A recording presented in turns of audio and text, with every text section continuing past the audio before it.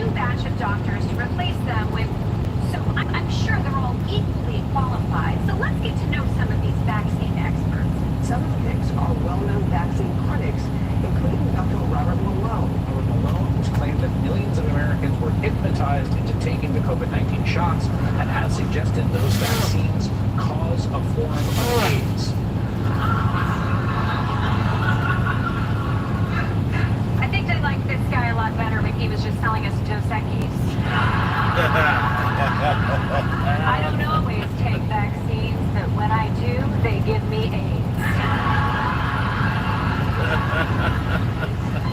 Look, this guy's obviously crazy, but you can't deny there was some hypnosis going on during the pandemic. Like, we were watching scans every day? Like, what was that all about?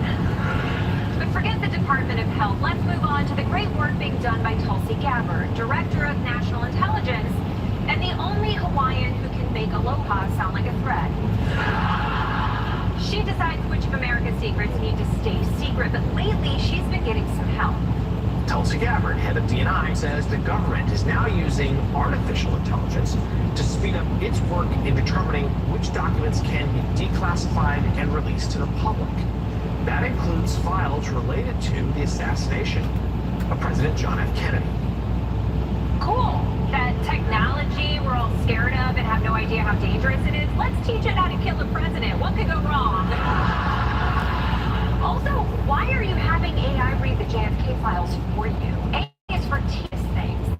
They're the most exciting documents in the government. It's like asking AI to watch all the sex scenes in a porno so you can focus on whether the pizza got delivered.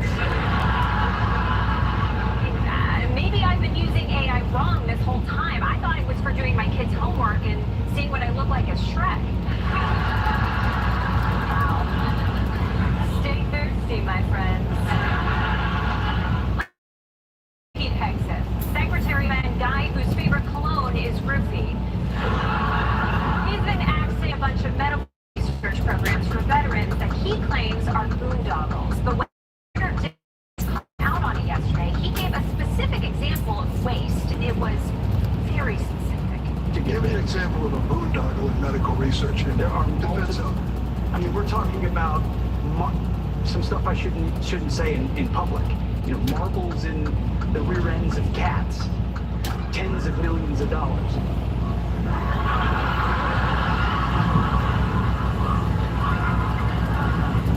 Sometimes I hear about science experiments, and I think, God, I am so glad when I was growing up, no one was telling women they should be scientists. Really dodged a bullet there. To be fair, they were trying to find out why Garfield hates Mondays. Now they know. Now they know. Also, anyone who has cats knows that this isn't the weirdest idea ever. I mean, they are constantly showing us their buttholes. At some point, someone's going to be like, all right, let me try something. But in case you're wondering who would fund such a ridiculous study, that would be President Trump himself. In 2020, his Defense Department said it was part of a revolutionary new treatment for spinal cord injuries. And that's the thing about science. It's easy to make it sound made up and stupid. It's not airtight like the Bible. Instead, just want to cut funding and trivialize research because, yeah, trying to make dogs salivate by ringing a bell sounds weird, but it proved an important point that dogs love bells, I think. I don't know, I failed sight. But this is a great example of how anti-science the Trump administration is. When Pete Hegseth talks about science, he makes it sound stupid. And when RFK Jr. talks about it, he makes it sound like someone dropped a fork in the garbage disposal. Let's move on to the reason your horse's prescriptions are out of stock. Elon Musk.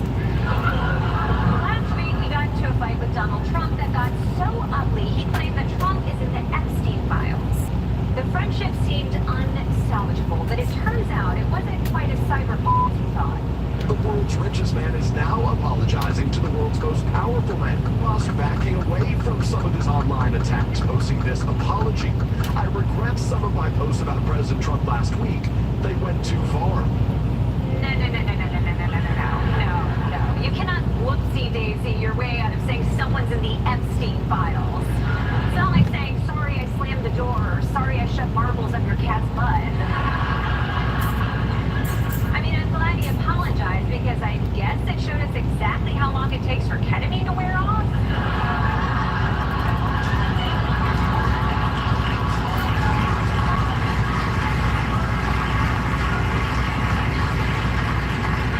Let's move on from the worst way because America is having a hard time right now. The military is invading California. U.S. senators are getting manhandled by federal agents, and people are about to be thrown off their Medicaid. And President Trump is hearing everyone's concerns, and he's decided to rush to where he's needed the most, the theater. President Donald Trump going to see a performance of Les Mis at the Kennedy Center on Wednesday. Do you identify more with Jean Valjean or Valère? That's the last part of that question. That's tough. I think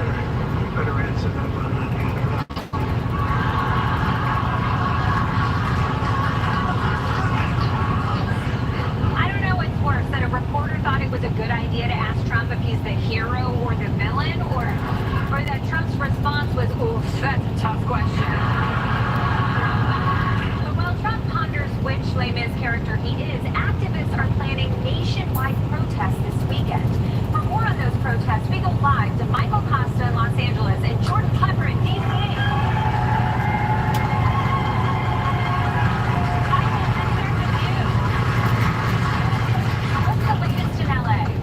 Desi, protesters here are still fuming about Trump sending Marines into the city. It was the biggest overreaction since the time that ice cream truck didn't have rainbow sprinkles, so I slashed its tires.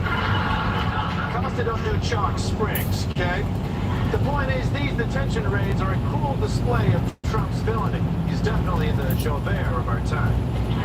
Okay, thank you, Michael. And Jordan, how are protests in D.C. feeling? The protesters in D.C. are equally upset and want to see an end to these cruel raids. And, by the way, Trump is not Javert. Costa is way off. But what do you expect from a guy who only hears Broadway songs and they up in a Pornhub video? Sorry, Jean Valjean, the redeemed Catholic so saintly that he adopts a prostitute's child? You're short of a Hammerstein. I think we're getting a little distracted here. Let's focus on the protests, not about your musical taste. No problem for Costa, he doesn't have any. The point is, Desi, the protesters see Trump as a gossip con artist, much like Kanye, the corrupt innkeeper, which Michael would know if he weren't the kind of person who thinks guys and dolls is a strip club in Peoria. This is how to get secrets. Have you seen this guy? You know, the one that keeps telling us to Stop running on the treadmill. Well, you might want to listen to these. The person who thinks guys and dolls is a strip club in Peoria. Desi, I'll tell you the only thing protesters fear more than the Marines right now. It's hearing Jordan Klepper bomb another audition, trying to nail the riff in Defying Gravity. It's not about getting the work from the audition. Audition is the work. You're flat on every sharp. You're flat on every sharp. Is that right? Is that right? Well, time to drop the bomb. Michael is in the Epstein files.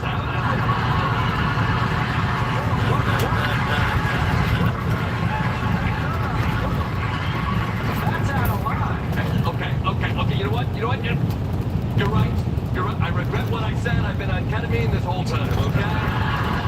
I'm better now. Wait, Jordan, is Costa in the Epstein files? Desi, I said it, sorry. Let's move on. Yeah. Desi, let it go. That's from Frozen, Jordan. I thought a musical for children would be more up your speed. Okay. Dina Menzel is a national treasure, Costa. Thank you very much. Desi, excuse me, can I interrupt? Oh, yes, Josh Johnson.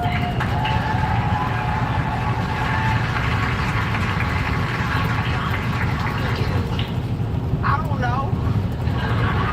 ICE snatched me up at a protest and dropped me in the desert. That's not even protocol. They just doing whatever now, all right? I don't know where I am. I could be in Phoenix. I could be in Yemen. Oh, my God, I hope I'm not in Phoenix.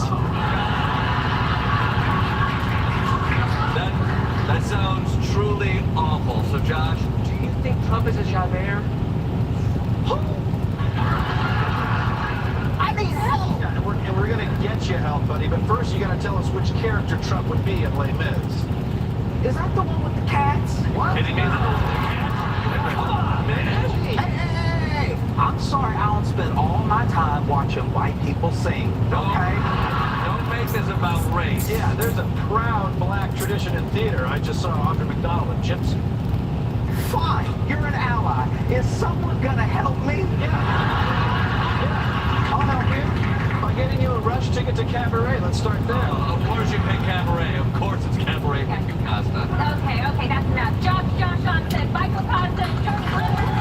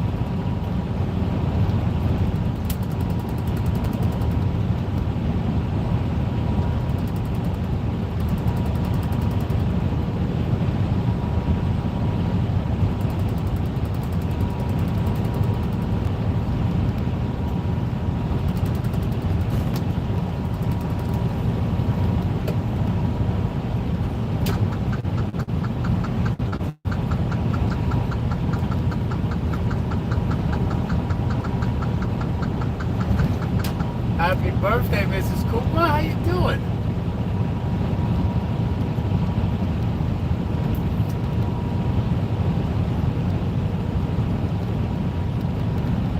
I'm doing well. I'm out coming back to Pennsylvania with okay.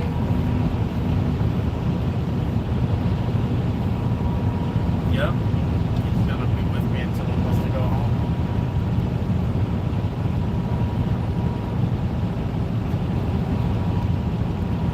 So far we've been to Idaho. We went to this really nice man-made lake. We got to go play for the day. And now we're headed to PA and we'll figure something out this weekend.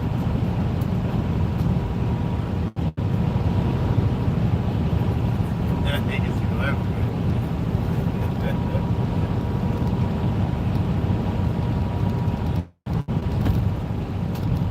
No, we've talked about this. We don't need to be away that long. Well, what you doing today? What you doing for your birthday?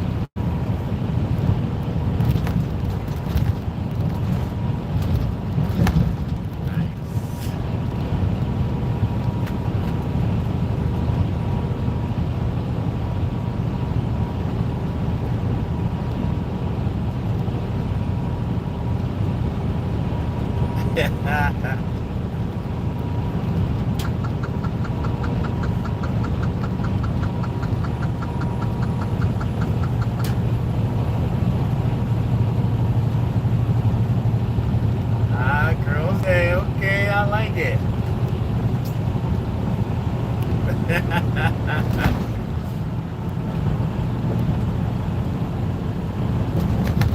I'm doing fine. Everything's going great.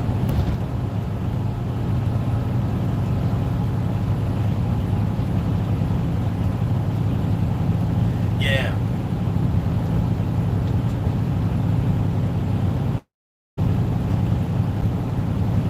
Oh, that's what's up. Yeah, you gotta get the grands around. That always makes it good. Yeah, they a little too quick.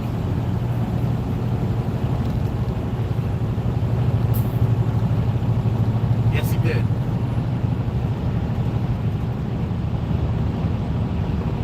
That'd be awesome if I could get my butt home.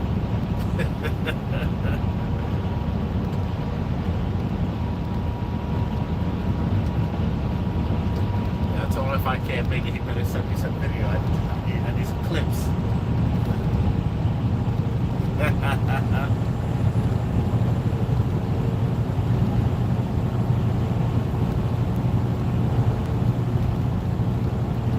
Oh.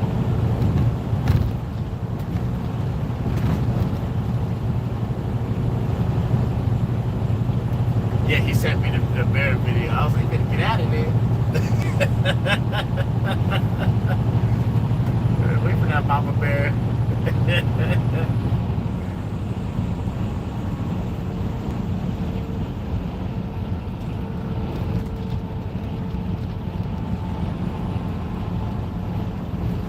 Oh, it's beautiful this morning. A little drizzle, but nothing crazy. I'm about to come to Chicago.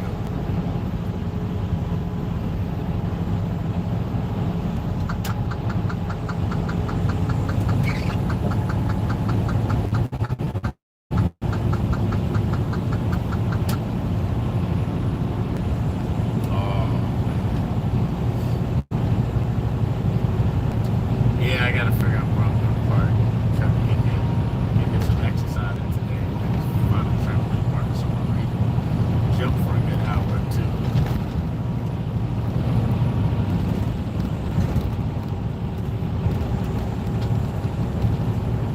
It is. We be having a ball. So last summer he went to Vegas and went to see Mikey in San Diego. Summer before that, we went somewhere before that. I don't know.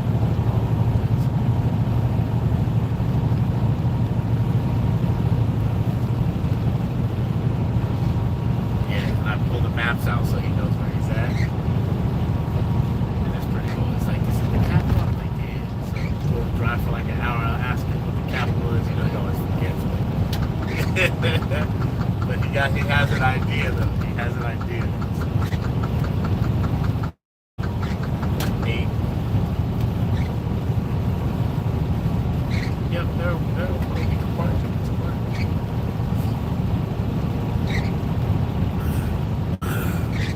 March 13th. Yep. And Mikey sons also. Ezra. Yeah, they're all like 2 weeks apart from each other.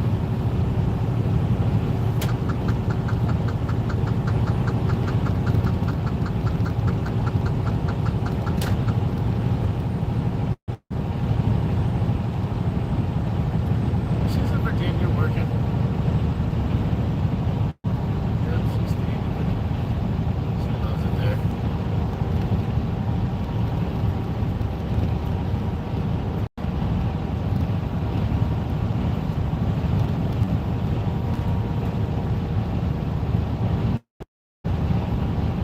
Yeah, that's Barbara. A little bit. What you gonna do, you know? What you gonna do?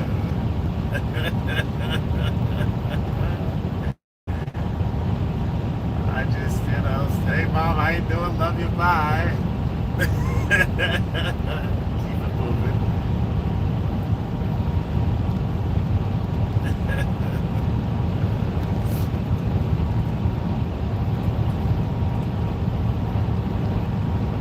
How's Mr. Cooper? How's he doing?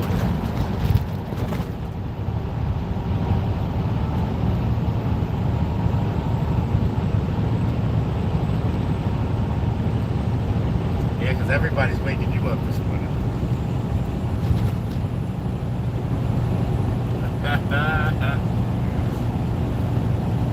I figure it's 9 o'clock. She might be up. My sister might be up, but she might be sleeping in on her birthday.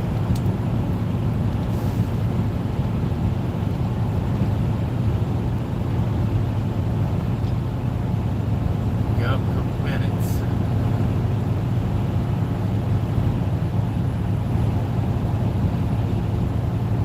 You know I love you, Mrs. Cooper. I'll talk to you later. Have a good day. Bye.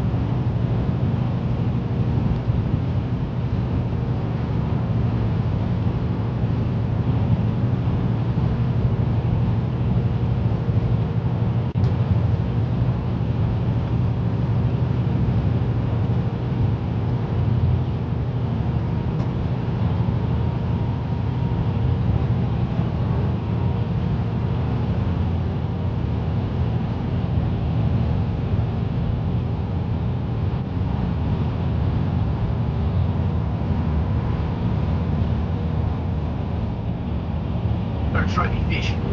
First Jurek River. Wow.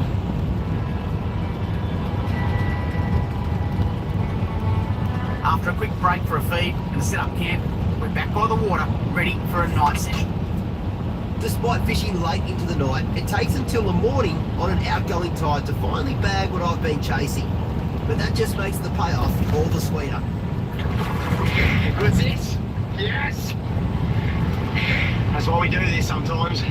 Catch fish like this is what dreams are made of. Got up early, we've been fishing hard, and finally it's all paid off. That is a huge barramundi. I'm going to guess that's between 90 and a metre. Alright, let's have a look at that one. What's that one? 90? 94. 94. It's a good fish. We'll let this one go, but we can get a couple of 70s to eat. You better have a cast, Az. This is absolutely wild. Oh, I'm so stoked. Yes! Off you go, let's put it back.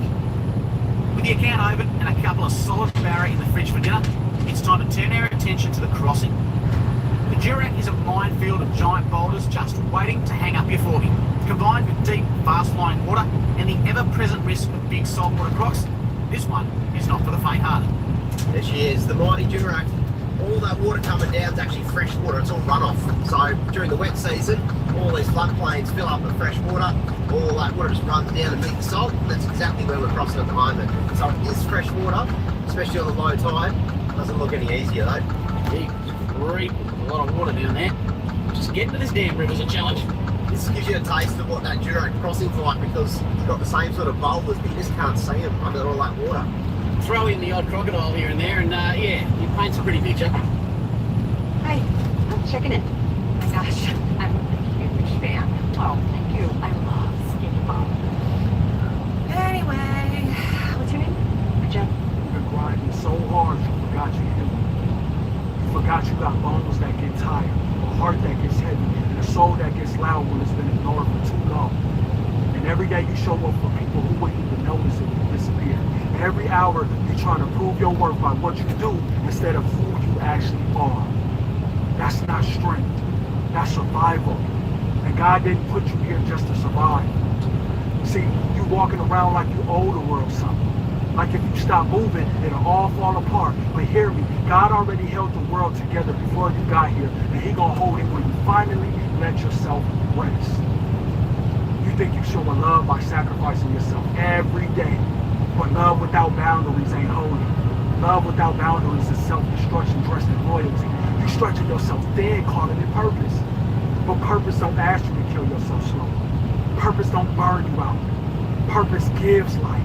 It doesn't drain it. Rest is holy. Rest is sacred. Rest is a commandment, not a suggestion. God made the whole universe and then paused. So let me ask you a question. What makes you think that you are above pausing? You say you trust God, but you don't trust Him enough to rest. You think if you stop, everything will crumble. But let me give you a bit of truth. If it crumbles when you rest, it wasn't built to understand, but you equating hustle with healing, grind with growth. But some of your deepest growth gonna happen in the stillness. Some of your strongest healing gonna come in that silence. Not when you post, not sit. When you breathe, when you finally let God hold what you've always been carrying. You are not lazy for laying down. You are not weak for saying, I just need a minute. You are actually wise. You are obedient.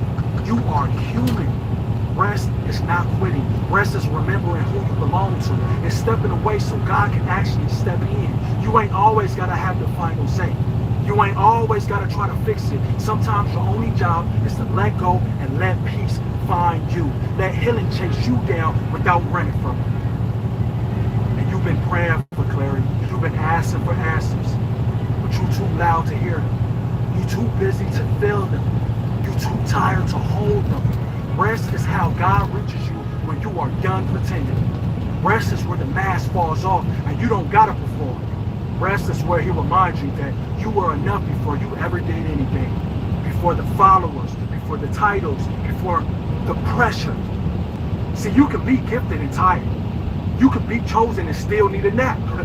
You can be strong and still need time to fall apart. And God ain't disappointed in your limits. He designed them. You don't need to earn rest.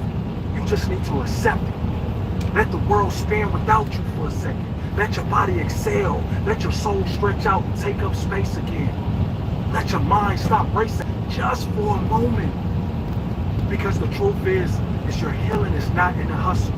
Your peace is not in the push. Your holiness is not in the work. It's in the rest. Right now, God needs you to rest. Not your body, but for your heart, for your calling, for your future. Everything you're trying to build will come. Trust me on that. But first, you need to come back to you. To the you that breathes deep. To the you that laughs without guilt. To the you that isn't always trying to be 10 steps ahead. I know all about that. You deserve to be held. You deserve to be poured in, be soft. You deserve to be still. You've been strong for long enough. Now, God needs you to rest. What if I told you rest is a weapon? What if I told you rest is how you break cycles? How you close generational wounds that never got a chance to heal? See, we come from people who stayed in survival mode because they had no choice. They worked until their bodies broke. They gave until they were empty. They prayed for peace but never got a taste of it. And now here you are trying to build something new on top of all that pain, trying to break curses while carrying burdens that ain't even yours.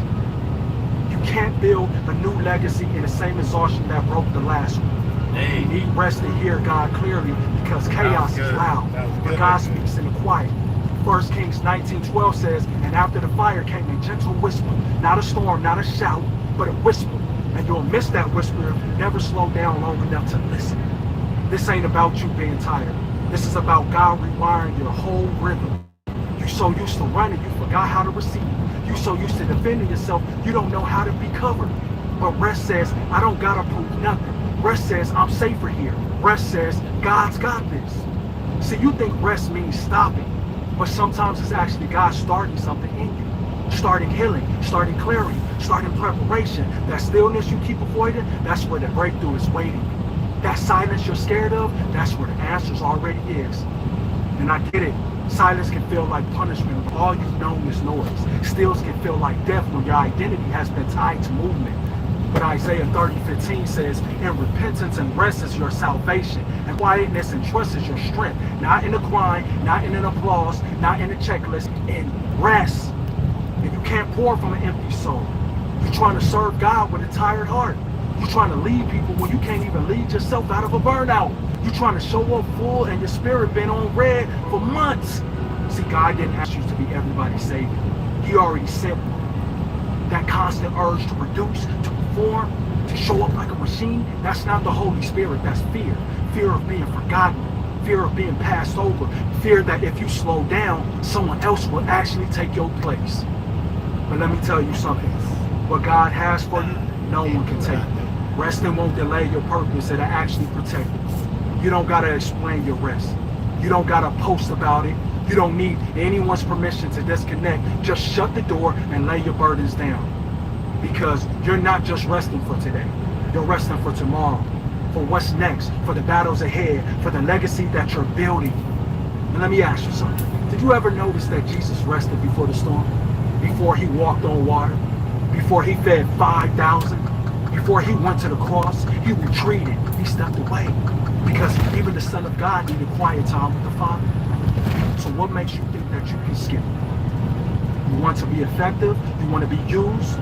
You want to live out your calling? Then don't skip the rest. Don't skip the recovery. Don't skip the reset. Because power without peace ain't sustainable. Anointing without alignment will actually crush you. This world will try to convince you that your worth is tied to your output, that you got to prove something to be valuable. But the kingdom don't work like that. In the kingdom, rest is part of the plan. In the kingdom, stillness is power. In the kingdom, rest is trust in action. So let this be the season where you stop betraying yourself to stay relevant. Where you stop abandoning your body for the sake of a brand. Where you stop exhausting your mind in the name of success. You are not a robot. You are not a machine. You are a child of God, a temple of the Holy Spirit, a vessel, not a tool. And if the oil that you're pouring from is costing your own peace, it's not holy anymore. It's toxic sacrifice. It's burnout disguised as commitment, and God ain't in it. So rest, my friend. Rest like you believe he's in control. Rest like you know that you're covered. Rest like you're already enough. Because the version of you that the world needs, they're not frantic. They're not drained. They're not operating out of fear. They're resting. They're rooted. They're radiant. And they're coming back stronger because they obeyed that little whisper. You got this. Trust God. And go get some sleep. Ooh. That's a good message this morning. That was good. I like that. Ain't no rest for the weary, though. You broke, you better get your ass son. You rest when it's time to rest. I don't need to contradict this whole message, but some of y'all need to get up.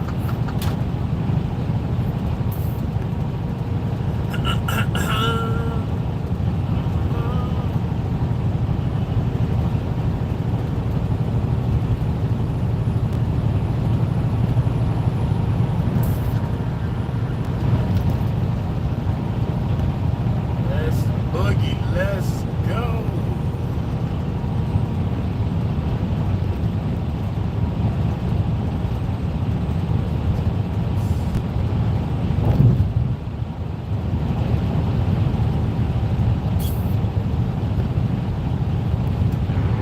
The best way to turn mealtime into playtime?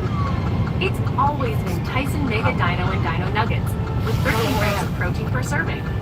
Get yours in the freezer aisle. Always been Tyson. Welcome back to This Versus That, sponsored by American Racing and Kubota. We got the Mopar Madness. It was actually supposed to be an F-150, but his truck broke.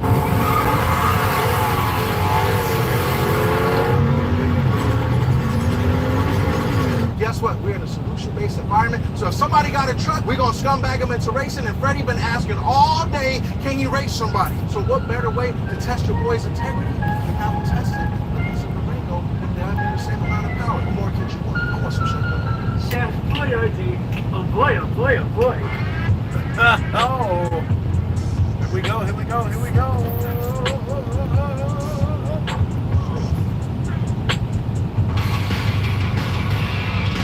Sir, I've only seen these from the comforts of my window in a dealership where I cannot afford one. Who are you and what did you bring? My name is Steve Marler. I'm from Oklahoma City, and I brought my Ghost Getter, Dodge Durango. Okay, I see that. See what I did there? I'm good at this. Now, I know there's the RTs, Scat Packs, Hellcats, Jet Packs, Backpacks, Flapjacks. Okay. What pack is this? This is the Hellcat version of the Durango with a little bit of love done under the hood. Hey.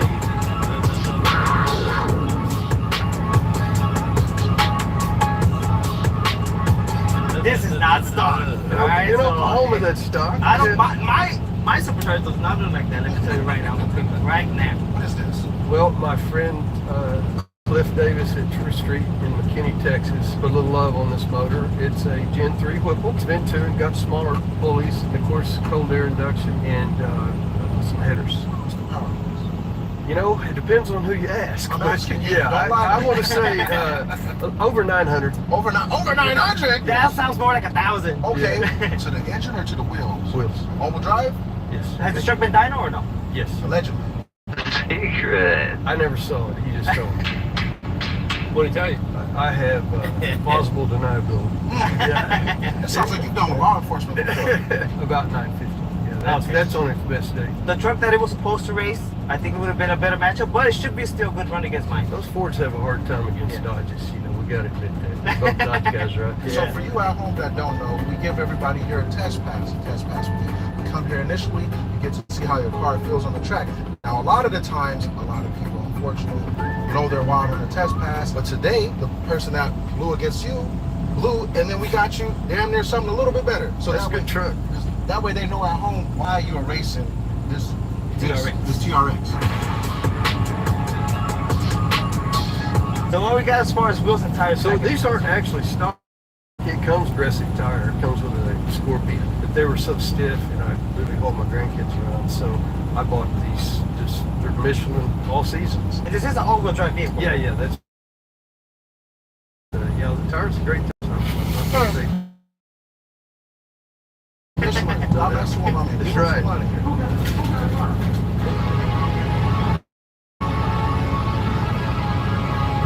So as far as interior, sir, is it standard or is this Yeah, upgraded so it's leather? all stock. No, that comes in with. There's only one or two options even on the car. It's either black interior or red interior. Yeah. Like the red? Yeah. Now, are you ready to see red? Are you ready for the competition?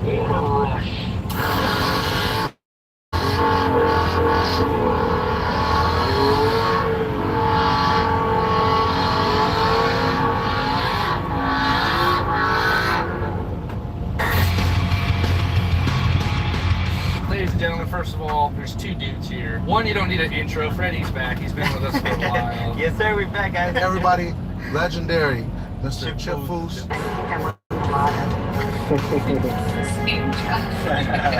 How you doing, Bernie? Chip Foose. Oh my God. I can actually call you my friend. You are my friend. Oh yeah. Here it is, dude. All right. You know I love you. I love you too. All right. What are we Now we talking all about need a today? hug. Go ahead, Micah. Give him a hug too. Nice. Get in there, you feel left out. Yeah, all There right, you man. go, there you go. I've been watching this man for a very long We time. all been watching Chip Yeah, Foose. dude. They always say So don't we meet your can heroes. take pictures with him, hug him, whatever we want. I got one Hey, question. whatever you want to do? Yeah. Boy. No, did he? No, did he? Okay. Okay, so this was, I actually bought this truck like this. It was built by my boy Nico back in Texas. My friend that owns an off-road park got it built. It came up for his truck or built one myself, and this one's already ready to go. Now, when you say built, what you're referencing is that these only come in a crew cab. Yeah. So this is So a you crew cut it- cab. They cut it. It's actually a 2022 Ram TRX, brand new truck. I think it has like 6,000 miles. They took it straight to a chopping board. They chopped it up, and now we got a single cab TRX. That's fine. I was like that. The NBA playoffs are here, and I'm betting rebound props on FanDuel. I am the league's greatest rebounder. Ain't that right, Chuck GPT? Incorrect. Well, top 5 for sure. Incorrect. New customers bet $5 and get $200 in bonus. It's a stock motor. It's got upper and lower pulleys, E85, long tube headers, and it's pushing around 900 to the wheels. I like how every duct on these Dodges actually serve a purpose. Like, I just thought they were just for show, but it actually does something on here. And his duct on his truck actually does something Yeah, they're for him. functional. Yeah, I didn't know. I thought it just was like for play. So comparing his Whipple compared to this one, this is the stock supercharger. Okay, we'll just say no. It's just upper and lower pulley. Okay. Yeah. Like you said, about 1,000 horsepower. There was about 900. Okay. 900 horsepower. And then when we went to Texas, we actually went to the Extreme Park, the guy who had this truck originally, and you were like shredding this. We ended up breaking the front differential on it, and we had to rebuild it. It was a whole... And this happened too. It was crazy. We were going through mud. We got it stuck, and it was a whole show. 900 wheel horsepower on off-road is insane. He's not focused on that. He want to know why his fish is in his hand. Like, Yeah. he could care less about the Chip's like, what about the fishbowl? So it is a little dirty, as you can see a bunch of fingerprints from Gary, because he's touching it. Now it's a little dirty, like I said, we wasn't planning on racing it today. We're on Fuels 22-inch with 37-inch tires. 22s on 37s? Yeah. That's heavy as hell. Yeah. Yeah, that's not exactly. So this is the off-road that Okay. we use. This is what we were using today at the Extreme Park. It's pretty rad. You can't, it looks pretty factory. Like, you can't tell where the cab was cut or. Definitely the guys that did the interior, they kind of left it like a mega cab almost, so you still have a lot of room. Gary can get in here and he can squeeze the seat back and everything, and he'll have plenty of room. Yeah, he's a good measuring tool. You bet. You have the shifter down here. They left the stock center console, and they moved everything from the back all the way to the front, including the three-piece window. Jesus, Everything's sick. functional too, and there's no lights on the dash or nothing. This truck was built right. Mr. Foos, coming from the customization world, what do you think about this? They did a nice job. Is this part of the rear doors? Yes. That they cut and shortened? So they left the stock door jamb, but they just added the piece from They did a nice here job. back. So you got rid of a lot of weight. A lot of weight, yes. They help you against the Durango. Hopefully, I mean, that truck is pretty heavy, but I mean, power-wise, I think it should be a good one. Let's go.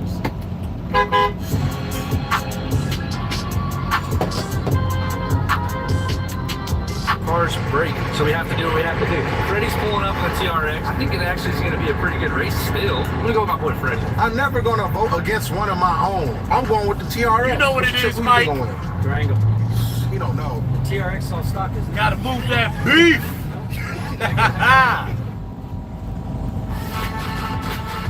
Get everybody sorted out for the summertime. Isn't it crazy that we're here next to Chip Foods? Right? Casual. And the man just wearing Vans. He ain't wearing nothing special. He ain't hearing no Saint Laurent, no Balenciagas. You don't have no Balenciagas, Mr. Chip? What's that, a bathing suit? I'm joking. Oh, okay. Okay. I see what you're doing. You thought we was gonna play your game, old man? If you lose, we're sending you to the home. You're in my world now, Grandma.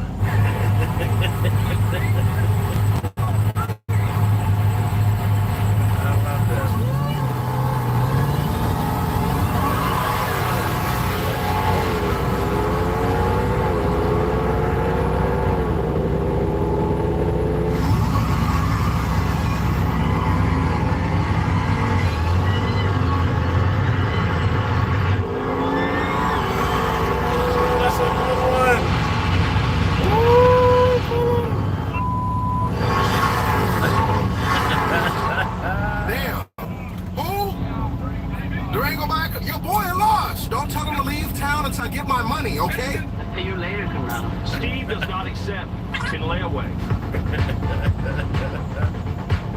Hey, that thing, I did not expect you to come behind me past me. That feels crazy. The Durango is ridiculous. It goes top in. Yeah. So this is what we're thinking. Freddie gets to hit on the next one, which means that you just leave when he leaves.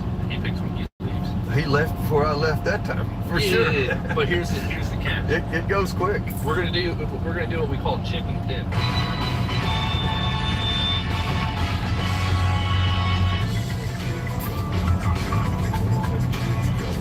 We're gonna throw a chip in your passenger seat. Oh, okay. And the dip in your back seat. Yeah. Why is he calling it dip? That is extremely disrespectful. I'm getting a lead trophy. Is that what you're saying? Exactly. Yeah. Not only do you get to drive with your hero on the passenger seat, you get my beautiful ebony self in your ebony. I was going to say something else there, but I'll let you clean that up. You down? Yeah. All right, let's Why not? All right. I'm good with it. All right, who's going to hold this camera? You are. Oh, Take shit. it inside the car. Oh, that's right.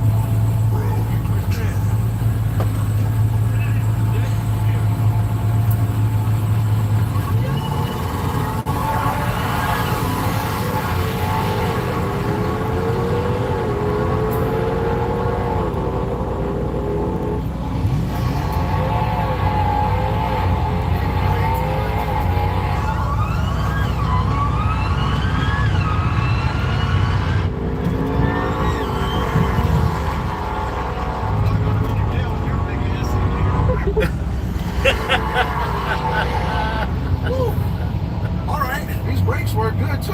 Good thing, because that fence was coming up pretty fast. Didn't realize how close it was. What you think, Mr. Foos? He's mad. Disappointed? I thought we'd catch him. We would catch him if you run out of the road. Yeah, exactly. I don't like to lose. Damn, now we gotta run it back.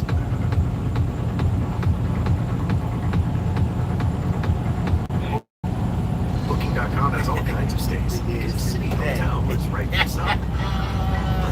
Not quite right for others.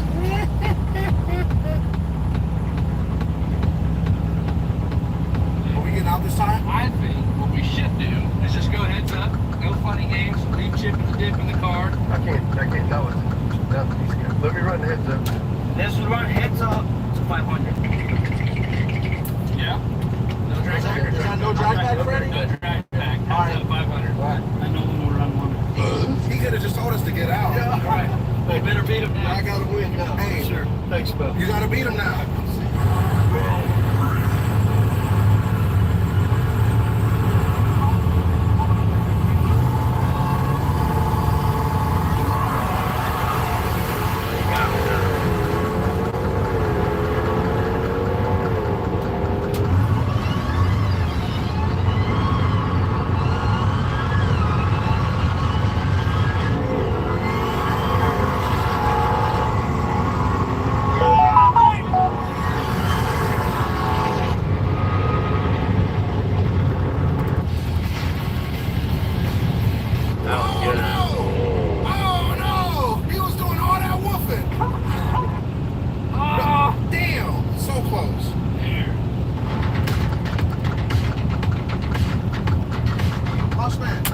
Boss man, come in here. Yes, sir. We come back to Texas and we get a rebate for both of y'all. Right on. Oh, we come back over here, so I'll drive back over here. Get up. Whatever. I just wasn't ready since we know that the other truck broke. I had my drive back, but I didn't have it on. But it was still a good race. First of all, sir, thank you for coming out. Thank you, big man. I work with you. You don't feel like mentor. Next time we'll bring a TRX and we'll have the drive back on. See you in Texas. I can get This is the first for me where the boss actually pumped into one. Why you jump him? You jumped that poor man.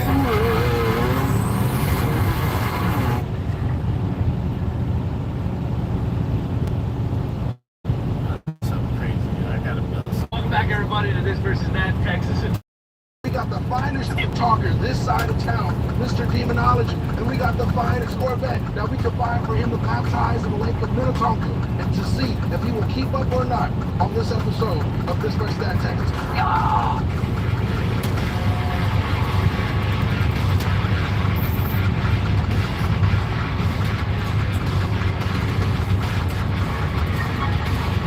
We are here with Mr.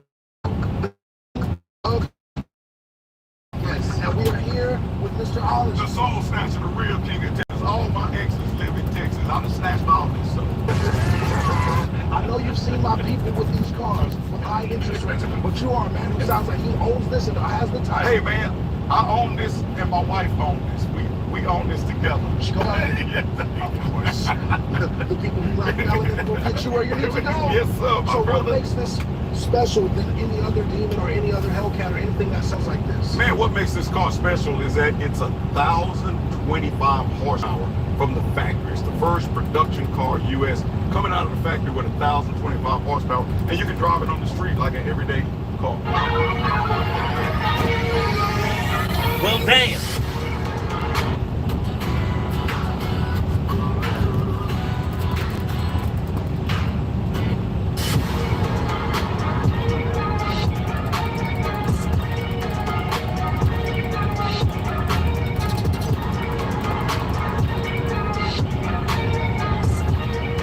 Could you pop the bonnet so we can see what's under here? You want to see what's under the hood? Yes, please, sir. For you, I'll let you see what's under the hood. Hey, wait a minute, man. Get your hand off from under the skirt. What you doing, bitch? Good Lord, brother. I ain't hit you with the speed force. All right, now you can see it. Let's go. Come on, brother.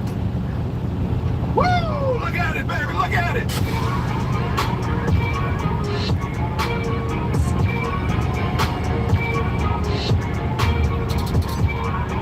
This look kind of normal. Look, no, that ain't normal, man. You see that demon coming out, leaning up in the front. You see that yellow on the block, man? That represent corn. That's alcohol. This car will run straight alcohol, brother. Get drunk on me. Eat it.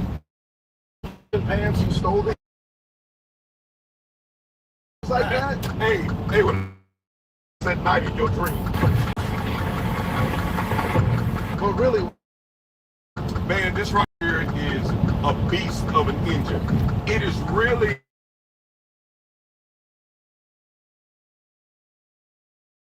represent a great engine, but it's made it to where you can ride it on the street and it makes all emissions. So you have the 3.0 blower on here, and all the internals are hard. So just like drag racing, you got better push rods, better lifters.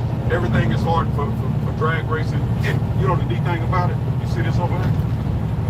It's got its own cooling system. Oh, okay. So it's run the air conditioning through the car. When you're racing, you don't need. You may be sweating, but they gonna really sweat when you snatch their soul.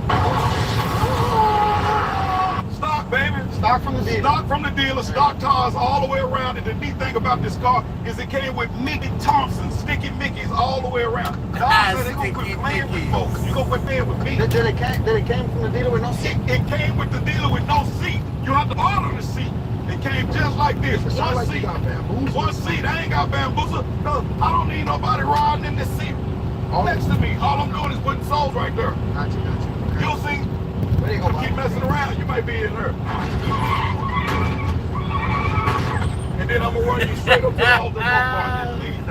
Alta Mopar. See when I snatch your soul, I take it, I baptize you nice and slow. And you come up, you come up out the water.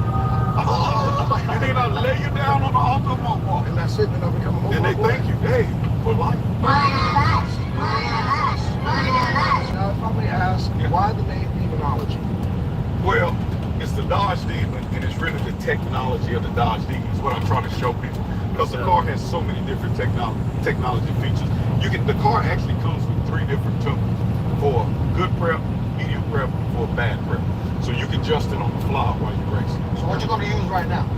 Oh, I'm using the good stuff right now. Shit, that's all you had to say.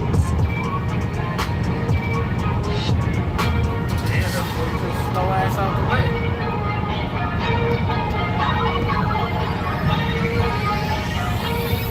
Holding up traffic all in the way. Passing by. Oh, this first time. Oh my God. Wait a minute. Hey, look at me, man. Look at me. I hit you with speed. All right. So press that button right there. Put your foot on the pedal and let it crank up. All right.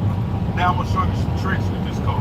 You see where that saying SRT? Yes. I want you to press that SRT one time. One time. Okay. Now you see right up there where it says drag. Press that drag. Right. Watch, it's gonna count down. 1,025 horsepower drag transmission. Drag traction. Yeah, you press OK. So now just double tap that button right quick, the SRT button, hit it twice real time. And that's taking you straight to drag. That's it, ready to roll. And you're ready to roll. So this is pretty cool. Buying a car, you can actually tune it yourself. You mess with the settings. That's pretty cool. You know, we don't got those with the old school cars and Chevys. Hey man, what about them foreign cars you be liking? They got that? They ain't got that. No.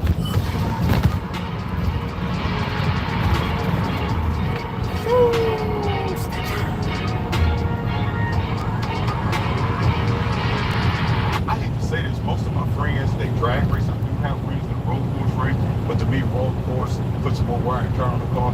So I don't have that rich friend like you do. All right, I understand. So we just... It's okay. You stay in my lane. He'll stay in all of them. And now that you've told us about your car, your haters be gone. Hey man, that's the thing, man. Mopar give you this yellow thing to put on your car, but when I put it on the car, it brings out the true hate. So if somebody walk up and say, hey man, you need to take that off your car, that's the shipping. Man, the hater alert just went off and called another hater. Hi, haters. Exactly. Dentures versus Nubia's purple teeth in only 24 hours. Do you think you could break these?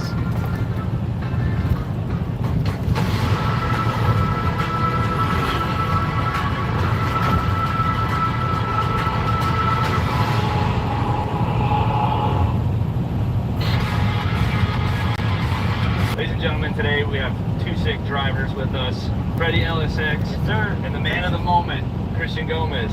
What'd you bring us, bro? This is a 2017 Corvette C7 C06. It's a stock blower, well, quarter blower, but full bolt-ons, cam, 850, meth.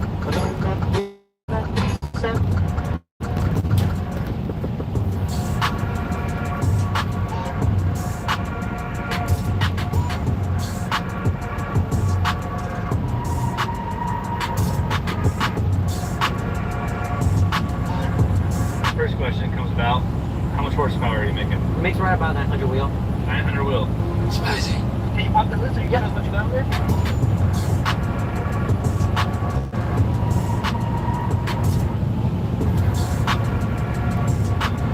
Every drag racer says stock, and then you pop the lid, and then look at you got a freaking Nitrous Express lid on the Super. So this is a stock blower, but you send it over to get ported. Yeah, they got Who did the ported. porting on it? Con. Oh, okay. So they did the porting as the race ports, the race X. Other than the blower, do we have nitrous on here or nothing? No nitrous, it's just meth. Meth McFarland. So that's a Nitrous Express lid. So it has a dual nozzle, 15th meth, and it's a 2.3 upper, 22% lower. It makes right at 20,000. Stock, how much power was this car? Stock 650 crank. So you went from 650 at the crank to 900 to the wheels now. Yeah, so that's a big jump. Yeah, that is a big jump. Yeah. At the crank, you're probably jumping up like, what, maybe 400, 500 horsepower? Yeah. Get back down to 900 at the wheel? Yeah, because it makes about 900 wheel, and probably crank is like 1,000. Do you do a lot of track racing or more of Roll racing. Okay, so this is like a roll racing car that you're going to be racing at the track today? Yeah, so basically. Okay.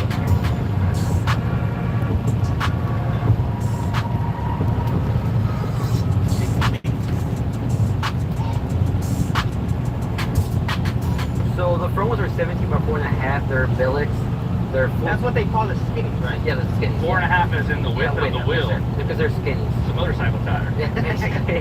Has the TPM brakes, so because from factory has first ceramic brakes. Okay. So you were not even close to fit them. So I had to do the TPM's 2-piston brake kit. And then on the rear, it has a 15-inch conversion with a 15-inch billets also. What's the diameter on the OE brakes? They're big, because you can even fit 18x6s. Like you gotta shake the brake down a little bit. I feel like the smallest you can do is a 19. Do you have any trouble braking now that you It brakes really good with having the TBMs in the front. It brakes really good. Really? That's surprising. Yeah, it's again. I've done 180, 190 in the car, so yeah, I cracked that one. It's okay. Oh, okay. Yeah. I was loose. I was just gonna say. I went with titanium hardware now. I hate it.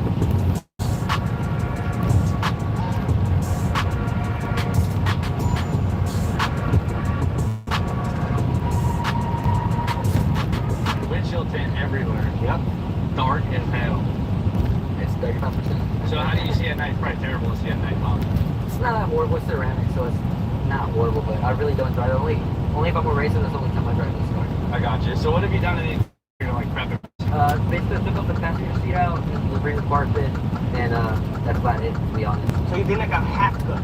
Yeah, basically. And then that right there that we see, is that for the parachute? Yeah, that's the parachute. So we just pull the You just push that thing forward or what? Yeah, basically just got tap forward. Yeah, this Have you ever opened that on the freeway? Yeah, I have. You have? Yeah. Really? Yeah. And this is for the converter. So basically, like, if I'm gonna hit it, you can lock the converter. You know, basically, the trans, like, spin the clutches or anything, or just grab. Stock trans, stock everything. Is there? No, this upgrade steering wheel. Okay, that's nice. Yeah, the carbon fiber's all done in there. It looks good. You got your work cut out for you. And you're going to get somebody who this is home track. He's got a good car, big mouth, all those different things you're going to be dealing with. You ready? Yes, sir. All right, man.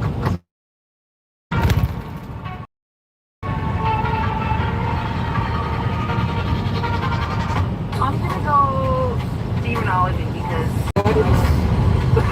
And only genetics. And from what Mr. Demonology told me, OSS, I'm going with demonology. Ooh, man, I don't know. The Corvette looks pretty nice, but we'll go with the demon. I think the demon's gonna win. Demonology, this is one of his home tracks, so he's been coming here for a very long time. I'm sure he knows what he's doing.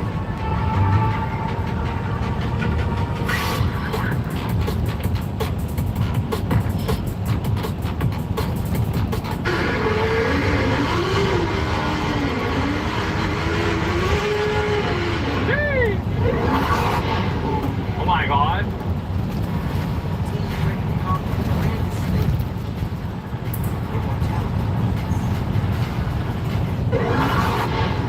Oh my God.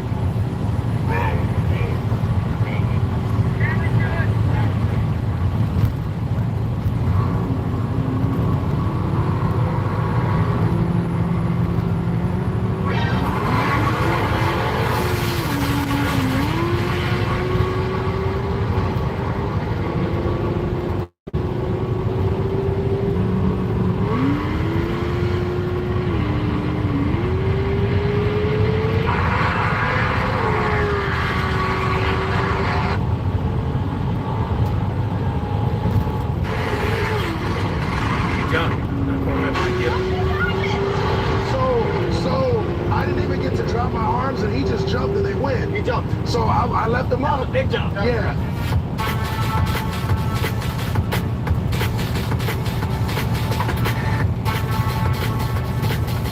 Come on, man, get out this car. What are you doing? what happened? Jumping like that. Hey, man, you saw what I saw, right? I usually jump, but that was more of a... Listen, Archman, when you own my track, you gotta obey my rules. I made your rules. The chase is a race, right? That's right. That's right. And that's just your rules, right? Damn, you got me. What did you learn today? He learned that he got baptized today. but I took him in the water slow. Yeah. Brought him up. It's not the end of it. We still have to... So the way it works is, I mean, you gotta shake hands on it. I hope this shakes hand. You gotta shake. Look, I didn't agree on that. Yes, sir, shake his hand.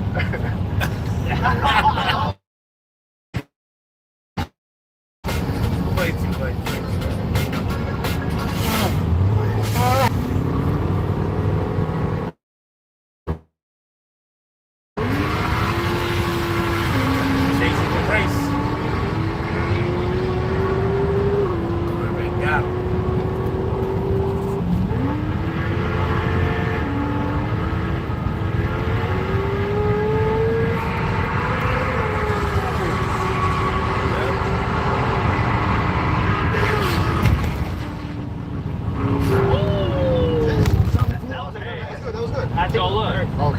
This would be a great race if you don't cheat on the next one. Yeah, that was what it was. So we need you to intercede for us. Talk to your boy and tell him not to jump.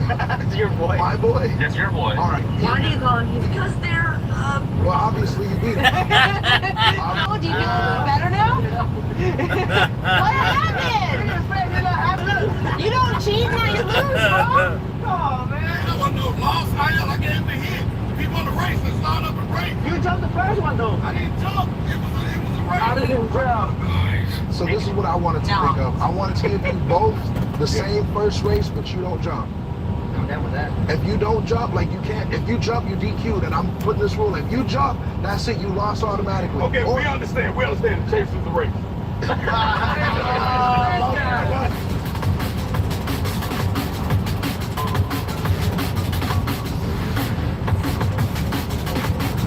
Round 3.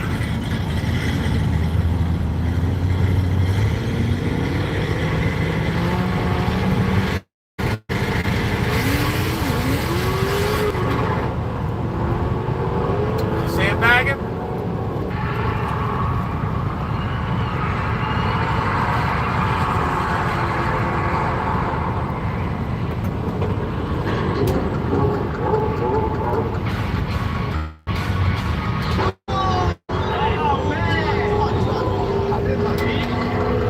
Demonology left.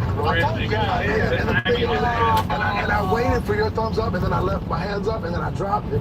Oh boy. That would have been a sick race if we hadn't spin. Yeah. I wonder what actually happened. But it's fun. He probably turned it up. Oh.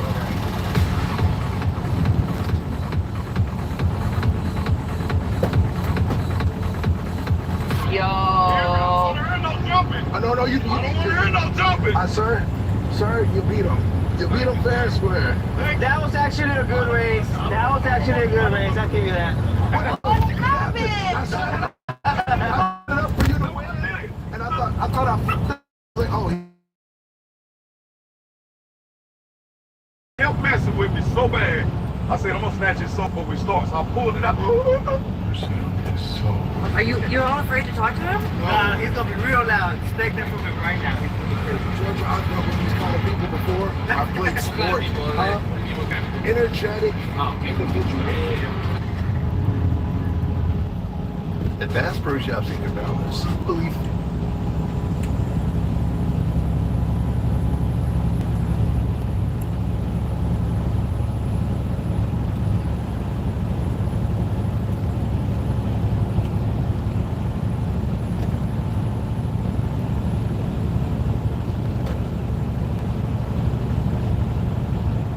What's your biggest dating advice?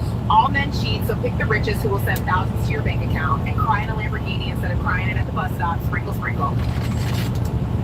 Was the reason why I'm single got part of my last relationship. While you at work, I juiced your girl to sleep, playing your Xbox, and your man came. And I ain't even want to post this month until I leave. Tell her this is not business, this is personal. Yo, not only did he just cheat on his girl, he really just logged into his account and messed with his KD, bro. Like, I know he's probably bugged out by it. That's also the same feeling you get as if, you know, someone slid in your girl with no protection, playing, you know, in that thing playing it raw. He's on your game, bro. I know you're mad. You better not take it back. You better not do it. Married is no longer the standard for women. A lot of us are starting to see that we are better alone. I don't even think that's the standard. I think it's realization that you just can't get married. You're just not suitable for marriage. You're just not marriage material. It's a hard pill to swallow. Emotional, damn it! I'll be at my best friend's house ready to make a video. Then that happens. Y'all not gonna make me a statistic. He's coming. He's coming. He's coming. What do you mean? Get the fuck out. Get out. Get out. Stop watching the stars. Don't throw shit in. Me personally, I wouldn't take this level of disrespect.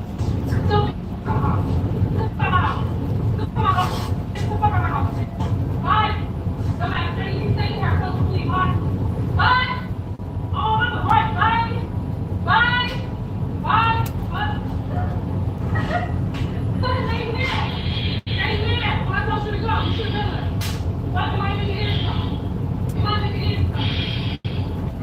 your baby mama wants you to leave this house that bad because her new dude coming home, I'm just letting you know that new dude is probably slamming her through the mattress, powerbomb through the mattress. Bro, people's elbow through the mattress. She sprung over the dude. She got to get you out. And you're down. Man, you probably should have known you can't just pop up on the kids anyway. Like, your relationship probably not even built like that for you to do it. And that's why she responded like this. But homie, yeah, homie touching her soul right now, bro. And she don't care about nothing else. You know, I've seen a lot of ratchet stuff throughout my life, but this got to be the most ratchet. If this caption is true and she is partying because her friends got taken away and now she can party outside with you, you just as down bad as a friend as she is, as a mother.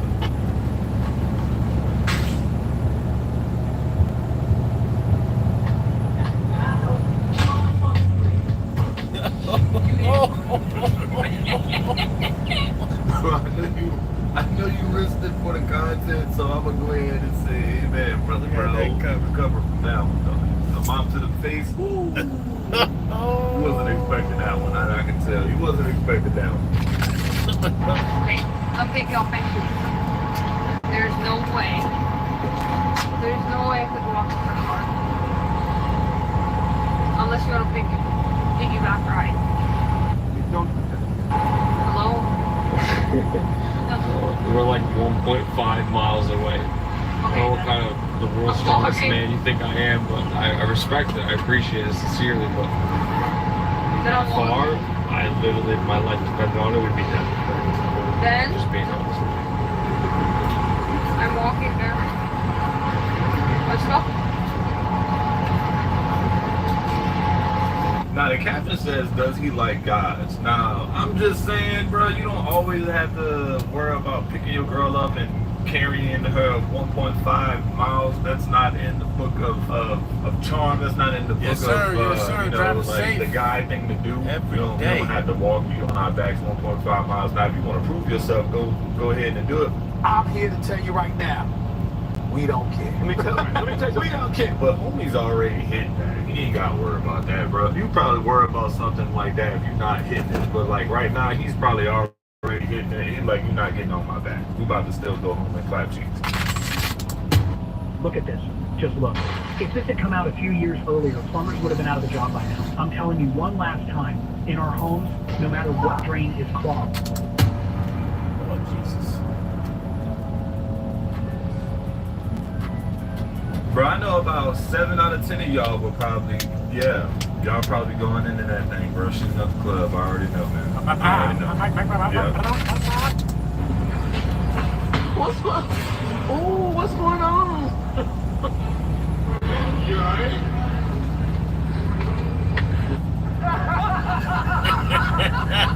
You gotta be for real. I know about 7 out of 10 of y'all will probably, y'all probably going. Not worry about that, bro. You probably worry about something like that if you're not hitting it. But like right now, he's probably already hitting it. He's like, you're not getting on my back. We about to still go and clap cheeks.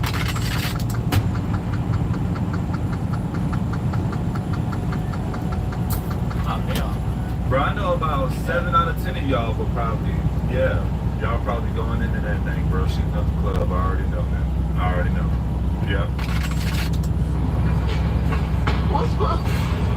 What's going on?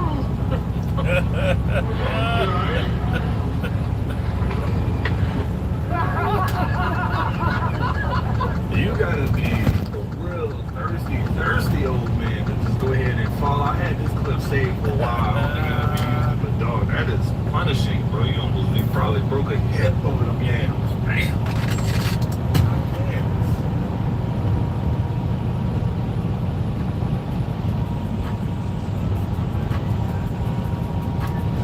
Stop it. Get some help.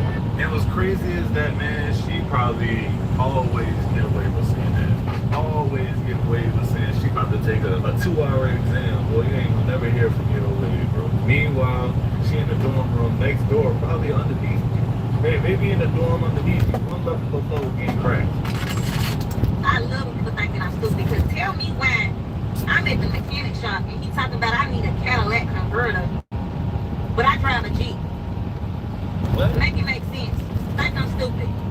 Ladies, when y'all going down to the mechanic mechanic shop, take somebody with y'all. Your brother, your uncle, your daddy, your boyfriend, somebody. Stop going to these mechanic shops by yourselves because they know we don't know anything about cars. So they trying to give us any type of services we don't even need. Outrageous prices. Because I don't understand. Make it make sense. A Cadillac converter. I don't even have a Cadillac. What? I ain't gonna lie, for the longest time growing up, every time they said that, I thought the same thing. Cadillac. It wasn't until I got older, of course. I'm done with you now. I'm done with you. I'm done with you. You thought the same thing? Wait a minute. Well, we related. It's over. I'm not dealing with this.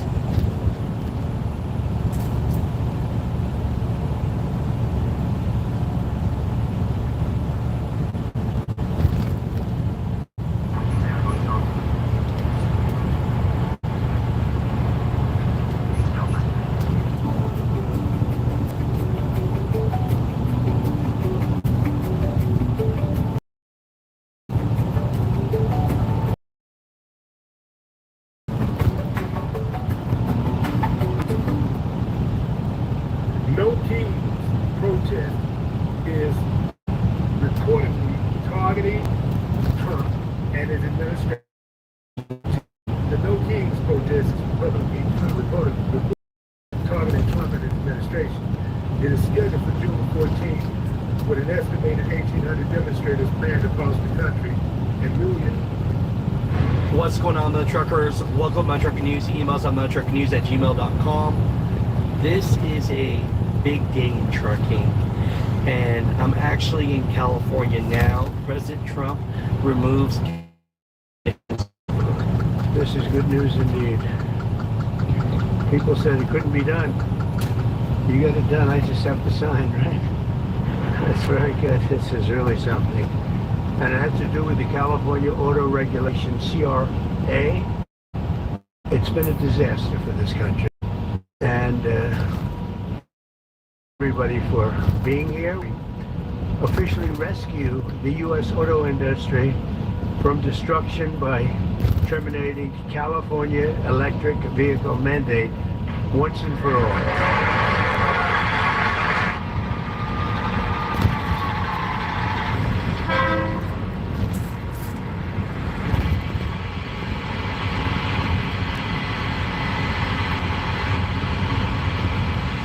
Pretty much what this means is everything that the Biden era had for emissions policies is being rolled back.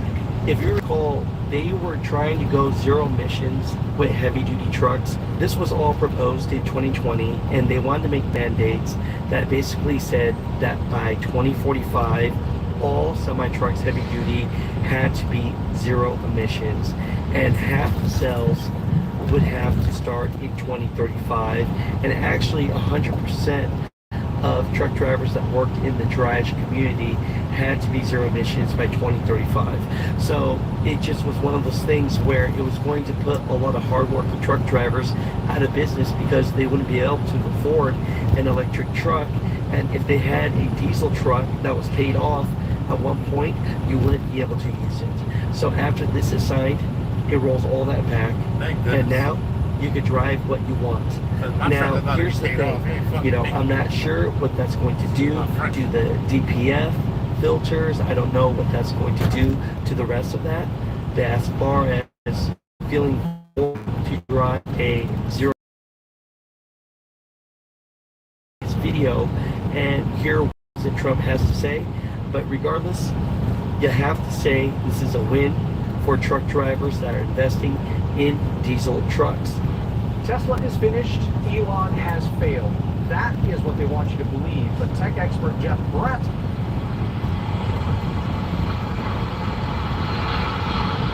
They said it couldn't be done, but boy, it has tied up in knots for years. The California EV mandates would also have devastated our nation's incredible truck drivers and the trucking industry, and I gave you a little bit of a rundown. But a diesel-powered semi-truck can drive from Reno, Nevada, I'll give you some other locations, Nevada to Los Angeles, California, and back on a single tank of diesel oil, diesel fuel, but the same exact journey would require an electric truck driver to stop also 6 times at recharging stations, adding an estimated 9 hours to the trip.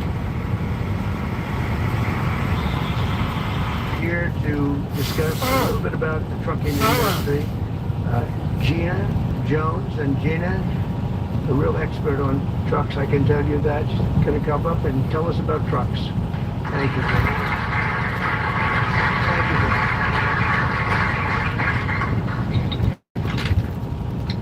Thank you, Mr. President.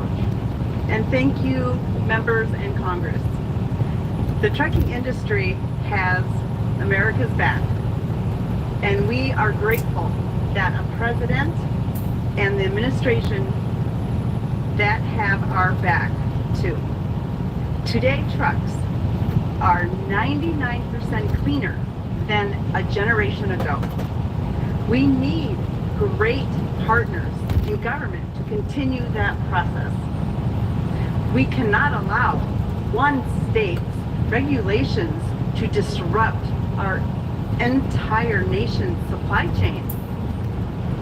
Allowing California to do so would have negativity impacted the hundreds and thousands of truck drivers who deliver critical goods across the country each and every day.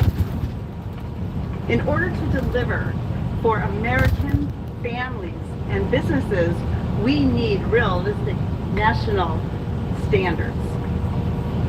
With the signing of this resolution, Mr. President, you have delivered the leadership that trucking industries need.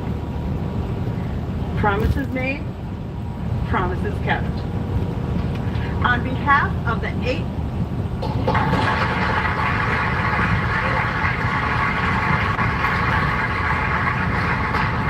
On behalf of the 8.5 million Americans who work throughout the trucking industry, I thank you.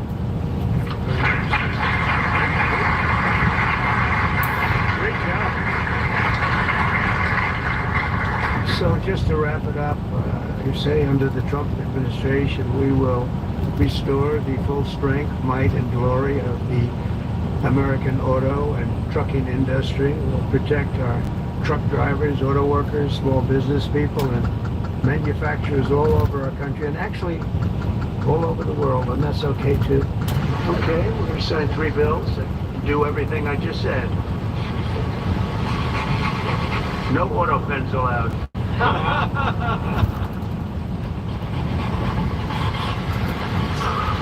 Let's see you. Keep that mic.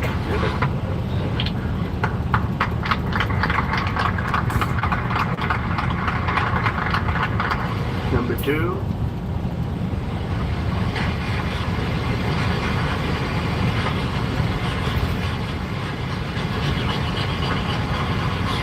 Very steady hand. It's very important.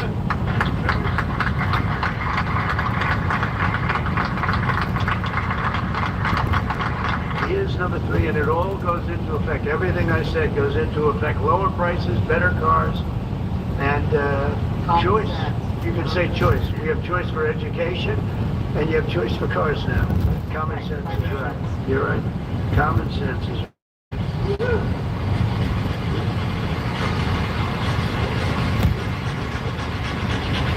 Okay, now I can give you a pen.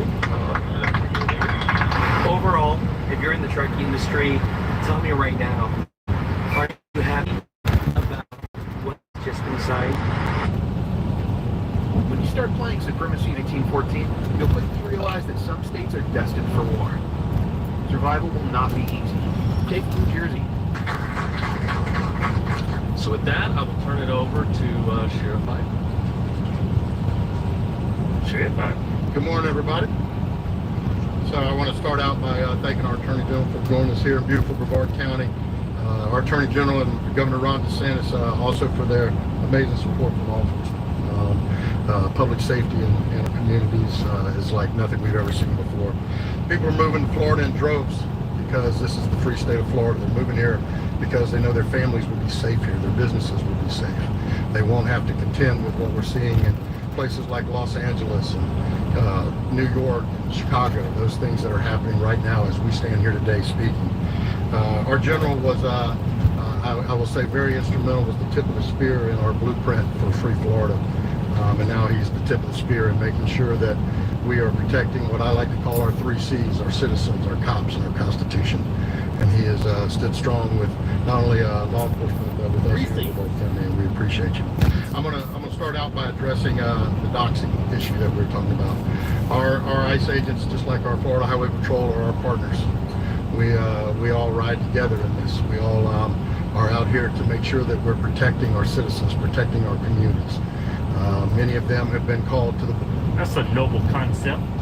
Local law enforcement and ICE working together as brothers. Man, we got a damn good show for y'all today. Before we get today's video, don't forget, got a new giveaway. Ram Diesel Turbo with Cummins transmission. $10,000 cold hard American cash. Get in advance, go to my website, officialhorsetwins.com. Anything you buy on the site, Mifflin Blue, coffee, merchandise, get you automatically. Get it. Been called to other locations to deal with the amount of fugitives and things that are going on, detainers. So for us, we will have their back. We will work closely with Colonel Howes and his team in making sure that we're increasing patrol, we're watching them. Anybody that's doxing them, as the General said, we passed a law about 4 or 5 years ago that makes it illegal. Like in these blue states, they passed a sanctuary city law, like Chicago, and then cops are getting doxxed. They're doing nothing to protect the cops. They're doing everything to protect the illegal immigrant, but nothing for the citizens, nothing for the cops. That's why they walk on with their faces. You can supply them with money, aid. Yeah, it's funded by our tax dollars. So anybody's doing that, we will take them to full task on doing it. We will stand with you. I want to define a couple things. Our general was very kind in how he said things. I'm not as usually as elegant in how I say things. So I'm gonna first say that peaceful protests are part of our democracy. We invite people to share their opinions. That's what our country is all about. The key word in that is peaceful. And if it's peaceful, us in law enforcement are going to make sure you have a safe environment to do it in. That's part of that process. If you let it turn violent, you do not want to do that in Brevard County. I'm going to tell you that, and I believe I can speak for my fellow sheriffs around the rest of the state. You don't want to let it happen. And just so there's no confusion, because I don't want to hear any whining later saying we didn't know. I'm going to break it down for you, all right? Because as you watch these riots unfold across the rest of the country, what you are seeing is buildings being burned down, police cars being bricked, having explosive devices thrown on, having fire, guns pointed at them, bricks thrown at them, all in all. So I'm gonna break it down for you, all right? And if somebody wants to know what I mean by turn violent, all right, this is what I mean. If you resist lawful orders, you're going to jail. Let me be very clear about that. Law section, or we're going to jail. If you flee arrest, we're going to run you down and put you in jail. If you try to mob rule a car in Brevard County, gathering around it, refusing to let the driver leave, you're most likely going to get run over and dragged across the street. You're going to the hospital and in jail. If you hit one of us, you're going to the hospital and jail, and most likely get bitten by one of our big, beautiful dogs that we have here. If you throw a brick, a firebomb, or a pointed gun at one of our deputies, we will notify the family where to collect your remains at. We will kill you graveyard dead. We're not going to play. This has got to stop. You're watching what's taking place out there. You're seeing police officers that are being attacked, being spit on, being put in harm's way just for doing their jobs. You're seeing ICE agents that are being targeted, doing their jobs.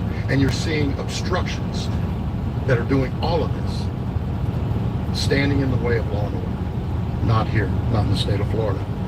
So, to make it real simple, if you don't want to have any of those things happen to you, obey the law. Go protest all you want. Do it peacefully. Stand on the mountaintops and yell your opinion, your views. We invite it. But don't you dare break the law, because it won't go well for you. All right, Jim? Thank you, sir.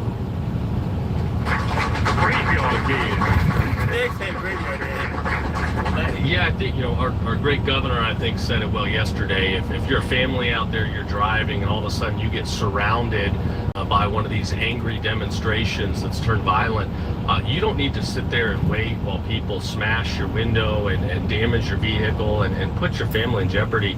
You drive. Just drive. Get yourself out of harm's way. If somebody's in front of you and they're threatening your vehicle, you just drive. But we're grateful to have a great president and a governor that respect rule of law. And in Florida, you're not going to see anything like you're seeing in California. Yeah, man, if every state ran their state the way Florida's running their state, this wouldn't be happening in LA. Yeah, Chicago. We just saw these protesters block traffic, and people in the cars just sitting there. Why don't y'all inch forward, move at a safe speed? Yeah, if your life is not in danger, you're allowed to. As we know, we're here to roast the sun. She's all I've ever wanted. Oh my God, the sun is banging me out here. I don't like that, huh? You want to go up with? The Lexus LS430 is possibly one of the best sedans Lexus ever made. They're even better than the LS460, which can be more complicated, can be more expensive to own, and while they're also good if you take care of them, these are a lot better. They're a lot more DIY friendly. They feel better, they drive better, and if you buy the right one, you will be very happy with these. So in today's video, I want to share with you some of their common problems and things you need to know, including the pre-facelift, the post-facelifts, ultra custom, what's the option, what's the ultimate one to buy, and what you should check on these exactly before you buy one. Buy the wrong one of these and it will not be a happy experience. But if you buy the right one, you know what you're getting yourself into, you will enjoy these cars and you will have them for a very long time with miles and miles of comfort, quiet, and reliability. Let's get started.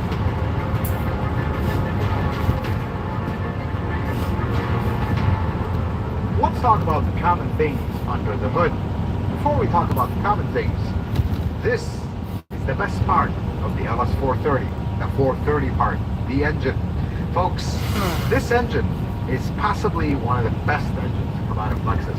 It's a 3UZ FE, and even before that, the 1UZ FE. I have been inside so little of these, I can count them on my fingers. I have been inside every single Toyota Lexus engine up to the modern times.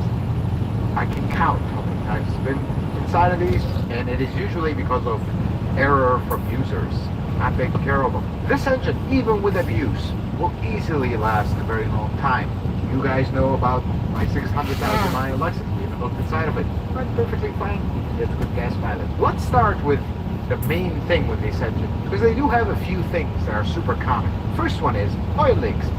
So if you have a pre-facelift 2001, 2003, in addition to the valve cover gasket, which is notoriously common on these, all years, regardless, valve cover is super common, very easy to check. Even you don't have to remove covers and whatnot, you just clean the cover, the silver cover and the black cover on both sides. You'll see oil coming down. You look at the exhaust manifold in the back, you can see it covered with oil. We got a valve cover gasket leak. That is super simple. On the pre-facelift though, the oil filter housing loves to leak as well. Has a little gasket, kind of an 8-figure gasket. That is a little tougher to see. You have to see it underneath. And when we take a tour of one of these underneath, we'll talk about that. Another thing that is becoming common with these as they get older, the wire harness is not very good with heat and age. They start to crumple, connectors start falling apart, and that is something you really got to watch for. This is more on the service side.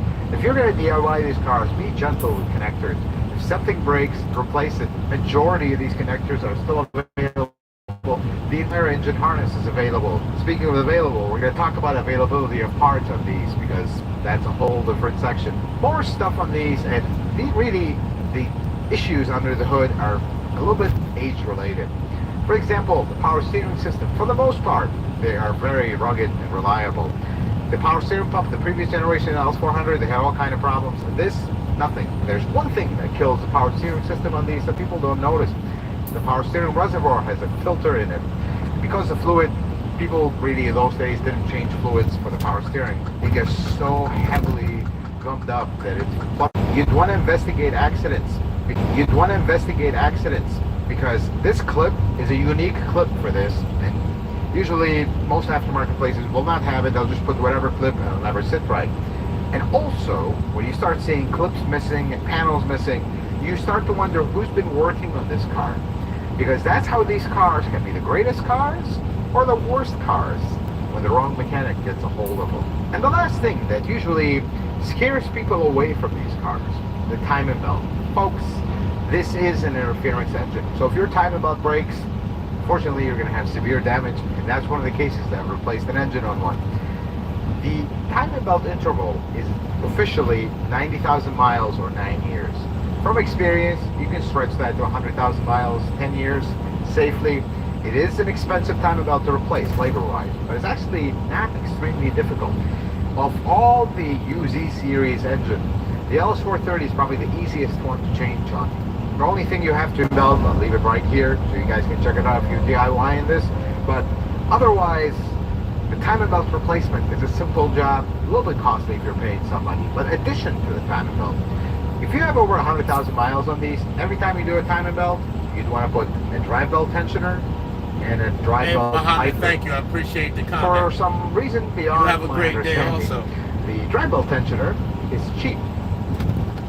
Believe it or not, it's only $106 for a drive belt tensioner that is OEM part. That's not bad. But the idler that is half the size and does half the function is $128, as they didn't film this video. For reasons unknown, that idler costs a lot, but they're notorious to go, so always replace them when you do the timing belt. If you have over 100,000 miles, and if you have built belt... This is summer with the Nissan Summer Sales Event, featuring the award-winning Rogue and Pathfinder. And if you have belt chirping or repeating belt chirping problems, it's the tensioner. They're actually very common to go on these. And one note on service. Let's say you're DIYing this, you want to replace the coolant. Remember that these are a little bit older cars that come from a different generation. You have to leave the heat on these when you bleed them, unlike most Toyotas and Lexus models, newer stuff, because this has a heat valve. Basically, that heat valve sits all the way in the back. All it does is, when you're using AC, it cuts off the coolant flow to the heater core, and now you don't have heat going inside, so the AC would work better. These are known to have a really good AC system because of that.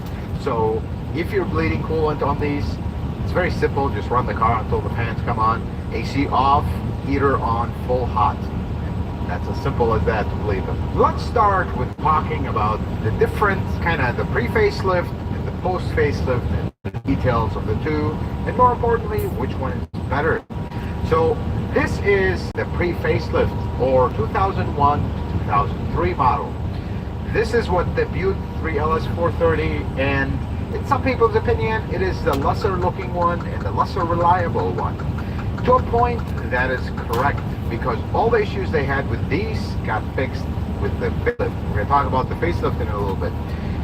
Let's talk about the trims within the pre-facelift and the post-facelift. So the main trims are, there's the base model, then there is the Ultra. Everybody seems to want, which they should. We'll talk about that in a little bit. Then there is a trim that is custom, which has some of the cool things from the Ultra, but not everything. And that trim is a little bit harder to find and a little bit make a lot of them. So you're gonna have a hard time finding one of these. But then on the facelift model, the one that everybody wants because they look better, they do. They fixed a lot of things and they added a few more options and things are better. We also have the base model, the custom, and the Ultra, which has all the bells and whistles. But you also have one more model in these. You have the Sport, which this one happens to be a Sport model. So let's dive in a little bit deeper into the pre-facelift so you guys can see it up close and know the difference. So the difference between this one and this one is the headlight shape, the hood, the bumper, and the front fender. In case you're getting ideas for conversion, very expensive. It's completely different. but it is in a sense the same. They elongated the headlights here. They changed the fender because now the headlight goes a lot into the fender, and the hood is actually completely different. You notice the curve here is completely different. The grille is bigger, and I think it has to be said, even though I am a little biased towards the pre-facelift model because I own one, but this does look better. Now, as far as technology and kind of getting into the little stuff, because some people will say, oh, this looks more complicated, this is simpler. That's actually not the case. These do come with bi-xenon headlights. They do have the headlight leveling. But if you notice here, you have kind of a reflector style HID headlight. On the newer ones, you have a lens. So these will tend to have a little bit better lighting at night. That's the only improvement. Of course, when they went to the facelift, they improved things. But as you walk towards the side, they are exactly the same. They changed nothing on the side at all. They're exactly the same. You can't tell one from another, and that's how it is. However, the facelift model got a little bit different wheels, slightly different wheels. The sport one, which has possibly the best wheel in my opinion, this is the best looking wheel. It is a bigger wheel than the regular ones. And then this is the standard wheel. This wheel actually carried over into the post facelift as well, and there's a chrome version of this one, which you can see it on mine, the white one. That is the chrome version of that. But as we wrap around, this is where things start to change again. If you look at the pre-facelift model, you notice the taillights are different. So is the trunk. The taillights here are more like, it has amber in it. They're a little bit more understated. The bumper, a little bit more understated. Nothing really to it. It's a very basic bumper. But if you look at the post facelift, you have different taillights that look a lot more modern, look nicer. The bumper is different, it looks nicer. On the inside, there were a few changes. On initial glance, when you look at this one, just from far away, you look at it, and then you look at the pre-facelift. To a point, they look very, very similar. But there is actually a lot of differences, and let's talk about it.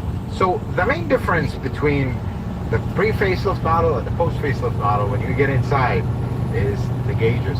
So the Infiniti QX60 is perfect for whichever version of me I need to be. Over to Aaron. The Bose audio system gets me ready for the stadium energy. The gauges. So they changed the color of the gauges. This was more like old school colors. That one is newer. They are not interchangeable.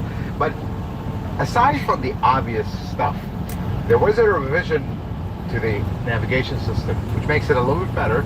There was a revision to the amplifier, which makes it better. And there was a lot of little stuff that are hard to notice. Like some of the materials, the biggest change though that you will notice, the seat material. So the leather changed from this to the post facelift. It is known that the 2001 to 2003, the leather does not hold up as well as the 2004, 2006. They did something with the seats. They either changed the material or the kind of leather. They just hold up so much better. Same thing with the steering wheel. However, both of them still have this. The wood on the steering wheel loves to crack. You will be very hard pressed to find one that this is not cracked. They develop like mini cracks. That's just how it is, and it's the same thing with the post facelift.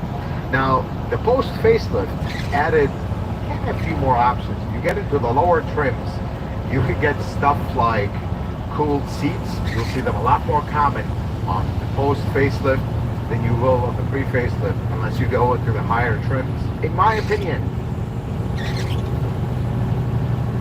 this is the one to get. As much as I love my white one, different thing. This is the one to get because it's specifically 05, 06 navigation.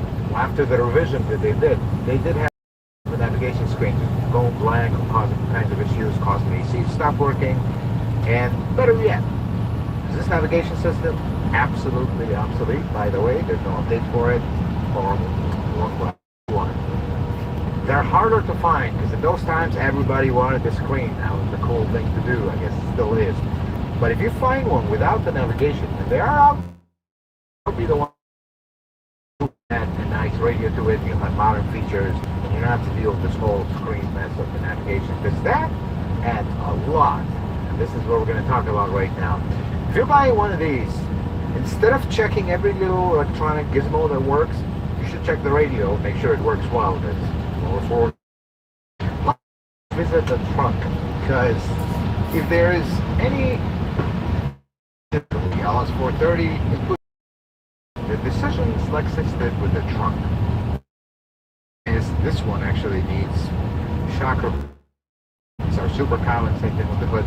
These are very heavy panels, and this shock will not front in here. They decided to put the amplifier, the DVD unit, the tuner for the radio, and a giant fuse block on the edges of the trunk, very low.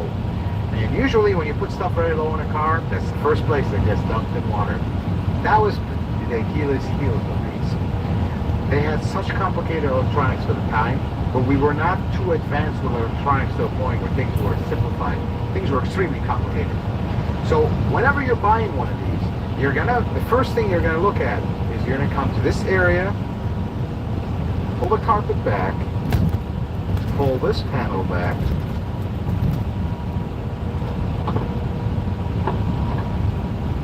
and look at this area. This is the DVD unit for the navigation. This is the tuner, and then the amplifier will be up high. If you see any signs of water in this area, you're walking away from this car. Do yourself a favor, walk away. This side. Off. Take a quick look. That's a fuse block right on the ground of the car, right next to the vent where water could get in. They're common to get in here. And if you have one with a smart key, this is a huge thing. This is how you catch them without even looking at this stuff. If you have one with a smart key, the smart key will not work unless you hold it right in this area. If that is the case, I almost can guarantee you there's water here that dunked the old school smart key system, receiver and transmitter, and these are very expensive. So the first thing you check on these before you start looking at your power seats, which always work. I have yet to see one not work. Mirrors, we'll talk about them next, but people will spend so much time checking the gizmos. This is what you should be checking. All these gizmos, they all will work all the time. Now, the Ultra model, the back seat, will have the entertainment center console. The seat will move if you open the... At King Soopers Pharmacy, our pharmacists are vaccine experts. Don't know what you need? Or if you're covered? We can help. Most insurance plans for COVID, shingles, pneumonia, and RSV vaccines are accepted. So you can keep being the expert grandpa. King Soopers, a world of care is in store.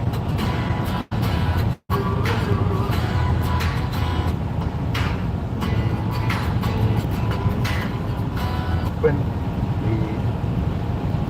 the center armrest right here, you'll have all kinds of buttons and gizmos. Unfortunately, this is not an Ultra, this is a Sport, but the Ultras we will dedicate an entire section to because you gotta be careful with the Ultras. Now the mirrors. The mirrors are a thing with the LS430. So these mirrors, if you live up north where there's rut, you could be okay. But if you live in hot areas, these mirrors love to come apart. The hinge breaks, especially if you're folding them, unfolding them all the time, they will break. And these mirrors are extremely expensive. Metal body mirror up till here, they're very expensive to replace, and they still make them, that's good. But be gentle with these mirrors. You go in the car wash, that would be the time to fold them. But don't try to fold them all the time, especially if you have an older one, or you live in a hot air climate area. Don't try to fold them all the time. These break. Basically, very expensive, which is going to lead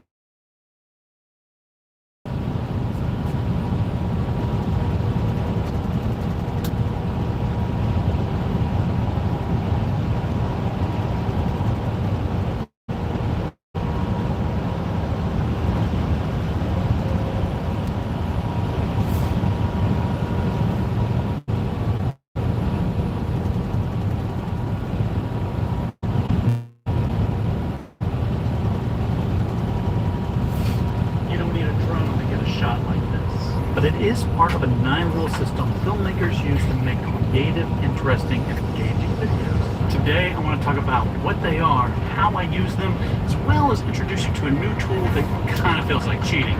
So let's check it out. Most of the time, I'm shooting on a camera like this. It's big, expensive, has interchangeable lenses, and can be a little vulnerable.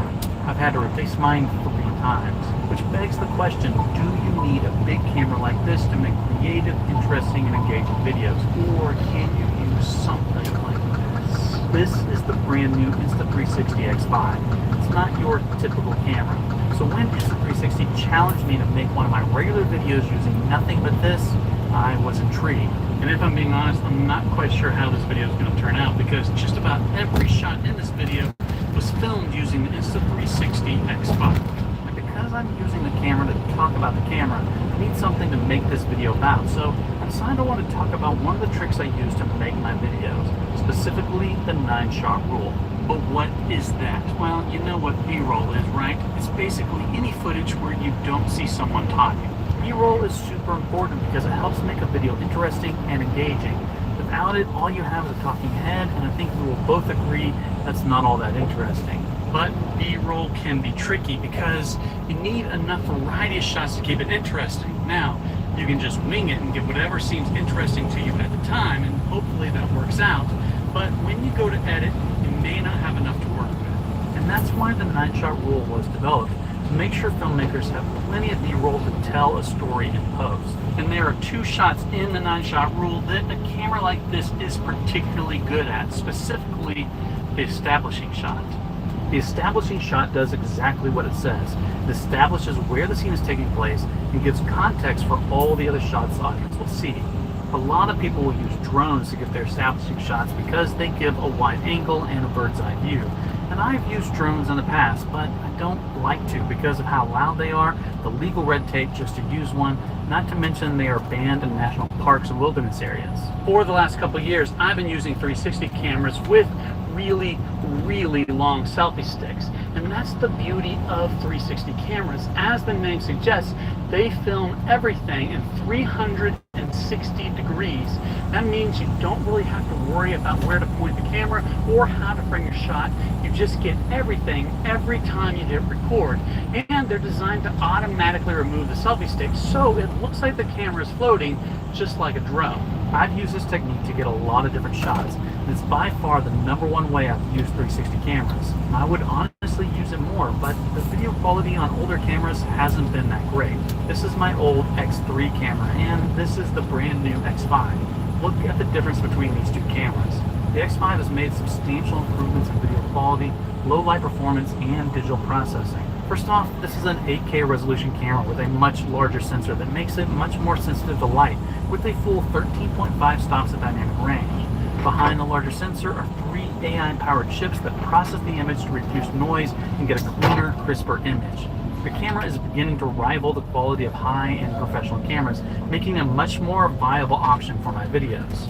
Now, as part of the 9-shot rule, you need to get at least 2 establishing shots, which the 360 camera is great at, but you also need to get at least 1 unique shot, which can sometimes be difficult with a standard camera.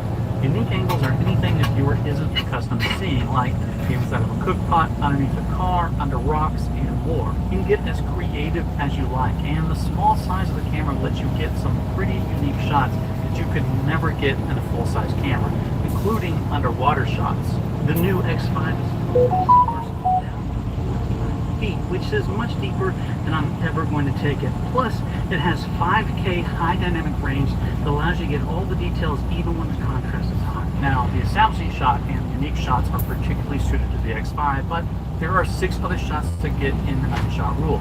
To get a good selection of B-roll, you also want to get 2 wide shots, 2 medium shots, and 2 close-ups. You might think this is where you need a big camera, but the beauty of 360 is you get multiple angles in one shot, so you can just live in the moment. You're in the moment when you're shooting the moment. You can go into any 360 footage, select the angle you want, select the zoom level you want, and have multiple different shots all selectable in pose. Now, this doesn't mean you're not going to have to move the camera around, but it does mean you don't have to think so much about how you're going to frame the shot. But one of the complaints people have had with 360 footage is that it isn't always beginner friendly. In the past, you've had to set up multiple keyframes to get the footage to look the way you want it. But now, thanks to AI algorithms, the Insta360 can automatically reframe the footage to focus on an individual, selfie mode, or fixed point of interest, which makes editing a whole lot easier. Now, it doesn't matter how good your video looks if you don't have good audio. It's something I'm really curious about on the X5 because it's got built-in wind noise reduction. So you may have noticed that I'm also wearing a lapel mic in all of these videos. It's because I'm not sure how the on-camera mic is going to do, and I don't want to miss anything. So here is a little bit of a comparison. This is the audio from the built-in X5's mic, and this is the audio from an external lapel mic. If you're into action sports, you can record GPS speed, acceleration, and more. It's got fast charging, up to 185 minutes of battery life, a new replaceable outer lens just in case you happen to scratch yours, and a ton of accessories that will help you get the most from your 360 footage. It really is a great little camera that can get a lot of high quality and interesting shots, but I'm curious what you think about it. Let me know down in the comments below how you think this video turned out and whether or not you would shoot a high quality video on a camera like this. Thank you to Insta360 for sponsoring this video. I really hope you enjoyed it and learned something along the way. Please be sure to like, subscribe, and do all those other things. And as always, thanks for watching. This is a brief history.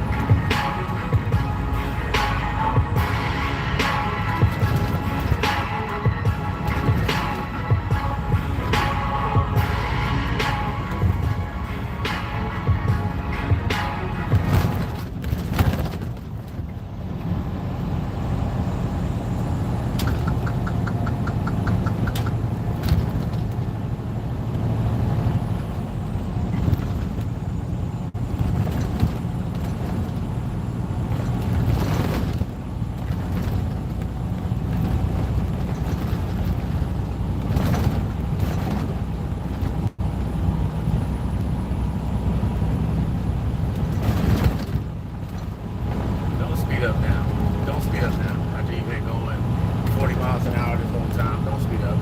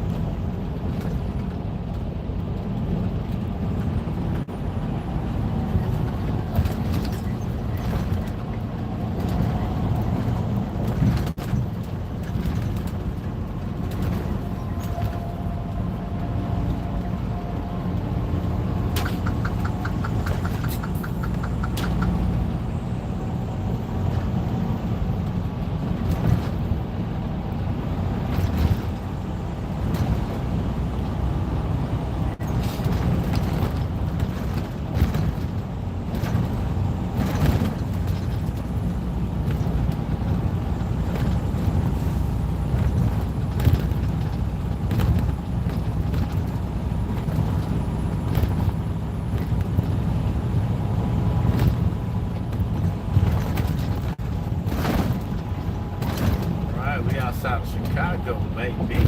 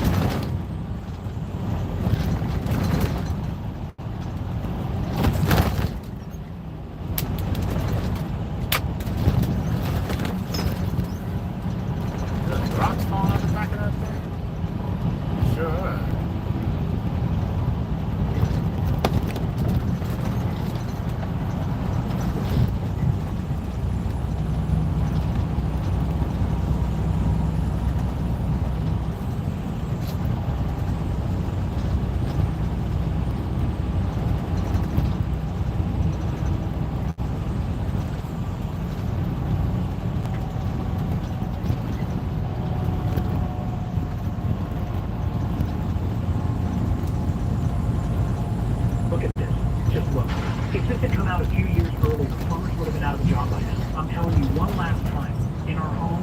My first experiences with my body were so pure and loving, and I just felt such an excitement to welcome pleasure into my physical form. My first experiences relating to my body were just so wonderful and really felt like they were just between me and God. The rapture, the curiosity, the purity, and the pleasure, all of that felt so wrapped into one. And then I left the safety of my bedroom wearing scantily clad outfits, and all of that shifted so quickly. Unlearning having obligational sex, unlearning even just dressing for the male gaze, finding validation from how much male attention I was getting. That took me so many years, and living in a patriarchal society, I am still breathing that air in. It's still something that I'm working through, but I can say that when I get dressed in the morning, I'm just excited to wear things that make me feel good in my body for me, and we're going to get into the other stuff, but that's just sort of the context. When you don't grow up with a sense of self-worth rooted in your character, the value that you bring to your family, or are just unsure of your place in the world, it is so much easier to believe other people's projections of you and internalize them. It is so easy to go to unfulfilling sources for that sense of validation and love, not realizing that you can get love, respect, and togetherness from a place that has nothing to do with your body or appearance. And it took me so long to realize this. That was the only place I felt good at something. Being good in bed, being attractive, it felt like something that I was good at and made me wanted in a space which I didn't feel for a lot of my life. So wow. So I saw this video on Manosphere Highlights Daily this morning. Shout out to the brothers over there. I've always been fascinated by the whole sexual revolution. How easy it was to have sex, to cheat, to destroy their reputation, especially growing up in a small island. I saw how it was done. I saw how women.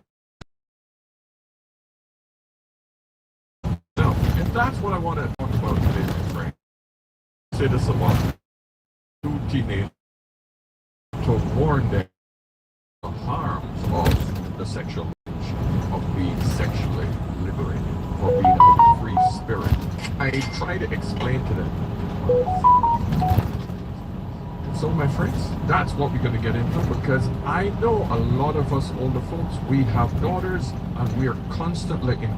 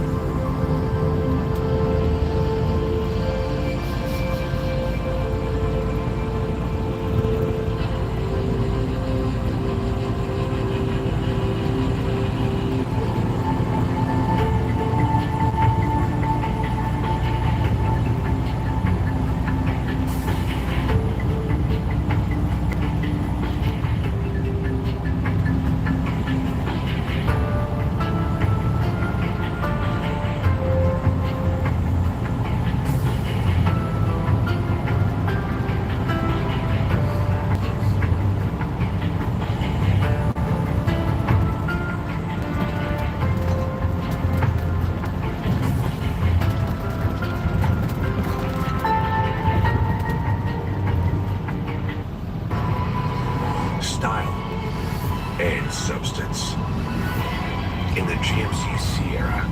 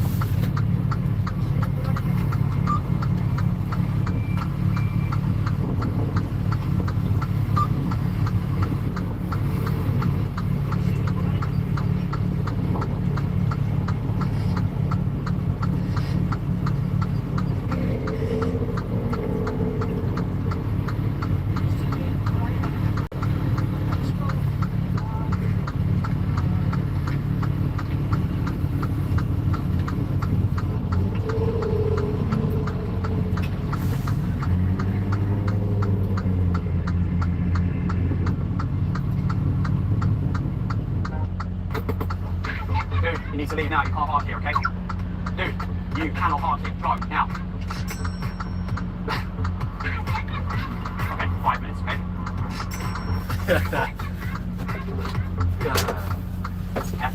Answer one question, there's another 100 for you. Okay, I'm listening.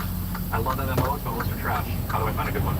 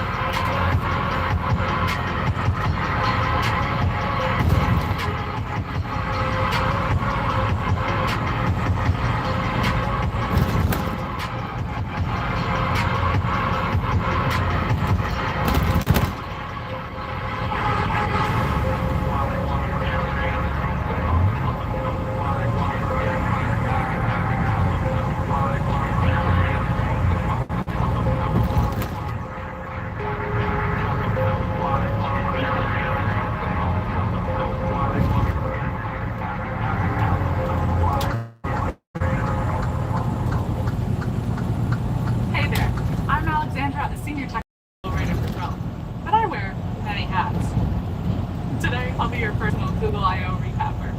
Think of me as a TLDR come to life, sharing the top 10 web announcements from Google I/O 2025, as fast as I possibly can. I feel like I'm on the clock here, so let's get going. Kicking us off, we have a web classic that my favorite chromies have been working.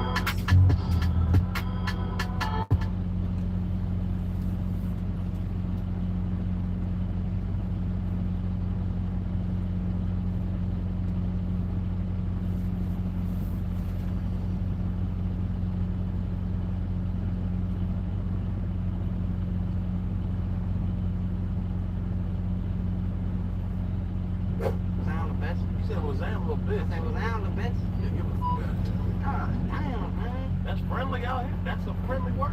Okay, that's free. What's that, little bitch? Bitch. No, they said that was a Greek. Nigga, you said that's a Greek. Oh, to a female. You gotta be more specific, man. I can't do it. Don't be find something that I can see. I can see. Keep doing your thing, bro. You hard, man. Hey, man. And a little E-I-O-E. Down a bit. You said it was down a little bit. That was down a bit. God damn, man. That's friendly out here. That's a friendly word. Okay, that's great.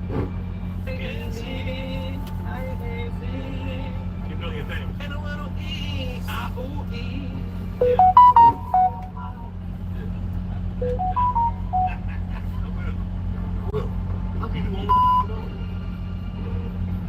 I told you. Didn't I tell you?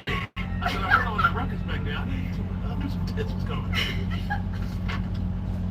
Down a bit. You said it was down a little bit.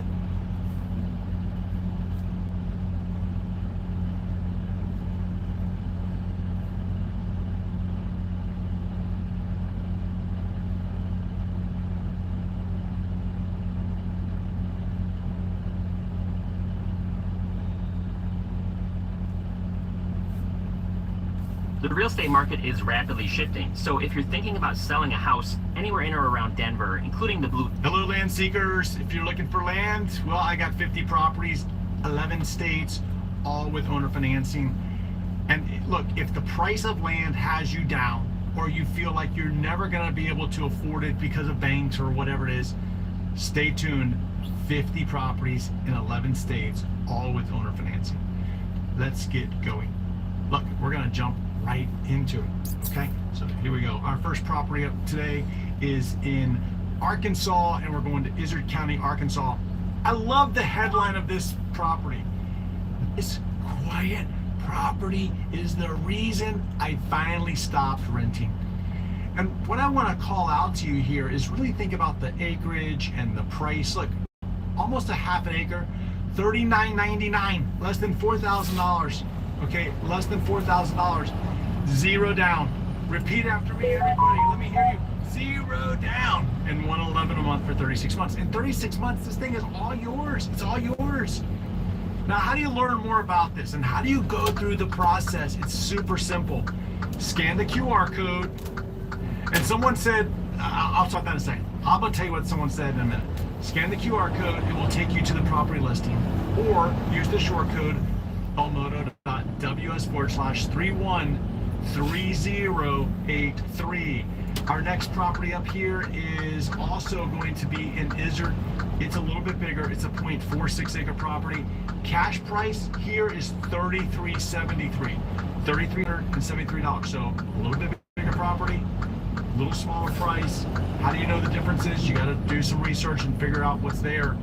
But here again, we have a zero down payment and $95 a month for 48 months. Learn more about this one by going to elmodo.ws/314692. By the way, if you're new here, welcome. I'm not going to say elmodo.ws after every one of them. I'll give you property numbers. But I do want to call out here, this is kind of special because notice the down payment's zero. Notice the monthly payment is $95. This is all again with owner financing, which means that there's no banks, no credit check, none of that stuff. It's all available. And by the way, if you don't see a property on this video that you're interested in, these are 50 of like 13,000 properties available on landmodo.com. Landmodo.com is the name of this channel, but it's also, you know, a platform where sellers can sell their land. This property that we just looked at is what I call a Ben Franklin property, because it's less than one of these as the down payment and less than one of these a month. Okay, so I like to call out those Ben Franklin properties, and that's one of them. There's not many things that old Ben Franklin will buy anymore.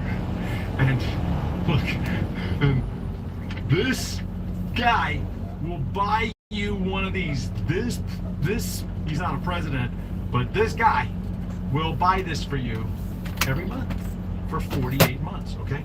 So again, learn more about it, see if it's a good fit for you, and we're gonna move on to our next property here. And the next property is going to be also in Izard County, a little bit smaller. Here we have a quarter acre lot, $39 down and $39 a month. So half of a Ben Franklin, he's all yours, or $1,949. That's it, $1,949. There you go, 72 months, it's all yours. Property number is 314584. We're going to change states now. We're going to go to Apache, Arizona. And here in Apache, we have a 1 acre property, $8,000 is the cash price, or $200 down and $200 a month for 60 months. Now, I like this type of a property. This is what I would call, you know, something that would kind of cover all of the buckets. A bucket 1 property means that, you know, you're looking for something that you can live on today. Bucket 2 is you're looking for the future. Bucket 3 is recreation, and bucket 4 is you want to buy land. Like, if you want to make an investment in this country, you want to make an investment in the one thing that this world has that's never going to go away. Like, land does not go away unless it gets eroded by water, which we could argue. I've seen some land that was once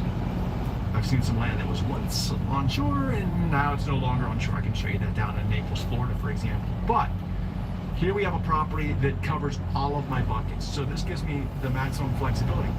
Now, what it doesn't tell me is if it's more of an off-the-grid property or if it's utilities available. That's where I have to dig into the listings, and that's why I want you to scan that QR code. Or I want you to go to property number 311074. And by the way, I haven't forgotten to tell you about this QR code. I just want to get underway a little bit, and I'll come back and tell you what someone said in the comments on the QR codes. All right, Apache, here we have a 2.5 acre property. Cash price here is $9,900 with $150 down and $150 a month for 65 months. Property number here is 313491. 65 months, it's all yours. That's less than a car payment, man. Come on. Apache, Arizona, one acre. Cash price here is $64.95 with $299 down and $139 a month for 60 months. Power's in the area. We know that. Now, these are higher tension power lines, but where they run, so does the lower power. Okay, it's where those big power poles run, so does the lower power. It's available. Cash price here is $64.95, as I just mentioned. 60 months is the total term on it. Do you have to do the terms? Nope, you can pay cash for it. Do you have to pay it off in 60 months? Nope, you can pay it off in 2 months. If you wanted to, you can pay it off in 1 month. It doesn't really matter. There's no prepayment penalties or interest or things like that. You don't have to worry about that. Learn more about this one at property number 31261. Tesla is finished. Elon has failed. That is what they want you to believe. But tech expert Jeff Brown, who told everybody to buy Tesla back in 2018, has uncovered something big that just happened in Tesla's AI division. Jeff, do you mind sharing what you found? Well, Chris, it's nothing short of that. Learn more about this one at property number 312616. Cochise, Arizona. The acreage here is 0.74 acres. Cash price on it is $6,000 with $3,000 down and then $95 a month for 60 months. The property number here is 314534. Mojave, Arizona. Where's Mojave? Well, it's right outside of Vegas. It's about an hour and a half to 2 hours outside of Vegas. Some people will say to me, Scott, that's not right outside of Vegas, man. Well, okay. I mean, I live in the Tampa area, Tampa, Florida, and Disney is just outside of Tampa, and that's about an hour and a half. Orlando's about 2 hours, so that's just outside. I mean, it's not that big of a deal. Are you commuting there every day? Probably not, but look, Mojave's a very nice place. Here you have a 2.35 acre property, $69.99. Another zero down property, and then $149 a month for 60 months. You can learn more about this one by going to property number 314475. Mojave, 2.5 acres. Cash price here is $59.99 with $498 down and then $155 a month for 40 months. Own the land, shape the future. Yeah, you own that property. You get to control what happens to it. You're like the steward of it until you sell it. You're in charge of it. You're the king of the land, at least in that land. Property number here is 314471. People will say to me, like, they'll look at a property and they're like, Scott, what am I supposed to do with this property? Well, rule number one for buying property, in my opinion, is if it doesn't reach out to you and say, I know what to do with it, it's probably not the right property for you. So I don't want you walking through the world and going, oh, I gotta buy all this land. Okay, well, first of all, we probably can't buy all the land. But second of all, the reality is that when you look at a property, you either know that it's a good fit for you or it's not. That's it. It's either you're like, yes, this is the one, or it's not. And we each have different reasons for buying land, hence the buckets, right? And so if we look at a property like this and we're like, I don't see what to do with it, okay, that's fine. And at this point in the video, some people are like, is all you're talking about desert land? No, we're gonna get to other states. We have 11 states that we're gonna cover. But Arizona is, well, it's the second that we cover. All right, Mojave, Arizona, here we have another 1 acre property, cash price $44.99. $49 down, and then $199 a month for 24 months. This is property number 313691. Yeah, it's another great property. All of the buckets checked off. 1, 2, 3, 4. Boom, boom, boom, boom. Whatever you want to do on there, there you go. Navajo. I love this one. Navajo. S'mores and sunsets. Isn't that what it's all about? Getting the campfire out, building the s'mores, creating the s'mores, putting them over the campfire, watching the sun come down. You have 2 lots. They're sister lots. They're side by side. Okay, side by side. $10,000 is the asking price for both of them, with $500 down and then $200 a month for 52 months. This is property number 312474, and the seller over there, her name is Stacy. She'll take good care of you too. All right, and walk you through the process. They'll walk you through the process. I think that's an important piece. All of these sellers will, but I know that she will as well. All right, here we have a 2.5 acre property, another 2.5 acre property. It says it's a homestead lot, meaning all of the buckets, yet again, $6,200 for 2.5 acres, $150 down and $150 a month for 60 months. This is property number 314694. Changing states, we're going to Kern County, California. Kern is in Southern California. It's funny, I saw this statistic the other day. It was showing the California map, and it was showing basically where, if you were to divide the population into fourths, how that population would flow. So the southern part of California, from, let's say, San Diego inward, I think including Kern County, that would be 1/4 of the population. Jamie Lambert from London, what's up with you? 1/4. San Francisco was its own 1/4.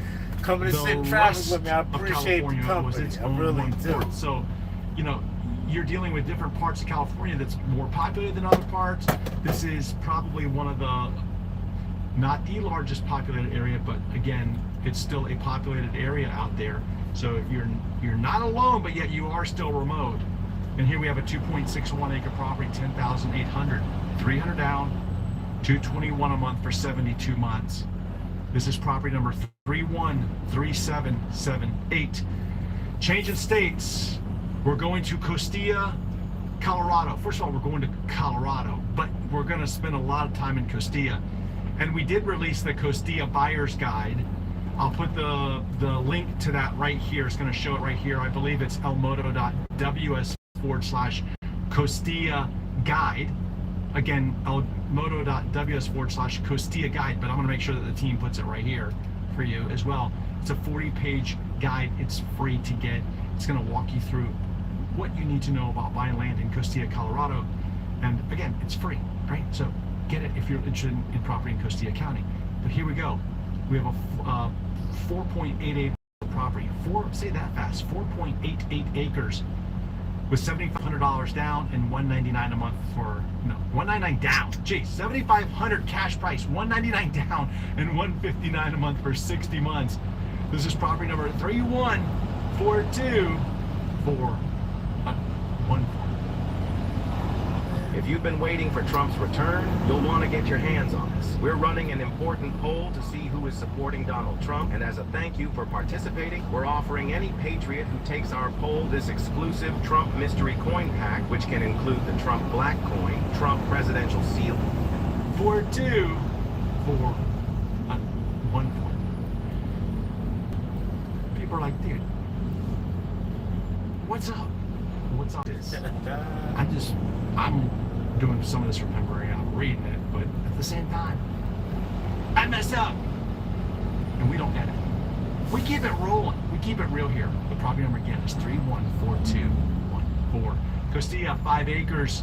A lot of the properties in Costilla are 5 acres. Snow is melting. Summertime is here. I love the summertime. It's my favorite season. $8,200 is the cash price with $179 down and $160 a month for 60 months. This is property number 311316, Costilla, 4.8 acres. Check out the truck. Okay, we got a truck that made its way out there. When I realized what time it was, I hung up. When I realized what time zone I was in, I hung up.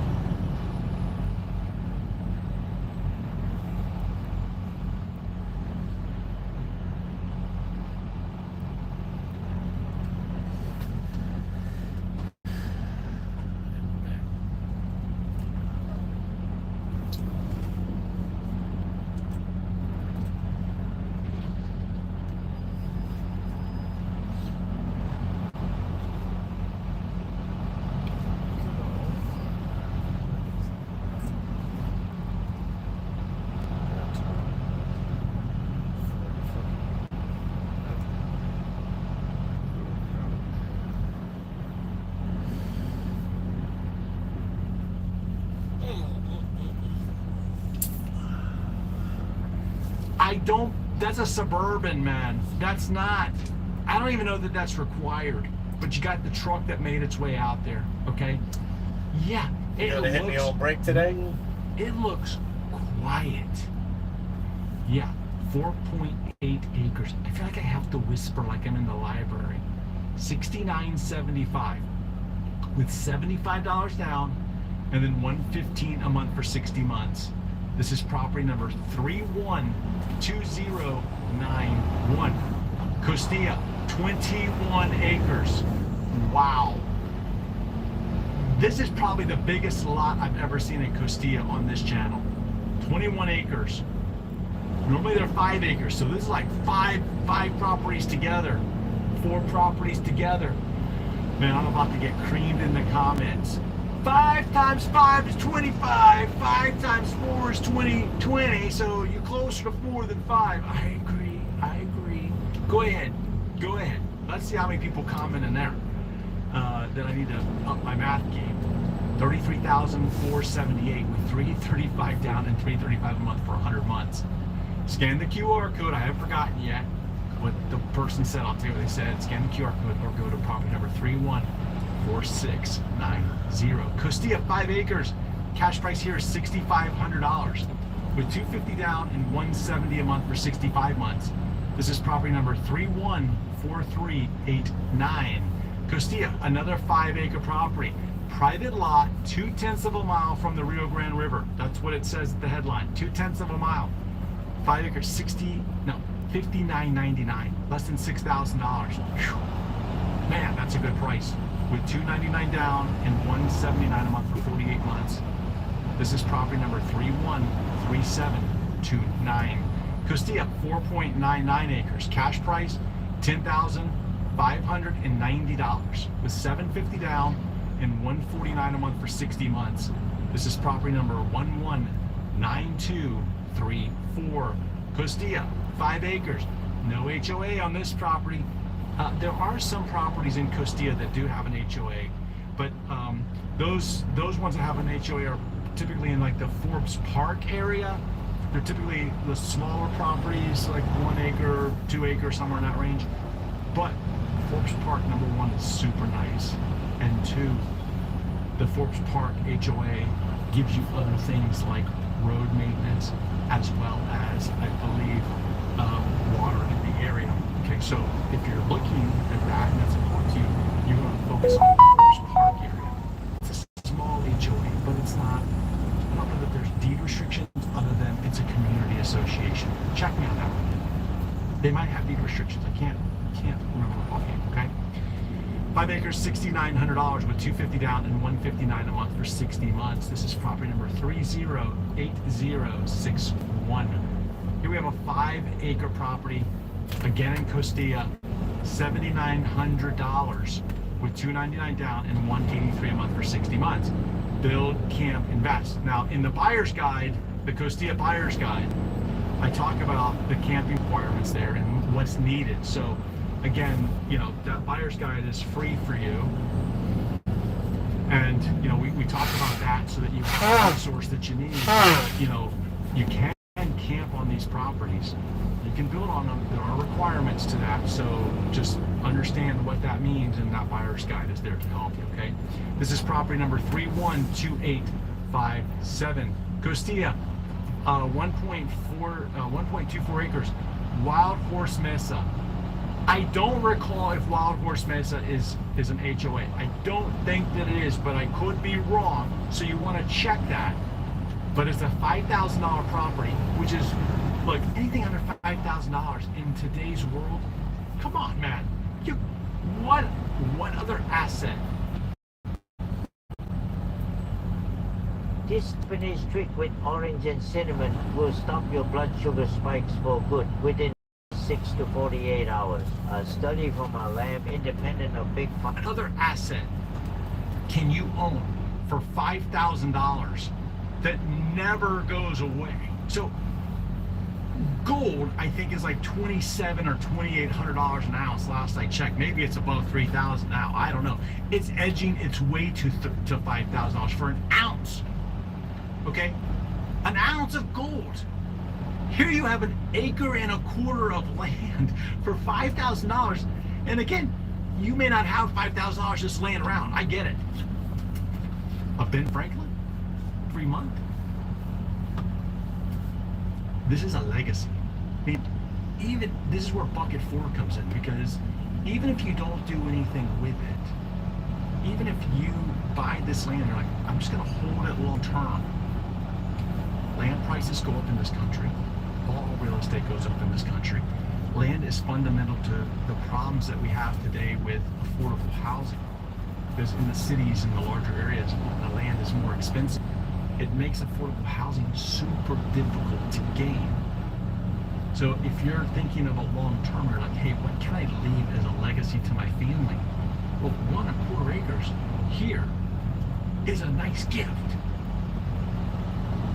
Property number here is 47050. All right, Costilla, another 5-acre property, $6,500. Wow, $6,500. $149 down, $149 a month for 60 months. Property number is 314577. Costilla, 5 acres, $79.95 with $199 down and $129 a month for 84 months. This is property number 314469. Costilla, 5 acres, $7,500. The headline says, off the grid living easy. Yeah, it's not like you can just go out there and pitch a tent and say, I'm off the grid now. Not in Costilla. Again, that's where the buyer's guide is going to be your friend to help you out. $7,500 with $199 down, $169 a month for 60 months. This is property number 314492, and I don't know what happened to my QR codes. Like, they're missing. They are missing. Wow. We have some research to do to figure out what.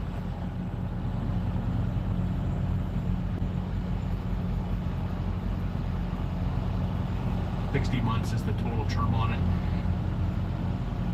Warren, by the way, I haven't followed me is if it's 261 $29 a month for 60 months. Is that when you look at a property, you either know 1, 2, 3, 4.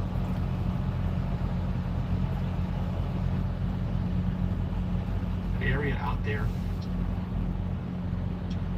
We have this is probably the biggest lot I've ever seen in Costilla on this channel. 21 acres. Normally they're 5 acres, so this is like five properties together, 4 properties together. Man, I'm about to get creamed in the comments. 5 times 5 is 25. 5 times 4 is 20. So you're closer to 4 than 5. I agree. Go ahead. Let's see how many people comment in there. That I need to up my math game. $33,478 with $335 down and $335 a month for 100 months. Scan the QR code. I haven't forgotten yet what the person said. I'll tell you what they said. Scan the QR code or go to property number 314690. Costilla, 5 acres. Cash price here is $6,500. First, my math game. $33,478 with $335 down and $335 a month for 100 months. Scan the QR code. I haven't forgotten yet what the person said. I'll tell you what they said. Scan the QR code or go to property number 314690. Costilla, 5 acres. Cash price here is $6,500 with $250 down and $170 a month for 65 months. This is property number 314389. Costilla, another 5 acre property. Private lot, 0.2 of a mile from the Rio.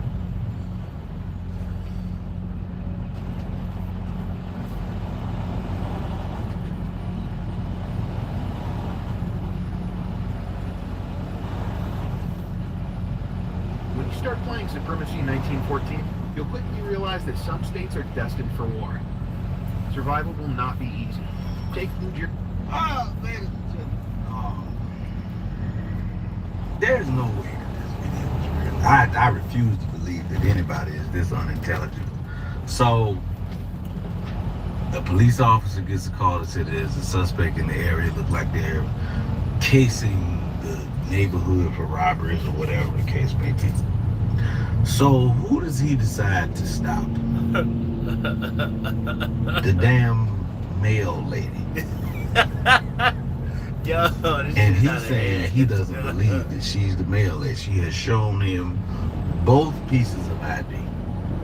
Her work ID and she has shown her license. And he says, after looking at her license, oh, you don't live anywhere around here.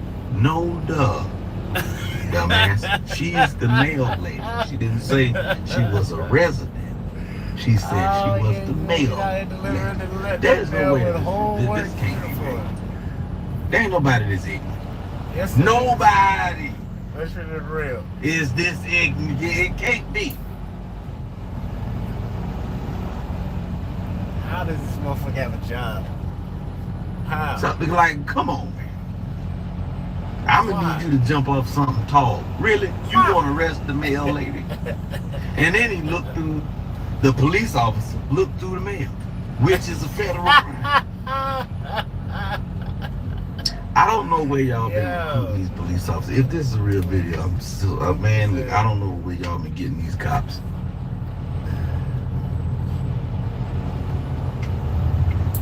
Maybe y'all gotta start running through some real life scenarios or something.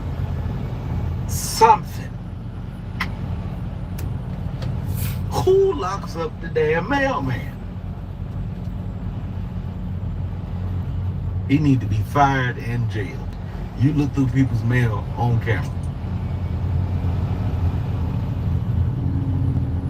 You gotta just bringing shame to the career. That's crazy. This motherfucker locked up the mail lady. Dang. The delivery mail.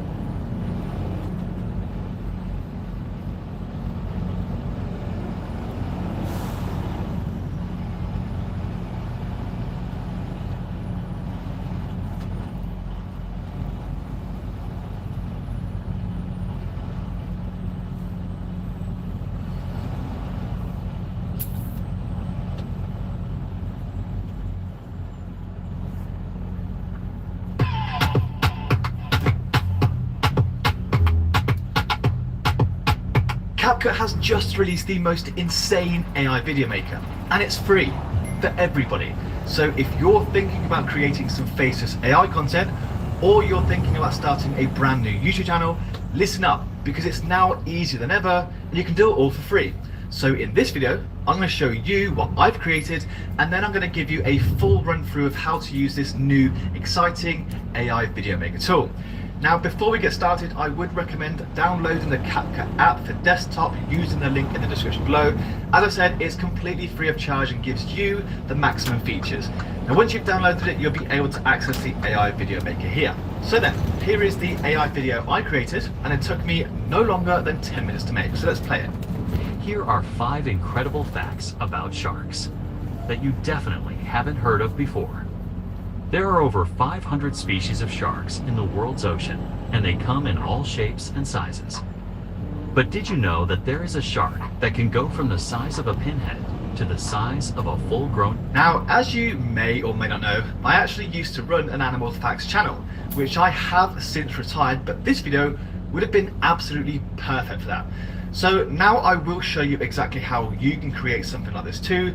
But before that, for those of you who aren't really yet familiar with what CapCut is, it's a powerful all-in-one video editor made by the creators of TikTok. It's well known for being beginner friendly, super intuitive, and packed with professional grade features. Whether you're editing on your phone or your desktop, CapCut lets you create high quality videos with ease. And now they've taken things to the next level with their brand new AI video maker. And this new AI tool is able to generate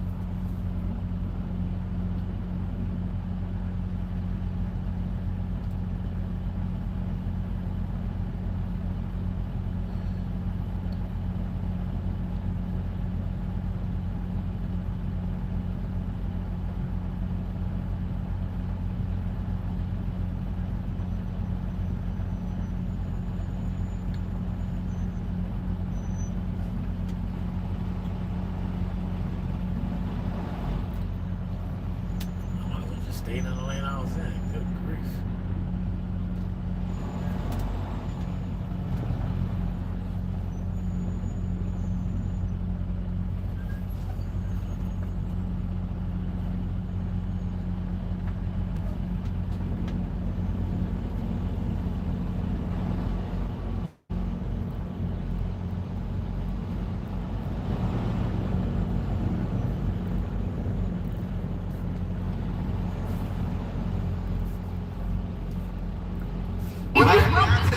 You grown! Are you serious? She showed up to a casual dinner spot dressed for a steakhouse, and when she didn't get lobster, she demanded cash. You gotta put something back, bro. I'm not putting anything back, no. How you talking about your man? A second ago, you was arguing with me and doing all this extra. That's why these black men are single. Right, these black men are single, right there.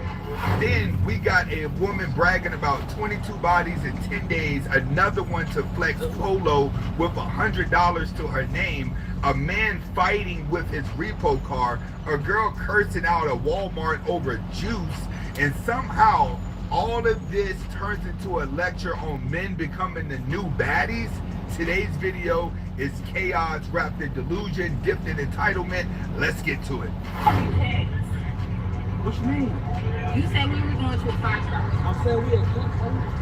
You really finna get mad because you had me get dressed to come to Cats. I could have wore literally. Ain't nothing wrong with a dressing and split going to Cash, sweetheart. You don't look like you going to a 5-star restaurant. Be honest.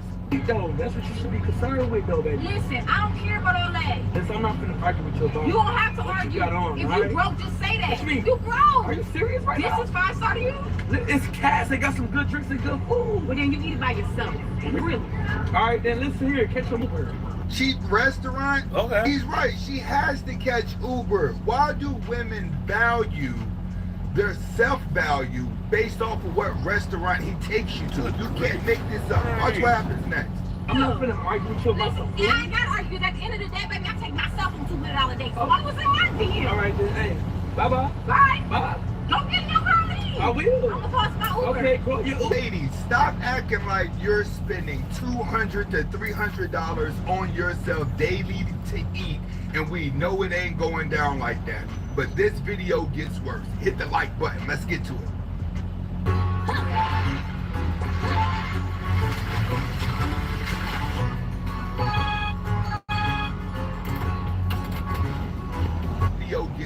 Hit the like button. Let's get to it. I left my boyfriend and I've been traveling for 10 days and I've slept with 22 people in that 10 days. Four.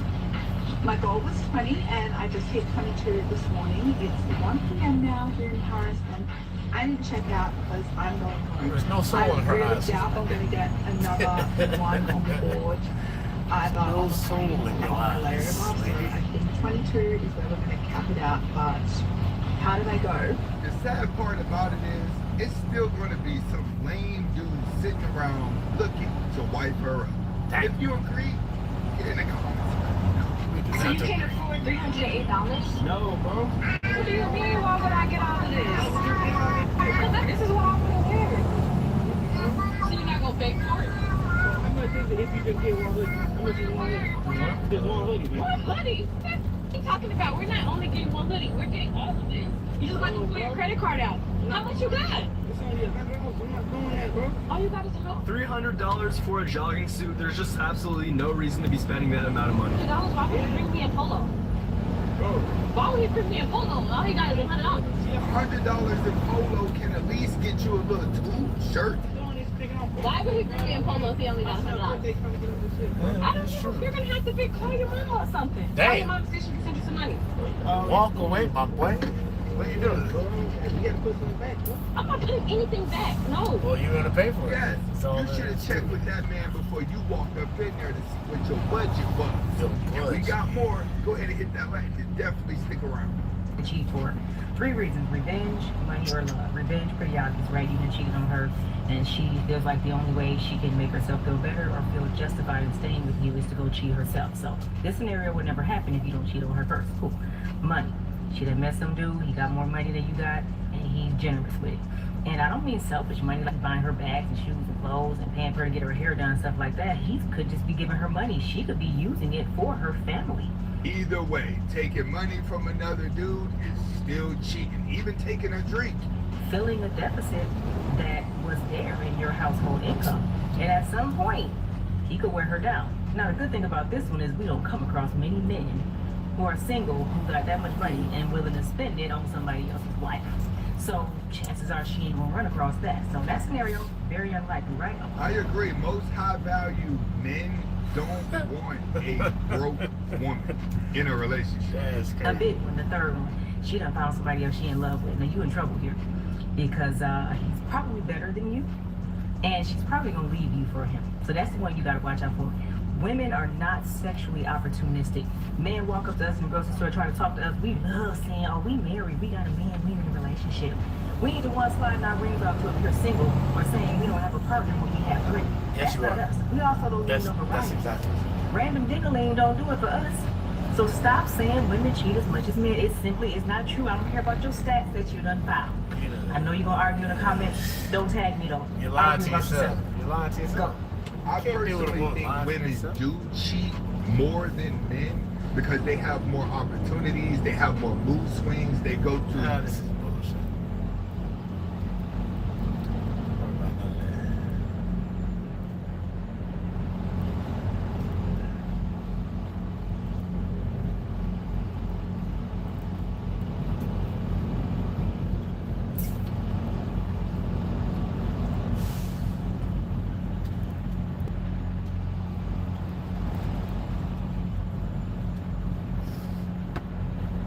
Life's better when your stuff is protected under our roof.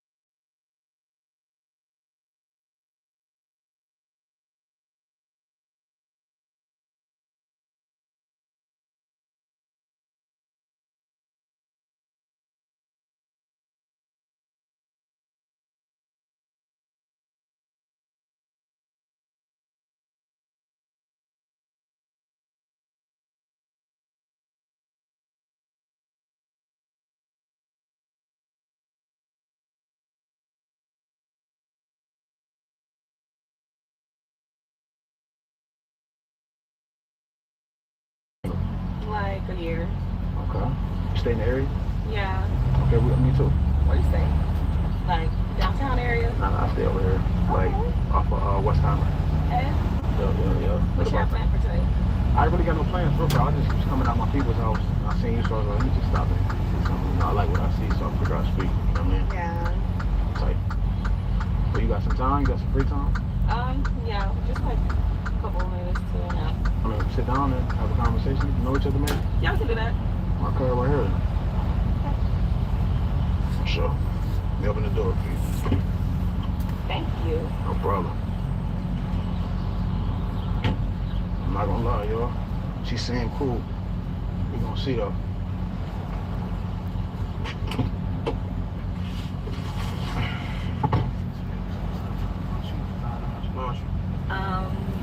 Well, my name's Aisha. I told you I'm from Burnham. I'm 22. I've been in Houston 10 years. I graduated from TSU. I'm just trying to start my career. What you went to? So what I look to? What you went to? What career did you want to I major in theater and communication. So like I was going in for acting or to be a consultant. Still trying to figure it out. That's dope. I met you on the stage. Okay. That full time. One of those. I met you a lot. Got kids? No. You have kids? One kid. One day, yeah. I'm the right person. The right person to you. That person who makes sense. What should say? I like a provider. Yeah, I like a provider. I like a man that leads. Someone that spoils me, treat me right, never tells me no, treats me right. Y'all say spoil me? I hate the word no. So, if you can do all that, then you're my type of guy. And you know, I mean, everybody gotta get told no sometimes. no, I don't believe in the word no. Why? It's a regular. Because I have everything given to me. I can get it myself. So why would I be with a guy that can't get it yourself? Why you looking for somebody? Why would I settle with someone that can't give me what I can mean, give? it's not about settling. It's just like, you know, what you bring to the table. I'm smart. I'm pretty. I'm smart. I have a good personality. I'm funny. You're gonna have a good time. So you feel like that's enough for a dude to just want to say yes forever? You tried to speak to me outside, right? When you look good, that's cool. But I'm trying to see what's up here. Now I'm seeing it. What do you mean now you're seeing? Just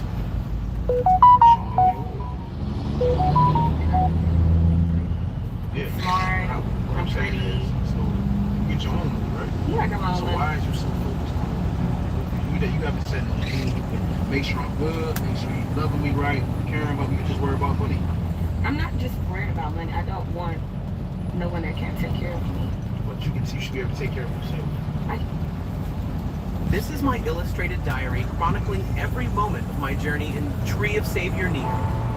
Welcome to the bustling market of North. Cooking with Kaya is not your typical cooking channel, at least culturally. For many black women out there who have cooking channels, sure, they may cook soul food or certain dishes which are unique to their audience, but Cooking with Kaya is a little bit different. Number one, Cooking with Kaya is much younger than your average cooks. She can't be any older than 22 years old. And also, number two, the entertainment factor of Cooking with Kaya.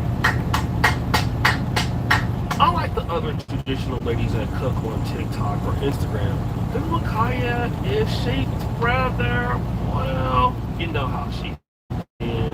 Her twerking skills are all them. Fans of Cooking with Kaya would typically not watch cooking channels or cooking shows or cooking-based content. I know I would. Cooking with Kaya relates to an audience that allows her to collaborate with other people who are not in the cooking space. And one of those people would be somebody like G. Now, G is a top level hip-hop streamer, former YouTuber now doing excellent on Twitch. And in fact, that is now where Cooking with Kaya is. And oh, by the way, her fan base is typically male, which causes other issues for her as well. I'm not male-centered. However, males are very nice to And for the most part, most males respect me. And also, it involves some other people giving criticisms disguised as hate. Looking with Kaya, she young, she do her little wiggle, you know what I'm seeing in her videos, and she's in the apartment. Looking at the videos, I'm seeing guys saying that, oh yeah, this is the type of girl that I want, X, Y, Z, blah, blah, blah. But I never see them say that about the other 20,000 women that cook. Oh, wait, there's more. But the only difference about cooking with Kaya and Prima Donna and cooking with Jai that I noticed, other than their age, men feel like cooking with Kaya is a girl who they can quote unquote afford. Boy, y'all sit your stupid ass down. Who you think you is? So this particular lady is saying that the reason why guys like Kaya is because, well, she's a chick that has an apartment and she looks like somebody that they can afford. No, I don't necessarily think that, because guys like a lot of women on the internet that they can't afford. Cooking with Kaya just seems to be very relatable. And also, we do know that cooking with Kaya basically has been crashing out because people on the internet have been saying some mean things to her. I feel like my name just gets slandered so much. I really don't be doing nothing. Like, I literally don't be doing nothing. There's just always something. That's one type of story. But cooking with Kaya wasn't the only person going viral during the university. And there's the issue with DDG and Holly Bailey. What do you mean when you say that, O'Shea? Well, many outlets were reporting incorrect information, which is typical of blogs, especially the Shade Room, its own site. O'Shea D. Jackson, you ain't lying. Yeah, we all get it wrong because typically we're sourcing information from someplace else and we're just trying to post it. But then this is what happens when Kai Sanat confronted the owner of the Shade Room for basically crapping on the G.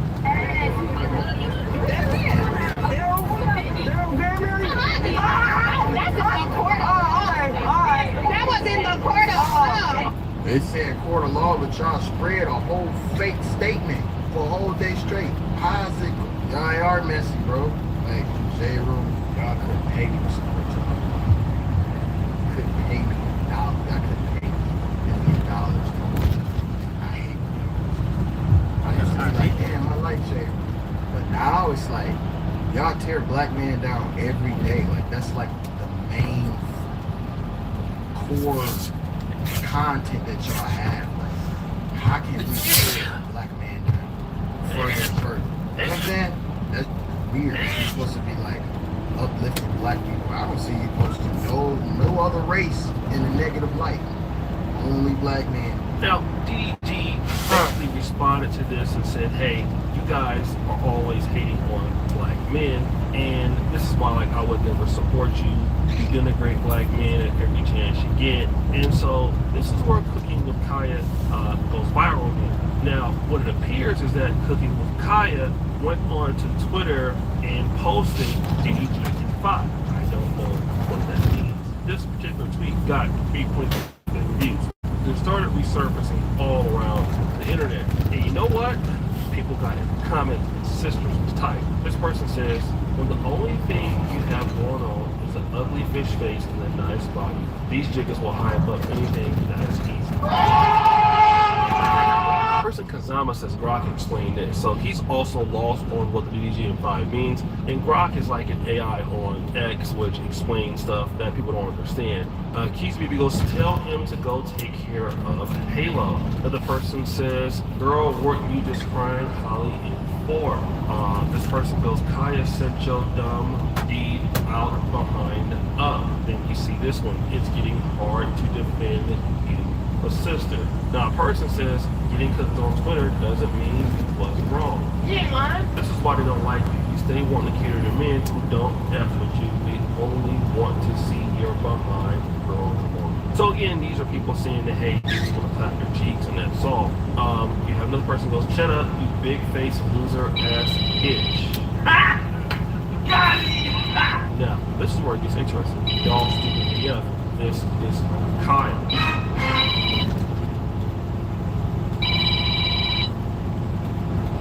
Hello?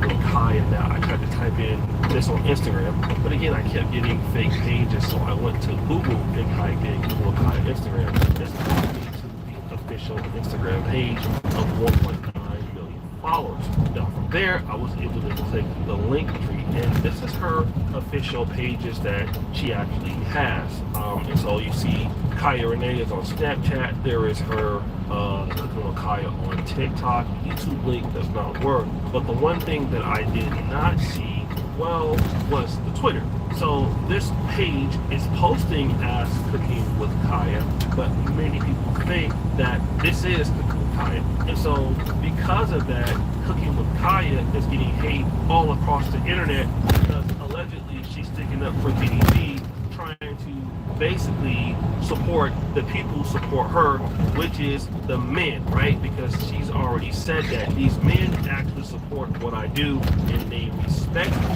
Stop the cap. But they respect me, and we've already seen that she's getting a lot of opportunities for men. Like now look at Aiden Ross, he's looking to invest in business, and you know, other things are going on. But I noticed that whenever you see black women who are even like friendlier towards black men, or you know, who are not necessarily like black women focused, then there is an attitude behind this particular content, especially when these women start getting more opportunities from other men. And you gotta understand, the streamer world is male dominated. And if you look at somebody like Kai Sanat, who through Streamers University, I'm sorry, I'm not being mean, I just can't imagine a female streamer, if she was that big, spending $3 million to help other streamers get on. It could happen, but I've never seen something like that happen on social media. So because of this situation, she's getting opportunities from men, and a lot of women don't like the fact that she's getting opportunities for men by making men happy by posting the kind of content that she's posting.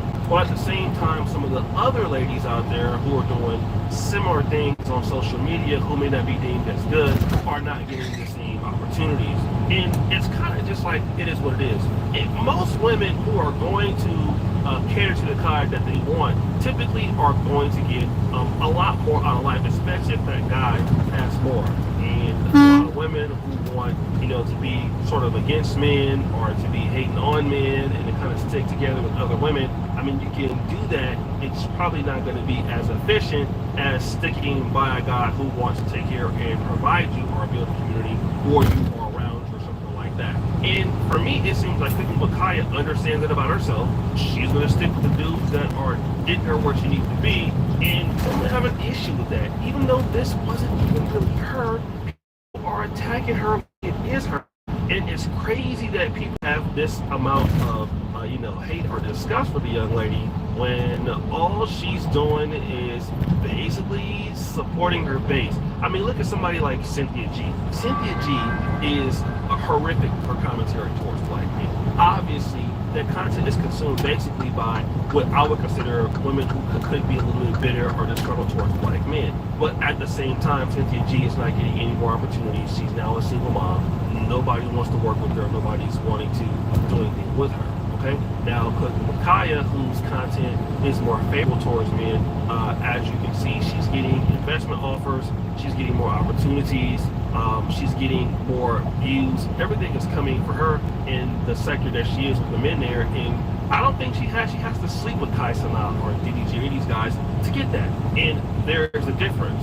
Catering to women or bitter women doesn't do anything for your social media career. But catering towards men, if you're a woman, you everything. Just know. So God, well, your shit, you just editing in another episode of The Celebrity Joke. I appreciate you for all that you do. Well, we're out.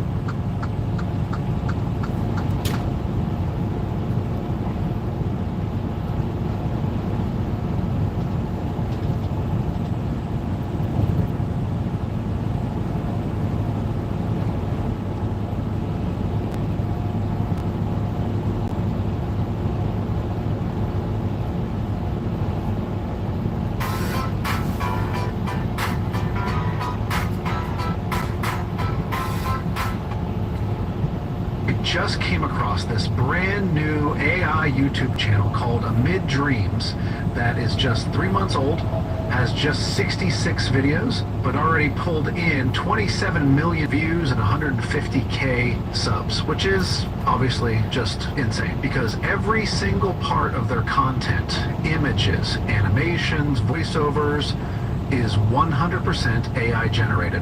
Now, I checked their Social Blade stats, and in just the past 14 days, they've racked up 22 million views and have potentially earned up to $5,000. Another channel using the same AI strategy has taken it even further. With just 53 videos, they've hit over 960 million views and gained around 2.9 million subscribers, which is just insane. Every single piece of content on their channel was made by AI.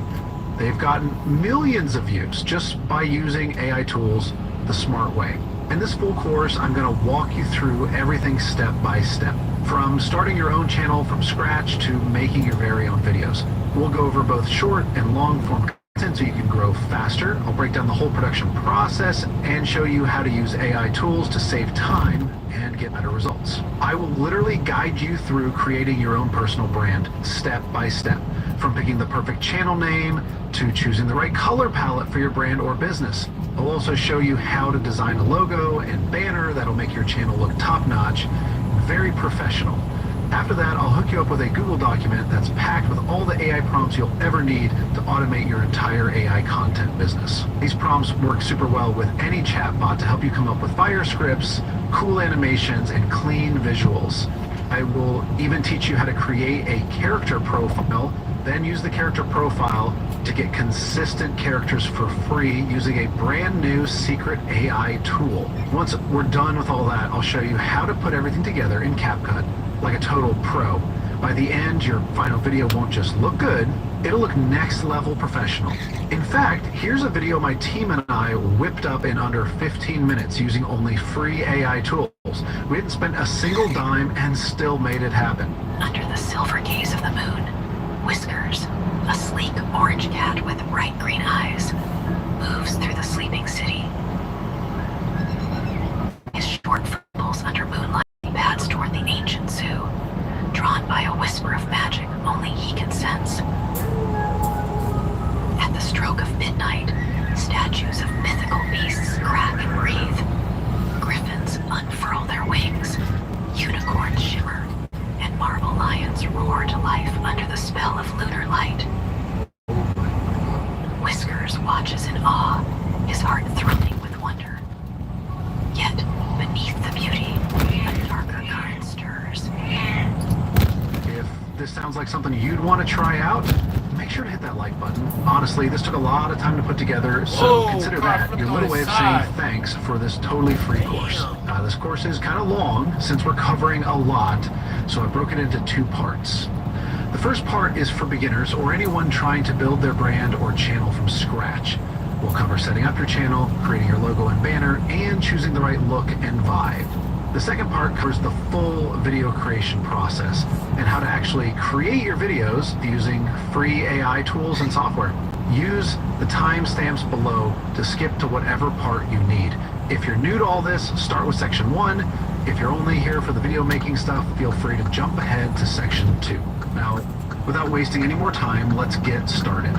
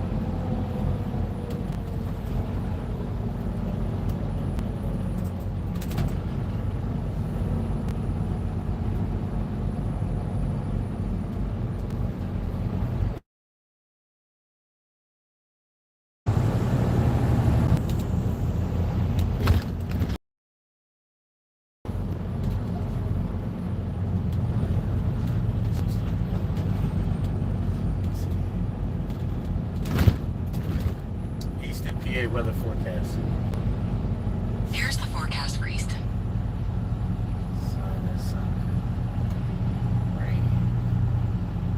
Harrisburg weather forecast. Here's the forecast for Harrisburg. Same.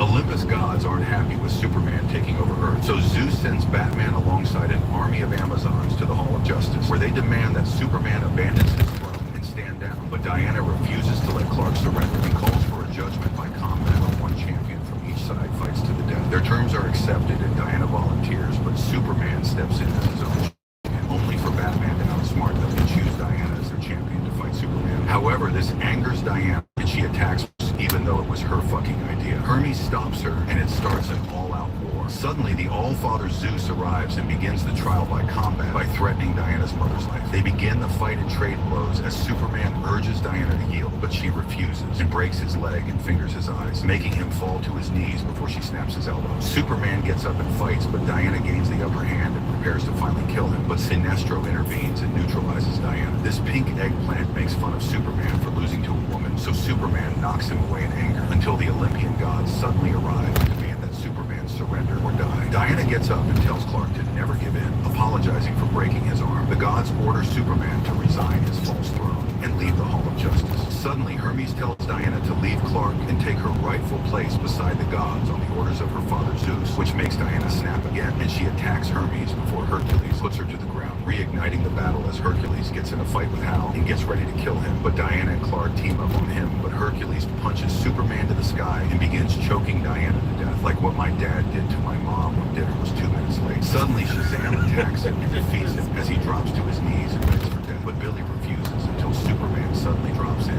and kills Hercules in one blow before getting shot by the gods with a deadly plague arrow. Enraging Shazam as he takes down the gods one by one until he's struck by lightning, turning him back into Billy as Zeus arrives and reveals he no longer has his powers.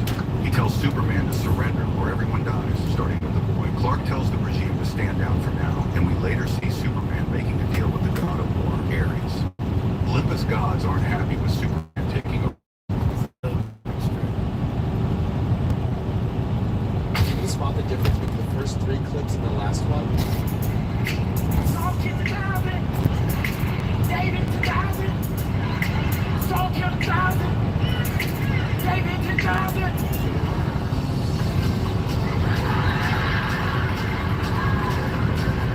Now this is called the Trenchinator. I'm praying on all weather to follow through on this illustration. And I hear the Lord say, yes! God made him who knew no sin to be sin for us. And Christ dies and raises again on the third day for our justification, so that God can be both just and the justifier of the one who places faith in Jesus Christ. So that although was playing games. How you doing? What's your name? London. It's a nice name. Where you from? Okay, I'm from New York. How long you been out here?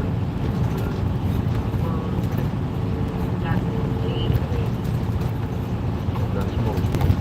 I just moved out here recently. Stay in the area? It's cool. Still trying to get to know the city a little bit.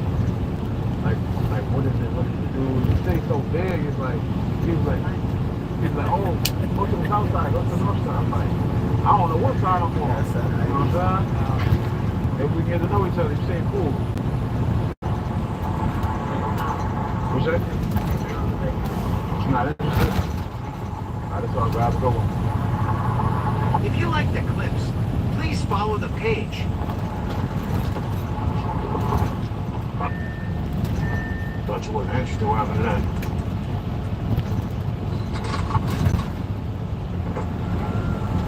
What's up?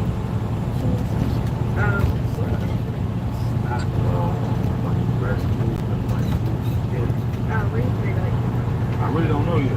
I told you, I don't know much about the city, so I just got out here. But when I moved here, I was like moving around. I kept traveling, so I never really sat out there longer than a week. Chuck like Ready to go find something together? I mean, we could, but you were just telling me that you wasn't interested. Yeah. Spirit told me that, you know, you was an okay person, so I decided to. That's the spirit. Yeah. Yeah, that's all cool, you know. I mean, so the spirit didn't tell you that over there? So what was it saying over there? I really didn't have enough time to, you know, converse with you to know this, but I mean, I'm just confused about how now all of a sudden I'm your type, bro. Or like, I can feel your type. I was just getting into, you know, I guess, you know, that's all that Spirit said, but you know, I might, you know, it might be a mistake, so I turned around and I decided to come in. Okay. You just want to have a conversation? How's it? I'm not gonna lie, yo, she ain't my type at all. Like,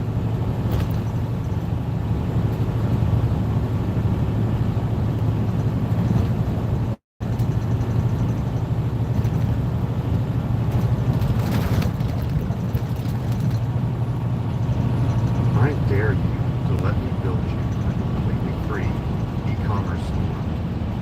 So there's this new trend popping off on YouTube Shorts and TikTok that features talking babies, and it's pulling in millions of views. This particular video literally hit 33 million views in just 2 days after being posted. And at first glance, the videos might seem incredibly hard to create. But what if I told you there's a new secret AI tool that can create these talking videos in just seconds? Now in this video, I'm going to walk you through how regular people running these faceless accounts are using this strategy to make a full-time income. I am literally going to guide you step by step on how to build your own brand, come up with unlimited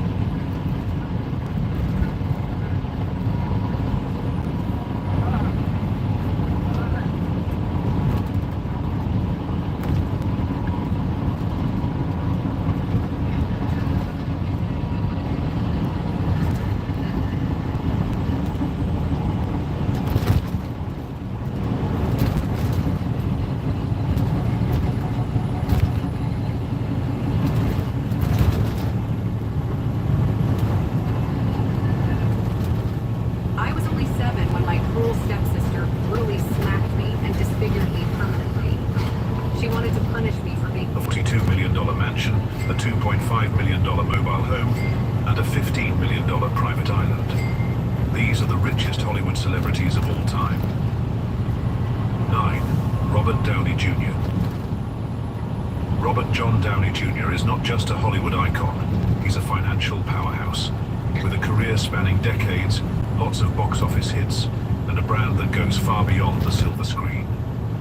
Downey Jr. career-defining moment came in 2008 when he was cast as Tony Stark in Iron Man, launching one of Hollywood's most lucrative franchises. Despite a modest initial paycheck of $2.5 million for Iron Man, Downey Jr. became the face of the Marvel Cinematic Universe, MCU. His earnings skyrocketed over time, reaching a reported $75 million payday for Avengers Endgame with back-end profit participation. Over his tenure as Iron Man, Downey Jr. earned an estimated $345 million from Marvel alone. While Marvel made him a household name, Downey Jr. did not rely solely on superhero paychecks. He starred in Sherlock Holmes, 2009, and its sequel, earning approximately $15 million for Sherlock Holmes, A Game of Shadows. His role in Dolittle, 2020, earned him another $20 million, while his recent performance in Oppenheimer, 2023, further cemented his status as a versatile and sought-after actor. Downey Jr. is more than just an actor. He's a businessman. In 2010, he co-founded Team Downey, a production company he runs with his wife, Susan Downey. The company has produced films and TV shows, adding another lucrative revenue stream to his empire. Additionally, he has invested heavily in real estate. His properties, valued at around $50 million, include a $13.44 million 7-acre estate in Malibu, a beachfront home in Manhattan Beach, and multiple properties in Venice, California. Downey Jr. loves high-end automobiles. He owns an impressive fleet that includes an Audi R8, a Mercedes-Benz Pagoda, and a custom-built 1965 Chevrolet Corvette. His watch collection is also prestigious, featuring brands like Jaeger LeCoultre and Rolex. Downey Jr.'s status as an A-list celebrity has made him a prime candidate for endorsements. While he keeps his sponsorships relatively low profile, he has worked with brands like OnePlus and has been involved in campaigns that align with his personal and business interests. Robert Downey Jr.'s estimated net worth stands at about $300 million, making him one of the richest actors in Hollywood. Despite early setbacks, Downey Jr. has redefined his legacy, not just as an actor, but as a mogul who turned his career into a financial empire. From blockbuster roles to business ventures, he continues to build on his wealth, proving that, in and out of Hollywood, he truly is Iron Man. Next up is an actor, Will Smith, who lots of people cancelled, but he is still thriving and making waves in the industry. 8. Will Smith. Will Smith is one of Hollywood's biggest stars, and his success in acting, music, and business has made him incredibly wealthy. With a net worth of around $350 million, he has built an empire that goes beyond just starring in blockbuster films. Back in the day, he was earning between $20 million to $30 million per movie. But some of his biggest paychecks came from films like King Richard, which earned him a massive $60 million, and Emancipation, which brought in $35 million. That's the kind of money that puts him in the league of Hollywood's richest. But Will didn't just rely on acting, he invested wisely.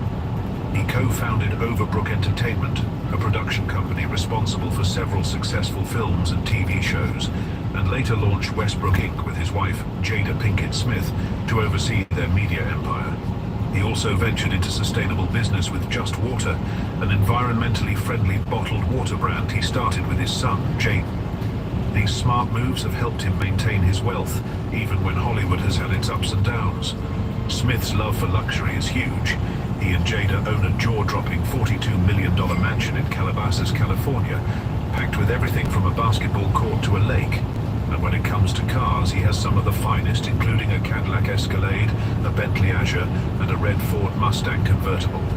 He even owns a $2.5 million mobile home that's more like a mini mansion on wheels, with 14 TVs and a fully equipped kitchen. That's what success looks like when you've been one of Hollywood's highest paid actors for decades. But Will's journey wasn't always smooth. He started as a rapper, known as the Fresh Prince, teaming up with DJ Jazzy Jeff and dropping hits like Summertime. That success led to the Fresh Prince of Bel-Air, the sitcom that made him a household name. From there, he jumped into movies, proving he was more than just a funny guy. Independence Day and Men in Black turned him into a superstar, and he kept the momentum going with Ali, I, Robot, Hitch, The Pursuit of Happiness, and I Am Legend. Tesla is finished, Elon has failed. That is what they want you to believe. But tech expert Jeff Brown... By the time he starred in Men in Black 3, he had made history by earning a record-breaking $100 million from that one film. But not every moment in Will's career has been picture perfect. The world saw a different side of him at the 2022 Oscars, when he slapped Chris Rock on stage after a joke about Jada. That moment shook Hollywood, leading to his dismissal from the Academy and a 10-year ban from their events. While some thought his career might take a hit, he bounced back with Bad Boys, Ride or Die in 2024, which performed well at the box office and showed that audiences still loved him. Even Emancipation, despite mixed reactions, proved that Will Smith remains a force in Hollywood. And let's not forget his music career. His albums sold millions, and songs like Gettin' Jiggy With It and Miami became anthems. At one point, he made around $10 million from music alone before switching gears to acting full-time. Despite his massive success, Will Smith hasn't forgotten to give back. Over the years, he and Jada have donated millions to charity, supporting education, healthcare, and environmental causes. Their Will and Jada Smith Family Foundation has made a big impact, helping underprivileged communities and funding various initiatives. He's also known for making dreams come true, whether it's surprising fans or using his influence to inspire the next generation. And speaking of icons, there's another legend who has conquered Hollywood in his own way, Jackie Chan, and has promised to give all his wealth out upon his death. 7. Jackie Chan.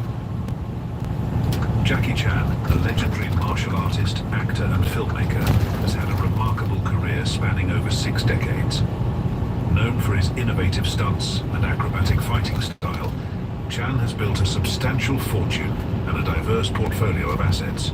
From Hollywood blockbusters to major business ventures, he has solidified his status as one of the most iconic figures in the entertainment industry.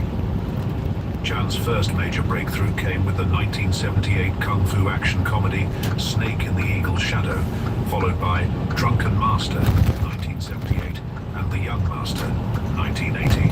His signature blend of martial arts and humor set him apart from other action stars. Throughout the 1980s, Chan established himself in Hong Kong cinema with several films.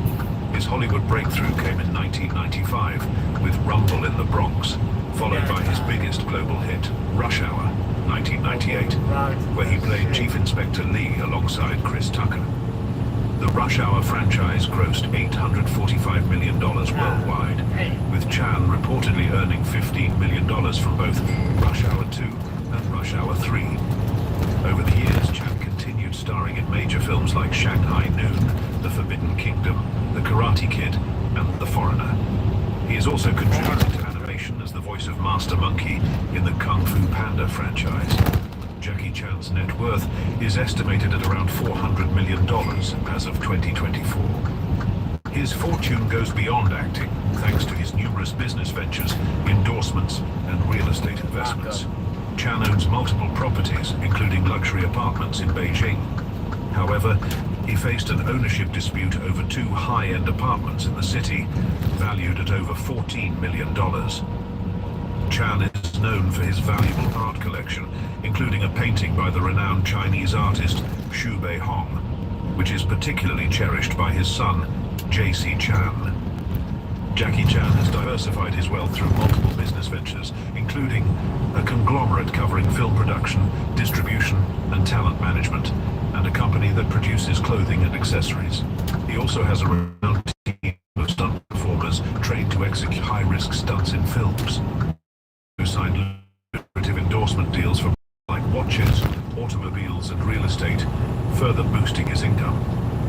Despite his immense wealth, Jackie Chan is committed to philanthropy.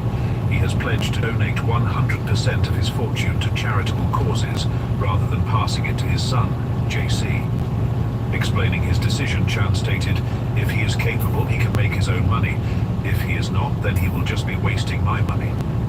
Chan has been recognized as one of the top 10 most charitable celebrities by Forbes and has supported numerous humanitarian efforts, including disaster relief for Japan's earthquake and tsunami in 2011. He once said, "My goal is to have $0 in my bank account the day I die. I buy the things I like, I give money to charity, and then I try to make more money." Jackie Chan's contributions to cinema have earned him numerous accolades. He has a star on the Hollywood Walk of Fame and the Hong Kong Avenue of Stars. He also has an Honorary Academy Award for his extraordinary achievements in film. Who would believe? He has 2 Guinness World Records, most stunts performed by a living actor, and most credits in one movie. Now moving on is another actor who paid out one of the highest divorce settlements and still remains one of the wealthiest Hollywood celebrities. 6. Mel Gibson. Mel Gibson is one of Hollywood's biggest names, and his bank account reflects that. The Australian-American actor, director and producer has built a fortune, with his net worth sitting at around $425 million. But believe it or not, he could have been worth nearly double that amount, if not for one of the most expensive divorces in Hollywood history. If you've been waiting for Trump's return, you'll want to get your hands on us. We're running an important poll to see who is supporting Donald Trump, and as a thank you for participating... Double that amount, if not for one of the most expensive divorces in Hollywood history. In 2011, he split from his ex-wife, Robin Moore, and the settlement reportedly cost him a whopping $400 million. Even with that financial hit, Gibson is still one of the wealthiest celebrities in the industry. His success comes from blockbuster hits like The Lethal Weapon and Mad Max franchises, as well as his award-winning work behind the camera. One of his biggest financial wins was The Passion of the Christ. He put up $45 million of his own money to make the film, and it paid off in a huge way. It made over $370 million in the US alone, and earned him between $400 to $475 million when you factor in global box office sales, DVDs, and merchandise. Gibson's directing career has also kept him on top. His 2016 war film Hacksaw Ridge was a critical and commercial success, earning 6 Academy Award nominations and proving that he could make a Hollywood comeback despite past controversies. But even before his directing days, he was already raking in massive paychecks as an actor. He earned $25 million each for movies like Signs, We Were Soldiers, and The Patriot. He also made $40 million combined from Ransom and Conspiracy Theory. But acting and directing are the only ways Gibson has built his fortune. He's also made smart moves in real estate, owning properties around the world. At one point, he had a $23.5 million mansion in Malibu, which was sadly lost in a fire, a 400-acre estate in Costa Rica, and even his own private island in Fiji that he bought for $15 million. One of his best real estate deals was Old Mill Farm in Connecticut, which he bought for $9 million in 1994, and later sold for $40 million in 2007.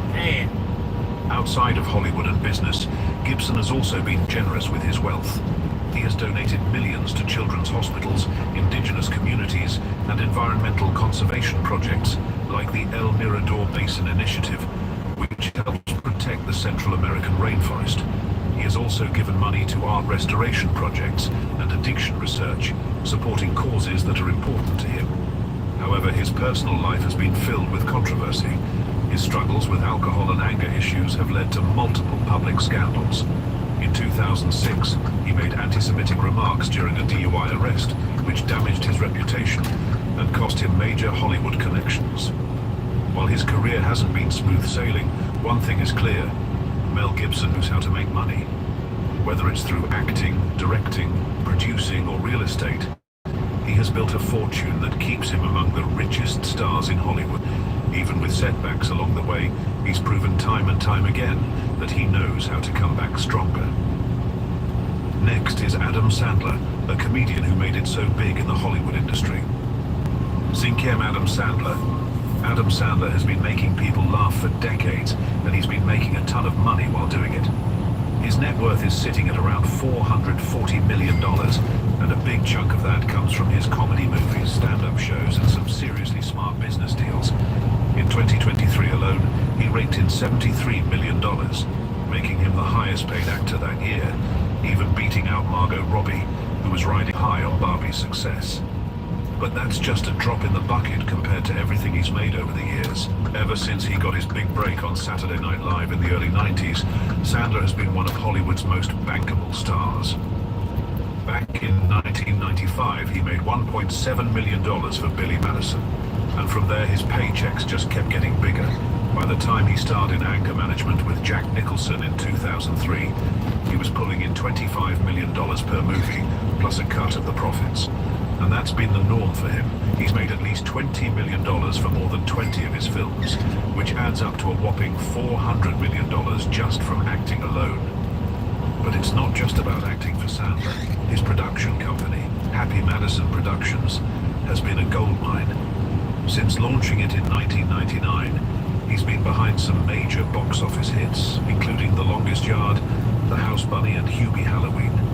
His deal with Netflix, though, is where the real money started pouring in.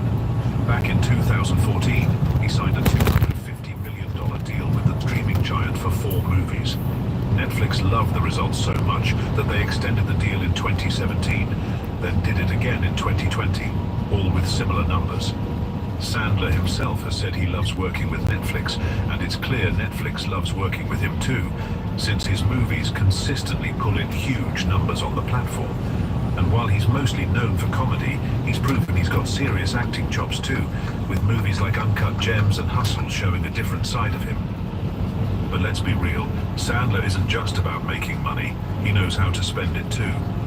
He's got a serious real estate collection, owning multiple mansions, including a $13 million one in Pacific Palisades, a $13.1 million mansion in Malibu, and a condo in Florida. I am about to completely transform my house with a futuristic lighting system called Jellyfish Lights. And the best part? My wife has no idea. He even bought a house from Kurt Russell and Goldie Hawn back in 2004. All in all, his properties are worth somewhere between $50 million and $60 million. And when he's not buying houses, he's buying cars, some for himself and some for his friends. He's even been known to gift his buddies luxury rides, like $200,000 Maseratis. But for all the money he makes and spends, Sandler hasn't forgotten his roots. He still does stand-up, and he's one of the highest paid comedians out there, making up to $400,000 per show. He also picked up the Mark Twain Prize for American Humor in 2023, proving that he's not just $600 million. He's been raking in massive paychecks for decades. His movies have grossed over $11.5 billion worldwide. And thanks to smart business deals, he's one of the highest paid actors ever. He doesn't just make money, he spends it in style. Cruise owns a jaw-dropping collection of real estate, from a $39.5 million mansion in Telluride, Colorado, to a luxurious penthouse in Clearwater, Florida. And let's not forget his Beverly Hills estate, which he once sold for $40 million. Cruise didn't just wake up rich, he worked his way up in Hollywood, starting with his breakout role in 1983's Risky Business. That movie, which cost just $6 million to make, pulled in $64 million and became a cultural phenomenon. But it was Top Gun in 1986 that turned him into a global icon. The film dominated the box office with $360 million, making it the highest grossing movie of the year. And from there, it was one hit after another. Rain Man, Cocktail, A Few Good Men, and The Firm cemented his status as a top-tier actor. Then, in 1996, he took things to the next level with Mission: Impossible, not only starring as Ethan Hunt, but also producing the film. That move paid off big time, with the franchise now spanning 7 movies and an 8th set to drop in 2025. With each installment, Cruise keeps raising the bar, literally, since he insists on doing his own insane stunts. Over the years, Cruise has pulled in some mind-blowing salaries. Back in the 80s, he earned $75,000 for Risky Business, but by the time Top Gun rolled around, that number jumped to $2 million, and it didn't stop there. He pocketed $75 million for Mission, Impossible 3, and his back-end deals on films like War of the Worlds and Mission. Impossible 2 landed him a staggering $100 million each. For Top Gun Maverick, he took home around $100 million as well, thanks to a profit-sharing deal that gave him a cut of the box office earnings. But it's not just about the money. Cruise lives for the thrill, both on and off screen. He's a licensed pilot and owns a fleet of aircraft, including a Gulfstream Phi, a Honda Jet, and a Bombardier Challenger 300. The P-51 Mustang, a vintage fighter plane, is one of his most prized possessions, and he even flew it in Top Gun, Maverick. His car collection is just as ridiculous. He owns a Bugatti Veyron worth over $1.7 million, a Saleen Mustang S281, and even the Chevrolet Chevelle Supersport from his 2012 movie Jack Reacher. The man doesn't just act in action movies, he lives them. Outside of his career and extravagant lifestyle, Cruise's personal life has always been a hot topic. He's been married 3 times, first to Mimi Rogers, then to Nicole Kidman, and later to Katie Holmes. His high-profile relationships have kept the tabloids busy for decades. Up next is Dwayne Johnson, a pro wrestler with popularity in both the wrestling and acting world. Third Dwayne Johnson, Dwayne The Rock. Johnson has carved out a legacy that has gone round wrestling, Hollywood and entrepreneurship. With an estimated net worth of around $800 million in 2025, Johnson is among the highest paid actors and one of the most recognizable faces in entertainment. His fortune comes from a combination of acting, business ventures, and endorsements, with his earnings surpassing $100 million. Johnson's rise to fame began in professional wrestling, where he became one of WWE's superstars during the era. His larger-than-life persona and electrifying 11 and 2013, earning millions in the process. He remains a key figure in WWE, even securing a seat on the board of TKO Group Holdings, the parent company of WWE and UFC, in early 2020. Successful wrestling to acting, making his cinematic debut in The Mummy Returns, 2001, before landing his first lead role in The Scorpion King, 2002. Career skyrocketed with appearances in action-packed hits like Fast 5 and subsequent Fast and Furious installments, as well as family-friendly block Moana, 2016, and Jumanji, Welcome to the Jungle. This cooler saves so much on your power bill, it will pay for itself in just 5 to 7 days. After that, every dollar of savings is going in your pocket. Welcome to the Jungle, 2017. In recent years, Johnson has commanded massive paychecks, earning $50 million for his role in the 2024 holiday action film Red One, the largest upfront salary of his career. Additionally, he receives multi-million his movies to his vast social media audience. Terramana Tequila has grown exponentially, reaching a valuation of $2 billion. Some industry experts predict the brand will propel Johnson to billionaire status in the near future. He also co-founded 7 Bucks Productions, a company that has produced multiple successful films and TV shows, including Ballers and Young Rock. Named after a pivotal moment in Johnson's life when he had just $7 to his name, the company symbolizes his journey from financial hardship. In the thick fashion industries, Johnson partnered with Under Armour to create Project Rock, a line of workout gear, sneakers, and headphones. His brand collaborations extend to Ford, where he reportedly earns $15 million annually, and Voss Water, in which he holds an ownership stake. With his immense wealth, Johnson owns multiple luxury properties, including a $27.8 million mansion in Beverly Hills and a large farm. You good? Alright, that's what I'm talking about. We're going to stop it a little bit, fuel up, take a break, get cleaned up, alright? Huh? Okay. Gulfstream G650 jet, ensuring he travels in style. Up next is Jerry Seinfeld, one of the very first actors to earn $1 million per episode. 2. Jerry Seinfeld. I'd be a billionaire by now. Jerry Seinfeld is a household name in comedy, amassing a net worth estimated at about $1.1 billion. His journey to this financial pinnacle began with his passion for stand-up comedy, which he pursued after graduating from Queens College in 1976. Seinfeld's big break came in 1981 when he appeared on The Tonight Show starring Johnny Carson, leading to national recognition. However, it was the creation of the sitcom Seinfeld in 1989, alongside Larry David, that catapulted him into unprecedented fame and fortune. The show, often described as a show about nothing, became a cultural phenomenon, running for 9 seasons and concluding in 1998. During its You peak, see this nonsense in Seinfeld front of became us? the first That actor was to earn $1 crazy. million per episode, reflecting the Little show's Penske immense rental truck popularity. almost smashed into The that financial Ranger success at didn't 4th stop Avenue. with the series finale. Syndication deals have been extraordinarily lucrative. Reports indicate that both Seinfeld and David each earned approximately $400 million from a single syndication cycle. In 2019, Netflix acquired the global streaming rights to Seinfeld for over $500 million, further adding to his wealth. Beyond television, Seinfeld has maintained a successful stand-up career, releasing specials like I'm Telling You for the Last Time and 23 Hours to Kill. His web series, Comedians in Cars Getting Coffee, which aired from 2012 to 2019, showcased his love for comedy and automobiles, featuring conversations with fellow comedians in classic cars. Speaking of cars, Seinfeld is an avid collector, owning an impressive array of vehicles, particularly Porsches. He has about 150 cars in his collection.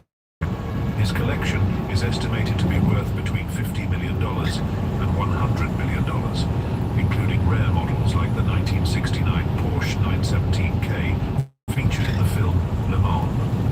Real estate is another area where Seinfeld has invested significantly. He owns a 12-acre oceanfront estate in the Hamptons, valued between $70 million and $100 million, among other properties.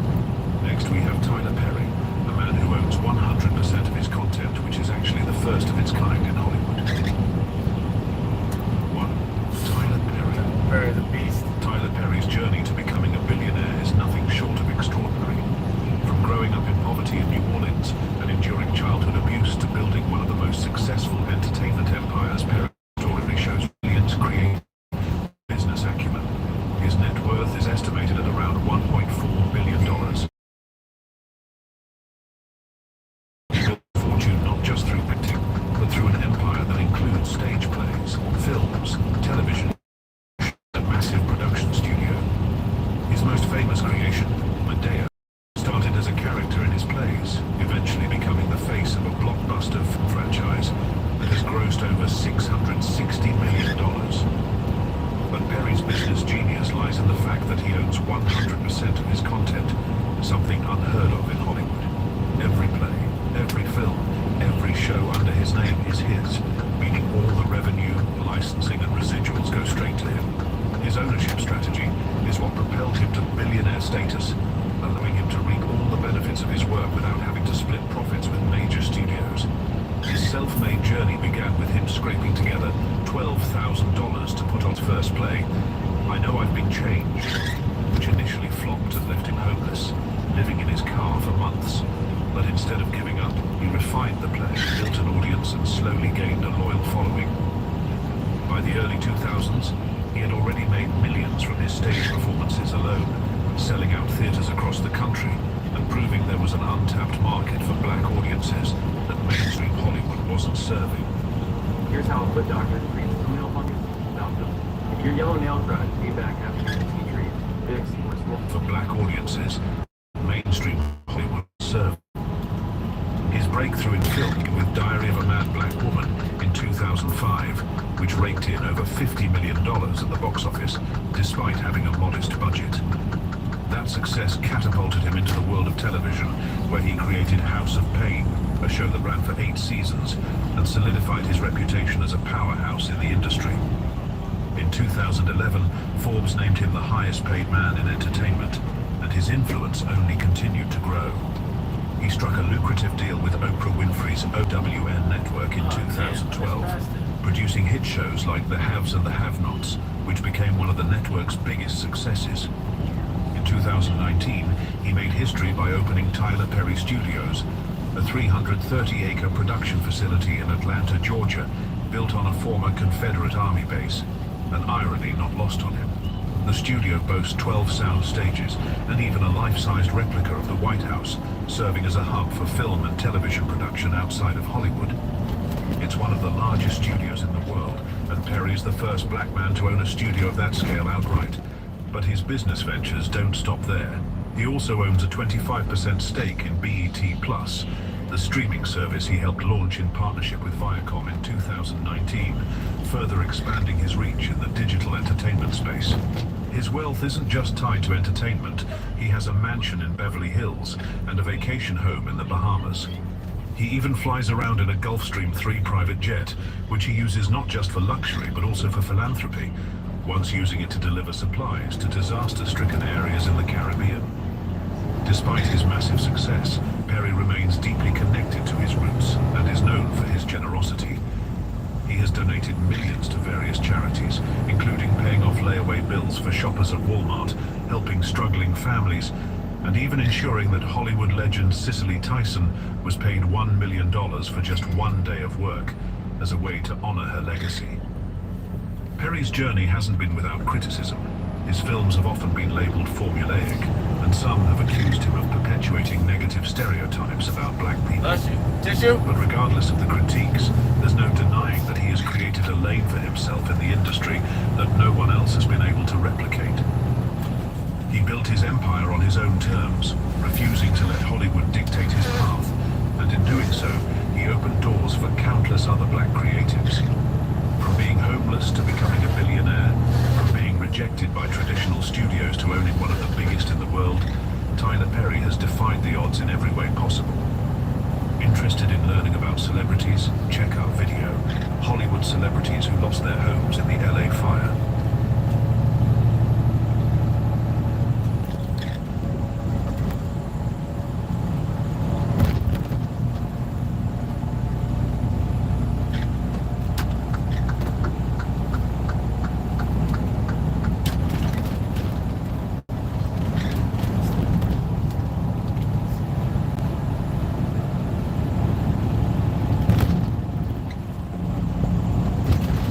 Bathroom?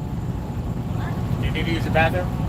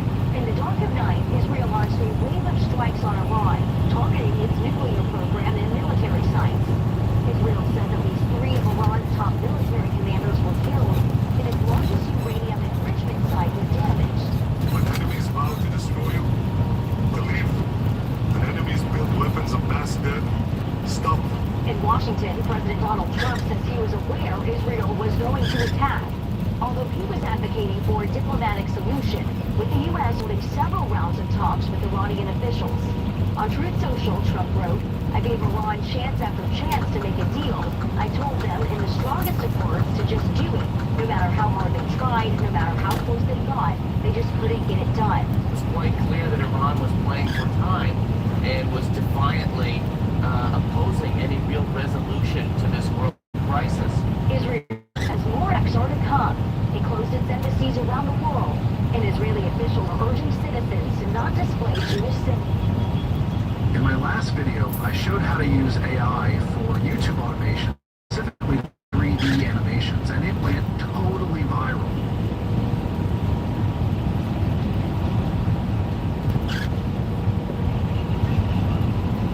Right? That's why they call it. So I don't ask what you call this. I just get right on in and what you need me to do.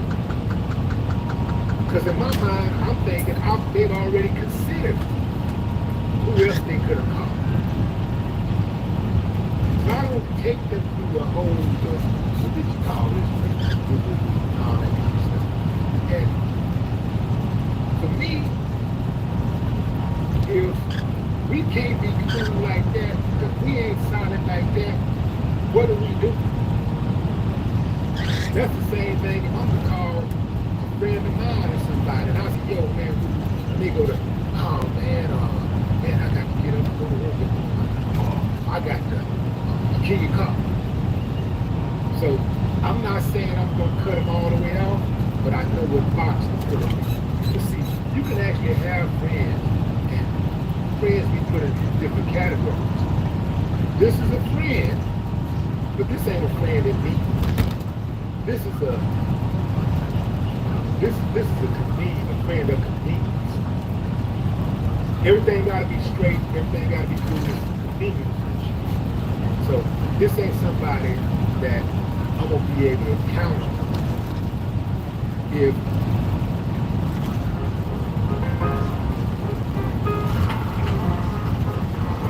with 5 times more paid teams on average, LinkedIn Premium should get more clients. Behind me are 100 circles with 100 people inside of them. I don't care if this takes weeks, months, or even a year. The last one of you to leave your circle wins that $500,000. The rules are simple. If at any point you cross the red line around your circle, you lose $500,000. The challenge has officially started. Good luck. Right back there. That's $500,000. Shit, nothing but top. This is my home from now on. You can't take me out of the circle, even if you wanted to. $500,000 all for myself. It took 27 hours to be here, so I gotta last at least 27 hours as far as I see it. Believe it or not, this challenge is much harder than it looks. Because after only 30 minutes in, this happened. We have our first elimination! Oh, nobody touched it. Someone touched the line? I'm shoulder. TJ, you touched your circle, which means you're eliminated. Someone's got to admit it. I'll take the sacrifice. Alright, you're free to go. Taylor, you weren't the first out. You're right. I'm proud of you, Taylor. I wasn't the first, but I will be the second. Wait, what? Whoa! Now there's Trump! And if you're wondering why Chandler and a bunch of other familiar faces are competing, it's because every star competitor from all of my videos are here for the biggest crossover in Mr. Beast history. Everybody here has been in a Mr. Beast video before. They know what it takes to win, so it's very tough competition. I watched the 1 to 100 video. 42 is the biggest one for sure. This is the lady that jumped off the platform. Yeah, no. Eliminated 99 people. Yeah. Is this bigger than your house in the woods you have? It is literally bigger than me and Grace's house. Throw me in here with me. Let's do it. And on the back of everyone's shirt is all the money they've won and lost in previous videos. Lost $200,000, $250,000, $1 million, a $2.5 million private jet, and another $1 million in DQ. I like hanging out with Jimmy because he reminds me of all my failures. And our next elimination happened in the most surprising way I could have imagined. Oh, heck no. Oh! Justice got out. Why'd you get out? You didn't want to use the porta potty? No. Okay, porta potty got someone out. Thanks for having me, though. No problem. This was a big... This is a less elite video, so all these contestants will literally be sleeping in their tiny circle. Except Except, it seemed like Gio had other plans. And if you've seen our videos before, you might already know what he was planning.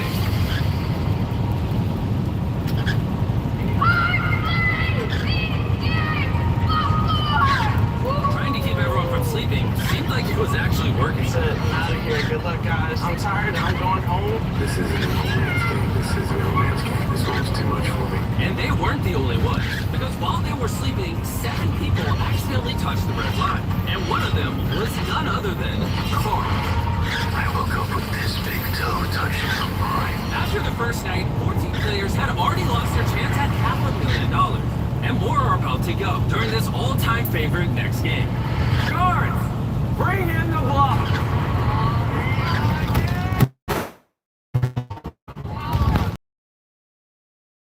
Because all of you are very experienced players, only fitting I bring back one of the hardest games we've ever done. This is how I got out on these games. This is not gonna happen again. All I need you to do is build a tower on the red block. Make sure your tower is very sturdy.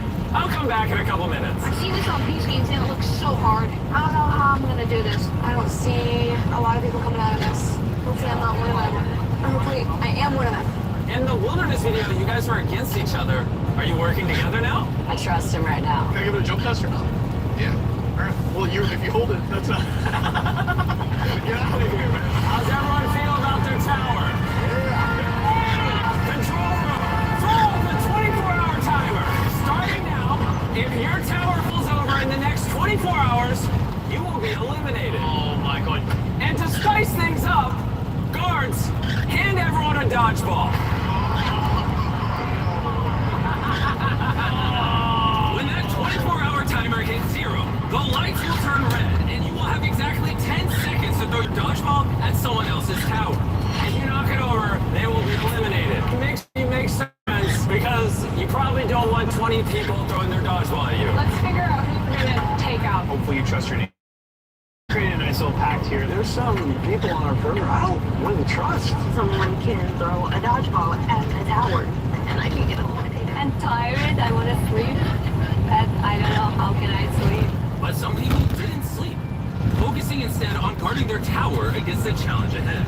It's officially day number 3, and I'm kind of scared for it. This is a game of endurance. So, I've just been sitting here waiting. Because this is an endurance challenge, a few people inevitably touch the red line. And one player literally got eliminated by a reason. Not only did he touch it, but then he proceeded to caress the circle.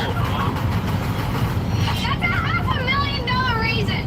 But the majority of this time was spent forming alliances and deciding who they were going to target with their dodgeballs. That's the thing. You don't know who's aligned with who's going to try to defend each other.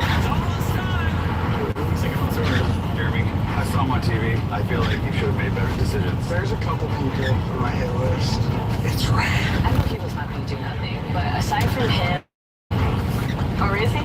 After nearly 24 hours of all of you protecting your towers, finally, 1 minute remains! You had ample time to form alliances, develop a strategy, figure out your enemies! This is gonna be crazy! 3, 2, 1, go!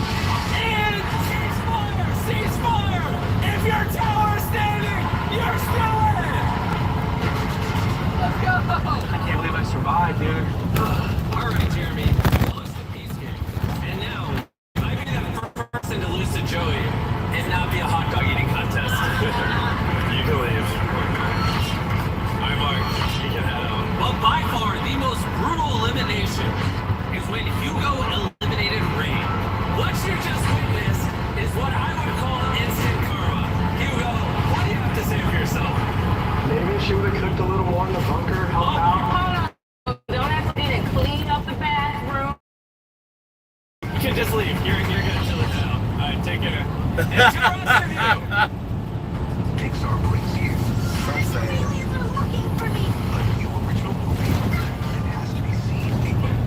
You can kick your tail over, you survive! Get some rest while you can, because tomorrow, half of you are going home.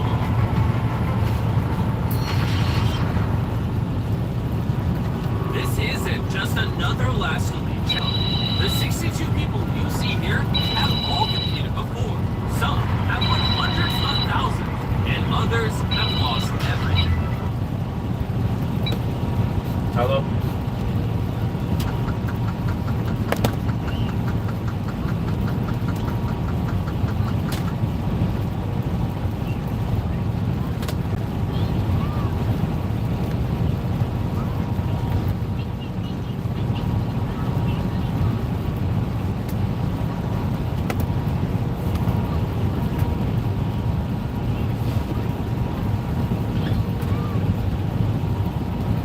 So the only question is, who will last the longest?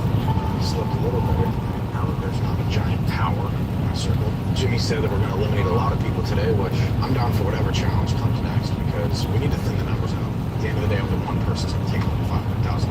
Attention everyone! I have an announcement to make.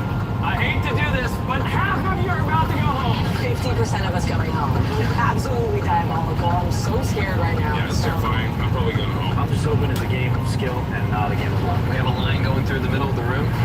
Since they're putting tape down, it seems like they're dividing the room into 4 quadrants. We're going to try to figure out a way to make sure that half of the room that goes. In a matter of seconds, Gio and I are literally separated. Yeah, this is by far the worst I've felt in this challenge yet. Now all of us are about to get out in less than 30 seconds. We have now split the circles into 4 quadrants. We are going to be playing a game of hot potato. I'm going to start a 1-hour timer that none of you can see. And at the end of the 1-hour timer, the 2 quadrants with these balls inside of them will be eliminated. Everyone get the balls out. There's a lot of strategy in this coming up game. It's up to you to work with your team to figure out the best way to keep track of time if you want any chance of moving on. I'll give you a little bit of time to strategize. Who wants to count? We need to keep track of the time somehow. One person's counting the seconds, the other person's counting the minutes. Because if we get enough people counting, the average should be pretty accurate. Do you think they're going to be able to time it perfectly? Not in the slightest. Yeah. They need counters, and I can't even count. There's no way you can guarantee a perfect count, especially to an hour. You know, you can maybe get close for a minute. We are panicking. We have no idea what to do. There's 100 different strategies, and now everyone is like freaking out. And after we spun to see which 2 quadrants got the balls first, orange team! Green team! 3, 2, 1, go! The 60-minute timer has begun. How long do you hold on to the ball for? I'm holding on to the last second, baby. Well, what if you hold on to the second too long? Your team's out. Oh, we got both the different counters. Oh, these are the counters over We here. got counters in the back. This entire game is reliant upon your team's ability to keep track of time. If you're just a second off, you can hold the ball and you all go home. They're trusting team to stay focused, to be right. What if This team thinks it's been 9 minutes and 20 seconds, but green team's on 2 minutes and 15 seconds. We already have a minute difference between the two sides. I'm hoping they're holding back too long. It goes red while it's still in their hands. Because that's the thing about time. No one here knows exactly how much they have. We're locked in. Everyone's quiet. Are you guys going to throw at each other? No, we're not. We're going. And while some were trying their hardest to keep time, Balls get thrown, time goes out the window. It's just going to be a frenzy. others would inevitably try to throw them off. 52, 53, 54, 2,042.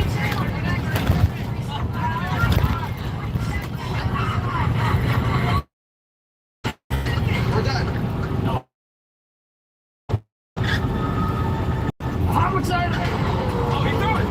All right.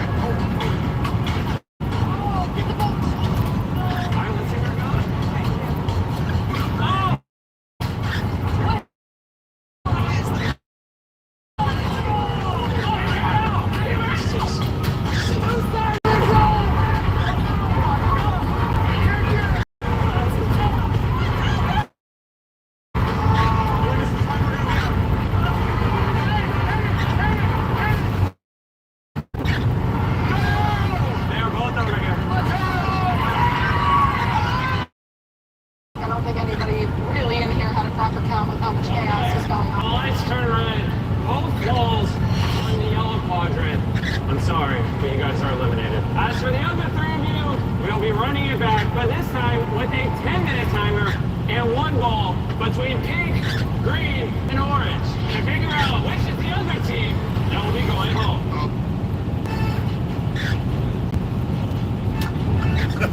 Going another going in there every slide.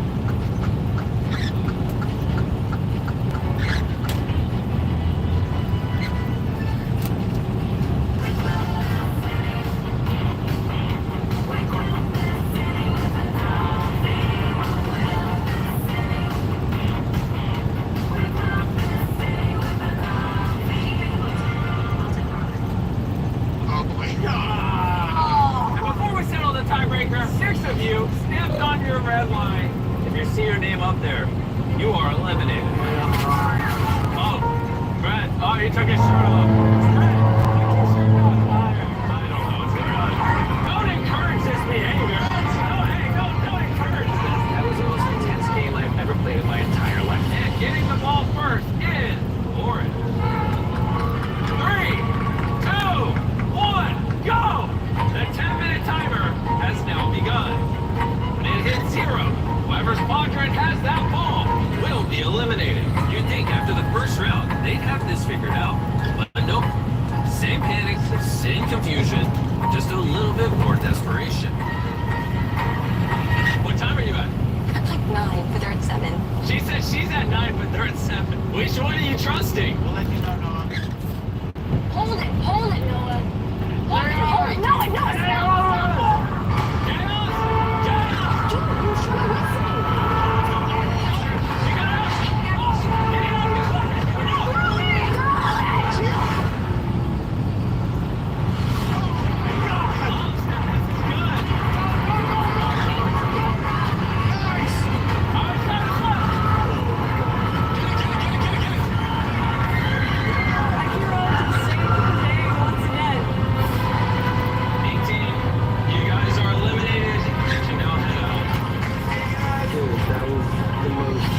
Thing I think we've faced so far.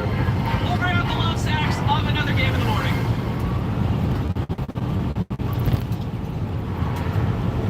So it's day 5. Energy's feeling good. You know, we got a good night's sleep. Everyone is acting maybe a little too confident. I think at this point it's going to start getting pretty intense. Now we're all thinking about our chances of winning $500,000. If it comes down to me or another competitor, I'm not going to hesitate. Before we can play the next game, look at the screen. One of you stepped on your red circle.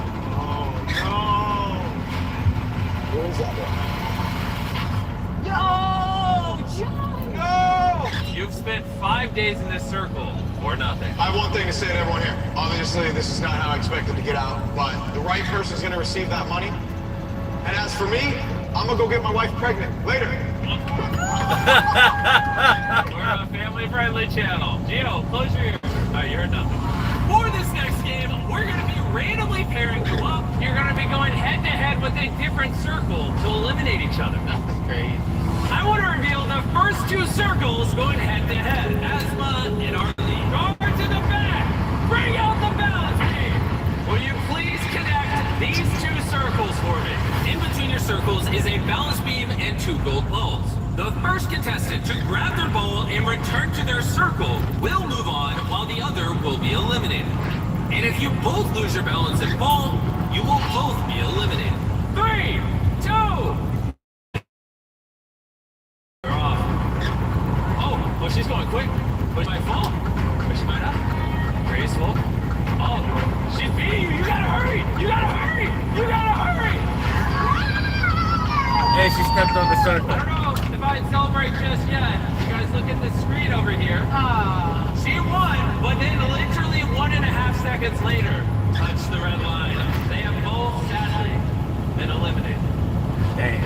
I celebrated too hard. Guards, set up the next game. Preston versus Noah. Noah, are you ready? I'm ready. Preston, are you ready? Yeah. Well, before you go, I want to let you know that Shopify is the best way to start. Jimmy, can you say go so I can get on this balance beam? Noah, do you want to start a business? Yes. When you do, make sure you use Shopify and manage it, okay?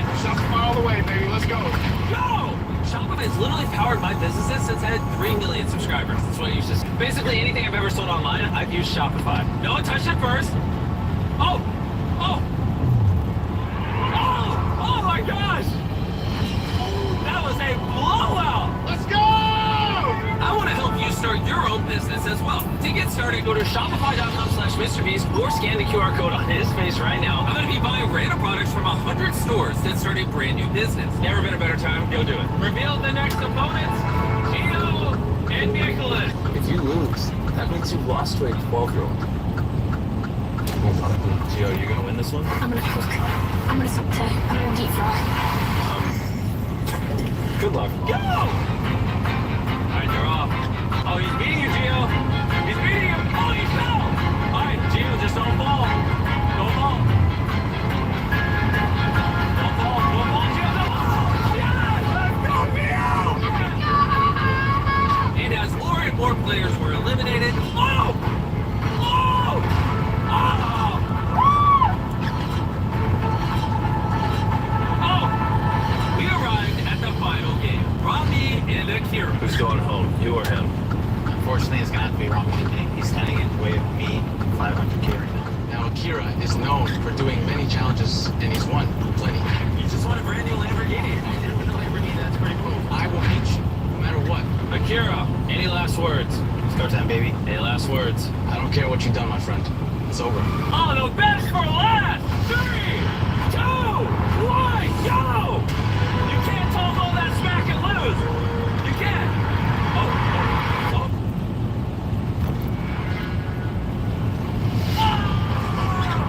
Pleasure doing business with you, baby. I am here in the top 10 to prove that I belong. Top 10, baby. We got top 10.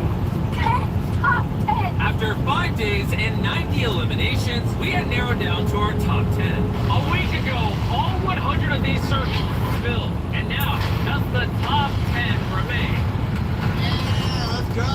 This top 10 is stacked with Beast veterans. We have Los, who's been in several videos. Akira is back from Beast Game. Ronnie competed in Laserman. Noah did 32,000 curls. Omar took his hand off the $1 million. Gio was in both of our ages 1 to 100 videos. Allison left her previous circle for an iPhone. Julia lasted 20 days in the wilderness. Gabriella was in the top 10 for a $1 million island, and Mallory actually won that $1 million island. And because each of you have already competed in my videos, we are going to do something I have never done before.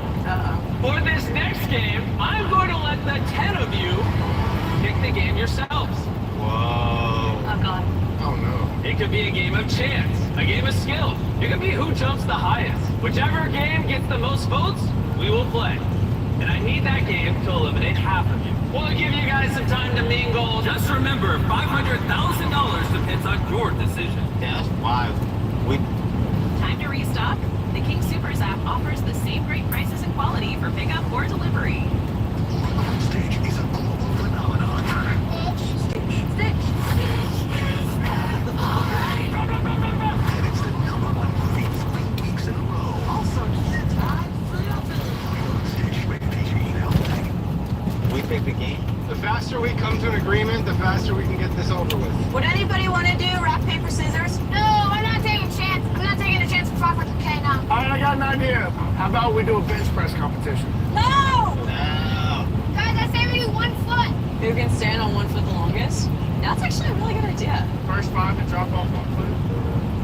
Yeah, let's do it. All right, we got it. Jimmy! We have a game. I am a dancer, but I won't tell them that. Guys, want to leave $500,000 up to balance. Well, before we play, Patrick, come on in. This is our standards and practice guide. You're gonna have to explain exactly what the rules are. He's gonna be the one upholding them. And in case you were all wondering, for these challenge videos, we have someone whose literal job is to make sure they're fair. You gotta pick one leg. You can't change legs. You cannot use your other foot for support. If your foot touches your other leg, you're out. If you agree with the rules Noah laid out, raise your hand. Oh my gosh. Okay. Cuties. Be the quick, guys. 3, 2, 1, go! And the game is off. There's a timer on the screen. Let's see how long it takes for 5 of them to touch the ground. ground. Okay. It's been 10 seconds. It is dead quiet in here. No one is talking. Wow. Do any of you guys want some Feastables? I'll take one. There you go. I'll help distract you. Appreciate it. The cookies and cream is good. Yeah, That was good. I have a theory that if I say buy Mr. Beast merch, buy Mr. Beast live streams, everything you can find Mr. Beast related, Yeah, Feastables. Like this, yeah. yes, I get a 50% plus chance of spending. That's not true, but I will put that clip in the video. Come over here. Hi, Jimmy. Hey. Okay. If your foot touches the turf, you lose $500,000. I'm aware. Okay. How long do you think you could go? How long do you think you could go? I don't know. 20 minutes? I don't know. An hour? Maybe. 5 hours? Maybe. Could go a day. Could go a day. I would say his toes maybe 2 inches off the ground right now.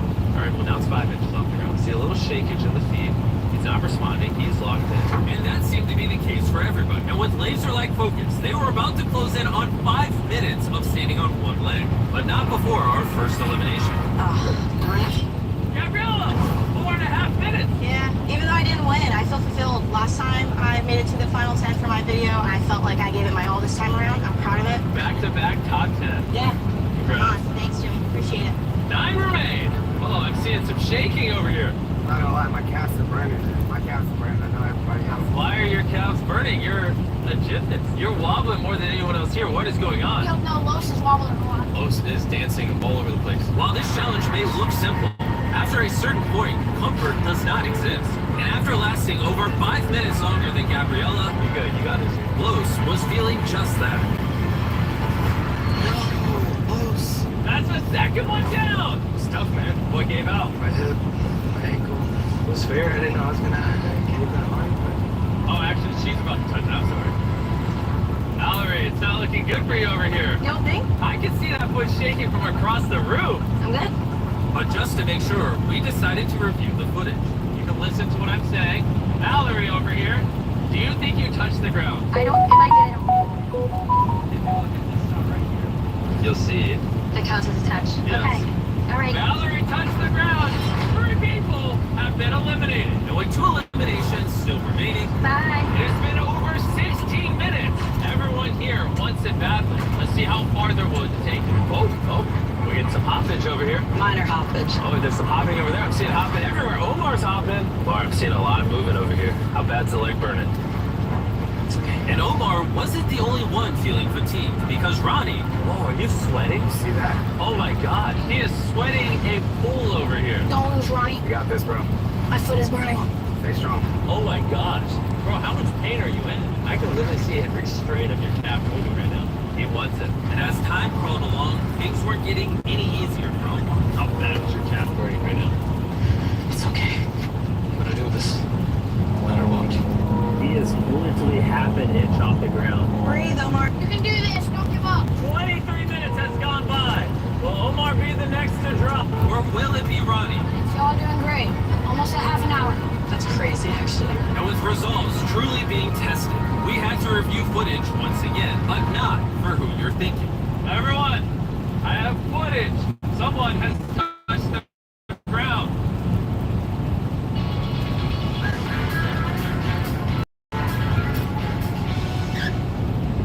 When emergency strikes, first responders rely on the latest technology. That's why T-Mobile built T-Priority, America's best 5G networking experience. Everyone, I have footage. Someone has touched the ground. That someone. Thought so. You look right there. See that? Yeah.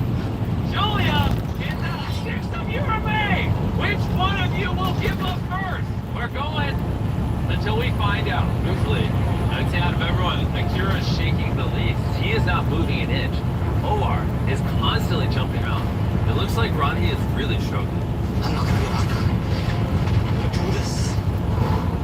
And this seemed to be it. As the clock was reaching 38 minutes, he and Ronnie were reaching their breaking points, and both were on the verge of collapse. Yeah, I'm sweating up a storm. I've been dripping since like 13th minute, bro. Don't think about your legs. Don't think about it. You gotta do this. You got this. Breathe. On your belly.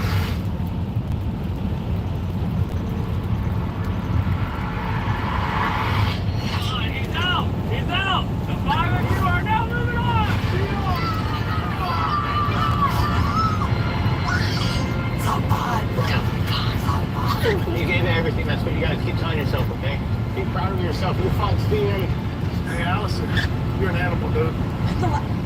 fast girl. Hey Omar, you're a beast, man. I heard you fighting for your life down here. That was incredible, bro. That was amazing. I won't say I regret doing that challenge. Are you getting flashbacks to when you took your hand off $1 million? This is the moment. I would not beat yourself up too much. You definitely gave it everything you had. All of Omar. Now that you've made it to the top 5, I'm gonna give you a choice. You can choose to play a final game that will eliminate 4 of you, giving us the winner of this $500,000. Or you can choose endurance, and we settle this like a traditional last league challenge. Let's do it, man. Endurance all day. Endurance. Keep in mind, if you choose endurance, you could be stuck in these circles for days. Yeah, I'm listening to Mr. Beast. We'll have 1 minute to either write endurance or game. Start the timer! What do you think? Game or endurance? I want to play a game. I want to end this on a high note. I think we played too many games. This is the last league, the circle challenge, and I think endurance. 30 seconds! They're all so short. It's up to the 5 of you to decide your fate. I think I was tired. What are you feeling? I'm torn. I don't know yet. You want to be in here for a month? You want to win $500,000? You want to listen to a 12-year-old? 20 seconds left. They don't want to be here any longer. That means they're going to leave before you do. 15 seconds! Hey, look, the 12-year-old's got to go to school. You want to be out of here? You want to take a shower? Come on, don't listen to them. I know it's a big decision, Austin. 5, Listen to your own self. Don't listen to them. 2, 1. Time is up. Drop your markers. Akira, what did you write? I wrote game. Neil. Game. Noah. Endurance. Ronnie. We can get out, baby. And the tiebreaker is... Dan. Yeah. Woo! I'll go set it up. Hey, can you see my sign? This is what I really chose. Oh, You should have picked endurance. yeah. I'm sorry.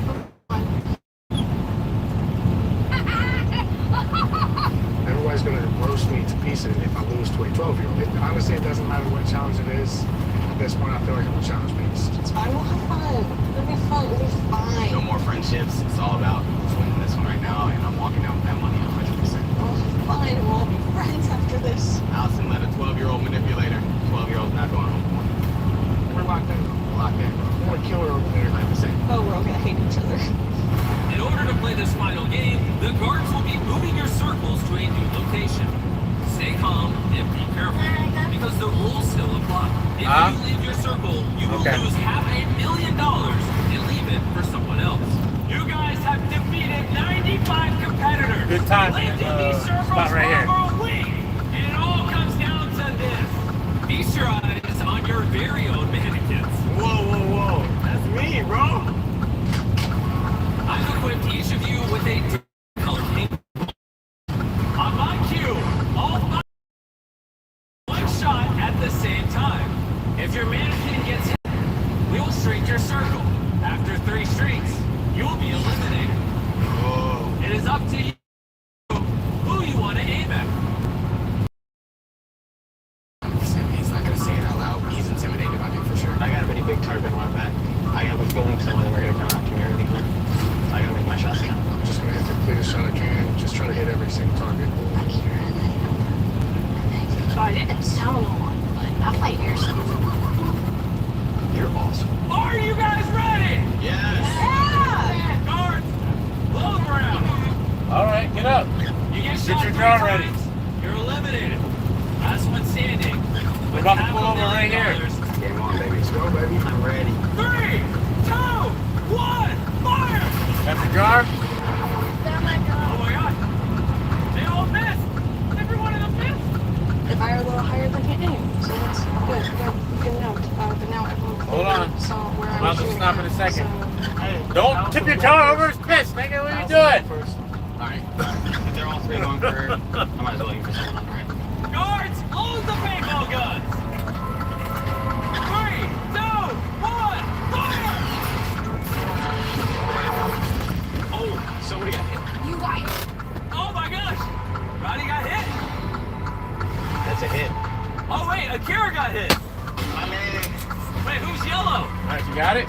Wait, go. Ronnie, you shot Akira? Let's go, baby. And Akira shot Ronnie. Good shot. Straight their circles.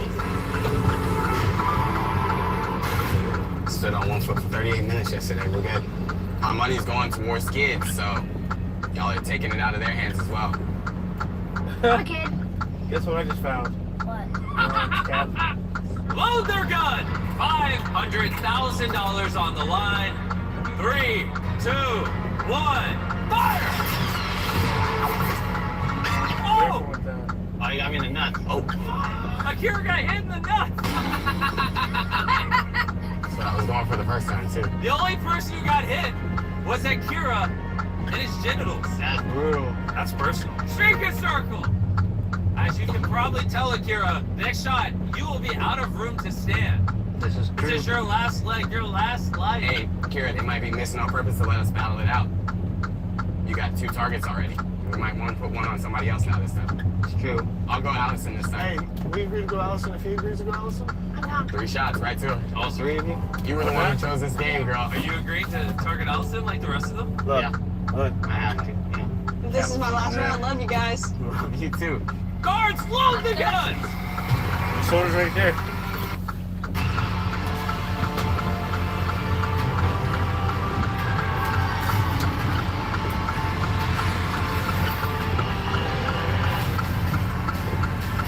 Either sit down or get behind the net. New Red Zesty Herb Fresh Eggs go anywhere. Take zest to go and let the zest take you places.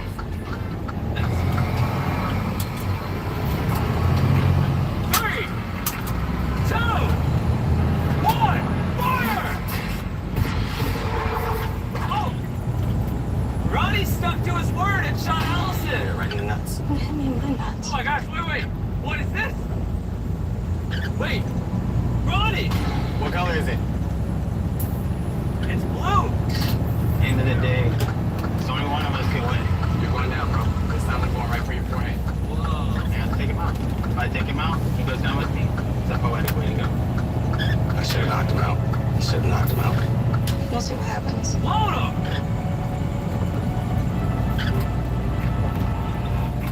3, 2, 1, fire! Oh my gosh. Alright, Akira got hit right here on this side. And if you look over here, Ronnie also got hit. The 2 of you were so stubborn that you cost each other $500,000. Game's the game. He's already got a Lambo. I needed that. He goes down on the hurts out. We got this far. Looks like one of these 3 deserves it more. I feel like you should have been standing there instead of the carport. Tough man. Sorry. Akira, Ronnie, you both have been eliminated. But if it makes you feel better, you can drop your gun. Here's 10 grand. You're not going home empty-handed. Doesn't make me feel better. Oh, TVs. That's what's up. Boys, remove Akira and Ronnie, please. Ah! 3 players remain. Let's keep shooting. 3, 2, 1, fire! Gio hit her right in the chest. Oh, Gio was holding back this whole time. When did you become John Wick? Dawson, you're 1 shot away from losing $500,000. 3, 2, 1, fire! Wait, it went through Gio's head. You're in it. You sure you want to keep duking it out with Allison? What if you hit Allison here, she hits you one more time? Then it's Mr. No Circle versus you with 2 hits. Noah's got nothing. Guards, load them! 3, 2, 1, fire! That's a hit. Oh, that's it. You're eliminated. Noah, hell of a shot. Gio, you are the youngest contestant to ever get this far. You can make history. I could. You can do this. Allison, here's your $10,000 in cash. Oh, thank you. Never mind. Bye, Gio. Knocking it over. Did you just tackle a girl? I think now would be a great time, Gio. To hear from your father! Come on in! Oh my god! Your son is this close to $500,000. How are you? Are you having fun? Whether you win or not, you have literally shown the world like how incredible you are. You have truly impressed everybody. Like you. Does that make you want to go easy on them? No. That was absolutely horrible. But they're not my family. I came here to get one. Oh my gosh. This is gonna be good. Guards! Hold their guns! $500,000 on the line! 3, 2, 1, fire! Oh! Gio landed a hit! Right on the neck! Guards, bring out the circle. You had a lead. Now it's tied ball game. All of a sudden, you both went quiet on me. All right, load them up. It's not hard to be here. Don't let it be for nothing. 3, 2, 1, fire! Oh! Whoa, whoa, whoa, come here. Noah hit the foot. You just hit Gio. All right. Straight Gio circle. That is Gio's second hit. We're one shot away. $500,000. This kid's not gonna miss too much. I gotta put one on target real fast. Guards, load them up. $500,000 on the line. 3, 2, 1, fire! Whoa! Oh my God! Oh, Gio! You hit it! I can put my finger through the hole. Bro, you can't make this up. It's tied up again. Oh my gosh! I'm gonna barf. It is now tied. We are now one shot away. Oh my God. Yo, Godspeed, bro. Hey, yeah, good thing. That's all love, man. Their circles are strung to the max. I cannot believe this. My next shot wins $500,000. This is the most important moment of both of your lives. Will it be Gio or will it be Noah? Who is walking away with this $500,000 right now? 3, 2, 1.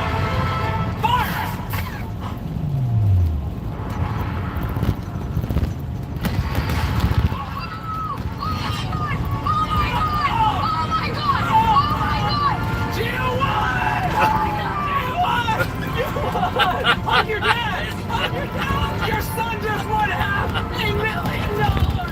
Come on! Gio has had one of the most amazing journeys of any competitor we've ever had. Always standing out amongst their peers. And winning the hearts of everyone they competed against. Because Gio never gave up. They are now the winner of $500,000! This is so crazy. Oh my God.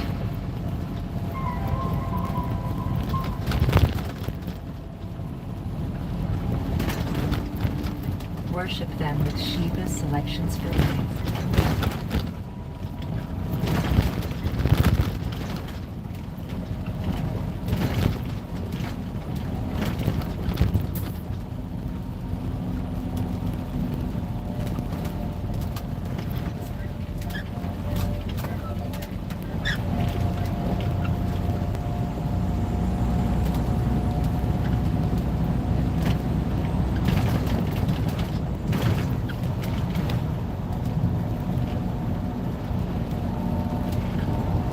Hey, Hilkiah.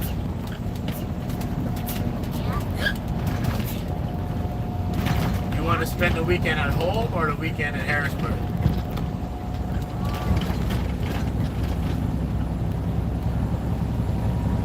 But what does the Harrisburg have? I don't know. No? I don't know. We'll find out when we get there. I want to find out when we get to Harrisburg. So we're going to stay in Harrisburg? Yeah. Alright, that sounds cool. Pennsylvania is just, it's not next to the ocean or anything. Now, Harrisburg is like 2 hours away. And if we went home, we would have to leave Monday morning at like 3 in the morning just to get to delivery on time. Yeah, never mind. Harrisburg. But I think Uncle Dwayne's doing something at home on Sunday. Yeah. I don't know. It's Father's Day weekend.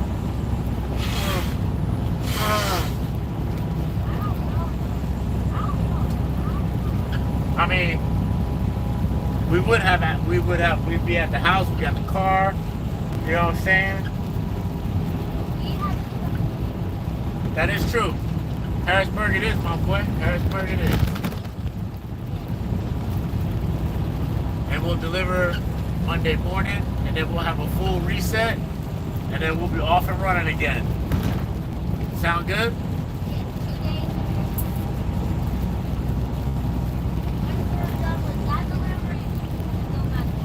Huh?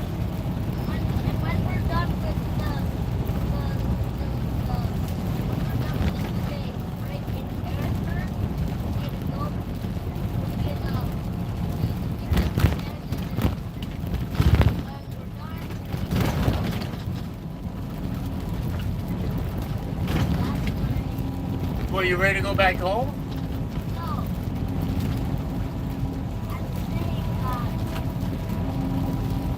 No, we're not gonna go back if we stay in Harrisburg. I'm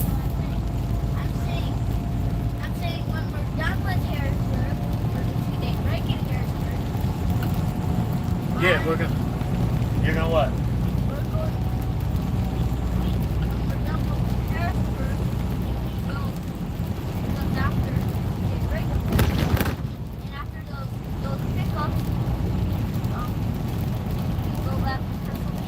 No, we'll be in Pennsylvania tomorrow. Matter of fact, we'll be in Pennsylvania today. And then we're gonna chill out for 2 days. Then Monday morning, early, we gotta do the delivery.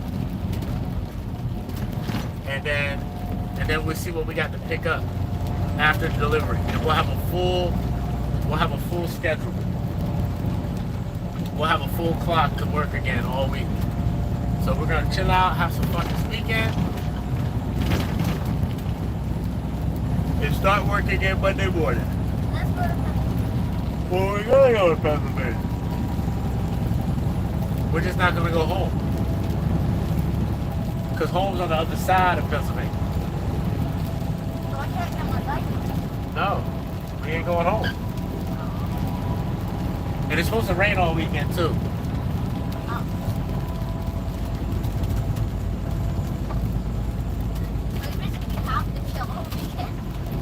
Either way, we're chilling. I mean, if we went home, there's a lot of stuff we can do, but we can find stuff to do wherever we stop. It's not a big deal. Just like we do any other time, right? We're going to Pennsylvania. Either way, the delivery's in Pennsylvania. We just ain't gonna be nowhere near home. Do you understand what I'm saying to you?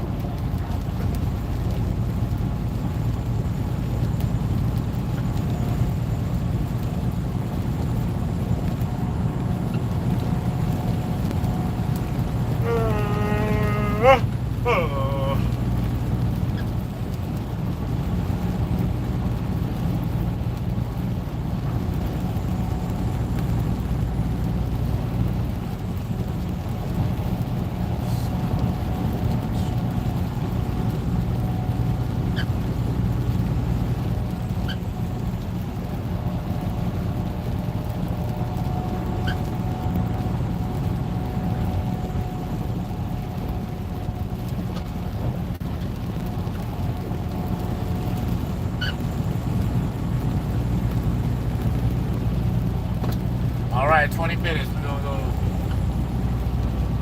20 minutes. We're gonna stop and get fuel, get something to eat. I'm hungry.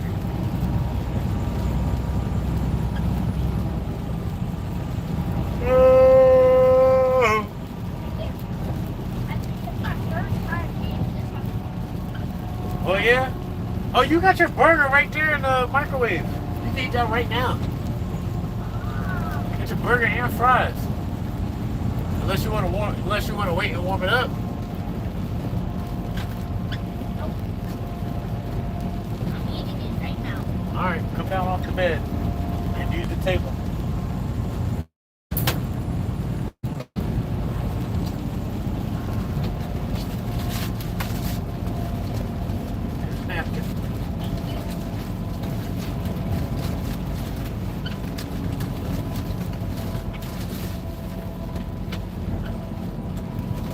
That makes it easy for me then. We'll just get up, brush teeth, wash our face. Since we've been driving all morning, you just woke up. I can use the bathroom, grab something. Somebody ate the bottom of my burger. You did. Somebody. It's only me and you here. And I ate my burger yesterday. And trust, if I was gonna eat your burger, I wouldn't just eat the bottom. I'd eat the whole thing. Hey, easy, easy, easy. Don't get your hands all messy. Sit that finger in the whole burger. Let's see here.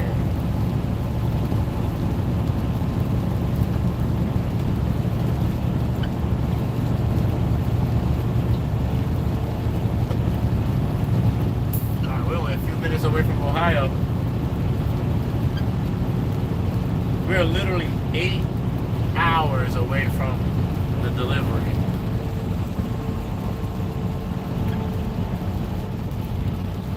And we got 5 hours left in the day.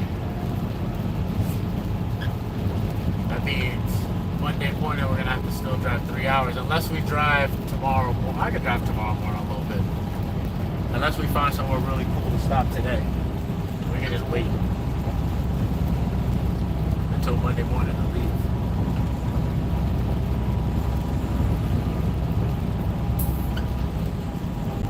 We'll have all day Saturday, all day Sunday.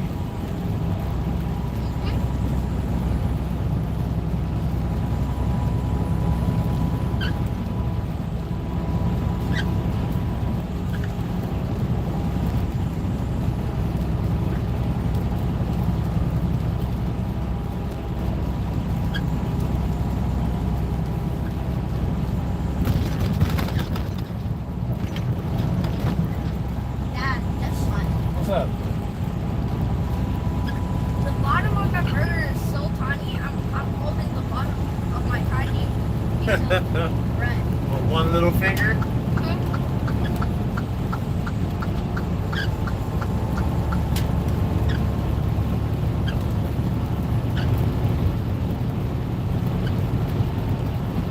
That one little piece of bread.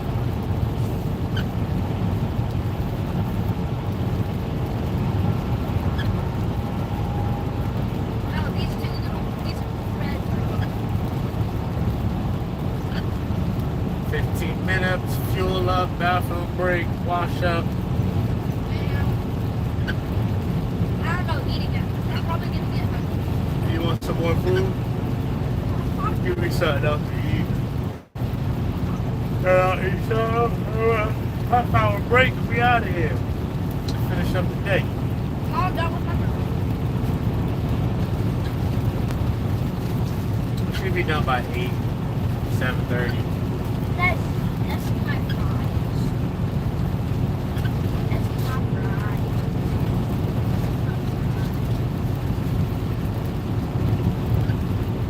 I got a fry.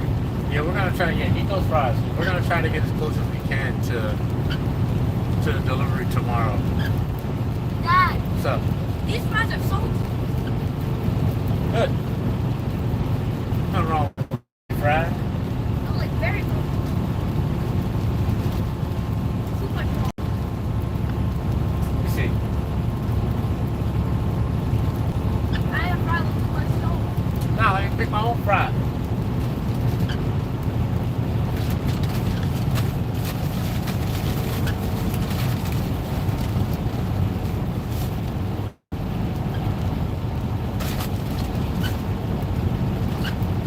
Nice, tastes fine to me. They could use a little air fryer though.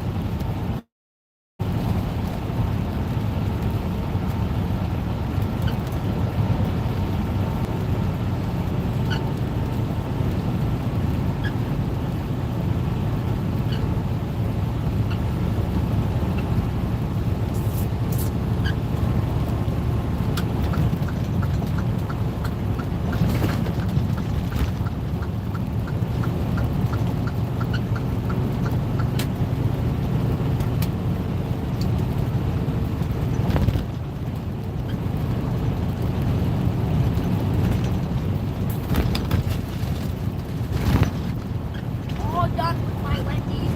All done with your Wendy's. I think that was good. You're saving the fries? Yeah. Air fryer time later? Yeah. Alright. Dad, I think that's good for me today. What's it today? This Oh, you mean right now? Yeah. You don't want nothing else? Alright. It's good for me. Hey, either behind the net or in the seatbelt.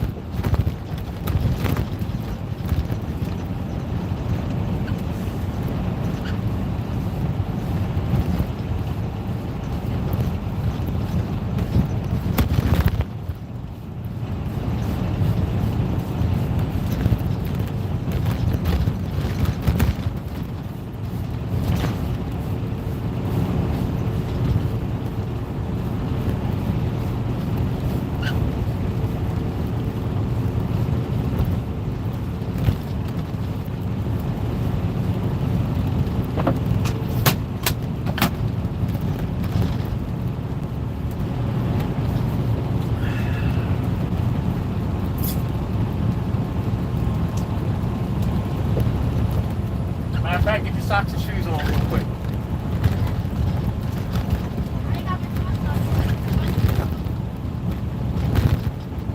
Yeah, get your shoes on, sit up front.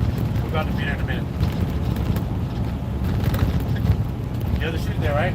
Yeah, my shoes are there. Alright.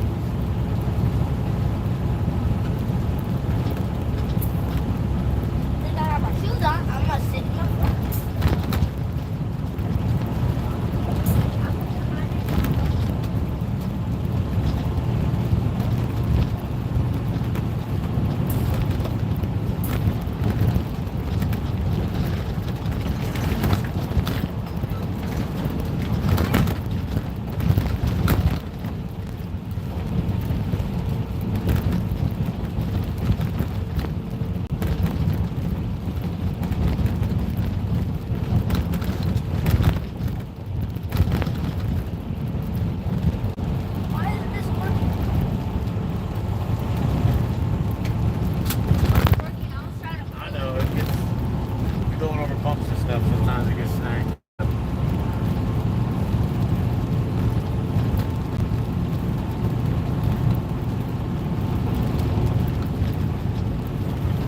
Hey, get it off the armrest. Get it off that armrest. Get it off the armrest.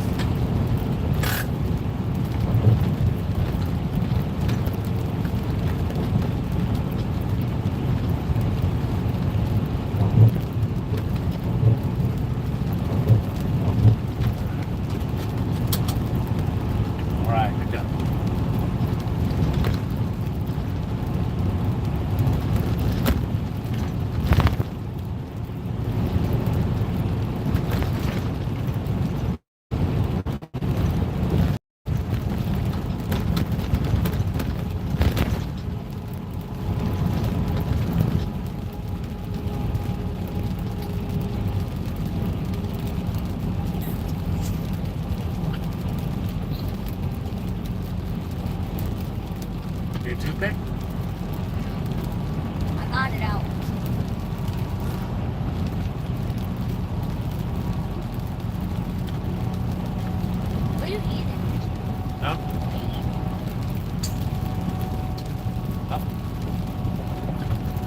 got a little bit of food out of my teeth.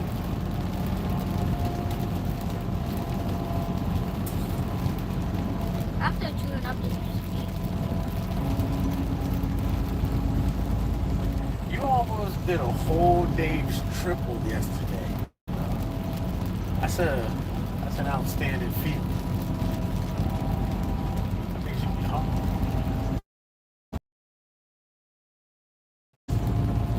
I ain't eating today. I just had some coffee and some cookies. And I just had apartment days.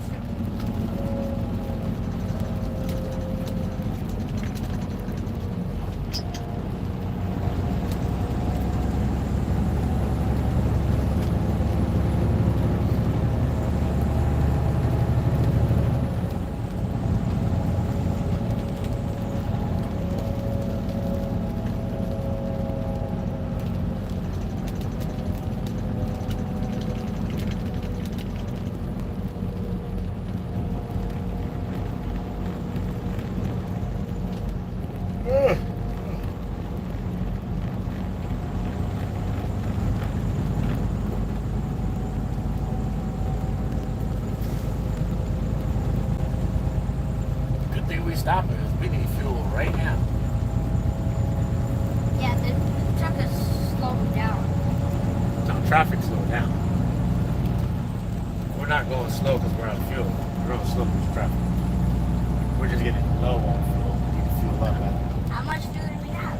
Enough to get to the truck stop up the street. Down the road.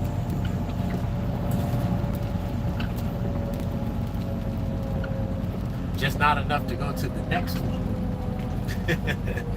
Definitely not supposed to go to the next one. No. If we try to go to the next one, we will stop. Yep, we'll be stuck. We'll be stuck. This is the one.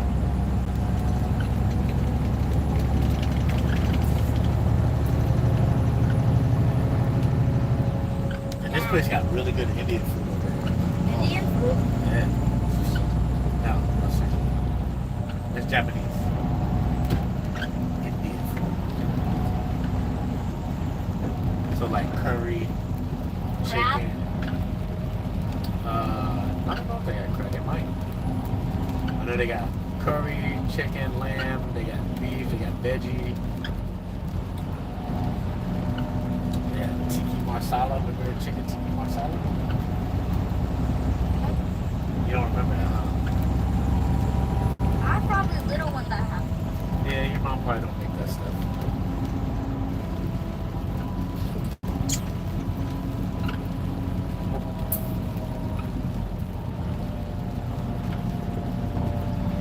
Did I eat it when I was little? Yeah.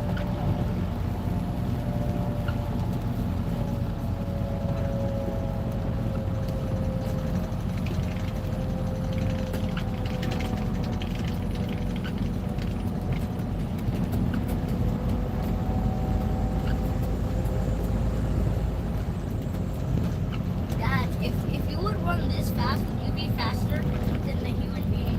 Yep. Would be running super fast. A lot faster. Like super fast? Yeah. This is like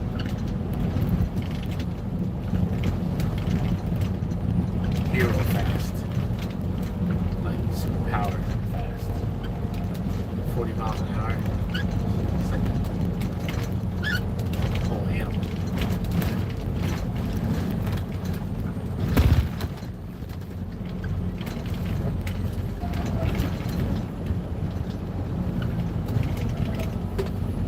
This is weird. I never do this. This is new to me. What else you doing?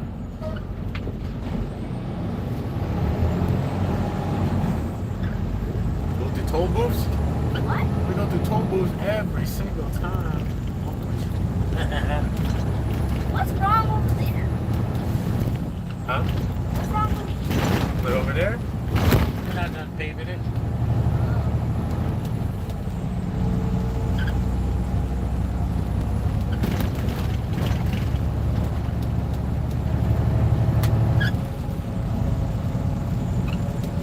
Dad, So, you know Sonic's faster than the Flash?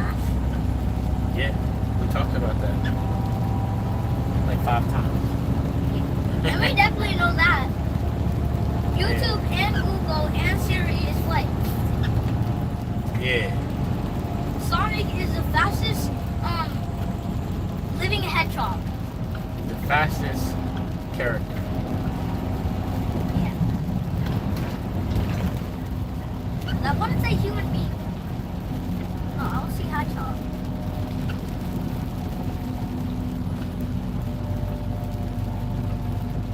Must be a classic car show somewhere. All these old cars coming through. Why are we on the line?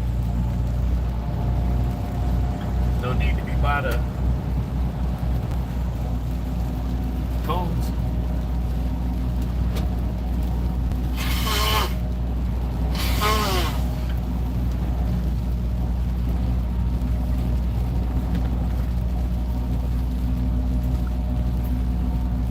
It's gonna be raining a lot today, isn't it? Yeah, it's just a drizzly, rainy day. Good day for driving.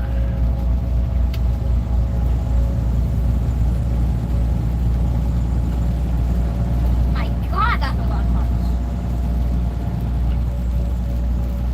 Dad, Huh? how much cars can fit in the truck? Like the car we have. Like our car at home? Yeah. Probably 3.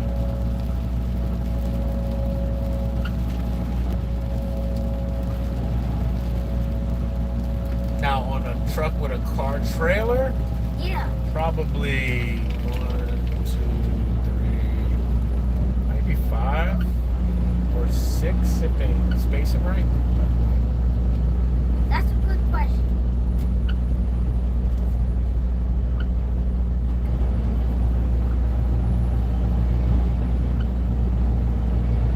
Car haulers can haul more cars than Like that truck. that truck. Yeah. Like the one. Conestoga? Yeah, 3. That's the same length as our truck. Yeah. That's what I mean. Yeah, it's about 3.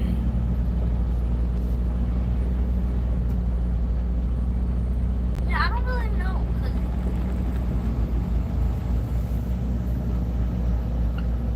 one, two.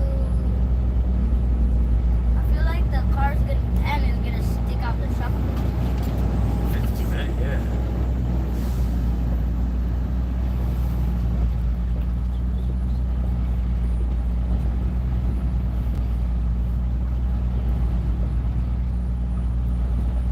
Dad, look at those trucks. Old-fashioned car and like a Lambo car. Oh, a Corvette. Yeah. They're nice. Yeah, it is. Old-fashioned cars are That's nice. a Maserati. Maserati. I like the old-fashioned cars too. Old-fashioned cars are like the best kind of cars. I'm a fan. I'm a fan of the old-fashioned whips. I like a throwback all-metal analog 5-speed.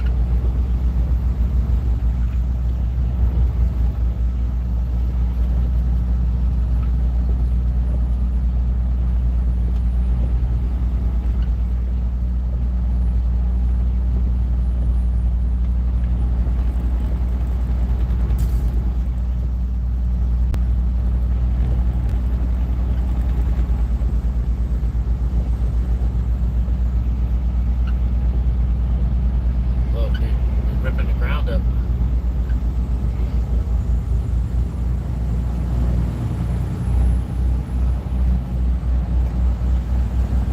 Oh my God, really? Why are we going so slow? Let's go.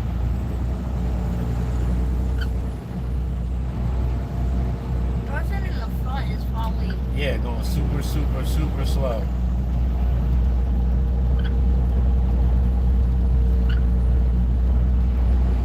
waiting. Like very, very waiting. That's alright, we're getting off a little bit. While they fix the roads, do road maintenance. I'm glad they're doing it though. This road was tore up. It's like a skateboard on the sidewalk, like Yeah, at least we're going a little fast. yeah, we sped up a little bit. Now we're probably the same speed.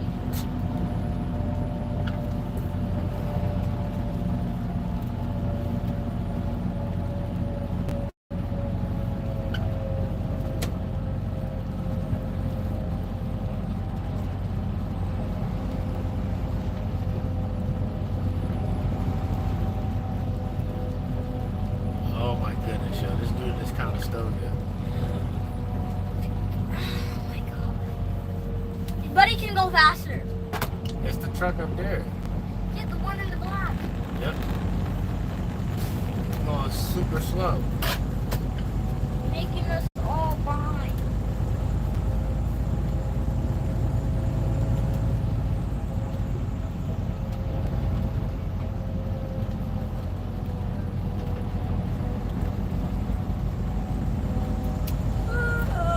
Alright, we're in Ohio.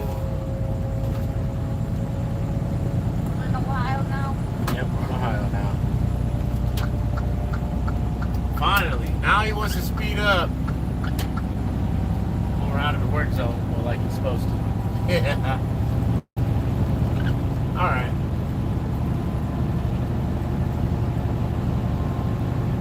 Let's get off this exit and put some diesel in this thing. This thing is out of fuel. Yeah, it is. Put some diesel in this thing. It's sunny. There you go.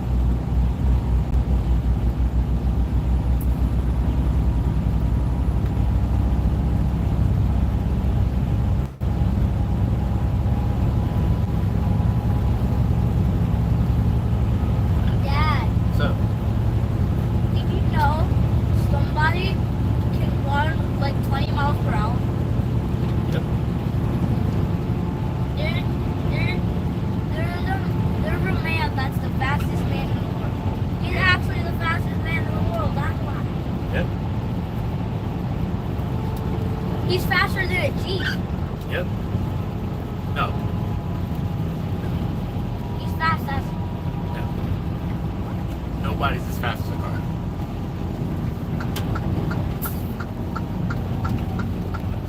Oh, yeah.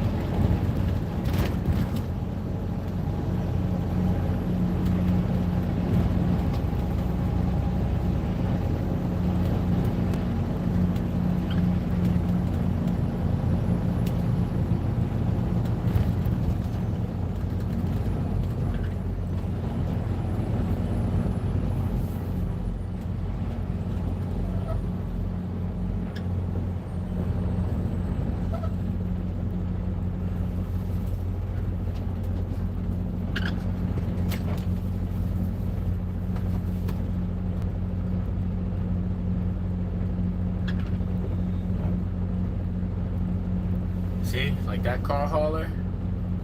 Yeah. Yeah. 2, 3, 4, 5, 6. 1, 2, 3, yeah. It could hold 3. No, 6. Look how many are on there. You don't see how many are there? 6. You can probably hold 6 of our cars.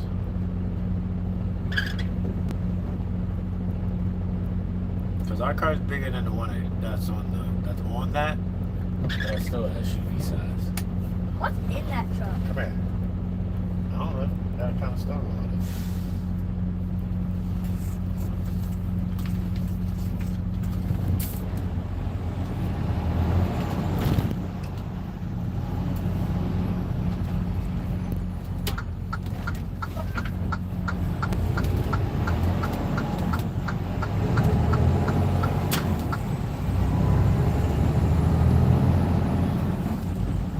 All right. Let's go get some diesel fuel. Yeah.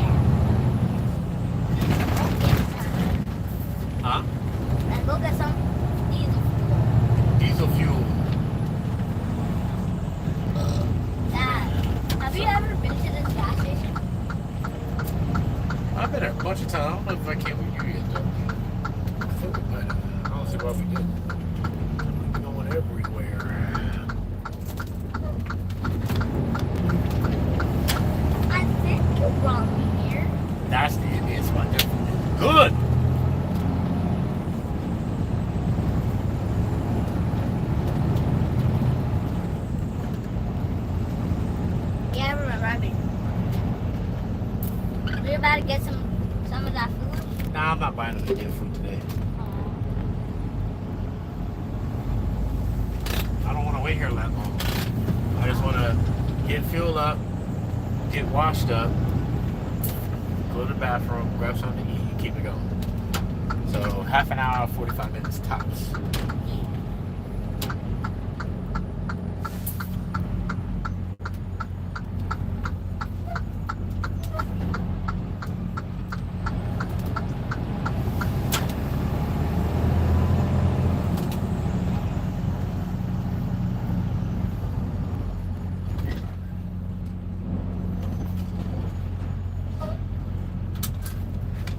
Can I go out?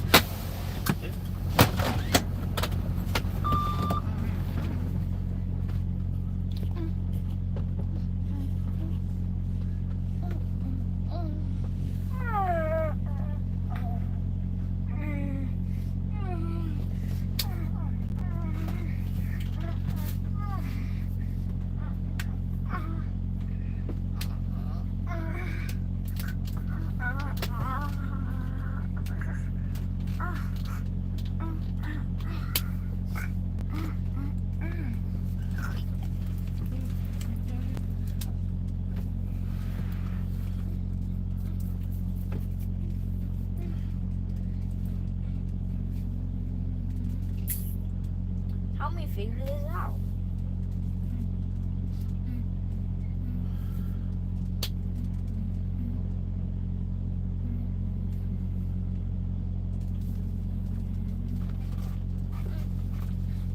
Help me figure this out. Okay, now.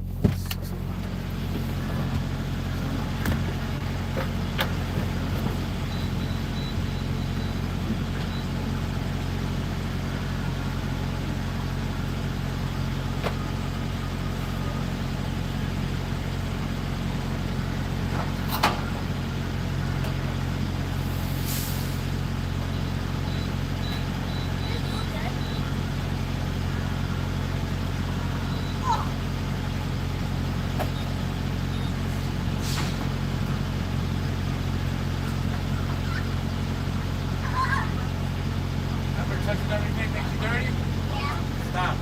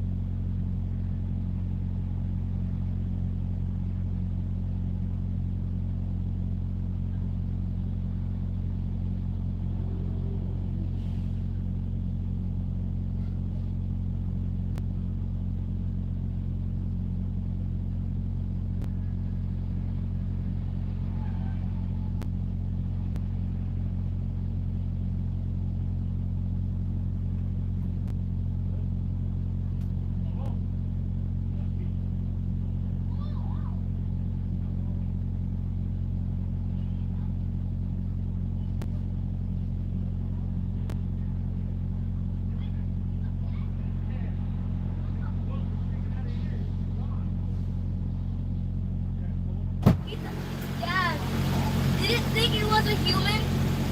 No, why would it think it was a human? But the sink. It's trying to sink. Did it break its sticker? The stinger was out.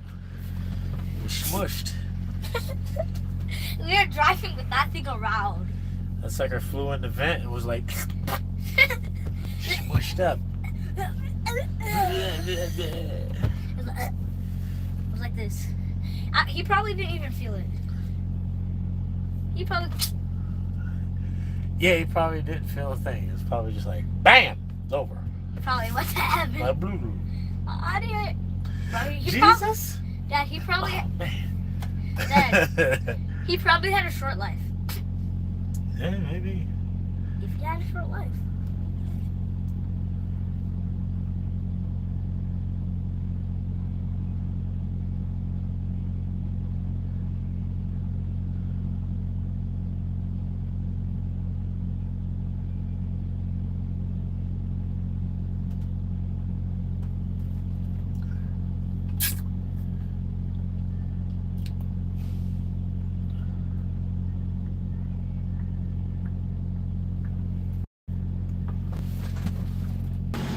For what? Just What are you cold. doing? Come on.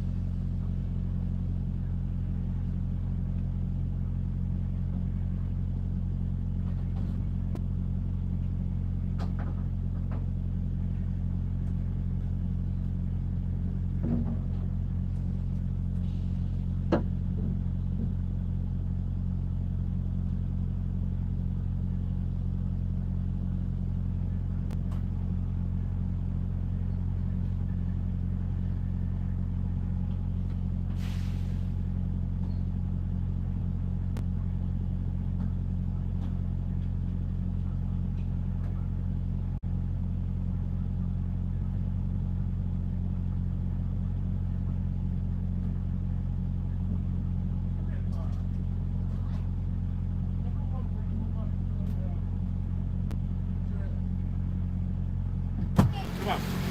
Come on.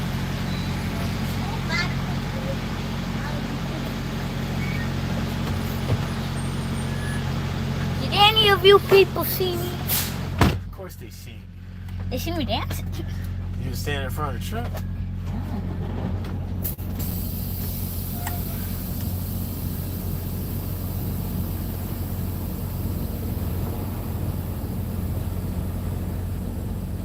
They see you bugging out. Getting the zoomies on because you've been sitting in the truck for so long. I want to come with you. Yeah, I know.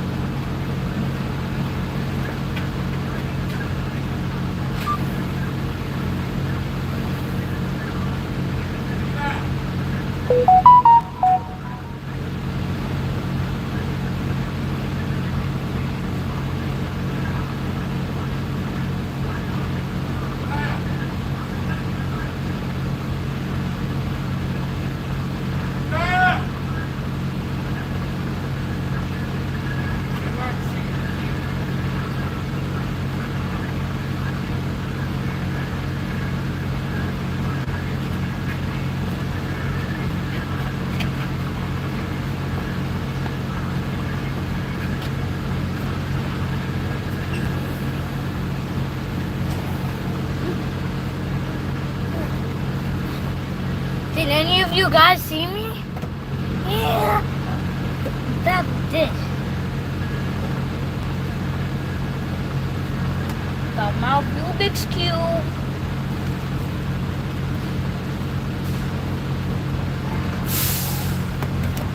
Got my other one. Rubik's Cube turning into Rubik's Cube. Rubik's Cube turning into Rubik's Cube.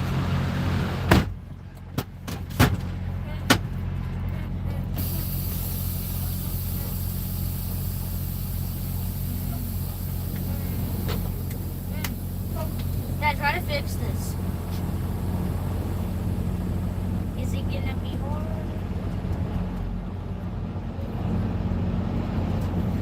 Is it gonna be hard? Is it gonna be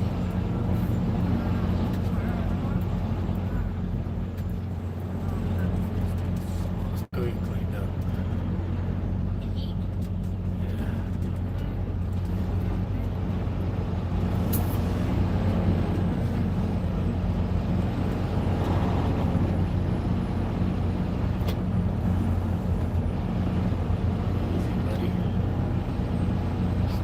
Try to speed.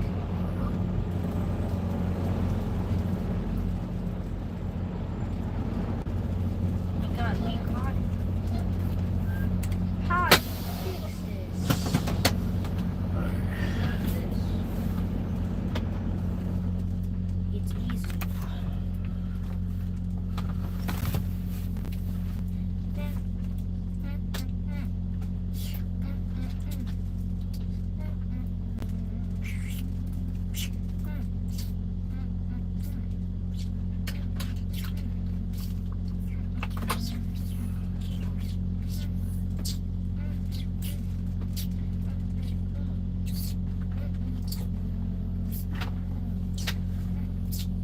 Dad, the truck wash is open. I think you need to clean your windows.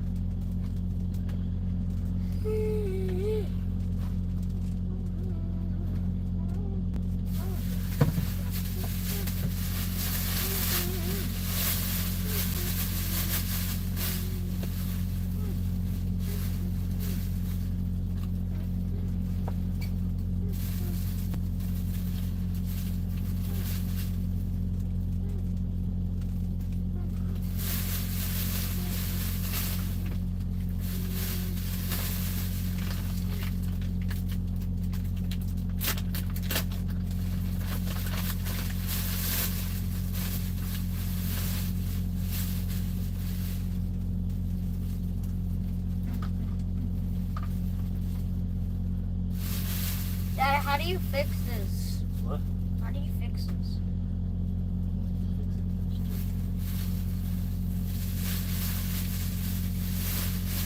I forgot how to fix them. Dad, do you think I can fix this? Yeah. Look, look, look.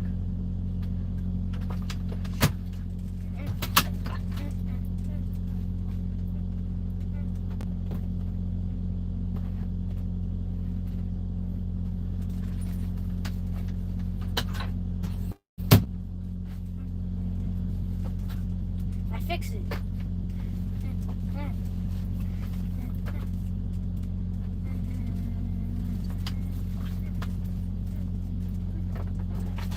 I can fix this. Dad, look, I can fix this.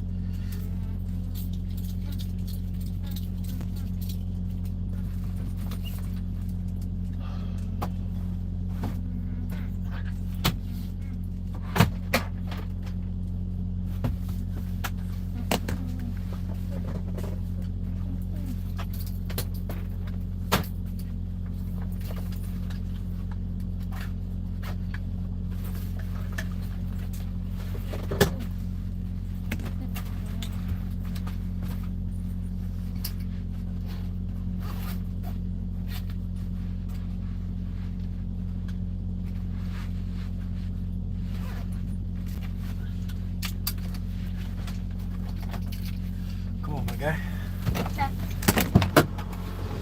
Bye-bye, guys. I'll see you later when I'm done. Okay, we're gonna stay online. Bye, guys. Bye. We're gonna come back.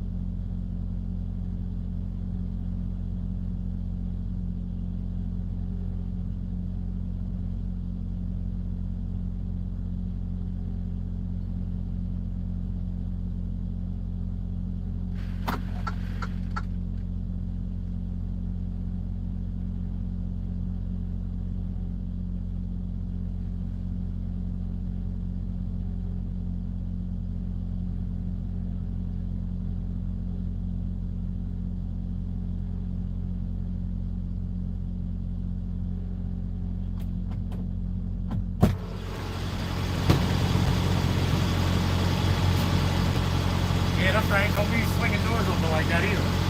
Messing our stuff up. Now don't go there. And you still got a whole soda. You don't want no more of that?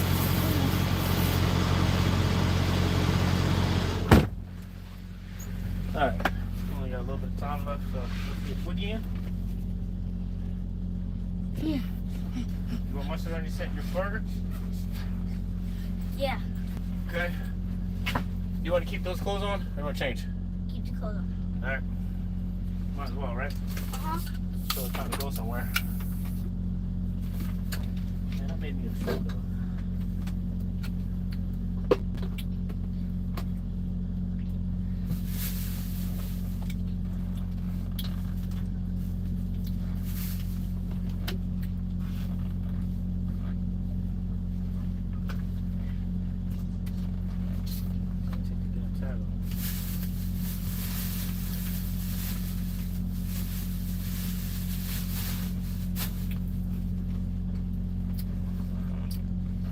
What happened here?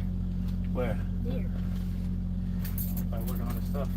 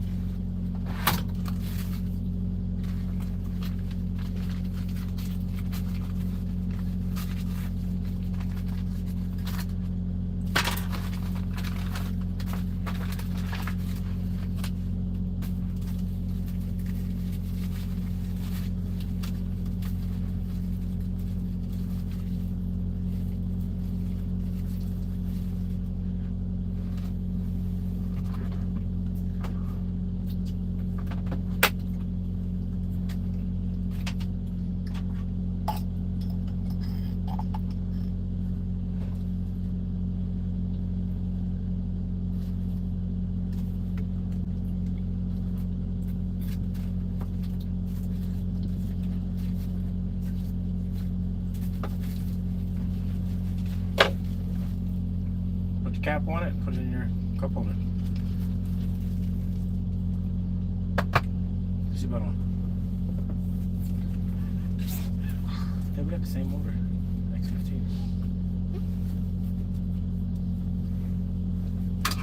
Is that probably like the same car or something? I guess that's probably a Freeliner that he has here. Hold it. Thumbs underneath. Thumbs underneath. That's it.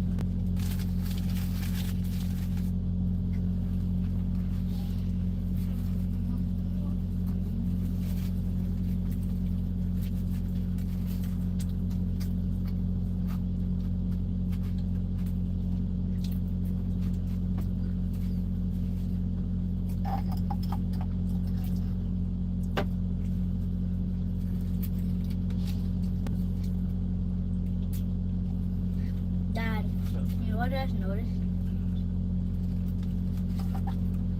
Remember last night we went to the largest truck stop in the world? Remember? Yeah. While I was getting my burger, they forgot to give me the fruit punch. No, you didn't. Fruit punch? No. Remember when we went over to pick your soda, you took us something? That's all that was.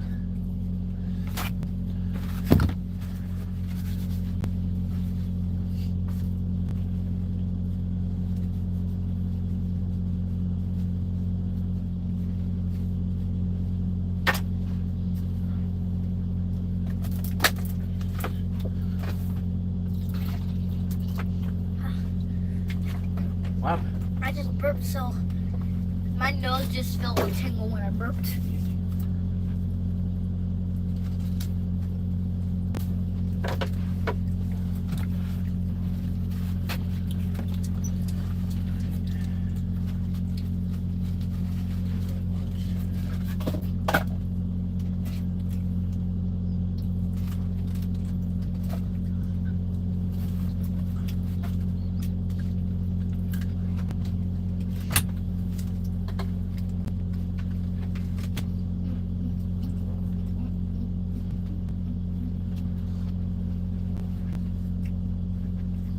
Where's your Nintendo?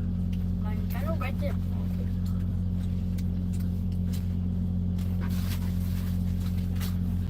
We're ready to rock, right?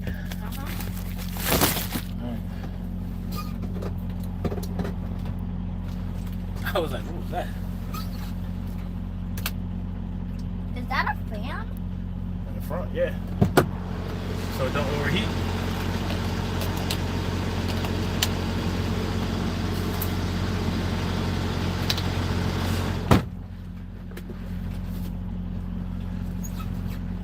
Is it hot?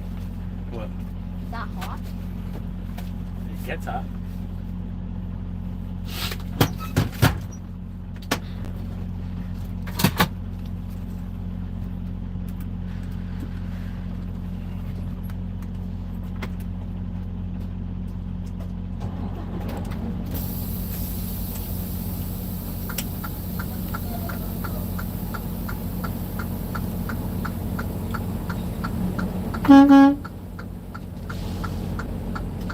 Maybe I can't find that truck.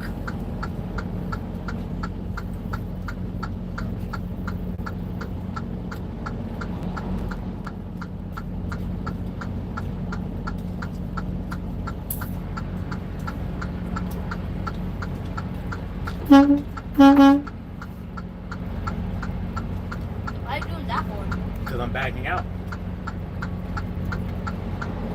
You see how fast people were coming up this way before? We want them to run into us? Yeah. We do? We want them to run into us? No. All right then.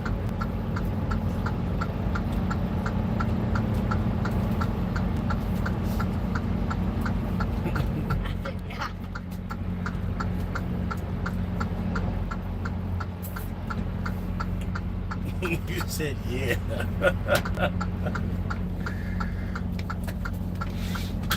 We're backing up and he's backing in.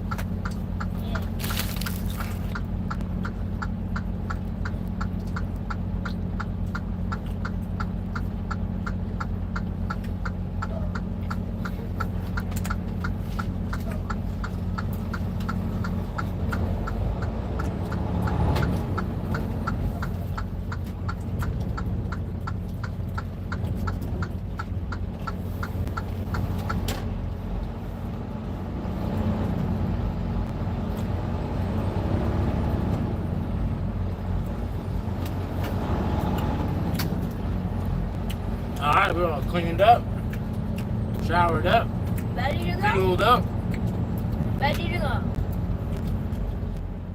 burger and a hot dog, and we're ready to roll. Yeah, and me eating a double cheeseburger.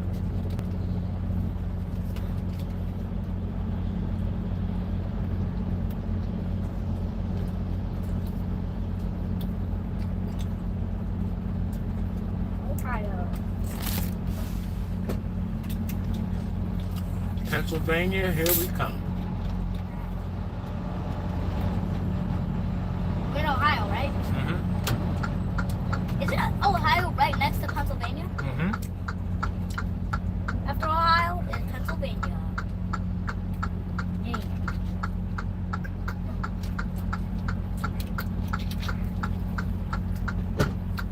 Ohio is on the west side of Pennsylvania.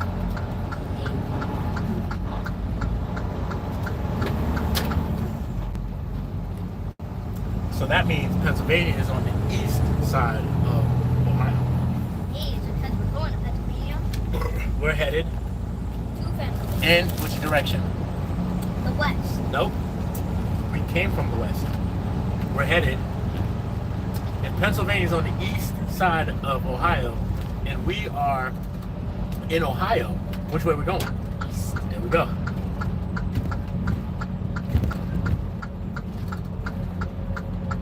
So we're going that way. That's right.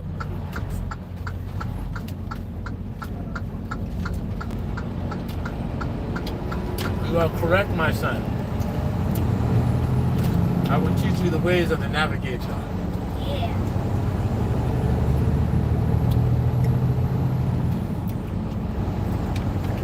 You will never be lost again, even without GPS. But we've never been lost. Don't say again. Say we've never been lost. We've never. You speak the truth, Wiser. Why are you talking? It makes me happy.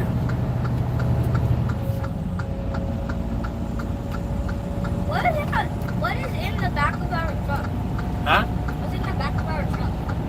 Beef, baby. Beef? Beef. We gotta move this beef. Let's go. Am I eating beef? Huh? Am I eating beef? Eating beef right now. Beef burger. I got a beef hot dog. A giant. Beef hot dog. Beef hot dog. That looks like the world's largest hot dog. It was. It was the world's hot dog? Until I ate half of it. The biggest hot dog I've ever seen.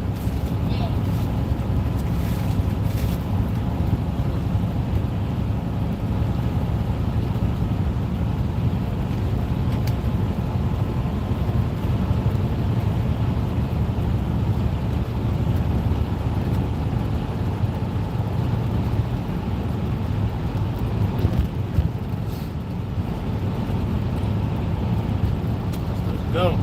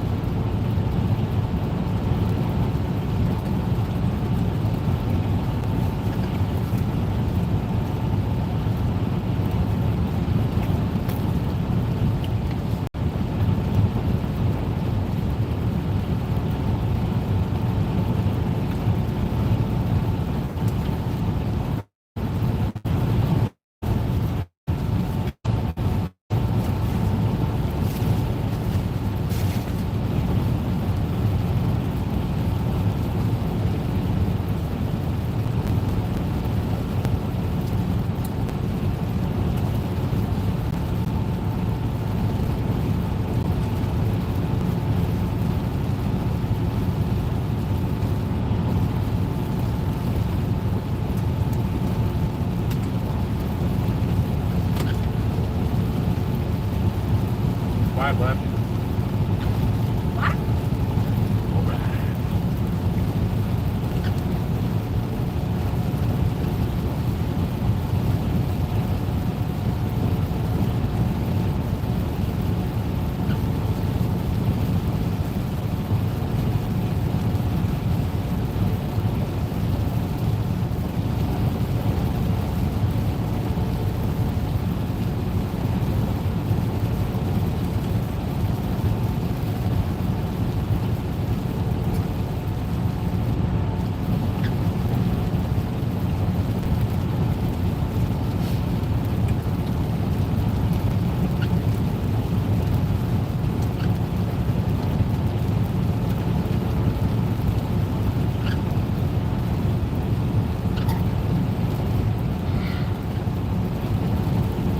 Save the rest?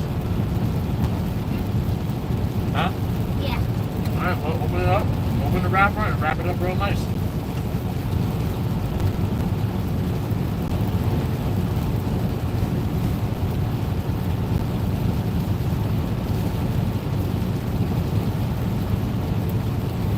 I'm gonna go put it in the microwave.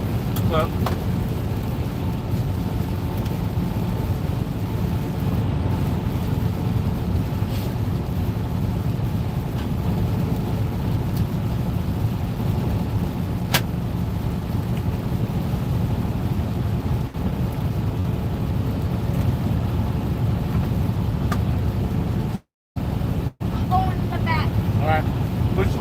side against the wall.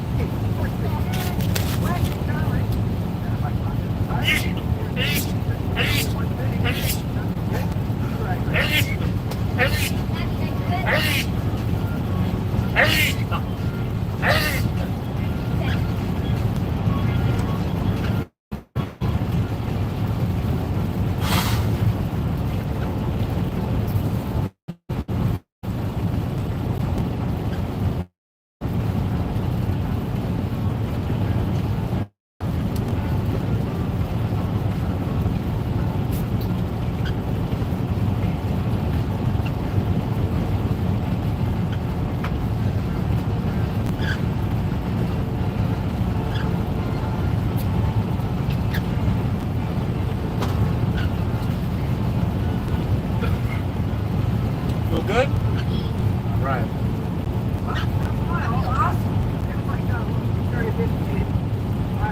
Winter time, and here we are in spring, so it's fun. Let's just forget about all that. Start here. I am super pumped. Finally, we can go drag and roll racing. Yeah, I'm excited to see if I can get any closer than I did last time around. We are back on East Coast time. My view will be a little closer. I know we want to start with roll racing and drag race. This is a drag race. This is the most exciting, and there's most of that is error on my part because I do have a little much here that I shouldn't turn off. That's fine.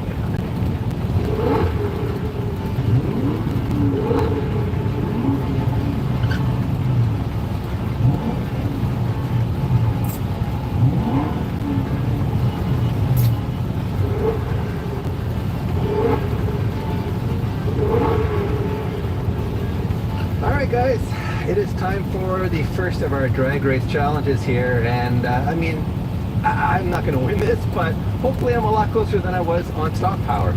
I do have an extra round 70 wheel, as you would have seen from that dyno episode, so I'm going to do the 3 honk method. I'll honk 3 times and then we're going to hit it. So I'm going to put it into just automatic mode rather than sport shift mode, like paddle shift mode. And we'll just see how the transmission does on its own here. We do have that all for swap tune in here, so hopefully the shift action is a little sportier. I'm going to soft launch this thing, so gives them a chance. I don't know. I'm pretty confident about this, but you never know. Weird things have happened, so we're going to see how this goes. And I'm a little nervous, for sure. I haven't used this car yet, so this is going to be the first time.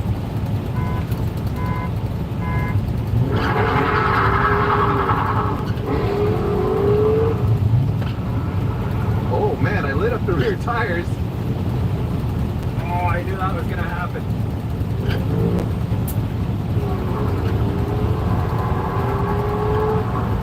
Wow. I mean, I'm definitely a lot closer than I used to be. Yeah. Wow.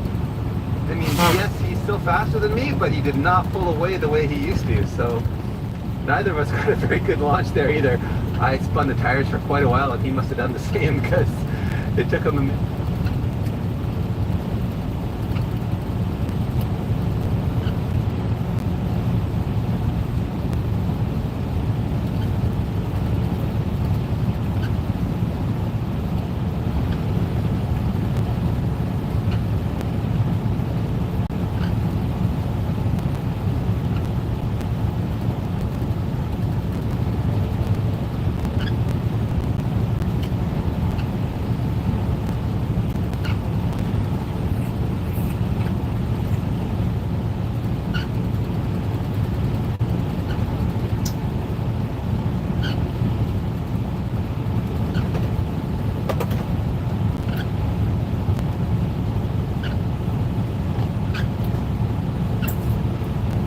Buy a new guitar.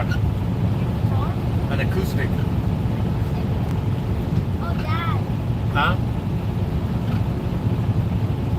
I want to play the flute. You want to play the flute? How come you don't want to play guitar? What can I play? Play anything you want. Piano. You don't play the piano? Alright, that's what you're going to play then. Alright?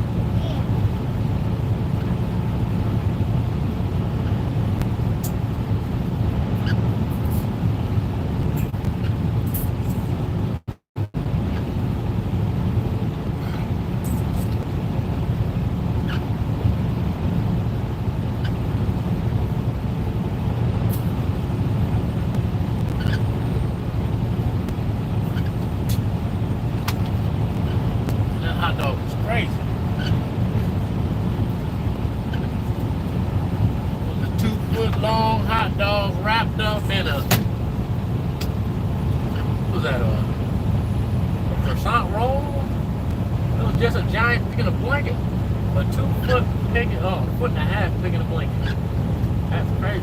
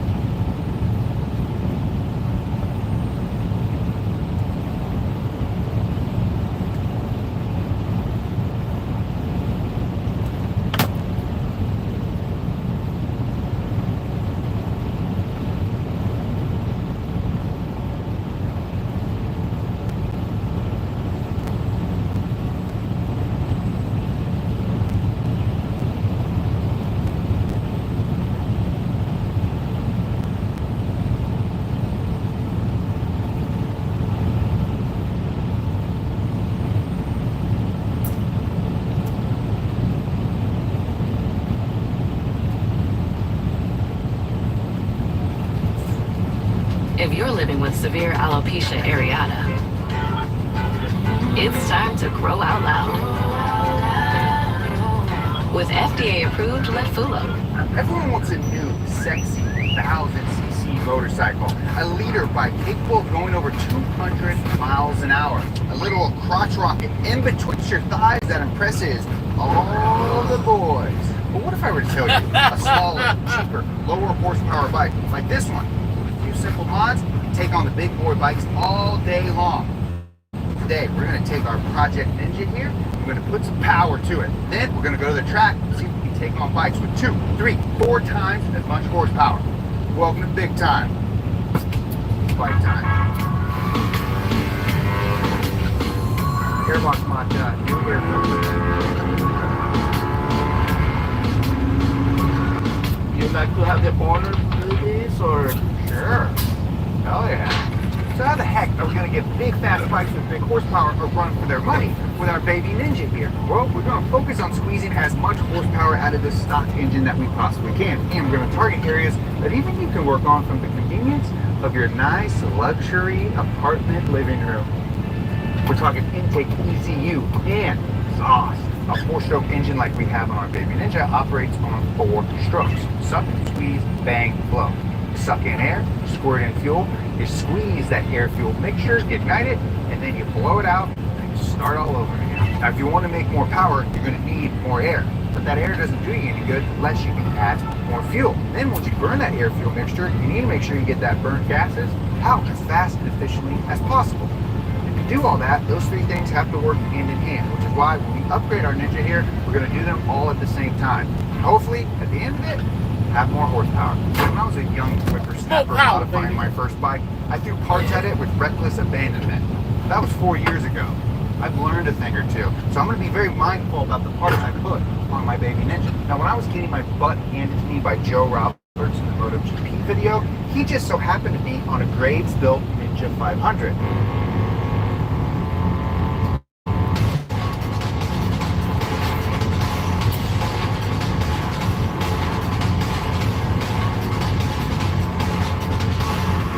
Lucky for us, Graves Motorsports just so happens to be here in beautiful Southern California. So I'm gonna go visit Mr. Chuck Graves himself to see how the sausage is made and see if he can help me with our Ninja. Graves Motorsports has been around since 1990. Their founder, Chuck Graves, is a racer himself. Back in the day, he raced what was a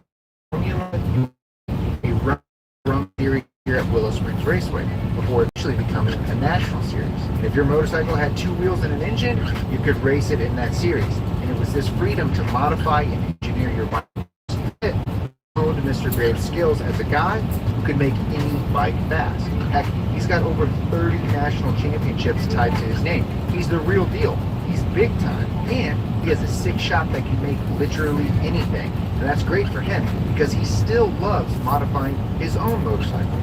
This is my Street ZX4. Yeah, this is what I really Now this thing is really sick. Is that a custom swing arm? Custom swing arm. Whoa, look at that. Yeah, look at the suspension. Yeah, the suspension link is insane. That's wild. Triple clamp. Yeah, I saw the triple clamp. Anytime you see the shiny billet stuff, you're like, oh yeah. I've gone all off on that thing. Dude, he's just trying to stun on everyone. Can I sit on it? Yes, sit on it. He's trying to go up to Duke'em and be like, what's up, boys? So the run of show today is pretty simple. We're going to take our Ninja here, we're going to put it on the dyno, see how much horsepower it makes. I don't know, we've never done this before, so I'm curious to see in stock form what this thing does. Then we're going to put the Graves power-up kit on it, put it back on the dyno, see how much horsepower we make, and then we're going to see how that horsepower feels. We're going to go to the track, we're going to see if we can pass some faster bikes with a smaller, slower bike. How much horsepower is this thing going to make? I'm going to say that's probably around 35. 35. 37, okay. I'm going to go 34.6. 34.6. Lock it in. Okay, dyno's on.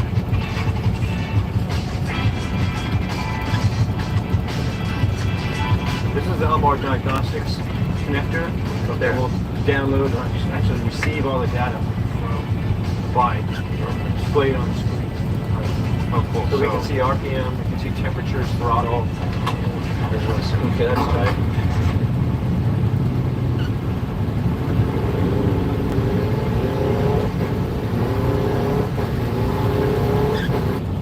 A better job, a bigger salary, a brighter future. There's more for you out there, and Google Career Certificates can help you go after it. So if you're ready to get a job you love and build the life you want,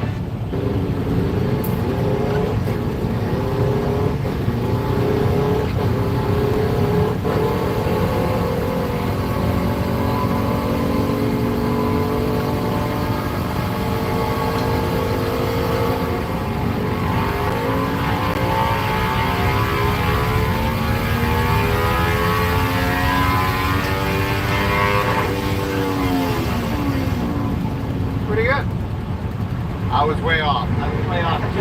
I was off by 10. I just couldn't remember. Okay, so we did 4 runs on the dyno here. The best run, you could say, we did 47.53 horsepower and made a whopping 26.5 foot-pounds of torque. I didn't know this thing revs all the way up to 12,200 RPM, which is pretty cool for a little twin. Little hard to CC twin. 47 horsepower? More. I need more. So we're doing exactly that. So this is all the parts here that we're going to be putting on our Ninja as part of the kit, and pretty typical of type of stuff you'd be putting on your motorcycle when you're first starting to modify it to get more power. So first thing, and the prettiest thing, we have our exhaust, titanium with carbon fiber muffler. We have an air filter. We have stronger clutch springs, a block-off plate for your smog system, some velocity stacks, which helps get that incoming air in. And we have a radiator cap and some clutch plates and steel plates. So all of that will be going on this bike today. Another cool thing is all these parts are relatively simple to put on. You install them on your bike in your own garage, in your driveway, in your backyard. You don't need special tools or a lift or anything. So I'm excited to see how much it actually improves our Ninja 400. Now get our hands dirty. And by hands dirty, I mean less of my hands getting dirty because we have a professional motorcycle mechanic today. Jorge, he's right over there, he's looking at me, and he's like, he's ready to get going. we're stalling. I look legit, huh? Yeah. Jeremiah, at your service. Jorge, you were the main chef behind the sous chef, right? So what do we need to do? Yeah, that's right. First, we need to take the funnels out.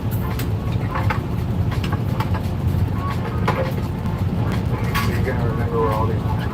Yeah. Okay. Yeah, for sure. We're gonna pull the whole airbox out. Since we need to modify this airbox, you gotta remove it completely. So we're replacing these, right? Yeah, we're gonna take all that stuff out. So these are the velocity stacks. This helps improve that airflow. Yes. Makes the engine breathe better. From that, you get more torque. It's a combination of, little things, it's not just one thing. Yeah. And then, we're gonna open this section here. Okay, so this is how air gets into our engine. They go through these two little holes right here. You know how baby those are? Little baby holes. To pass the filter, from the filter into the velocity stacks down into our throttle bodies. These are two throttle bodies. We have a parallel to my engine. What we're going to do with this is get more air to go into it. We can push more air in, that means we put more fuel in, which means we can make more power. Now that we have it fully disassembled, we're now going to modify this airbox so we can put a much bigger filter in and be able to suck in more air. Today's Friday the 13th. Nailed it. You nailed it. Just cut along the ridge. Yes. Along that thicker part. Yeah? Yep. Okay, great.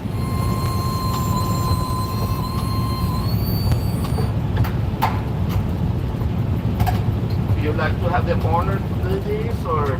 Sure. Oh yeah.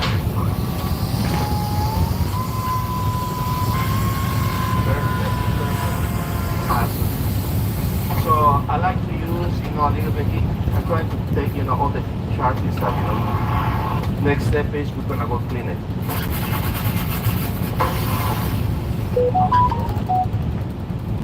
Velocity stacks are these funnel-shaped rubber tubes that help accelerate the air entering the throttle body and minimize the turbulent air entering the intake. So with these new stacks, we'll get more laminar airflow. That smooth air makes for more consistent power.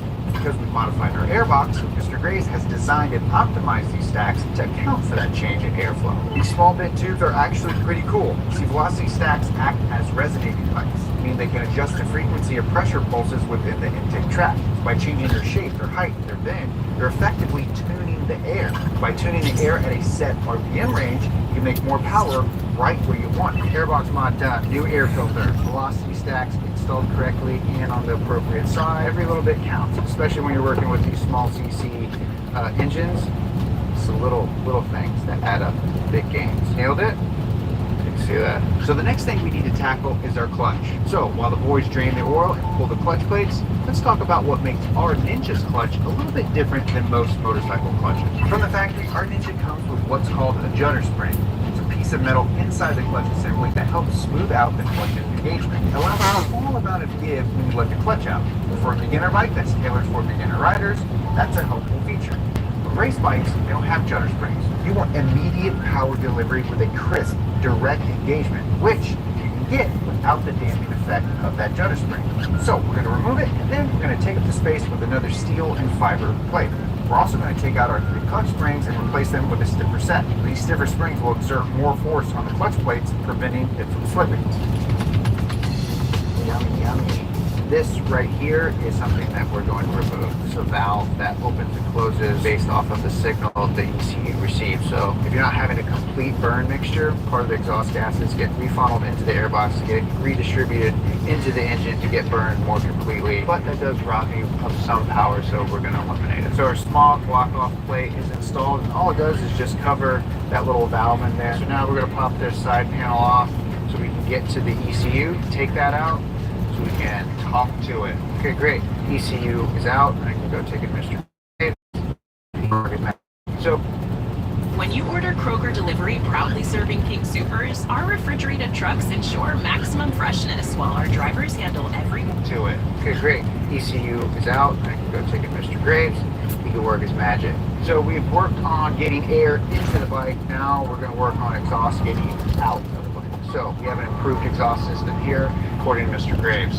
This is the way to do it. Now Graves, they don't just, make a educated guess when it comes to tuning their exhaust system. This is very specific for this engine, and they've developed it to maximize the amount of horsepower with our intake improvements. What I like to always do is safety wire this. It has original holes. I don't know if you are able to see it. There is a lot of vibration, and this is just an insurance, like in case it wants to crack loose, it won't fall off.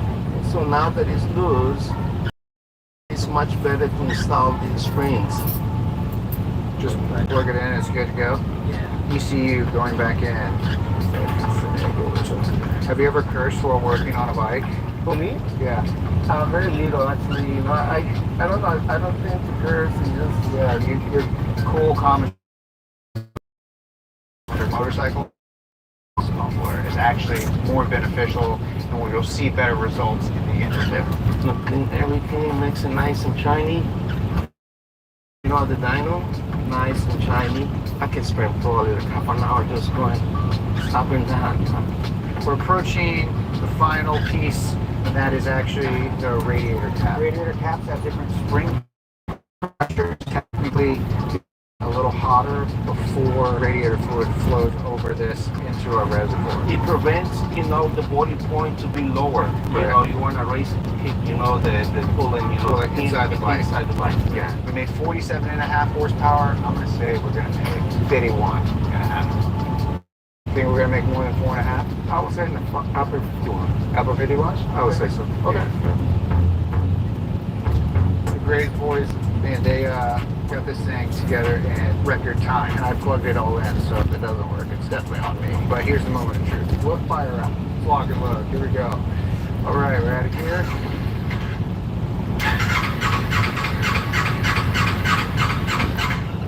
It never happened.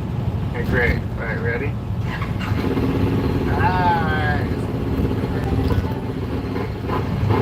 Heck yeah.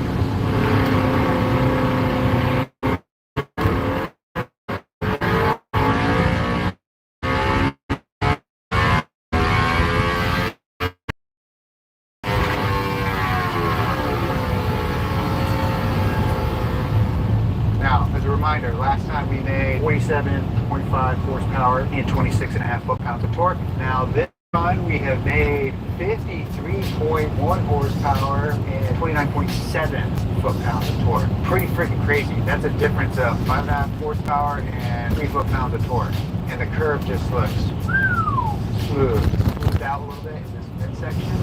Just have a higher peak right where you need it on this little bike, up in the high RPM range. So now we know that it has more power, but how does it feel once I'm on the bike and I'm riding it at its max capacity? Let's go find out. It's a beautiful, sunny Southern California day here at the streets of Willow. We are at a track day, specifically Compact Octane's track day. Now these guys are great. They put on a track day specifically for small CC motorcycles to get new riders acclimated to what it's like to ride on the track. But they also have a couple of classes during the day for big bikes. So, the goal today is simple. Take our modified engine with all its extra horsepower, start from the bottom, work our way up to the top, and see if we can pass a couple of 1,000cc bikes. Let's see how this sucker does.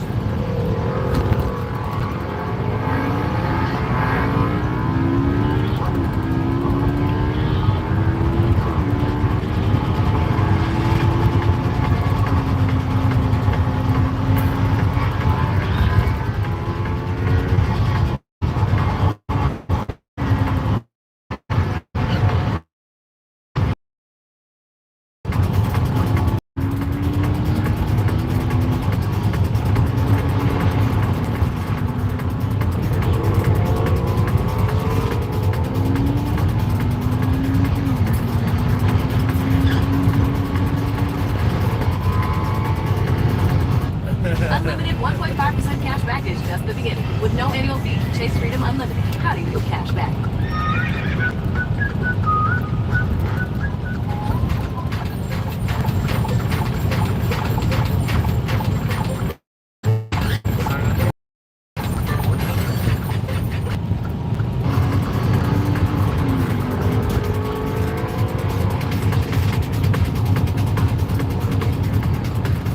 Just got off the track for the first time with the Ninja here, and it was incredible. The bike's so good, I started to be more official. I got myself a microphone. This is the first time I've had this bike on a big track, and with the power upgrades. First thing I noticed is that the power is super smooth. There's some other 400s out there that I was able to gap in the straights, which is great. A little bit more torque when you're coming into the corners, and everything just feels good, but better. Any horsepower gains that you can make on such a small motor that already doesn't make a lot of power, you're gonna feel it a lot more, and you absolutely feel it on this bigger track. But here's the thing, we're done messing around in the minor leagues. It's time to level up, go up a class, and see how this thing does with some faster riders around it. Let's go.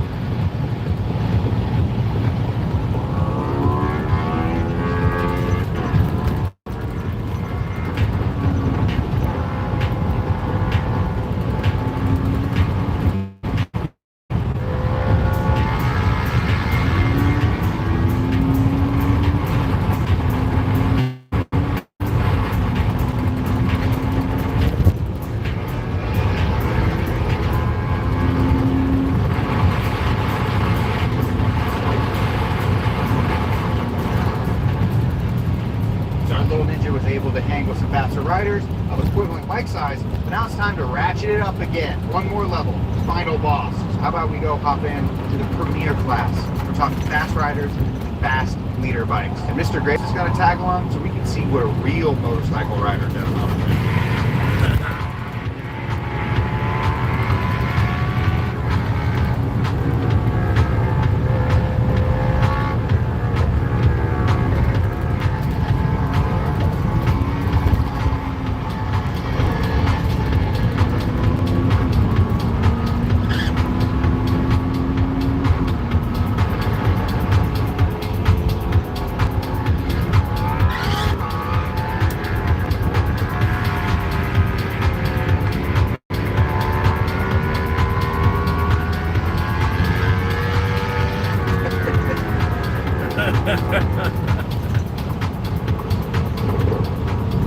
So pretty successful day, I would say. We did some minimal power mods on our Ninja to be able to hang with some bigger bikes. And at the end of the day, we just wanted to show, hey, you don't need a super fast, scary bike to go out on track. In fact, it's a little bit better if you don't. You crash, it's cheaper, tires are cheaper, everything's a little bit cheaper, but you still have just as much fun, if not more fun. Also, this video would not have been possible if it weren't for Mr. Graves. So if you guys need some parts for your bike, go hit up Graves Motorsports. Those guys are really awesome. It was so fun hanging out with a bunch of guys who have been in this sport for years. Same thing with Compact Octane. They let us come out here. Those are my homie. Protect your family's dreams under our roof. American Family Insurance. Are those core shorts? These are the core shorts, yeah. Yes, and they have the boxer brief liner, which I really like, especially for hard workout. What's going on? It's your boy Jay, Cousin Buzz, Mr. G Ride, man. Appreciate y'all clicking on this video. And if you're a day one subscriber, man, make sure you go put C4U in the comments. Make sure you hit the subscribe button if you're not subscribed, man. Appreciate y'all for tuning in.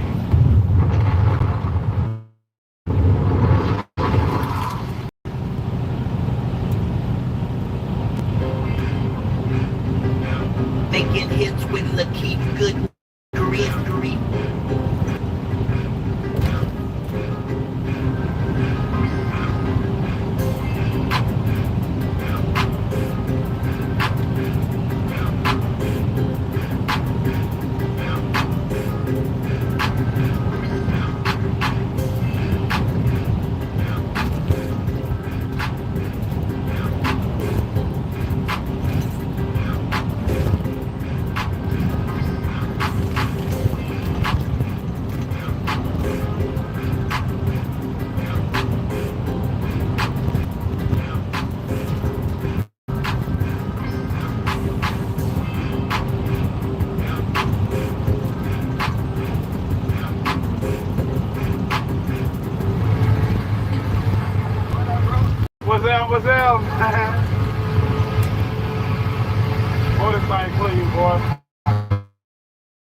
appreciate you to pull up on me, man.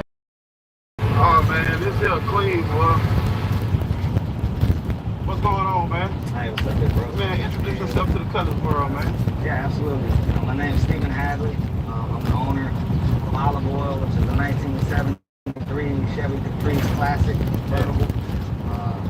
Been living out here in Houston for a little bit, originally from Miami, Florida, area called Opa-locka. Yeah. Just happy to be here. Yeah, so how long you had it? So I bought this car in May of 2022, and then I sent it, 2023. Then I sent it to I-95 in Fort Lauderdale, and then got the car back at the Rick Ross Car Show in June 2024. Yeah, so you was a third annual car show winner, right? Correct. Oh, so a lot of questions as far as like to send it. Did you send it straight to I-95 as soon as you got it, or you you got best around before, or it just? A little bit. Oh, so that what made you want to skip to just say I'm gonna do it right this time? Yeah, I own a construction company. I work a lot every day. A lot of people that depend on me, and my focus had to be on the business. The first thing I did when I got the car, I bought it from Maple Motors out of Tennessee. Right. And when I first got the car, there was a few things, tail light not working, some emissions things, because you got to get it inspected out here. So I went and got that done. And then they just kept finding things. So I spent like $14,000 or so to just get the car street ready, no problems, top working, so on and so forth, no issues whatsoever. And then the interior had a big gash in the seat. It stained like my clothes. So I went and took it to the interior shop, paid like another $5,000 or something to get the whole interior redone in the car. But then I took it to get the music done. I paid like $7,000, and it was really jacked up, like the way they did it. And I realized every one of these shops that I went to, I had to explain to them how I wanted this car to look. Like nobody's really familiar with the South Florida way of building a vert. So I had to explain the way that I wanted to see it and how I wanted it done. And they really weren't catching the vision. I was getting upset, things like that, spending money, throwing good money after bad money. So then I just started watching YouTube and watching everybody and what they've been doing and what shops they've been going to, and I decided to go to I-95 because it was a one-stop shop. I'm not down there. I can't take my car from one shop to the next shop. So I decided to just send it to them and get it all done in one location. I ain't got to worry about it. Yeah, so like, was that decision easy, or you looked at a few more people, or when you seen Kenny and I-95, it just automatically like, that's where I need to go, or? No, I was watching different shops probably about a year before I bought the car. Right. There's a spot, ETSD Autos, a bunch of other shops, I can't remember their names right now. But then I seen Coke and 80 to Grade and a bunch of different people going to Kenny's shop, I-95 shop, and I saw that, that's the spot. It's not cheap. But if you want, stress-free, instead of spinning your wheels and going from shop to shop, you might as well go that route. If you can afford to go that route, go that route. Yeah, you get the warranty, all that good stuff that comes with it. So, like, far as dealing with Kenny, did you what you mainly did? You pick the color and the inside, or it was just a free for all, like just do your thing, Kenny, or what? No, so like a lot of conversations with Kenny throughout the build. Not only just Kenny, but Bobby Joe, Kenny's wife, Cody, who I call like the client liaison. She keeps you abreast of everything that's going on.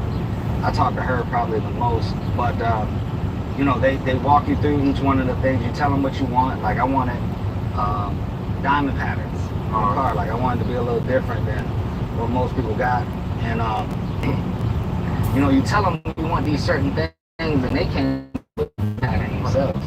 I never, so they came up with this kind of stuff. But you just knew you wanted the basic diamond, right? Yeah, I just saw it from like Mr. 75's Caprice. I'm like, yeah, I want some diamond patterns, and they made it a real unique way. Adding the buttons and all the stuff that's in there. Made it real. But then they also sent me all the color palettes. So, me, my daughters, my wife, my siblings, my parents, everybody came over to the house and picked out what their combination will be. So, you know, this is a culmination of the collective family's thoughts. You know, I ultimately made the final decision on what the final colors would be, but this was Yeah, and I see you got something by your foot, the vodka. Can you explain more about the vodka and what you got going on with it? Yeah, so this is my own vodka right here. It's called Rain Vodka. It's sugarcane vodka. Me and a partner of mine named Maurice, who he did a lot of brands like Grey Goose and a bunch of other stuff like that. I met in an organization called Jack and Jill for Black mothers, Black fathers, so on and so forth. And you know, we was having drinks and a cigar one night and decided to, you know, why don't we go into business and look at. So what could I find those vodkas? Are they everywhere or what? No, not yet. So they'll be in Total Wines exclusively in Texas, Florida, and a couple stores in Georgia. 100 stores. Right now, you know, with all the tariffs and all that, it's taking a while to get the actual glass in from China. But once those come in, I'm thinking another 3 weeks or so.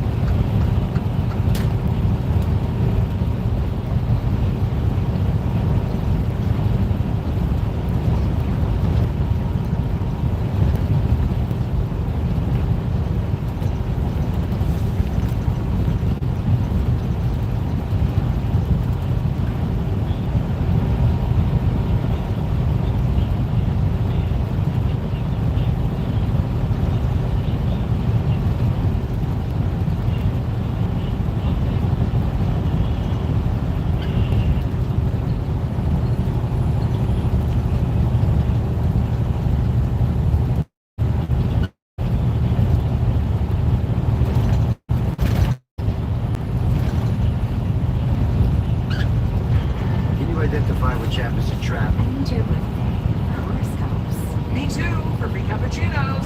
Me three, for farm-related business.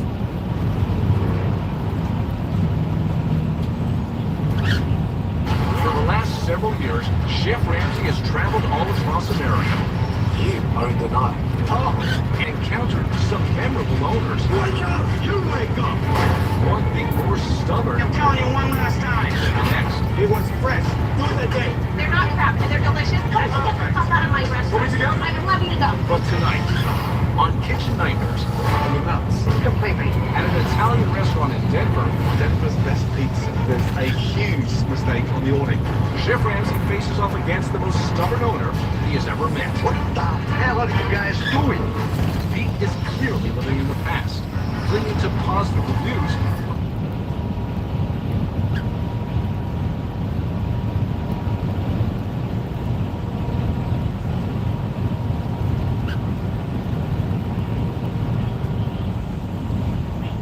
Where are we? Why, we're at none other than the Krusty Krab. Did you say Krusty Krab? That's right.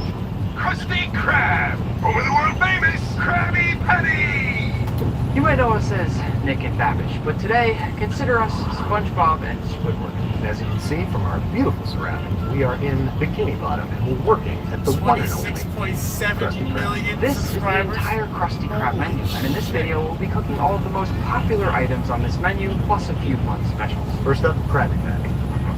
One Krabby Patty, extra onions. One Crying Johnny coming up.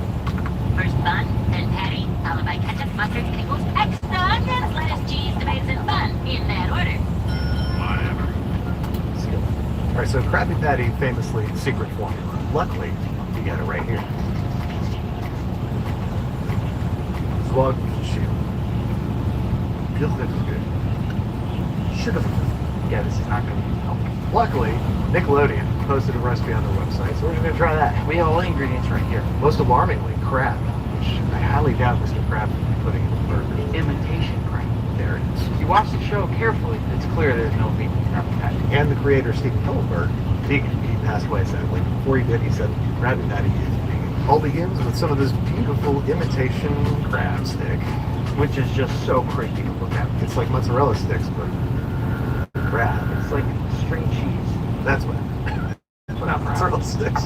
String cheese. On top of that, we're going to go in with some seasoned breadcrumbs. Next, 2 eggs. 1, 2. Just a little bit of time. I feel like they were like, we gotta put something. Yeah. Let's just put time. And there's never enough of it, am I right? Okay. Time. Next up, some chopped white onion. And I will follow that with a bit of chopped celery. One of the cool things about this video is that since we're in Bikini Bottom, we also have all of the condiments that come from Bikini Bottom. Here I have crusty ketchup, secret formula, sea mustard, and Krabby mayo. Tablespoon each.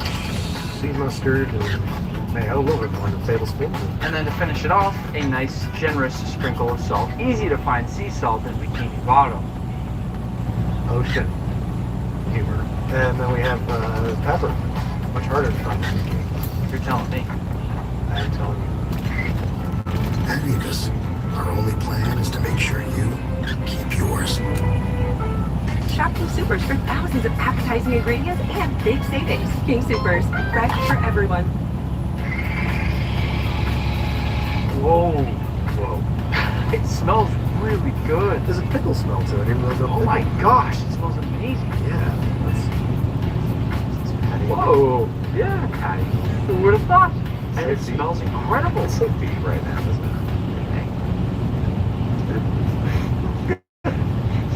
I like it. You know, maybe help us a little bit of oil. You know what? We forgot the oil. We are professionals. Yeah.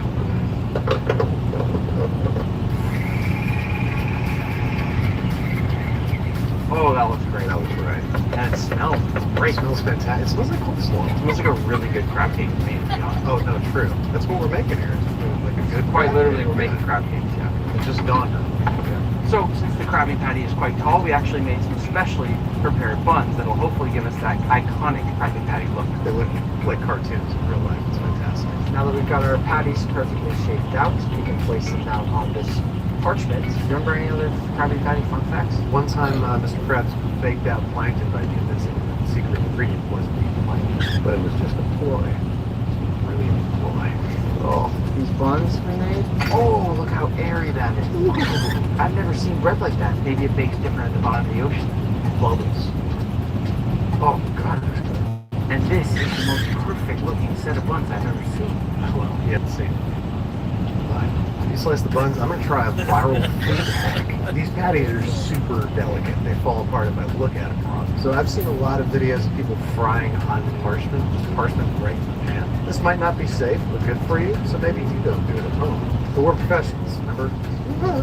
Okay. All right. There's sizzle. This is working.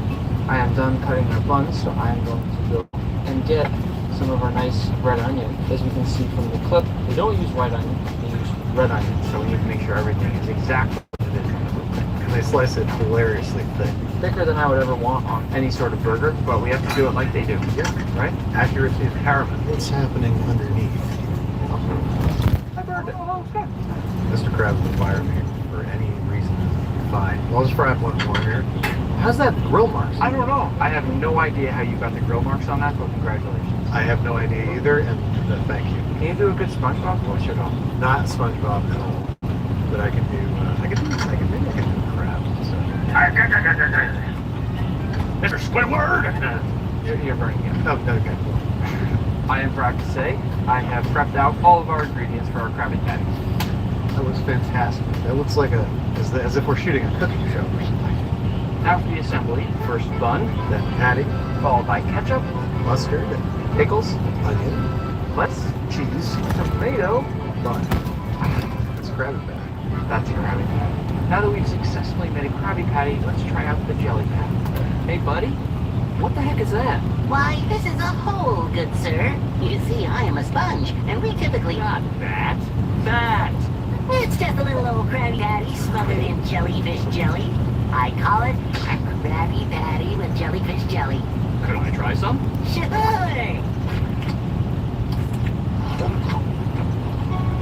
Amazing. I've got to tell someone about this. Hey, all you people. Hey, all you people. Hey, all you people. Lucky for us, we've actually got a live jellyfish tank right here that we can use to make these jelly patties. Let's see who can guess one first. Here we go. Oh, that was easier than I thought. You gotta catch them all. It's like Pokemon. I got one. 2. Got one. Drop 1. These jellyfish are actually beautiful. I'm looking carefully. Majestic creatures. Wow, you got me. I know what to do. No, the thing I'm nervous about with these jelly patties is the texture. Yeah. Jellyfish is kind of nasty. Texture is very important. Not as much flavor. Let's see how this works. Oh, poor jellyfish. The sad part is that SpongeBob just tickles the jellyfish until they goo. But we're just crushing these poor. Yeah, these guys weren't going to be tickled. And with the bun back on, just like that, we have our jelly patty. I dare you to take a bite of that. At the end. Okay. All right, so we've made the Krabby Patty, we've made the Jelly Patty. Time for Pretty Patties. Pretty patties, available in 6 designer colors. Mr. Squidward, come look! Don't that look appetizing? Good, sir. Fresh patty, fresh patty. Stop it! They made them cry. Yeah, no, they're mean. They're bad people. I didn't want us to have to make these pretty patties from scratch, given we have so many exciting things coming up, like the crusty pizza or the kelp shake. Triple gooberberry sunrise sundae. So I followed the recipe. Oh, thank you. And I made pretty patties. Well, pretty as they are, if I remember correctly from my recipe, because they're very vegetable. The cheese is vegan, the patties are vegan, and they're mostly natural colors. Like, we definitely food coloring in the buns, but like we have peas and spinach, carrots, beets, corn, potatoes, and cabbage, and sun-dried tomatoes. I mean, these are really incredible. They're very pretty. Yeah. They don't taste awesome, but they're pretty. Let's save these for later to taste with all the rest of the stuff, but I'm excited to taste them. That's nice.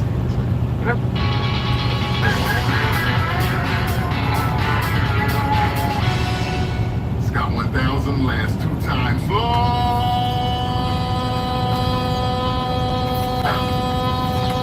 Let's save these for later to taste with all the rest of the stuff, but I'm excited to taste them. That's nice. Remember that time they turned a Krabby Patty into a pizza? Oh, look at that. We're gonna try that. Pizza! Of course we have pizza. Mr. Krabs, please wait when we get right over. Mr. Krabs, we don't serve pizza. I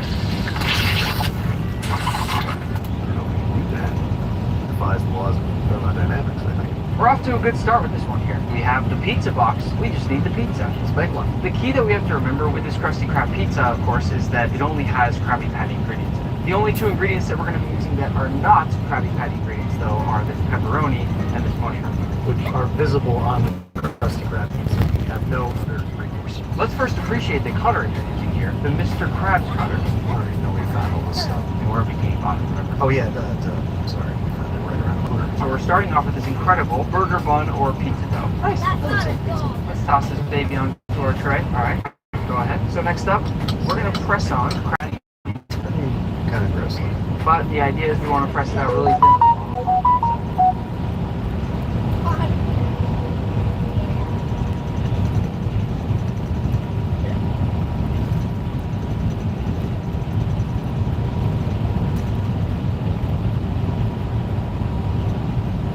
What's good, everybody? It's your boy, O'Shea Duke Jackson, back at it again with another episode of the Celebrity. You guys don't know, there was the Pull your air brakes. and it wasn't just any edition of Pop your air brakes. It was Use your trailer brakes. Jump out of the truck. What?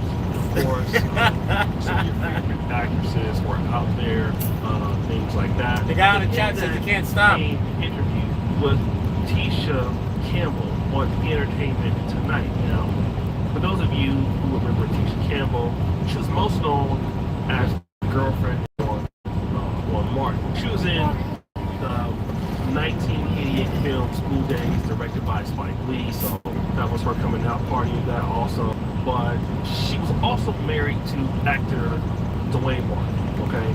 And they're married for many years until that didn't work out. Dwayne Martin went and got with a much younger lady. And Tisha Campbell, on the other hand, did not. And so Tisha Campbell is still relatively single.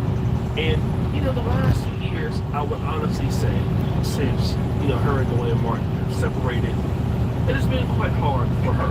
All right, it's been quite hard for her. So, because it's getting hard for her, she has released to Entertainment Tonight that this is what she's doing. I recently got plastic surgery. It's an ET exclusive. And it was a mommy makeover. I had extra skin from the baby, and a little bit of droppers here, and a little bit of droppers there, and they tightened me together. And so I happened to be working on the Misfits show.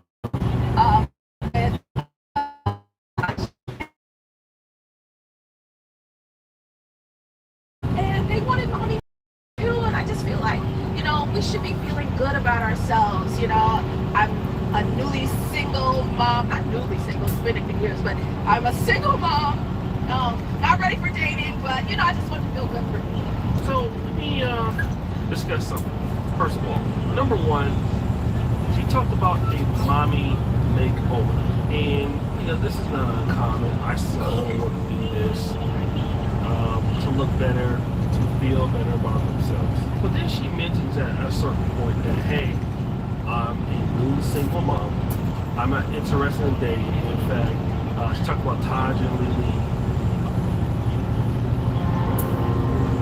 The darkness of bipolar depression made me feel like life was moving on without me. Then I found a chance to let in the light. Discover Camphill. It's been a long time coming, but Gymkhana Grid is back, and it starts now.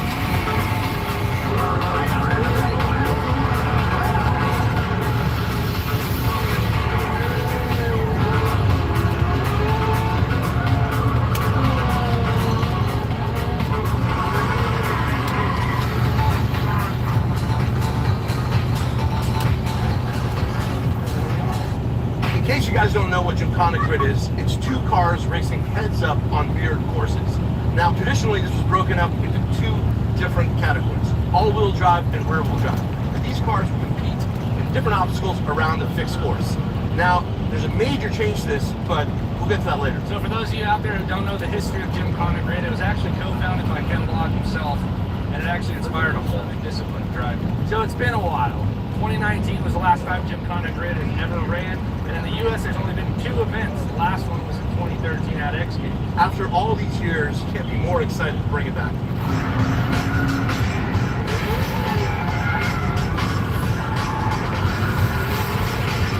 We've created a whole new version of Gymkhana Grid. This is going to allow for tighter competitions, more diverse head-to-head battles, but also a lot more excitement for you guys. And we're going to call it Gymkhana Grid Pursuit. So we are introducing the handicap system, which brings all forms of cars here. So that means if you have a car that makes 150 horsepower against a car that makes 2,000 horsepower, it doesn't matter the difference. We will make it fair on any turns, any ground, anywhere. Gymkhana Grid Pursuit is focused on driver consistency and how they navigate through the course. It's how well they focus under pressure while outrunning the other driver. I'm confused, boss. Is it rules or not? Yes and no. The only rule we have is the handicap. How the handicap system works is based off their qualifying. So each driver in each lane will have a handful of qualifying laps. And then we'll take fastest lap, turn during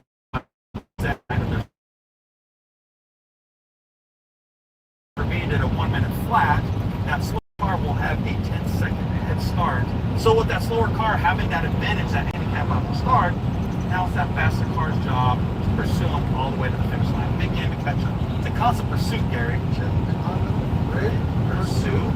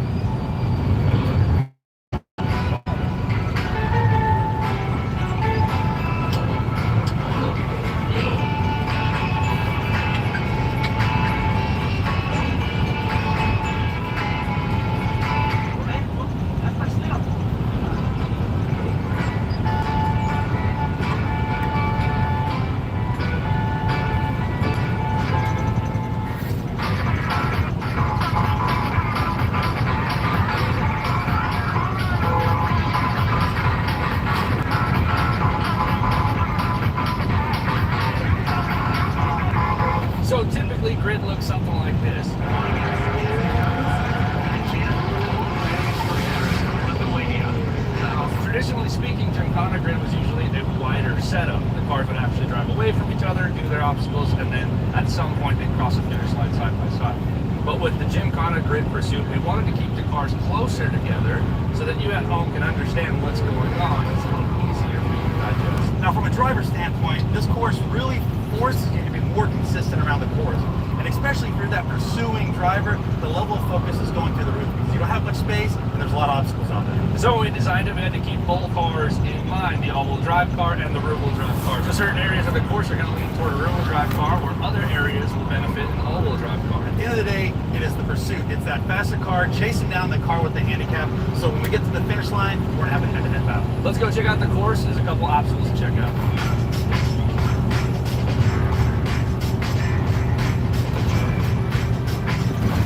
So first things first, right off the line, start.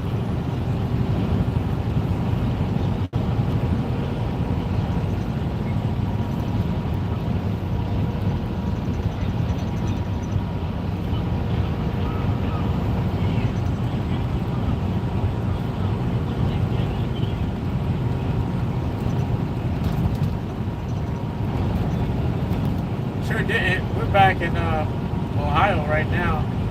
We're almost in Pennsylvania. Chilling.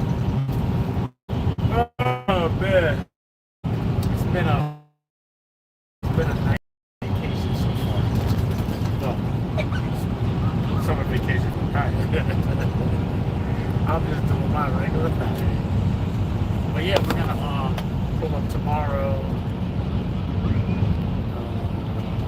Down to Harrisburg or something. I don't think we're ever going to pick up, find somewhere we can have this weekend. If we just stay up here in Ohio for the weekend, driving.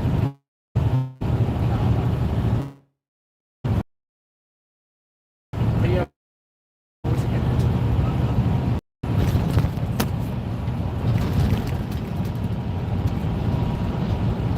What's up? You get if somebody did this out of nowhere, would you go?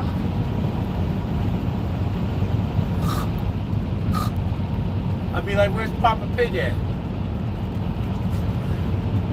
That's what the drag race. You want to run it? Peppa Pig's daddy. Go.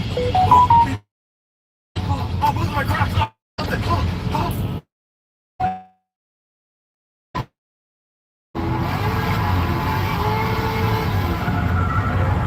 So just like drag racing, there's that long straightaway. Unlike drag racing, at the end of it, you want to be sideways. Why? Because you got to go around the back of these cars. You're going to be flicking it in, reverse entry, around Gary's Honda Civic, and then you're going to go around the Motegi Tower. Big right-hander, hit the slingshot, Sasquatch ladder, and then you'll be cutting right past the Motegi Tower to the center line again.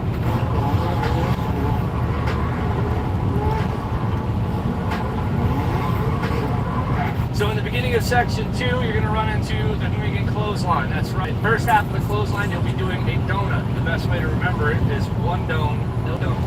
So you're going from a donut, turning it into a figure 8 without completing a donut on the second section, but rather exiting toward the spool in the back.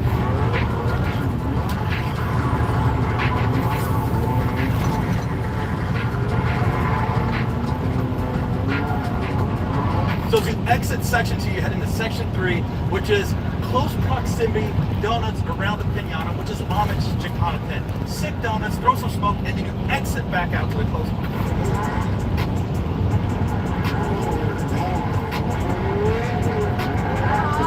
So after the clothesline, you're going to head straight into probably my favorite section of the track, paying homage to a couple of different Gymkhanas, Gymkhana Practice, Gymkhana 4, we've got Sasquatch here, but this is the slingshot corner.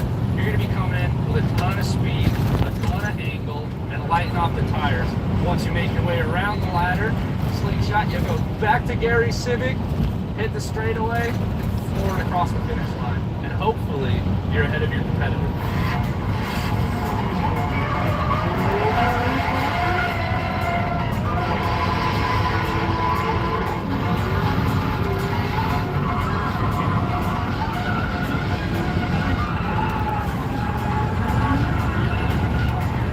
Well, now that you guys see the track, kind of see where all-wheel drive may have the advantage over the rear-wheel drive. For example, the all-wheel drive digging out of those tight proximity corners, but then also the donut box where the rear-wheel drive will be nice and tight against the barrel and have a good exit out of that corner. The exit speeds are going to be drastically different between rear-wheel drive and all-wheel drive, but the all-wheel drive platform will require some big components. So we walked you through pursuit, we walked you through the course, we walked you.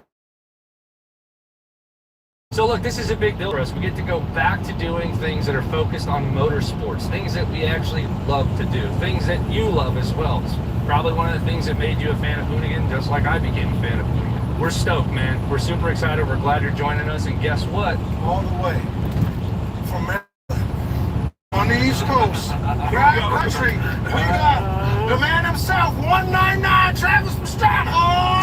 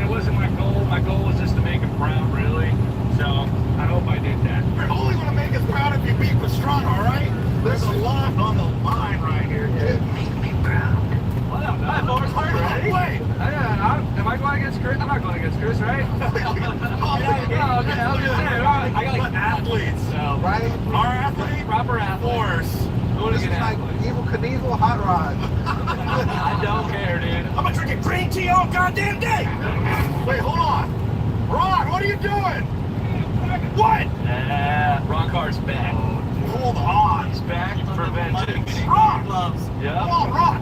You're racing? Racing, baby. Where's your crew at, dude? Is it? My crew is right there. That's all I need. Ron. At the bottom. Now we still sort of kind of at the bottom, but we here.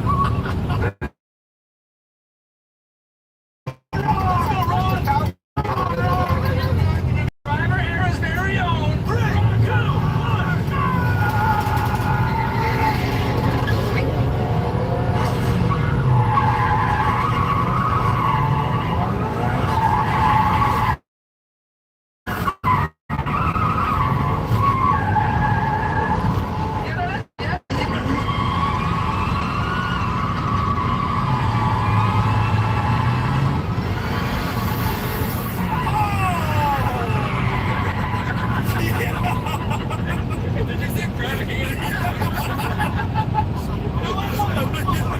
If you lift, you lose, brother. If you lift, you lose. Finish this ice right here.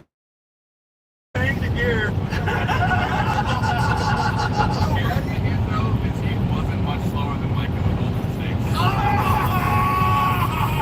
That's all right, because Scott don't even have a car. For viewers at home, I watched this man work on his car. Where's the Corolla, bro?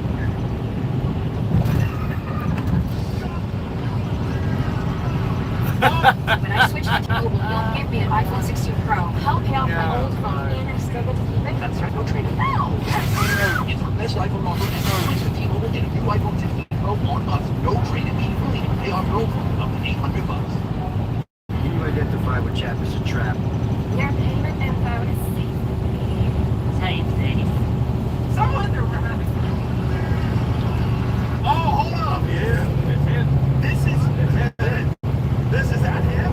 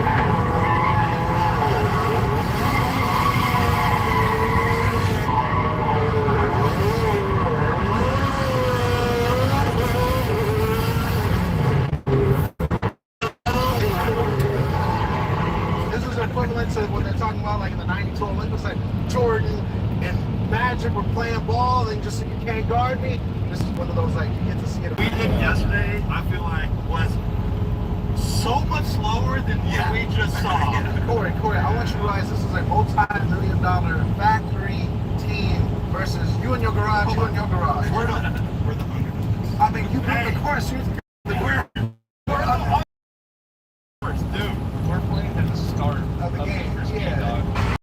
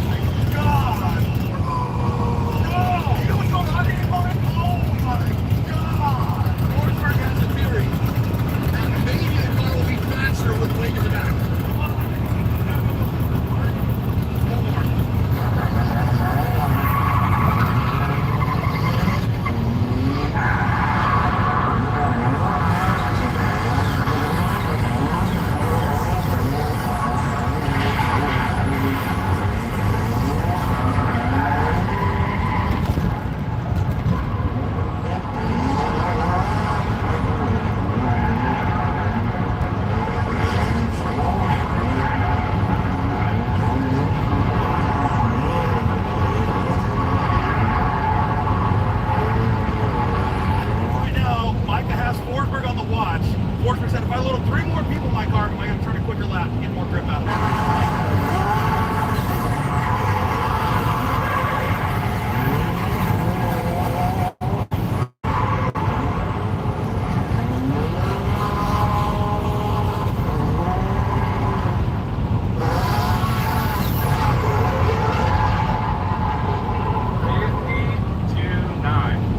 He's good. No, he's gooder.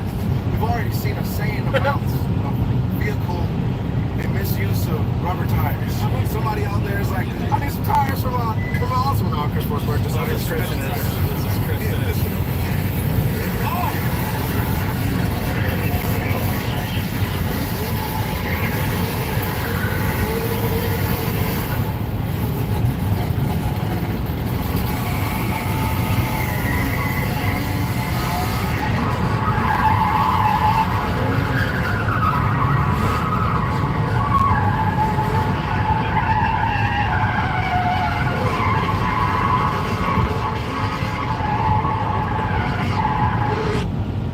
Some people just know they can save hundreds on car insurance by checking Allstate first.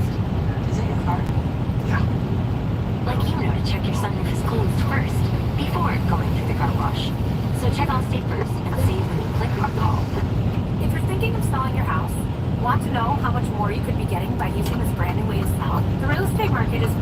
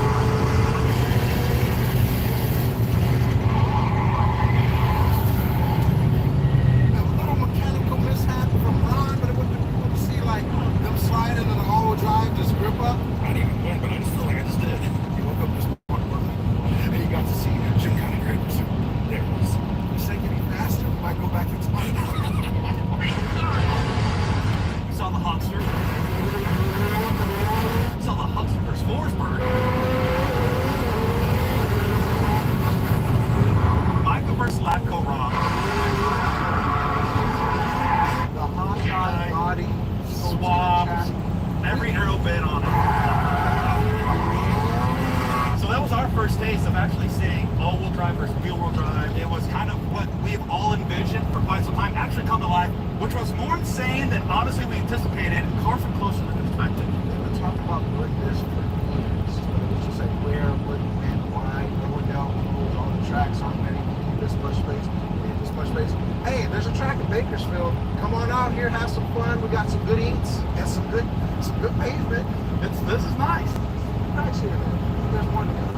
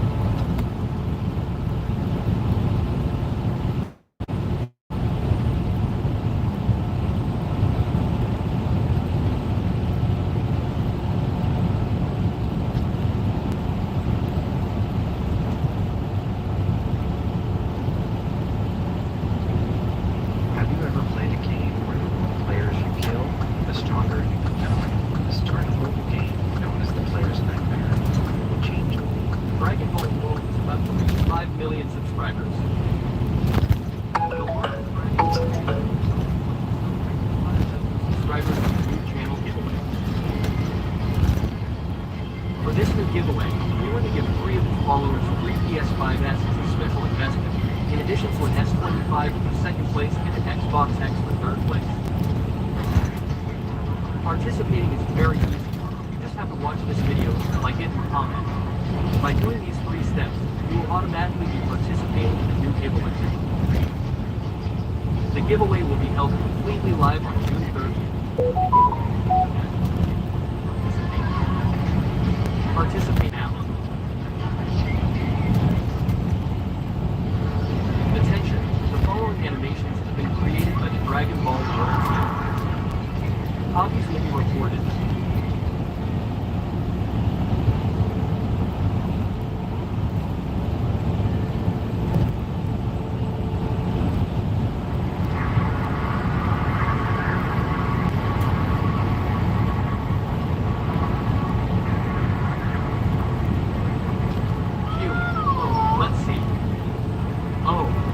And that's why he keeps destroying planets and paper. He's a threat to everyone.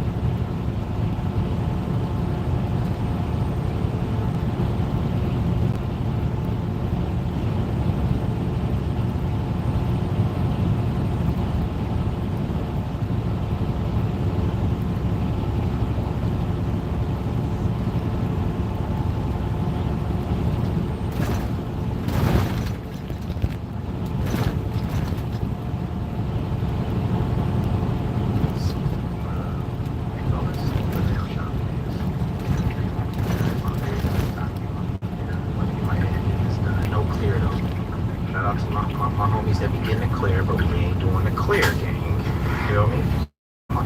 Right? My very first time doing something like this. Come on, over there getting something done on her feet.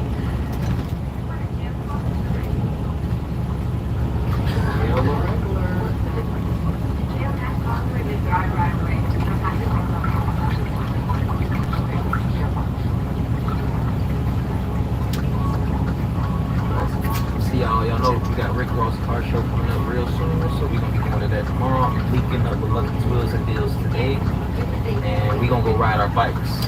And I still need to wash my car. Hopefully it doesn't rain tomorrow with Rick Ross car show. Hopefully it doesn't rain tomorrow with Rick Ross car show, but we will see. But yeah, I'm gonna see y'all in a minute, man. Next, y'all see me, I'm gonna be linking up with Lucky so we can ride our bikes.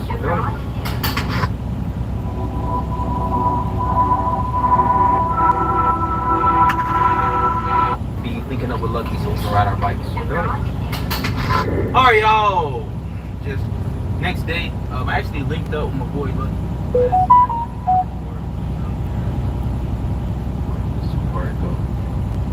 Damn. Definitely don't forgot the goddamn drone. So here we go. Rick Ross sent me what you call it.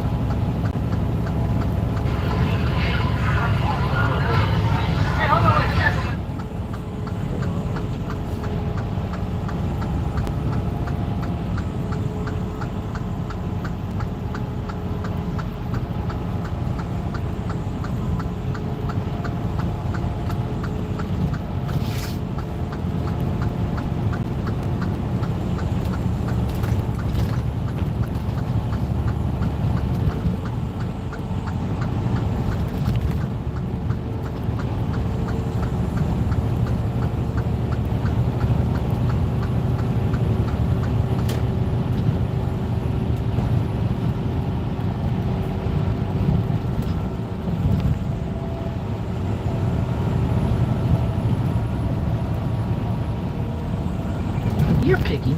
Granted, I know you're picky. Obviously, you don't want guys that's 5'8".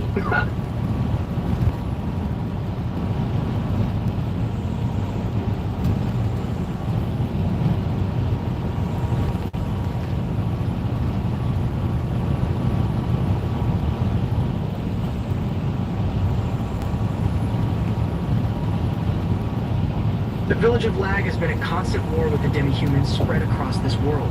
One of the soldiers, Kai, teams up with his friend Manso to take down one of the gorilla monsters.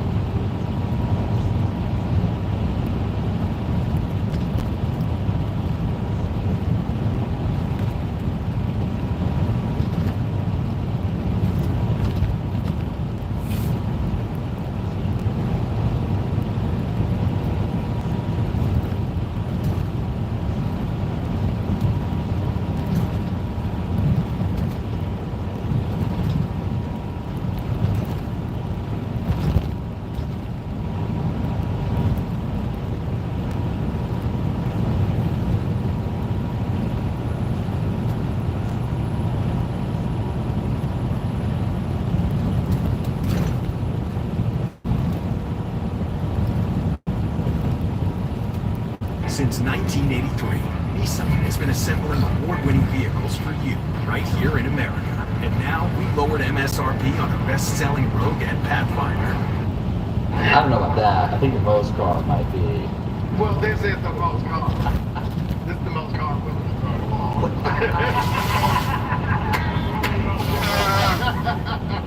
This is incredible. I mean, I'm gonna lost. I mean, I knew it was gonna be dope because it's RTR, but good lord, man.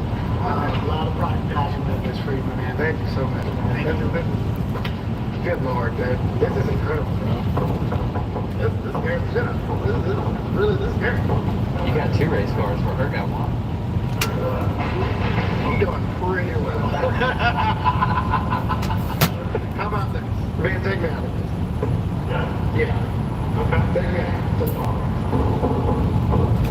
Okay. Then I have confidence. Let's do it. Okay. Here we go. I feel very nervous. One, amazing car. I couldn't even imagine this. I haven't seen it until right now. But also James Dean is what the hell? Yeah, I'm gonna drive this car in front of James Dean. Okay. Let me get a Jolly Rancher roll. Yeah, that's just driving straight. Don't take much skill. I'm just driving on the highway. James Dean can leave. That's why I fucking out of the years ago, like core championship.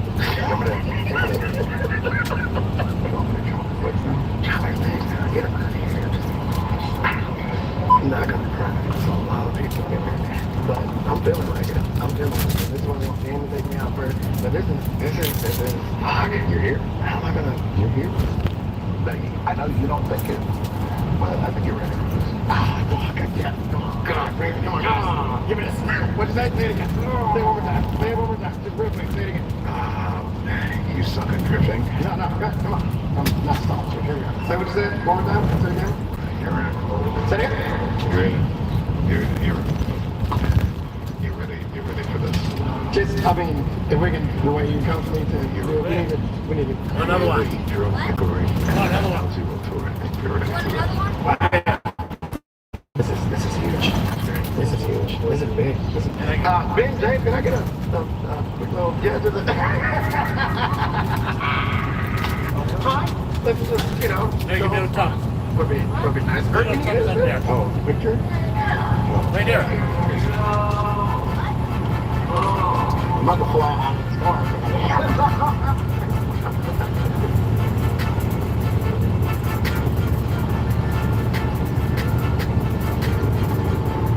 Forget about it.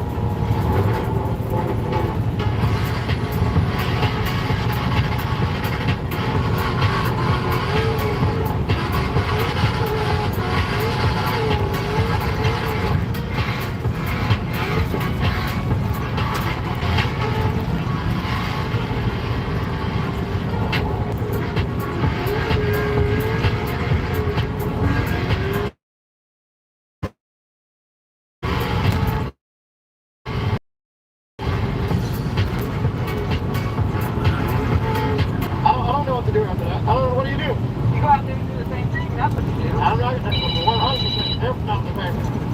Oh my God.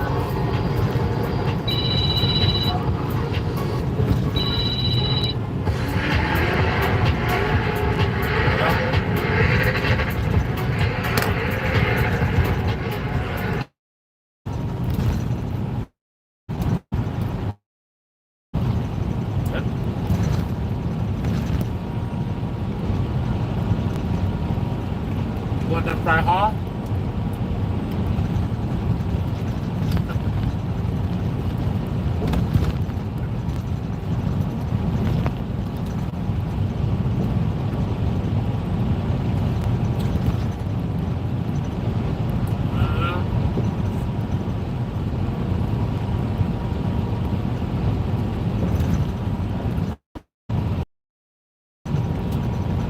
Ohio.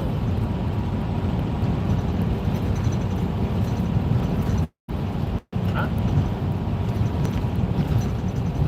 Last time you talked to me, I was in Idaho.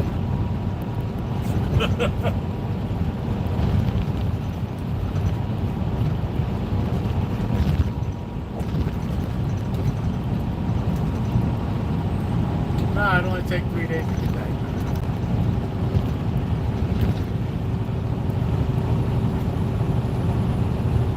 No, just no, just an observation.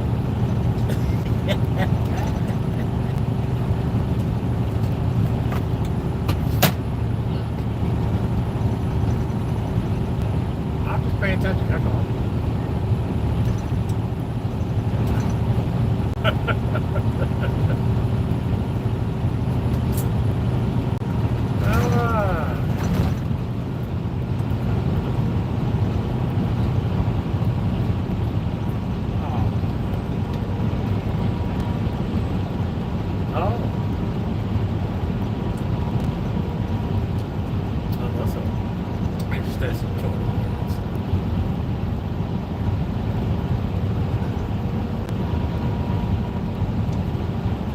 Dropped off, and then we went swimming at a lake.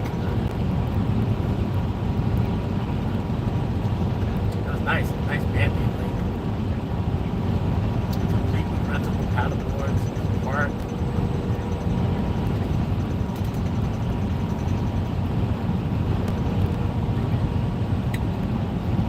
Oh, just it wasn't a deep lake. It was man-made. It was like probably waist deep for me. Okay. There we go.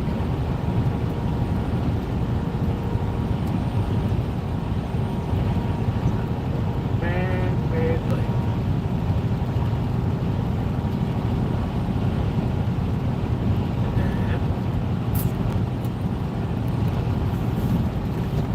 And we went and picked up some beef. Now we're headed back to Pennsylvania.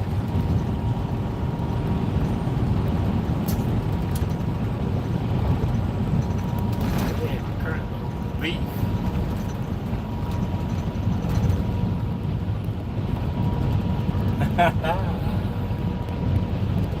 No thank you.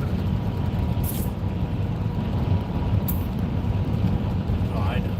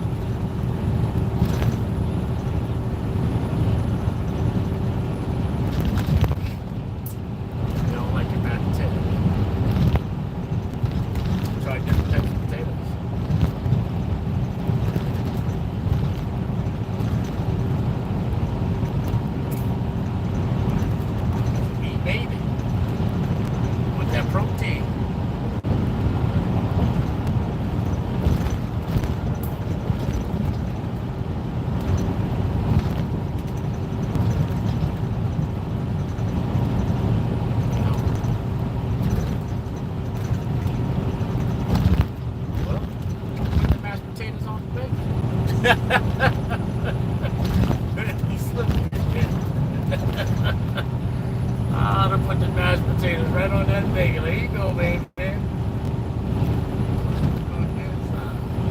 No, it ain't.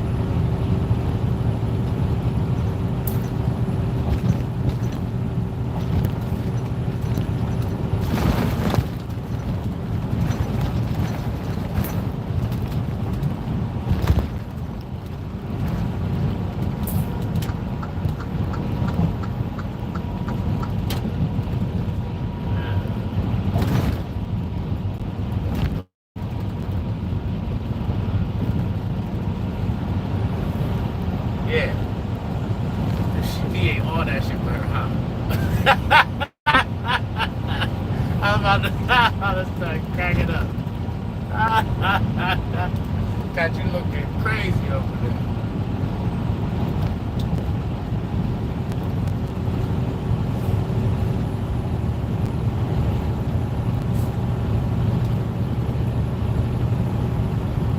Yeah, on that. Yeah, not the mom. Not the mom.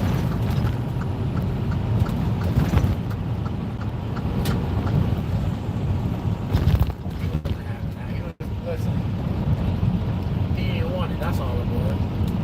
And he ain't want it from her this time. And now he has a choice, he gets to choose who he gets to mess with.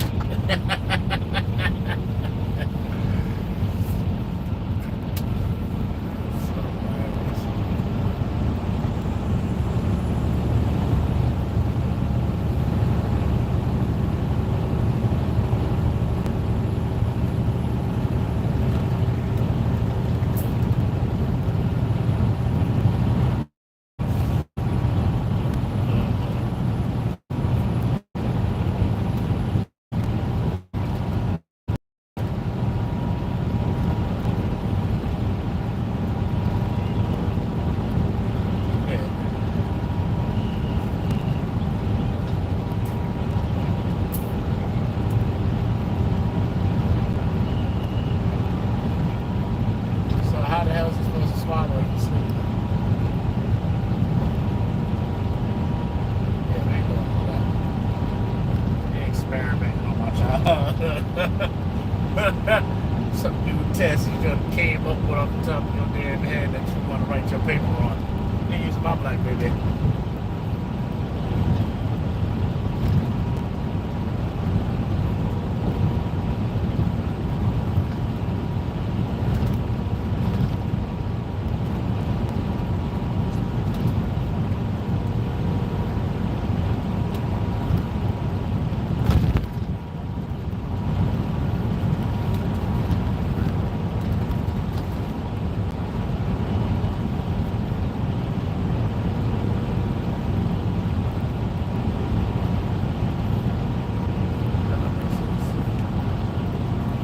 Sound like people do.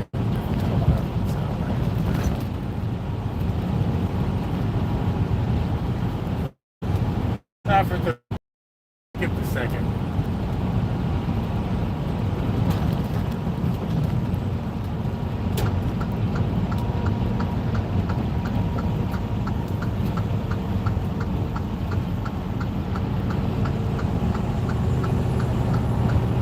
Yeah, like the go-gurts and stuff.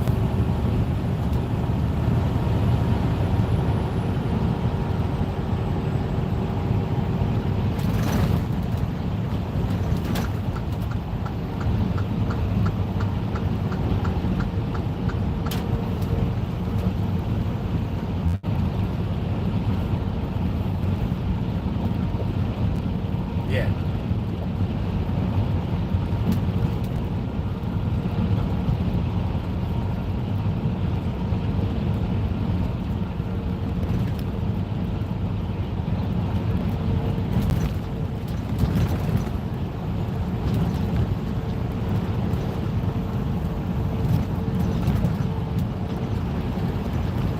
Wow.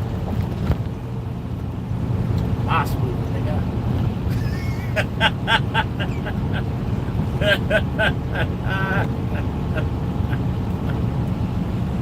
That's hilarious.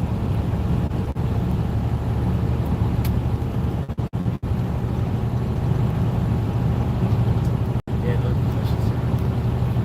Lots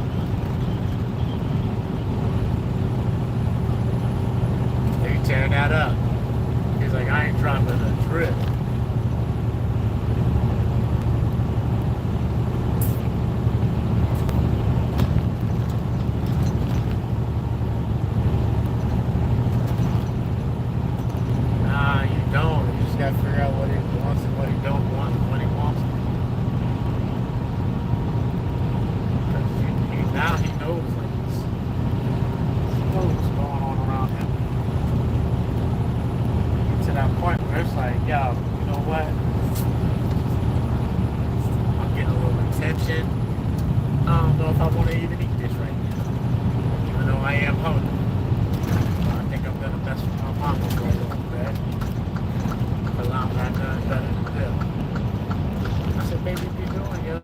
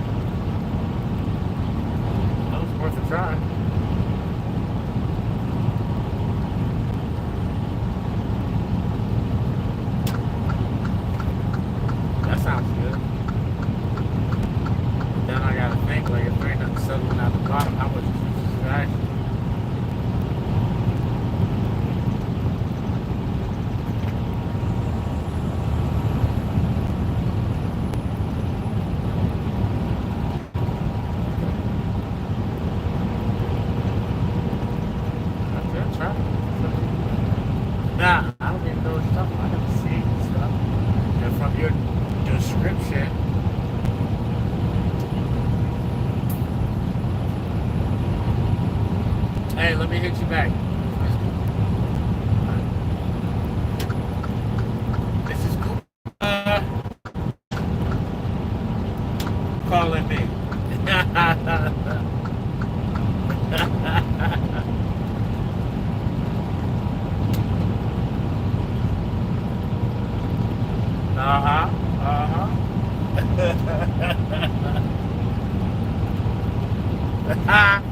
But now, how's your birthday going? Good? All right. Nice.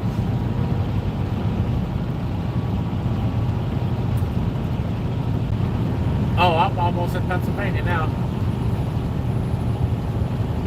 Yeah, we got some good time in. All right.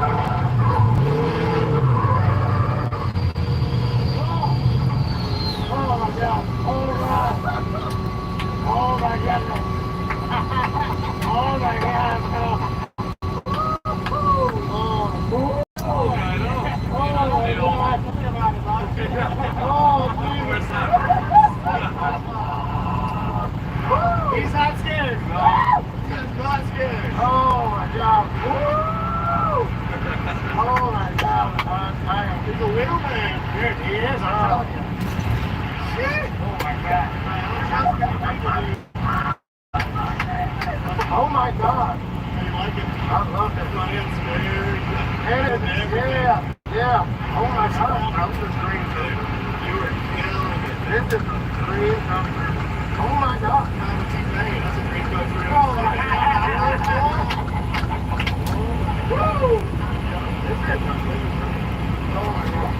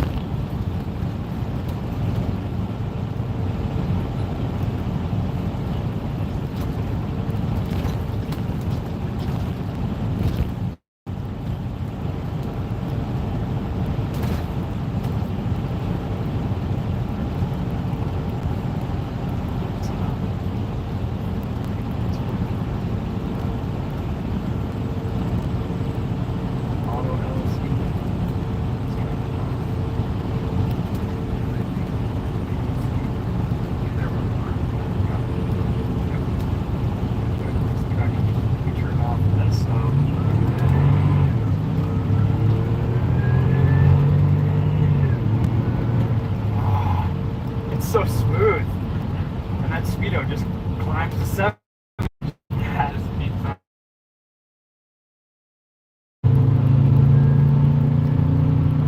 And it's just a really nice blend of the exhaust though, and just enough super. It's not quite like Hellcat screaming in your ear. You know, gets old after half an hour, so you know, it's so.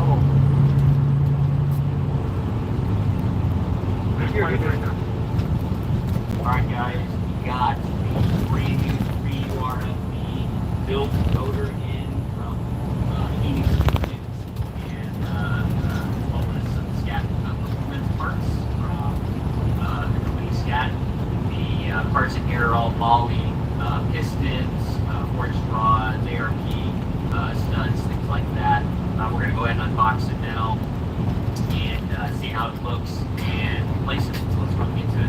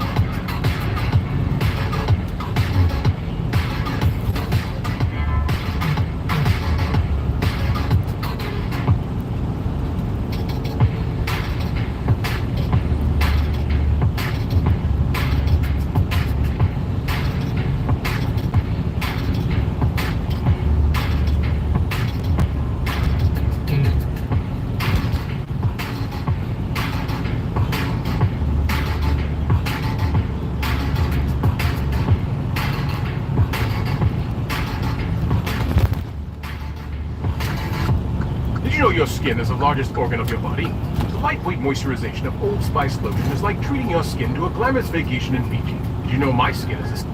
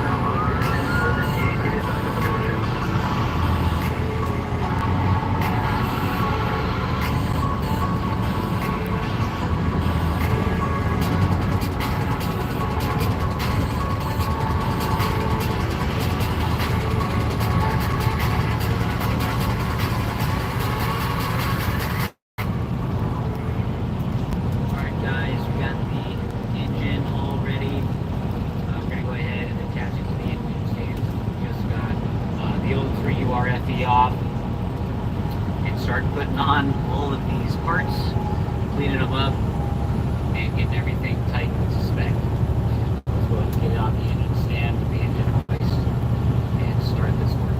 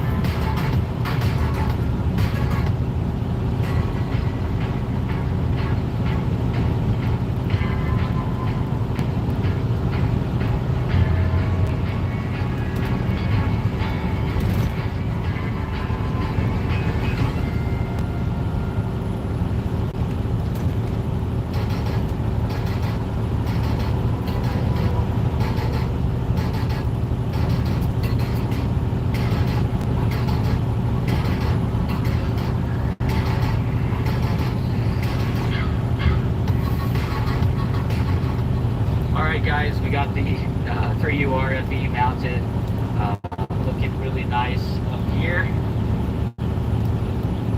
All brand new setup for the parts that we're going to throw on it. Remember that this already has built components in it, man lead rods, forged pistons, ARP, head stud, a couple other different parts that we put in here just for being able to do anything down the road if we want to. Really pretty good cost for this engine. Shout out to Phoenix Performance Engines or Phoenix Specialist Engines out of Phoenix, Arizona. They were able to do something like this. A really good deal. So we're going to go ahead and start cleaning all those parts like I mentioned earlier. Steam clean and pressure washing and alcohol and so forth. Since we're reusing a lot of the parts from the old 3U RFE that we just took apart. And we're going to be starting on different aspects of this, probably working on the front timing cover and everything like that first. We'll go over to the valve covers, finish out the valley, and then finish out bottom oil pans, etc. And then we'll probably end with the rear main seal on this one. Go ahead and get to it and see how much we can get cleaned tonight.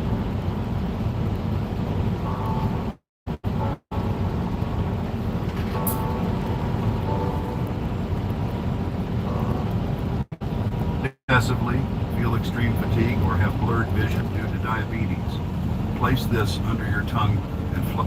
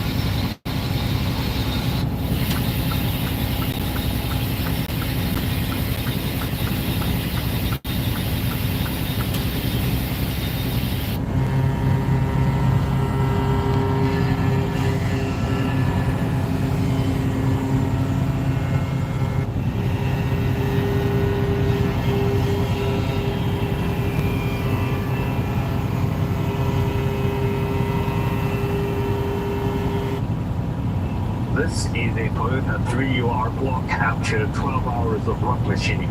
All the freestanding original cylinder liners have been removed. So now this is a hollow shell in preparation for the 6.8 liter conversion with Maui Ford pistons and these proprietary heavy-duty wet sleeves. Remember, the parts that we remove from these are freestanding anyway.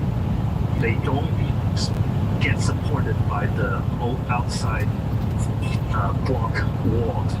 So removing them does not remove much strength on the open deck engine block anyway. But the wet sleeve that we put into these blocks, they are supported on these walls. So they're good for 1,000 horsepower, no problem. More than that, probably not, but 1,000 horsepower, easy. Before we do any final machining, we need to stretch relieve this block. So expect a few days before we continue this process.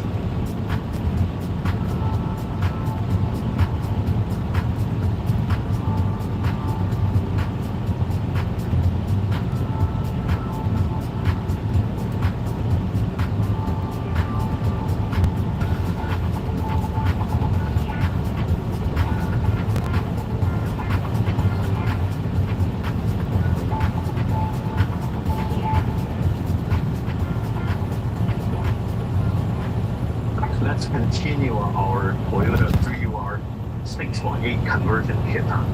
This is the third machining stage. The wet sleeves have been put in.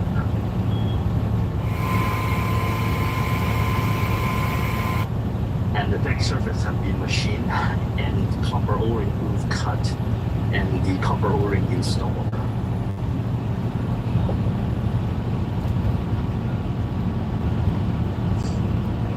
Now, we remove one side of the torque plate compared with this side. We take a look at this. The reason why we emphasize on machining the block with torque plate on is that the ductile iron sleeves are so tough. Normal honing machining operations don't work if you don't put a torque plate on. That means you have to leave so much stock on it for honing that it's going to take days to hone. To make this process practical, torque plate boring, especially the last two cuts, is absolutely necessary. In our experiences, open deck engines, no matter whether it's this Toyota or other German vehicles, the distortion is roughly 0.02, 0.08 millimeters. Some thin wall casting Mercedes engines, they have a lot of distortion with or without the torque plate. So torque plate machining is the only way we do this. We remove this so that you can see the quality of machining that we do. To go with this engine, we understand that majority of the Toyota 3UR owners, they want naturally aspirated large displacement. Some of them want supercharging, whether it's Magnuson or other brand. So what we do is we chose a set of pistons that's good for 800 horsepower. This is Maui Ford piston made of 4032 aluminum, and this is fully coated with phosphate coating, Raphael graphite coating, first ring groove anodizing, and Cerakote coating on top. Of course, the main benefit of using the material called 4032 compared with these 2618 aluminum is that these have much smaller thermal expansion rate, and this is much closer to the ductile iron material that's used for the block. Therefore, you don't need that much piston to wall clearance, and that translates into no oil burning, within the service intervals. And there's no knocking, there's no cold start, rattle of any sort. This is ideal for Toyota engines.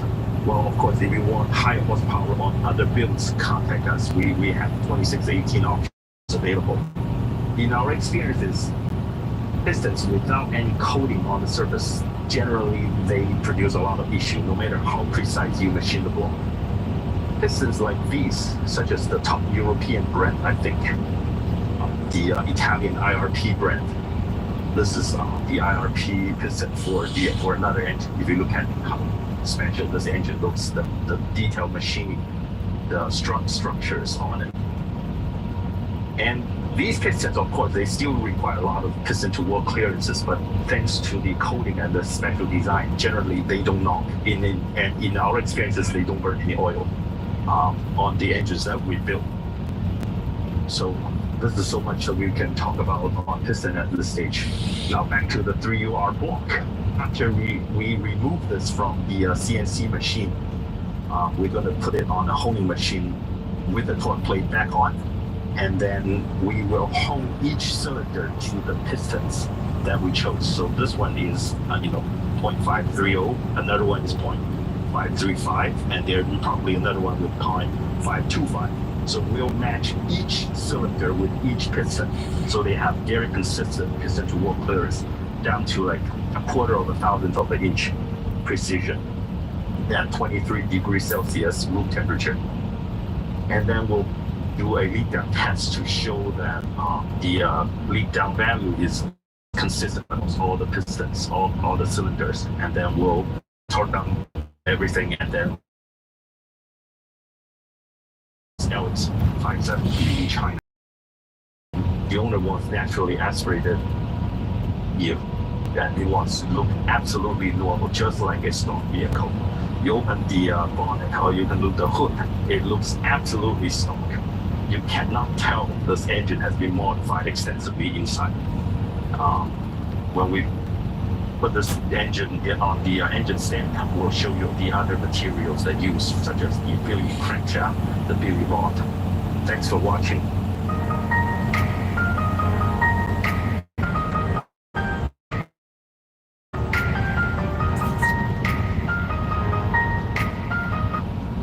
Hey everyone, I'm Joe.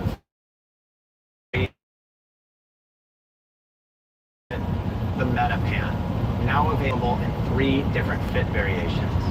The Metapan is very unique, and the best way to describe it is if your favorite elevated pant merged with your favorite lounge pant. And like most things at Vuori, the magic of the Meta lies in its fabric. It has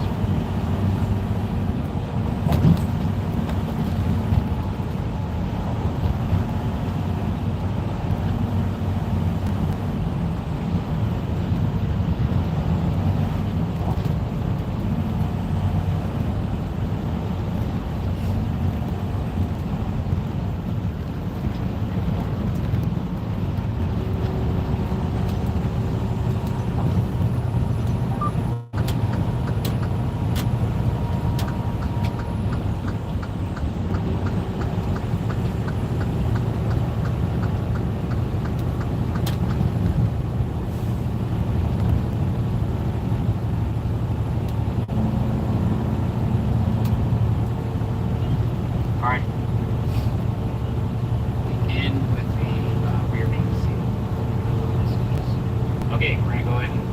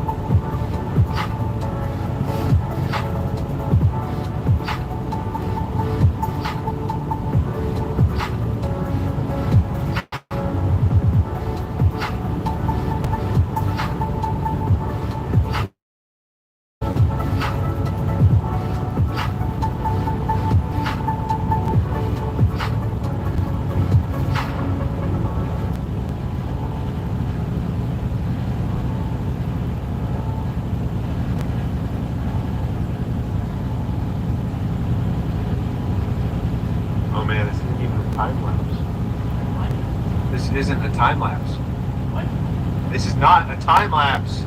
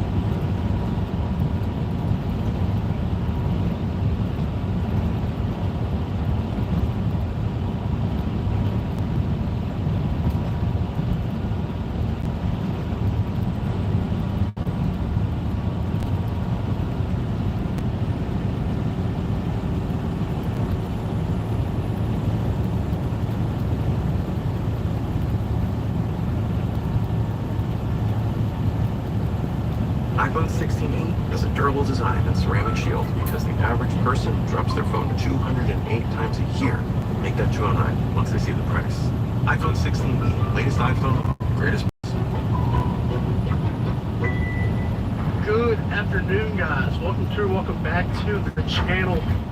Today, we've got something really cool for you guys, and it's the first video like it, and we'll done to the Tundra, and then we'll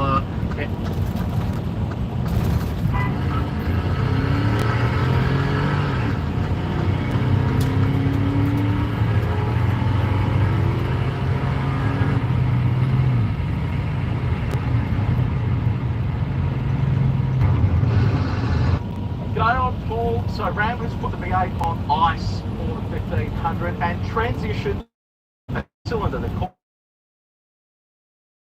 to Australia along with a standard output as well. But I know what you're wondering, which one of those is fastest? Is the 6 quicker than the V8? So today we're going to be doing some straight line drag races, we're going to do some roll races, and at the end I'm just going to be quiet to hear what some of the drivetrains sound like. And most importantly, which one is now quickest in Australia? Because last time we did this whole drag race thing, Silverado was the quickest of the bunch. I want to figure out today whether it is. This is our new project car, a 1989 Ford Mustang. Back in '89, Ford claimed this thing made a blistering 225 horsepower at the crank. But after all these years, well, it's got to have lost some of that power, right? Why? Where? Where does it go? Well, that's what we're going to do today. We're going to figure out why old cars lose power, and we're going to talk about what you can do at home to restore that power. Then, we're going to take the Mustang to the dyno, see how many ponies are left in the stable. Over in big time.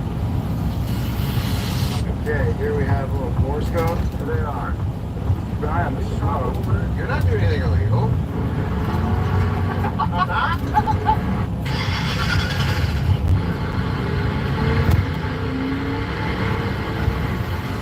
Now, Fox Body started all the way back in 1979. But this being in 1989 means it's part of the third generation of box body, which ran from 1987 to 1993, arguably the best box body. With updates like a mass airflow sensor in 1989, 9-to-1 compression, forged pistons, ground effects packages, and super sleek aerodynamic brick-like headlights. Now, this is a GT, which means it has the 5, the V8, the 302, which has its roots all the way back in 1969. But you'd also get the Mustang in its notchback, which is arguably cooler looking, but more expensive these days, unless you're willing to buy it with the 4-cylinder that some of them came with. But if you did get the V8, well, you could expect 225 horsepower and 300 foot-pounds of torque at the crank when it was new. But after 36 years of hard living, well, some ponies have to have left the herd, right? But why? Where do they go? Why do old cars lose power? Well, to understand that, you gotta understand how an engine works. Come with me to the garage. Wow, our cats just love great customer service. Customer service? Right. They don't get this excited for wet food. You know? No. Get more than just savings. Get more with Geico.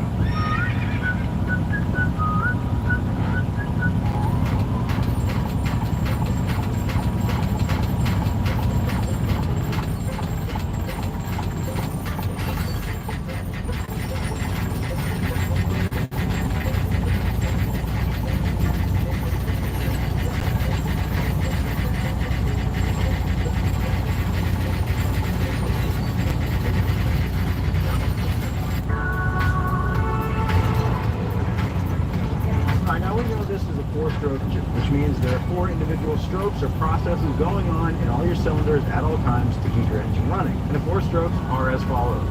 First up, you got suck, and that's when your engine sucks fresh air in from outside. Then you got squeeze. All that new fresh air is mixed with fuel and squeezed and compressed until the next stroke, which is bang. That fuel and air mixture is ignited by the spark plug, and bang, you make power. And then the 4th and final stroke, blow.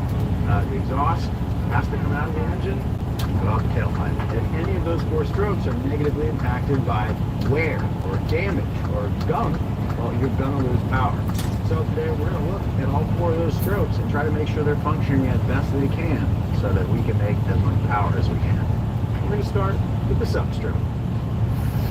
Alright, the suck stroke and the intake stroke is all about sucking fresh air into the engine so you can mix with fuel and make power. Engines are basically big air pumps, so if you make it harder for your engine to pump air in or out of it, well, you're going to lose power. So you need to make sure that you can pull air in as easily as possible. And over time, there are things that will make that harder, like the clogged air filter.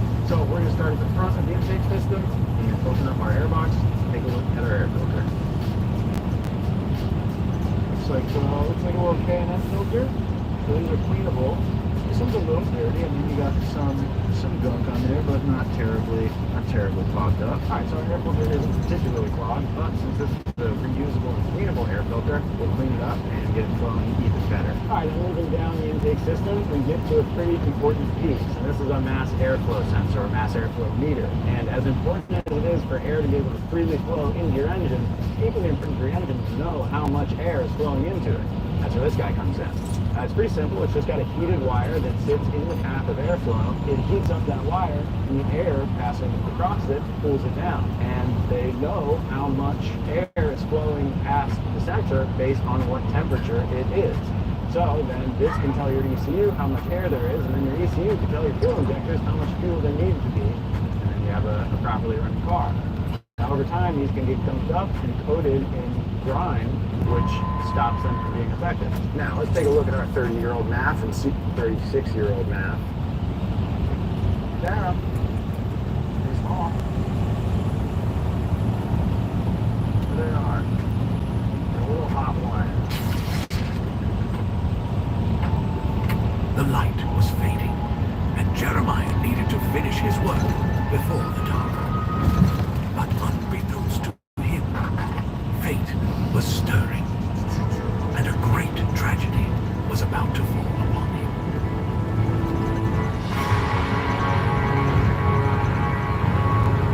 But Jeremiah was not without hope, for he had a tool that could turn despair to light, and a friend whom he could almost always count on.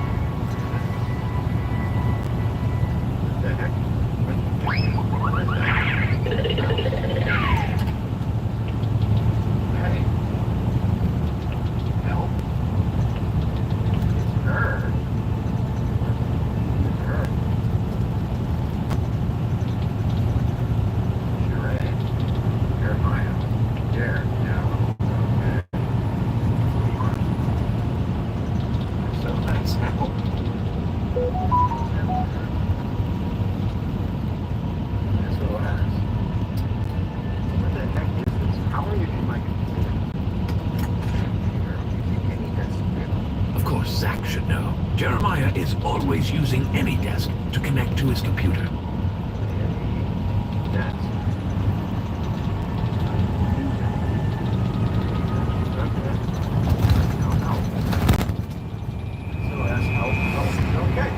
Jerry, I'm coming. Oh, God, are you okay? Finally! Oh my God! You look fine. What's wrong? Can you pass me that wrench, please? You're kidding. What you got down here? And all these tools. Well, this one's out of my reach.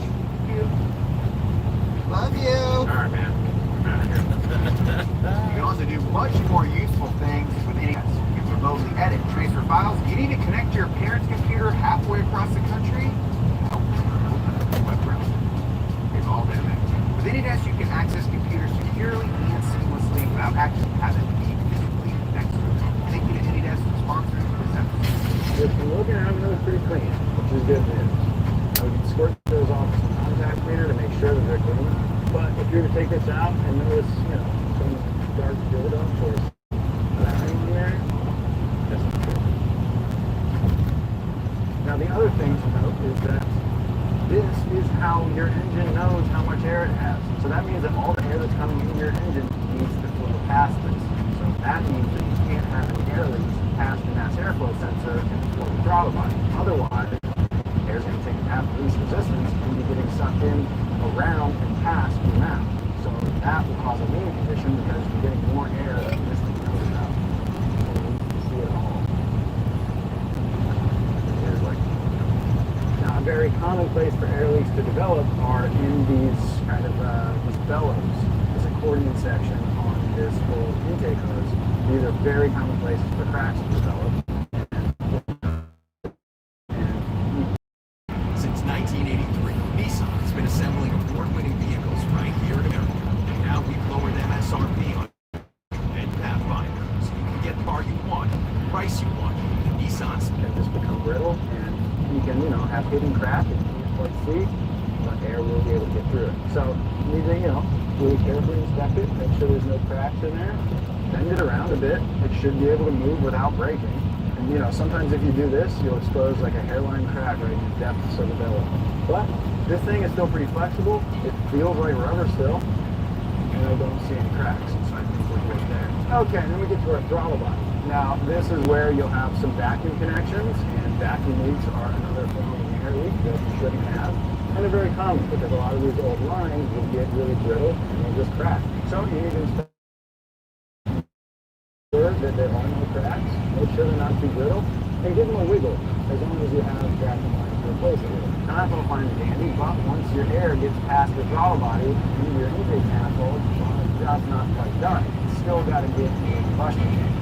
To do that, it needs to go to the runners on your intake manifold, and it needs to go past the valves in the head. Now, if you have a bunch of gunk or buildup in your intake manifold or on the backside of your valves, well, that can make it harder for air to flow into the combustion chamber. So, you need to make sure you don't have a bunch of gunk, grind, and buildup in your intake manifold and on the backside of the valve. Now, that's not as huge of a problem in kind of old school fuel-injected cars like this, where the fuel gets injected into that air upstream of the combustion chamber and upstream of the valve. So the fuel that's in the air does a pretty good job cleaning off the valves as it goes by. But newer direct injection cars, where the fuel is directly injected into the combustion chamber, it doesn't pass over the valves. So it's very common to get a bunch of carbon buildup on the backside of the valve.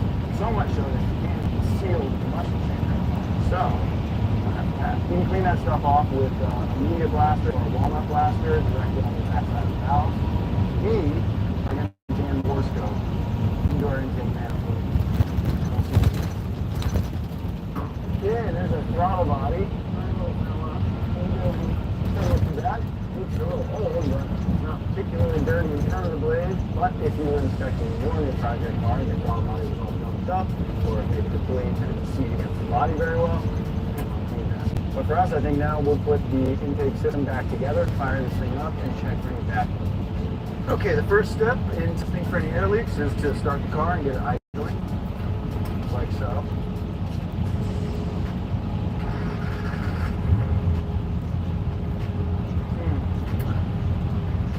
Okay, now we'll go to the engine bay.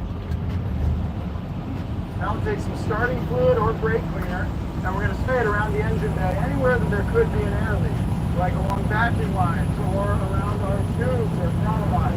And if we notice an increase in RPM while we do it, that means we have a leak and it's sucking in our fluid. Okay. Well, on most cars, it's a little bit easier to tell when the RPM changes when you have a leak, but with a car like this that hasn't changed, I went through kind of a radical between them. But luckily, we've only got a couple vacuum lines in the car, so we can inspect them and make sure we have no leaks. Alright, our suck stroke is sucking, so now it's time to move on to the second stroke, the squeeze stroke, compression. So compression in an internal combustion engine is when the piston goes up and squeezes the air and fuel mixture in the cylinder. This increase in pressure helps the air and fuel mixture to burn more efficiently and powerfully when the spark plug ignites it, which ultimately gives you more power. The Mustang has a 9-to-1 compression ratio. Now what does that mean? Well, it's a comparison of the volume of the cylinder with the piston at bottom dead center, and the volume of the cylinder with the piston at top dead center. A higher compression ratio increases cylinder pressure and generally increases power, but it can also increase the likelihood of knots, which will require higher octane fuel. Now, that's all fine and dandy if your engine is brand new, but if your engine is old and worn out, it might not be able to affect the pressure really get past the ring. The next place you lose cylinder pressure is past your valves. If they're not seating properly, they don't have to be sealed. This can happen because they're dirty or, heaven forbid, bent. But if they're not sealing well, you will lose pressure past them. Third place you can lose cylinder pressure is your head gasket. If you've got a faulty head gasket, not keeping pressure where it's supposed to be, you will leak it either into your cooling system or out into the atmosphere. The fourth and final place where you can lose cylinder pressure is around the plug threads. If you don't have a good seal on your spark plug, you will lose cylinder pressure through them threads. There's really a fifth way that you can lose cylinder pressure, and that's by the bending a rod or shattering a piston or putting holes inside your pump. Those will also cause you to lose compression. But we need to be able to test our compression. And of course, we've all heard of a compression test. We're going to go one step further and do a leak down test. It's like a compression test. Okay. What you want to eat Need to tonight? restock your pantry? Shop the King Supers app for the same great You want to in-store go out or prices you want and to stay in quality. the truck? So whether you choose pickup or delivery, your satisfaction is 100% It's like a compression test. So the first thing we're going to do is take out all the spark plugs, and then we'll be able to rotate the engine by hand and get cylinder 1 top dead center on the compression stroke. Okay, we got our plug wires out of the way. Now we'll take our spark plugs out and see how they look, and then we can get underway with the leak down test. A little wet, but nothing crazy. Cool. Maybe I just pull the grime out on the way out. Inside the production chamber, that's not good. Okay, here we have a little bore scope. This is just cheapo. I got on Amazon a few years ago. So we can poke it around in your cylinders and see if anything looks significant out. I'm going to put it in your buckle. Yeah, just to see what's going on. Alright, so you can see the cylinder walls here. I can still see some cross hatching.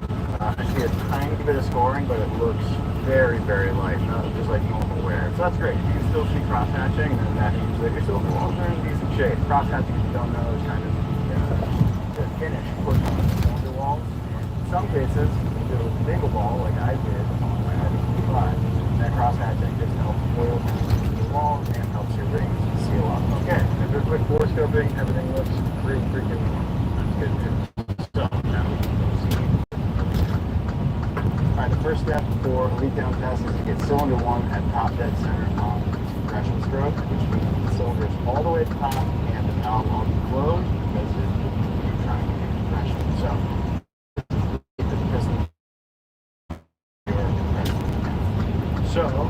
spin the crank by hand, and we're going to be paying attention to marks on the crank pulley that indicate where top dead center is. Dead nuts on the crank pulley. So cylinder 1 piston should be all the way up, valves closed, ready to make compression. So now what we can do is get this. It's a fairly simple tool. Okay, so we've got a hose, and this will thread into our spark plug hole, and this end will come back to our tool, like so. This end of the tool goes to our handy air compressor. Basically what we're going to do is put a known pressure of air, we put 100 psi of compressed air into our cylinders, and this will not only measure how much is coming in, but it will measure how much is staying in, or how much is leaking. So we'll be putting in 100 psi, and if 90 psi stick around, then we have 10% leakage, and that's pretty good. So we'll just kind of run this on each cylinder, and just reference the gauge, and we'll be listening to leaks. Talk more about it in a second. It's pretty simple. You just need to have an air compressor. And what's nice about this kind of does, in some sense, the same thing a compression test does. A compression test being similar, where you do thread into your spark plug holes, you do have a gauge, but then you just crank the engine and you read how much pressure you make from that gauge, which is fine and dandy, and it will show you if you have low compression in the cylinder. But a leak down tester not only tells you if you have low compression on the cylinder, but it will help you figure out where you're losing that compression from. Okay, cylinder 1 between 10 and 15%. That's pretty good. We're on the low side of green. That's great. So this gauge here is just measuring how much of the air that we're putting into the cylinder is leaking out. The lower the number, the better. Passing air into we get 100%. But since the air that we're putting into the cylinder is being by the cylinder, the piston, now the piston rings and spark plug thread and the head gasket, well, it keeps most of that air in there and makes our leakage number very low. So if we had bad rings or we had a bad head gasket and we had significant leakage, that number is somewhere up in the 40, 50, 60% range where we want to work. Beat you. Why not? Every guy does this. The UFC boxers, they say, I'm going to beat you. It's going to be nothing. It's going to be a nightmare. But after they lose, they shake the man's hand and say, good on you. Congratulations, you beat me. And the world moves on. You actually might change my entire brand. Chat, this gonna be his last. Listen. This gonna be his last. I might change my entire brand. I'm gonna be known as this the is over with. He says, I'm going to change my entire brand. And the problem is it did. The man who promptly lost to ISO speed and complained. Speed is about to create the thing. We ain't gonna be the routine. They're not gonna know me for just the routine. And so the routine of rubbing banana peels on his face, putting on a Rolex, jogging with a couple of dogs beside him, wearing a mask. It ain't it. ISO Speed, who basically just streams all day long, he dusted you. Chat, I'm about to end this man's career, bro. Chat, I never ended somebody's career, but I'm about to really end his little Instagram run, yo. If I was ever some foreshadowing, this is it. He's about to end this man's career. So, like, it's really, this race happened a freaking months ago. No, he shouldn't have made this happen months ago, because if he had, he wouldn't have had all that progress. Everyone would have seen it's Ashton fraud. Y'all know it's not any edits. It's real speed. He's a dead ass fraud. Why is it like, why do you talking too much? Like you a fraud, you a fraud. I mean, Ashton Hall, who has he raced in the past? He raced DJ Khaled.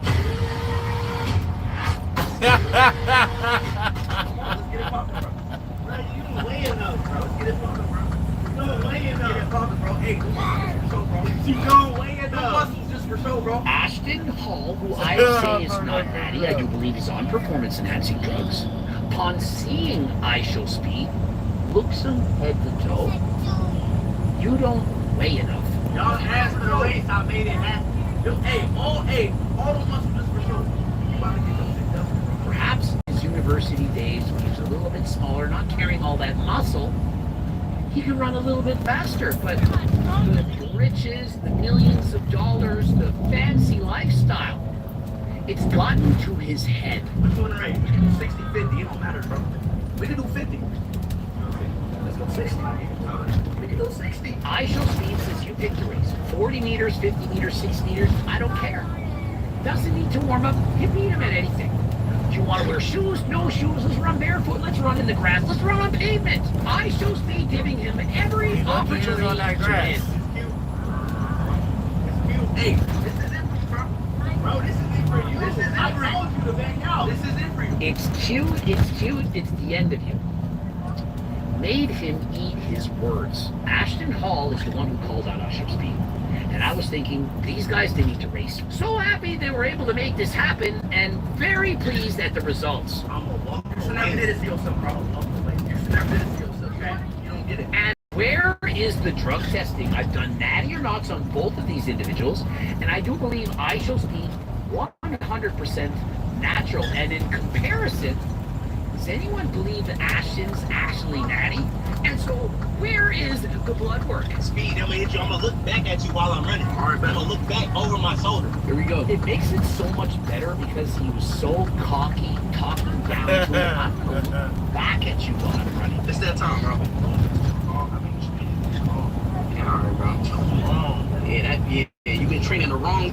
I'm gonna give you time. I've been training too long, you got no chance. And so, I mean, is this not proof in the pudding? Are we all hiring Ashton Hall for coaching, training? Hey, I've been doing this for too long. You cannot beat me. I'm going to embarrass me. It's not too late to back out.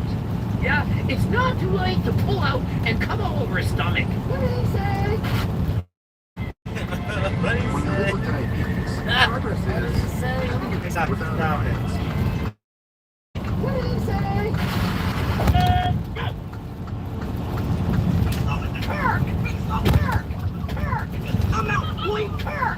I mean, he literally says we about to rebrand, and in about 3 seconds of running, Ashton Hall ends up on his face.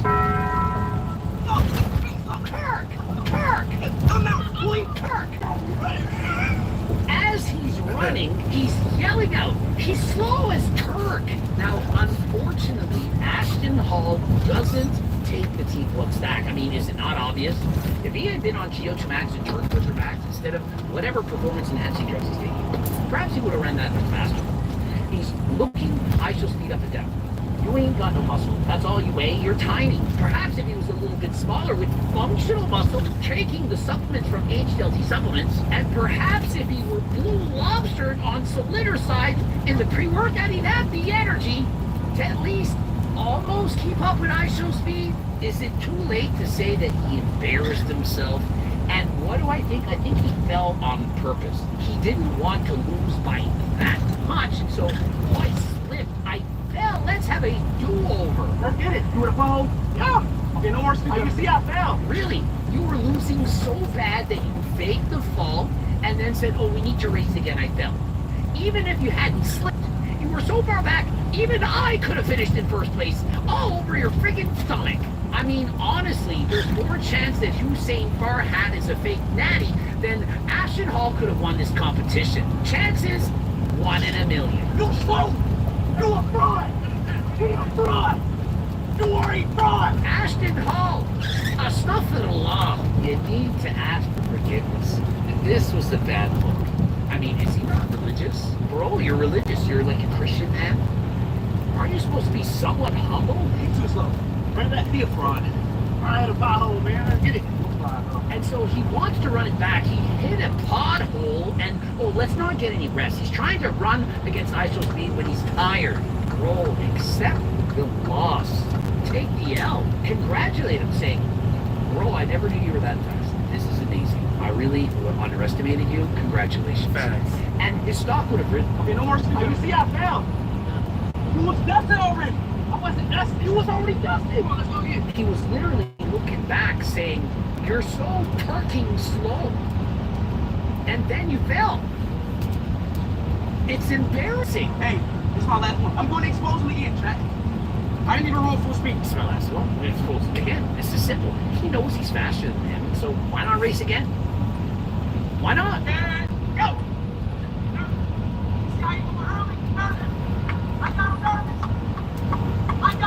And so in race number 2, a full start, he's like, ready, get set, and the Ashton's already off. ISO speed, he hasn't even flinched. Thinking, bro, it hasn't said go yet. Ready, set, go! It's too slow. And so again, even though he leaves a little bit later, because you remember he's not trying to jump the gun, he still passes and beats him. It's over. 2 in a row. What's up? Run it again if you really. Do you have enough space? Already won 2 times in a row. Second one, you barely beat me. Let's run it again. I gotta beat you 3 times. How embarrassing is this? And so is this Ashton Hall's strategy? I'm going to race him as many times as possible until I eventually beat him. I'm going to tire him out. Let's change this into running on. He's mad. You can see it in him. Give them what they want. No, it's what you want. They don't want it again. They've already seen you lose. You lost, dog. You lost. I just beat you twice. Bro, the first one I slipped, bro. You lost, bro. See, this is where I lose respect for Ashton. If he just said, hey, you're the better man, you're faster than me, I just judged you. But to cry like a baby is it? I don't care unless you got space. 3 tries, you're only 20. It's pathetic. It was worth the first one. It don't matter if you slipped or not. It was worth. You won't pass it, bro. Just take your wheel. I mean, imagine this at the Olympics. Oh, you barely won. You ran 9.8. I ran 9.6. Run it again. I slipped on the first try. We got to run again. Pro is already hit. Okay, let's run it again. Imagine the Olympics. They do it again. Wins again. Oh, but it was close. Maybe if we run it another time and you screw up, and maybe if I jump the gun, maybe I'll beat you this time. I knew you wasn't passing me. I would. And I wouldn't want to run again. So he still in his mind thinks he's better. The only things Ashton Hall can run away from is integrity, his dignity, and Craig. It didn't come through yet. Asking him for his freaking blood work. Let's do it on a flat surface. That is a flat surface, bro. Let's do it on a flat surface. What flat surface? Right on the road, man. Let's do it on a flat surface. Like, yeah, oh yeah, they were running uphill. It's a freaking soccer field here. It's a flat surface. And there it is. If it wasn't, it's fair. You're At Raising Cane's, we focus on being the best at one thing. Getting it right every time. Just by every animal. And even if it wasn't, it's fair. You're both Welcome, running son. on the same freaking surface. If you don't like it, you switch sides. Really? I don't train on that. Fine. He's gonna give every excuse in the world, bro. You think I show speed trains in the grass? Oh, in secret, he's been training for months on grass to dust. Aston Hall. Ready, set, go! Did you see him cheat? I pressed pause because Ashton Hall left before. He can slow the camera, perhaps editors can slow it down. He cheated. He left early. If he's gonna cheat to win a freaking running race on the grass in the pavement barefoot, hey, what would he be willing to cheat in order to make more money?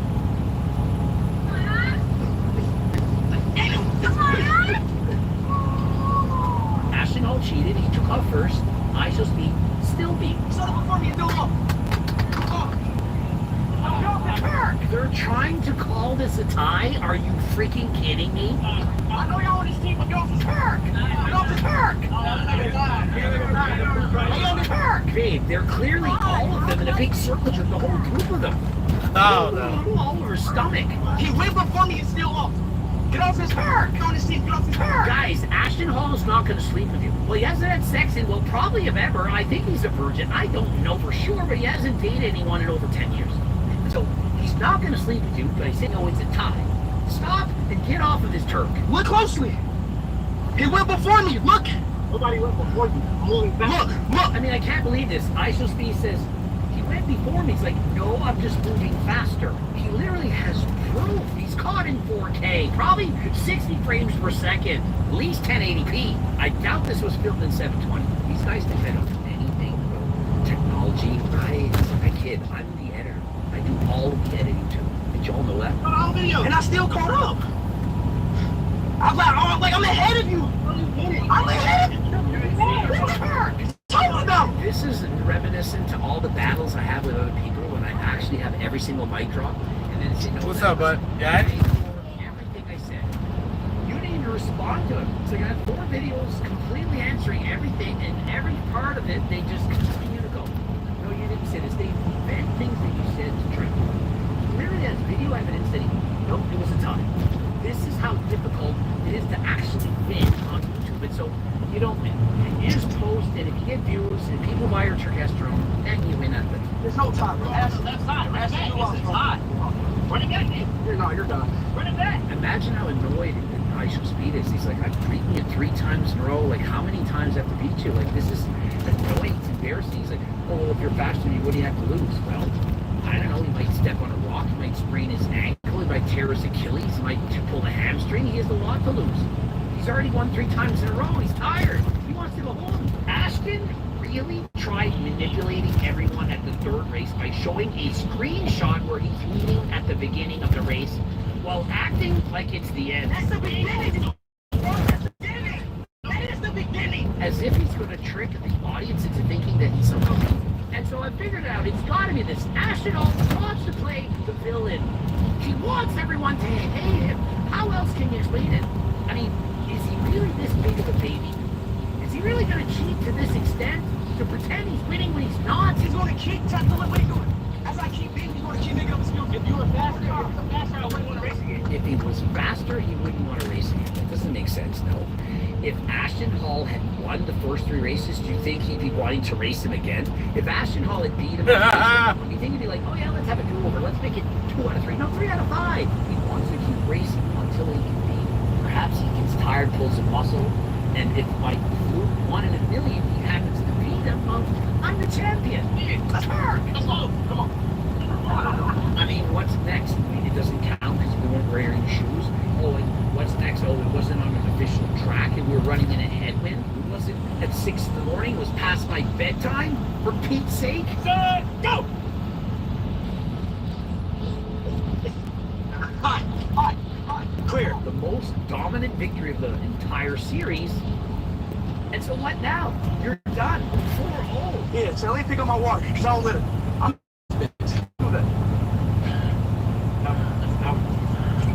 Nice show speed goes and picks up the Saratoga water. Go home, bro. Go home, Chad. I know, it is his bedtime. It's like 6 in the morning. Time for bed. It's time for a nap. Ashton Hall, he can't do anything unless somebody puts his wash on for him. Somebody dresses him. He doesn't wear shoes. He wears socks in the freaking washroom. He wears socks in the bathtub. Like, bro. He's being an average person. Like, he's not, like, I wouldn't say he's slow. He's not slow. Like, he's being an average person. Like, he's beating you. I love it. And so, gonna give him some praise here. He's being an average person. Like, he's not slow. Like, if there's an average person out there, like, he'll beat them. Like, people that don't train and are slow to average speed, he'll beat them. But he can't actually run fast for people who can run. Ashton's confidence is the funniest thing. Bro was begging on stream and still fails. Ashton Hall race routine. This is great. This newest video is going to be Ashton Hall's race routine. It's going to be 11 a.m. You start, 11:05 you're coming to the spot. And so the Togi water, it didn't do anything. The banana peels on the face, all of that is for naught. It was an honor to witness this career-destroying live. Ha ha ha. Code Greg 15% off. You can get the Blue Lobster stuff. There's G-Test Platinum. There's GLP Max to help you not eat as much. There's Turf Builder Max to give you more jack than last time. And there's GO2 Max. And the last video I posted, people were all up in arms. Oh, Coach Greg doesn't have the lab report on his most recent Terkestrone. I absolutely do. What is wrong with you? Oh, he's cheating us out now? No, I'm not. And if you want fake Terkestrone, you can get the Ajuga Tristaca, the Turkplex from Girl of Mine. And yeah, I third-party tested it with chain of custody, it's called, because if anyone ever sues me, I got the receipts proving that it's a scam. And we proved that we're not a scam. Do I look confident enough to you?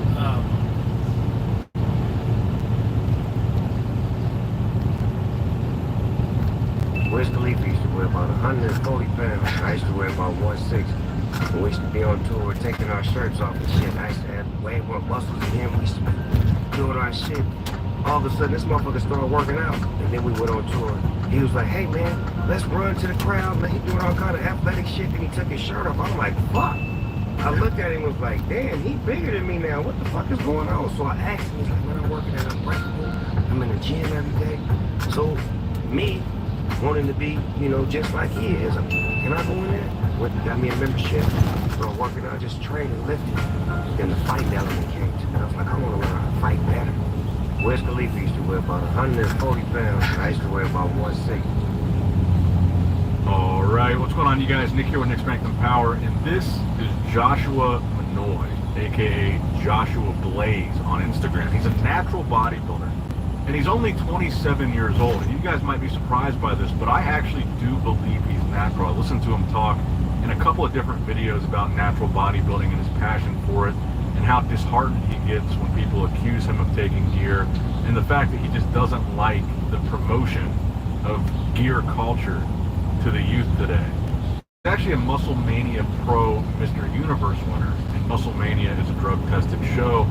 But I came across a video of him, and I thought he has some of the most impressive natural arms that I think I've ever seen. And I wanted to showcase this guy's physique on the channel in a positive way, because I feel like we have gotten a little bit too deep into natty or not culture. Guy has an incredible physique. I think it is achievable natural. Let me know what you guys think in the comments below. Like and subscribe for more. All right, what's going on, you guys? Nick here with Nick Spankman.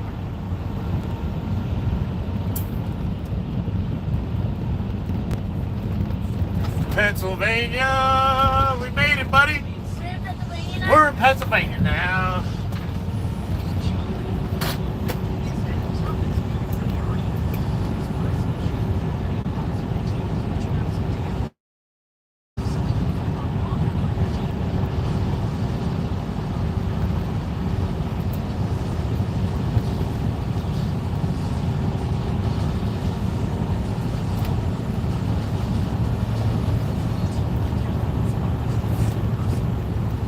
Well, you know what?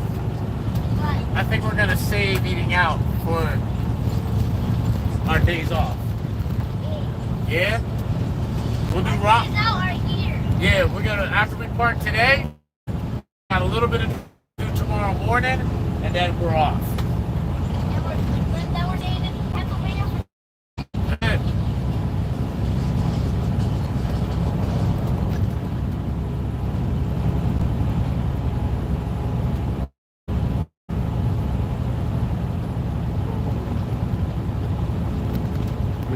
Start playing supremacy in 1914, you'll quickly realize that some states are desperate for war.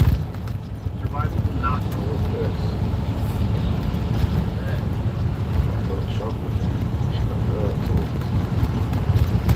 Yeah, you know. What's your name? I'm London.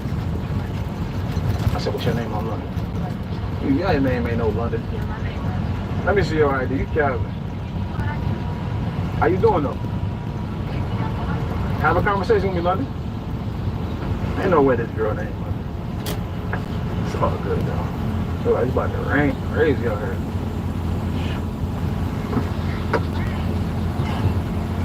What you mean, wait? You said what? What we need to talk about? What's good?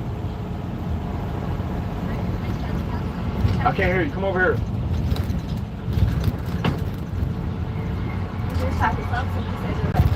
Yeah, that's my name. And you tried to tell me that was my name? Yeah, I don't believe Why would I lie about my name? I never met a girl in London. In person, at least. I know I've seen the name, but...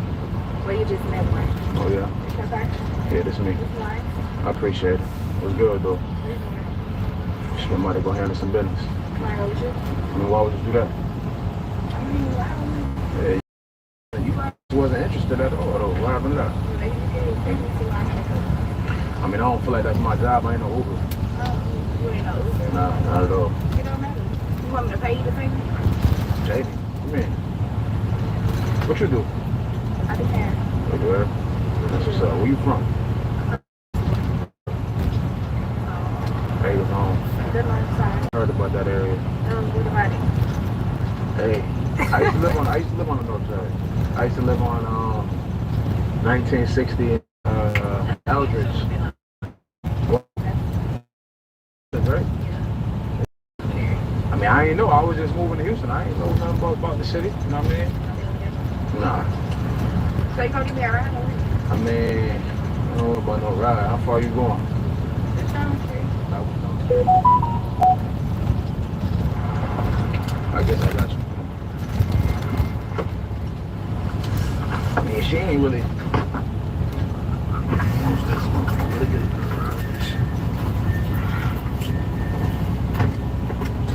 So where you need to go? Hold on. You can just talk to me. So you said you needed me to give you a ride. You have a 9 to 5. It's good. Let me see what you. You sure I can't call it? I'm just chilling, you know. You got a girl? I'm single. You got a dude? No, I'm single. Wait, how long you been single? See my ring? I mean, I don't mean that you ain't in no relationship. I'm not. How long you been That single? don't mean you ain't either. I'm telling you what this what it is. I mean what I say and I say what I mean. You feel me? I might be wrong a lot of you. I've been single since October. October. Okay, what happened? No, I couldn't see. You said what? Somebody repeatedly do something and you get tired of it. I'm done. Yeah. So it was toxic. I ain't gonna say toxic. I'm just saying I understand it. Is you toxic? No. Yes. So that means you toxic, man. You got toxic ways. My boy, only you make me. I make it. Yeah, I ain't toxic. own lane. I do what I want to do. I appreciate it. So what's up? You still ain't coming with your dude. No, I'm into real estate. What you do? I live there. What you like to do? I party with my friends. Now you be going out every weekend. Not every weekend. Pool parties, Kai. I don't go to pool parties. So where you go? Where you go to work at? You know, like Dome, you know, Seaside, maybe. You know, Yeah, I'm shit for like it. that. You like to travel? Travel too? That's what I like to do. I do too. Partying is cool on that shit. So, You don't want to go party with me? I don't party. Like that. I party out the country. Well, we can party out the country together. We want to go first. Who said it's a weekend? I don't even know you. You getting to know me right now. Understand You're that. not saying You about talking yourself. about, okay, but you talking about us going out the country. So who do you expect to pay for that? I can pay for mine. Excuse me. Excuse me. Maybe yours too. My bad, my bad, my bad, my bad, my bad. I came at you a little crazy. Okay. Yeah, but you can make for me though. Nah, see, now you got me. Yeah. Nah, that ain't what I'm gonna do though. I mean, I don't even know you. Like I said, you're nothing right now. You do for your You let me girl. get in your car, so. Yeah, because you said that you wanted me to get you a ride. Nah, and as soon as I'm trying to get right, you So told me if hold you on. make me a ride, it's not. Yeah, let's go. Like you said hold on. Where we going? Down the street. Hold on. But you keep telling me to hold. You want to ride or you don't? I do. But What's when we good? get over here, you gonna buy me something off the store? What you mean buy you? I'm not buying you. I mean, a lot of shit off the store. I don't give a what you need. I'm not doing none of that. That don't got nothing to do with me. It don't got nothing to do with me. Yeah, I'm not handing nothing over. That's like me saying you can drop that neck there. How about that? You got me big. Now you got me up. No, you got me. I got you. But you asking me to buy you. I don't even know you. It doesn't matter. It don't matter. No. Why don't? You drive in. What kind of crazy? It's a Lamborghini. Why? What does that got to do with you? You got that bread. What does that have to do? What does my bread have to do with you though? Be a nice gentleman. A nice gentleman. Nah, I do that for my woman. You're not my woman. You're nothing. Doesn't matter. So you expect me to spend my hard-earned money? Yeah. On you? For what? What value have you brought to my life? I'm sitting in your car. That's what I got. A conversation. That's what I just Stop. talked to you like. I got so that'll make you upset that day. What's up, y'all? It's your boy.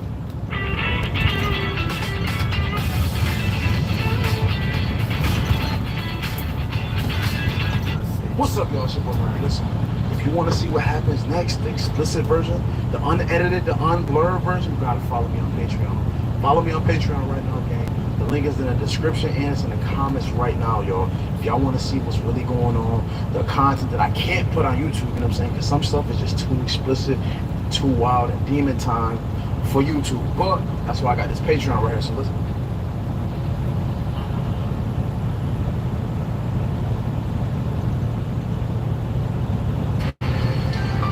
Breaking news right now, a major military escalation in the Middle East as we give you a live look over Jerusalem this morning. Iran fired dozens of drone strikes that Israeli forces did intercept overnight. This, of course, in response to Israel's wave of airstrikes to destroy Tehran's nuclear program. Retired Army Lieutenant Colonel Robert McGinnis joining us this morning. Good morning to you, sir. We knew this was coming. The administration ordered Americans out of the Middle East. So what's next? What are you specifically watching for in the next 24 hours? Well, so obviously we're concerned about radiological release from the strikes that the Israelis made, but also the retaliation. We expect that Iran will clearly launch more drones and missiles. And of course, Hezbollah, Hamas, which probably can't do much, but the Houthis might be able to do a little more. IRGC obviously has lost its senior leadership based upon media reports. And so there's a lot of unknowns at this point, Chan. What I'm most concerned about, however, is strikes against U.S. personnel. Of course, we started to remove those personnel through evacuation a couple of days ago, but the Iranians have threatened to attack us. And we have 40,000 troops in the region, plus dependents, and they're all around Iran. So that could be a major issue going forward. You talked about the IRGC, the Iran Revolutionary Guard. We know now that there are reports that the head of the IRGC was killed, as well as the chief of the country's military. What does that mean for Iran's defense forces? Who is leading those forces now?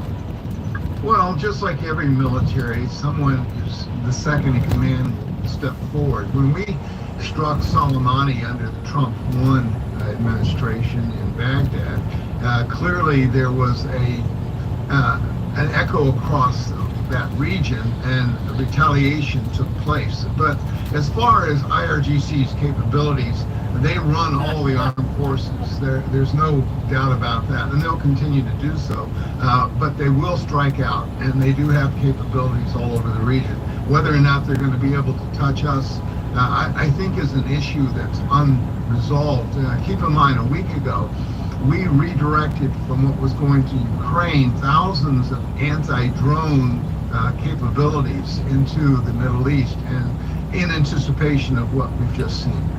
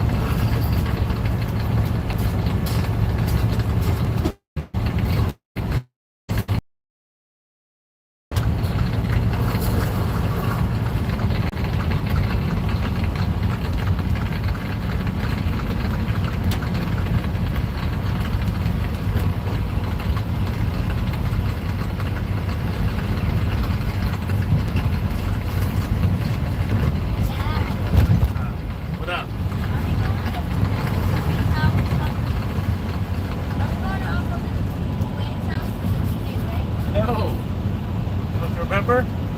We talked about that. What are we doing?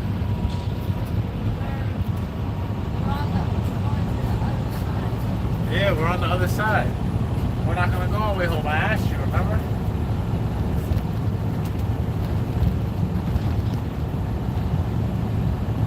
I mean, we could go home.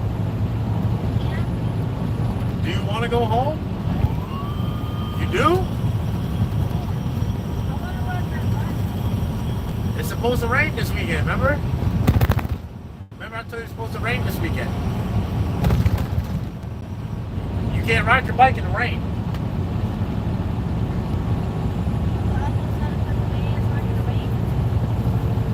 It's gonna rain at home. Home is the other side of Pennsylvania. And if we go home, we gotta leave that Sunday night at 3 in the morning.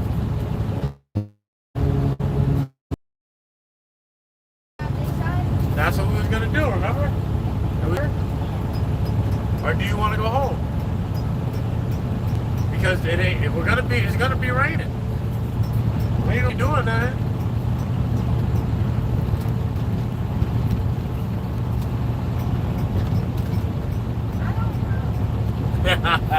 Don't worry, let Dad take care of it, alright?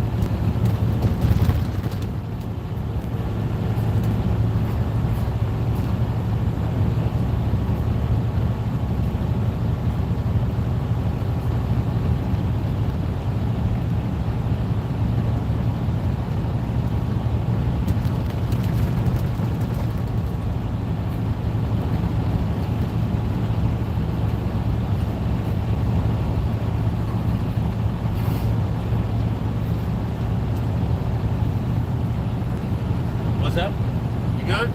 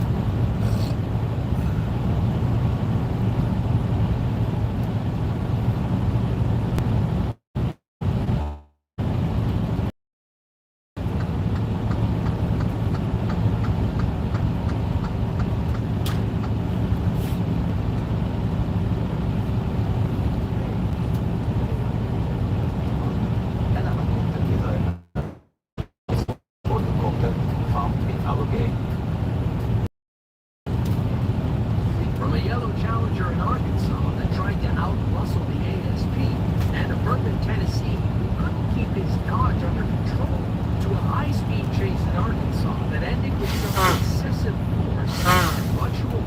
Here are the wildest police chases with American muscle cars caught on dash cam.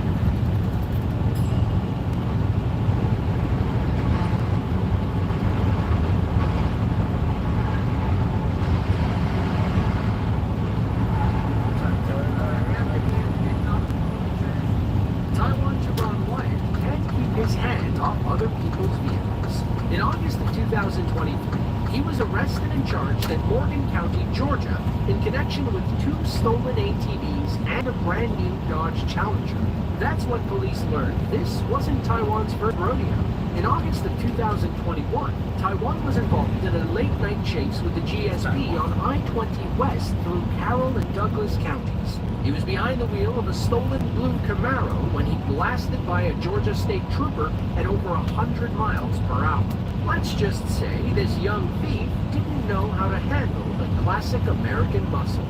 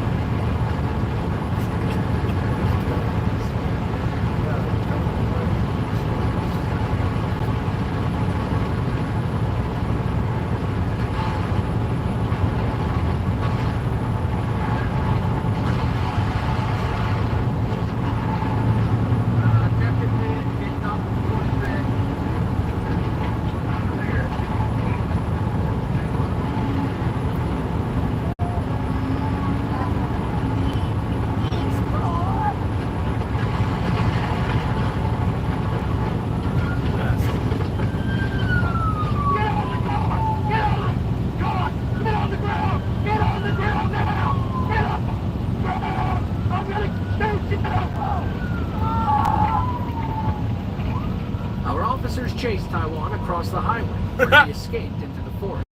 Because our officer didn't know if the suspect was armed, he decided to fall back and wait for another unit. That's when a woman pointed toward the trees and told both officers that a young black male was hiding in the shadows.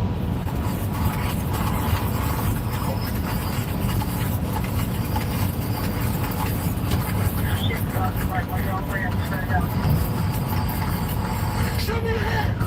Lie on the ground now! Kill the ground! Put your hands on your back! You know what's wrong? Why would that thing? No, you wouldn't. No, you wouldn't. Stand up. Come on.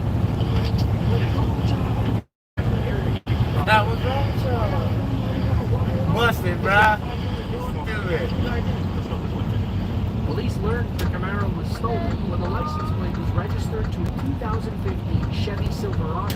It doesn't take the car probe to spot the difference between them. In the end, Taiwan was arrested and charged with several felony crimes. He didn't learn his lesson, was arrested for similar crimes in 2023.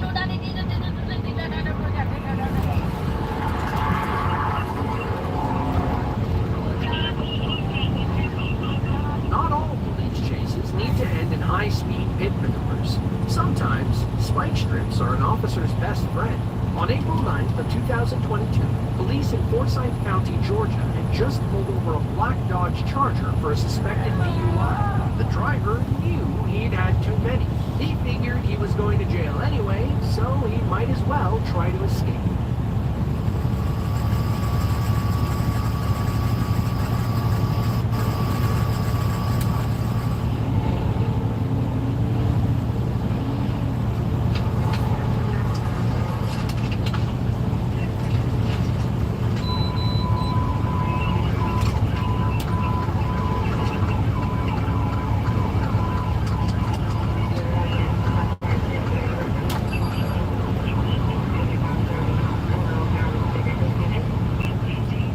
Our suspect thought he was home free after losing the first officer, but another cop was ready to catch him coming off the interstate.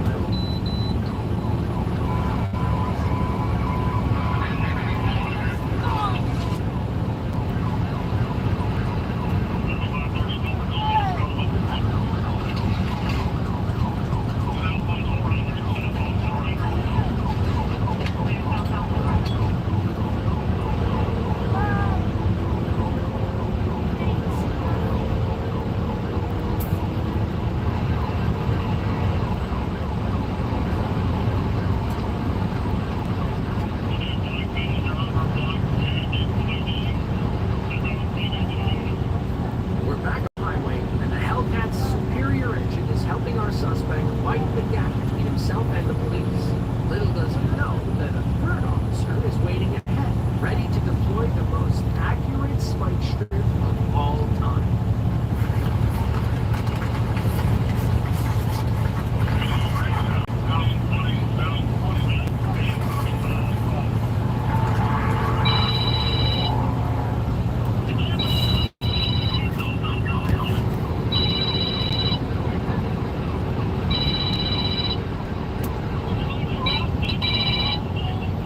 What up, bro? Never seen a more direct hit.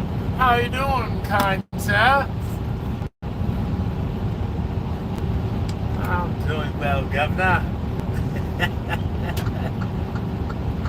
What up with Pennsylvania?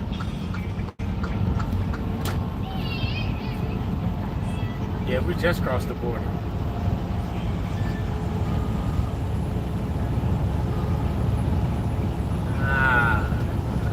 Got our roll on it today. Got our roll on, got cleaned up, showered up, had some good num-nums, you know what I'm saying? I had a 1.5 long Frank. It was a pub. It was a 1.5 long pig in a plate. And Hokai had a double cheeseburger. Pause.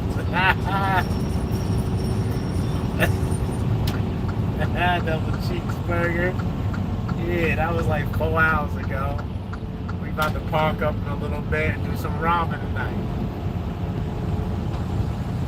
Yeah, gotta lighten the load a little bit. And then tomorrow we're trying to decide if I want to drive all the way back to East End or just go to Harrisburg and wait until Monday morning. So I don't have to drive at 3 o'clock in the morning. I'm thinking that's the better bet. instead of driving there, because then I have to still drive from Eastern Harrisburg at 3 a.m. home. And be at this spot by 6. Mess around and go home and have too much of a good time and be late. Gotta stay on task. Cause I asked them, I was like, yo, can I drop this joint off tomorrow morning? They're like, they're not open on the weekends. I'm like, ah, damn. But that's alright. I got all the work done. Now it's just me. I'm gonna chill out all day tomorrow. I got a couple hours of driving tomorrow. Not big.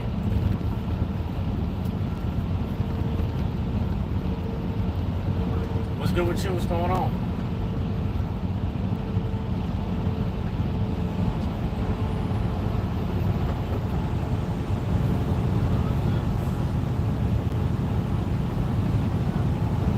Well, Pam.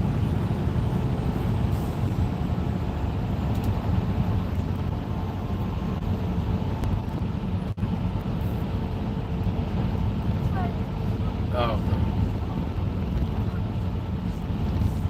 Well, listen. If you got the filter, just poke the filter with a screwdriver and unscrew it, because you're gonna throw it out anyway.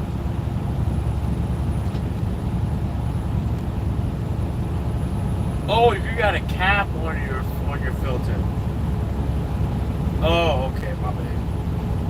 I thought the filter was exposed. It is exposed. Goddamn Chiefs. Always a fucking issue. Yeah. Oh, it's up top. You can't. Womp.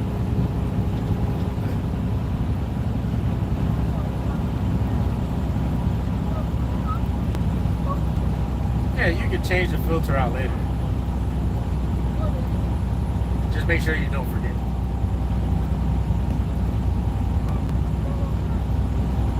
But that's what's up. At least you got it done.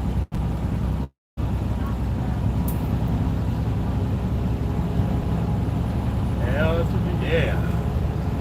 Amen.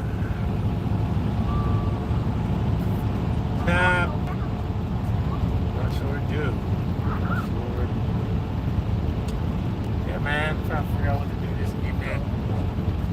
Relax, watch some anime, eat some ramen. We don't gotta do much. Go in there, brush our teeth. Huh? Yeah, we're gonna eat some ramen tonight. Not spicy, right? Nah, no spicy for you. Yeah, because last time you accidentally... Yeah, last time I actually gave me spicy ramen. He dug into that joint heavy. My man was like, I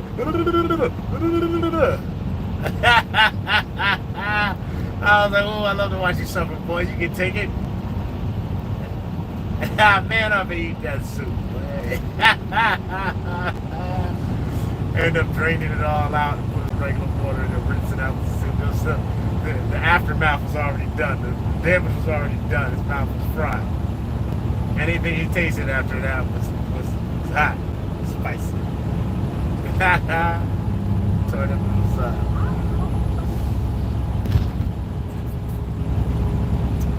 Yeah, bro. So, you gonna be with the girls for Father's Day?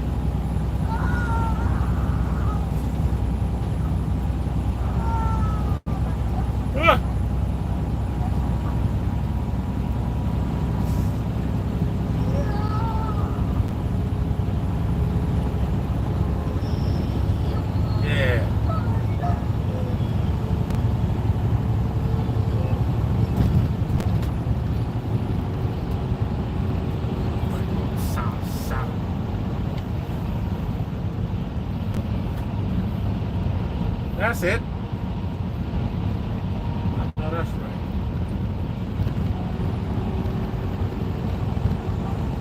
Where did I park last time? I had some good parking for tomorrow. Somewhere close by to where we be.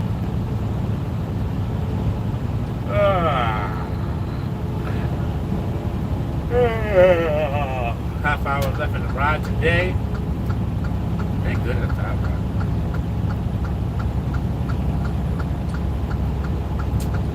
Shout and smile, that's what I want.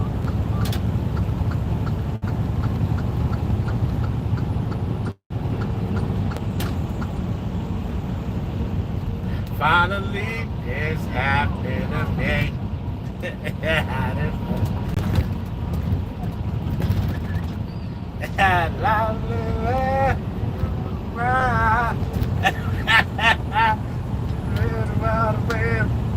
Nah, I don't know the words, but it sounds good to me.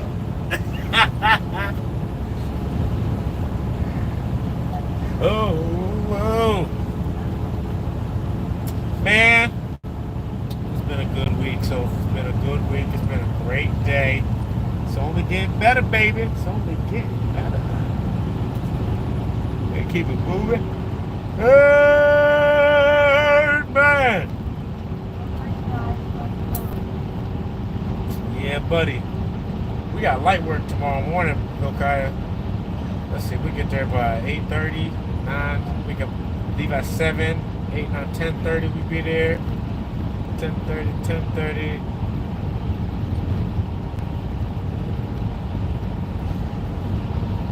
Let's see, Friday. Yeah, we'll have a full reset by the time it's time to get back to work. We'll be straight. Then we can keep moving. Start the week off strong.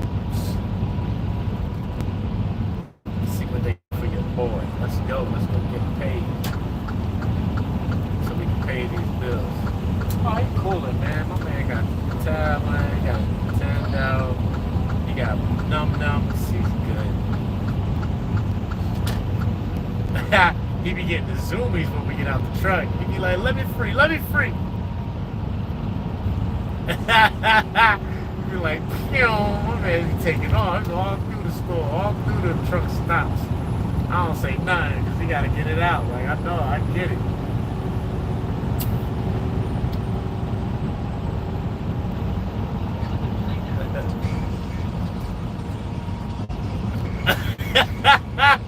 Ain't no stopping me, man.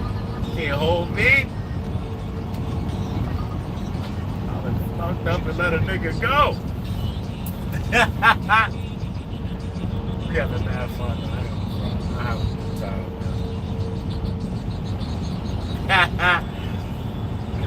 Ah, man, it's a good day today, baby.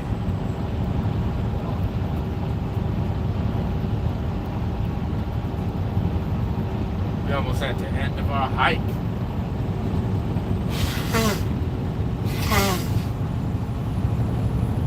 Damn, I wish I could drop off tomorrow morning, yo. Oh well. Let me make sure I fill up this. So I put some diesel in this trailer, which I just did earlier. So I'm good for the weekend. Gotta keep that beef cold, you know what I'm saying? Keep that beef frozen, baby. I'm not paying for all that beef.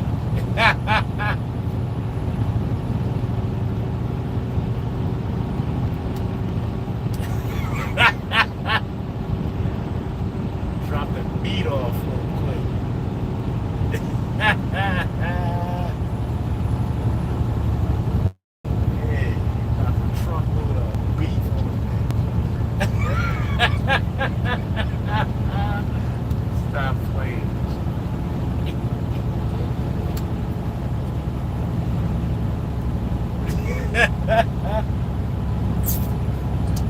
Yeah, buddy.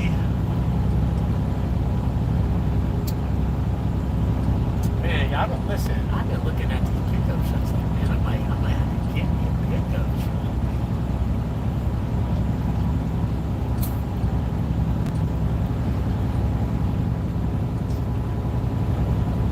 I know, but my SUV's good, but I kind of just want one just to have one.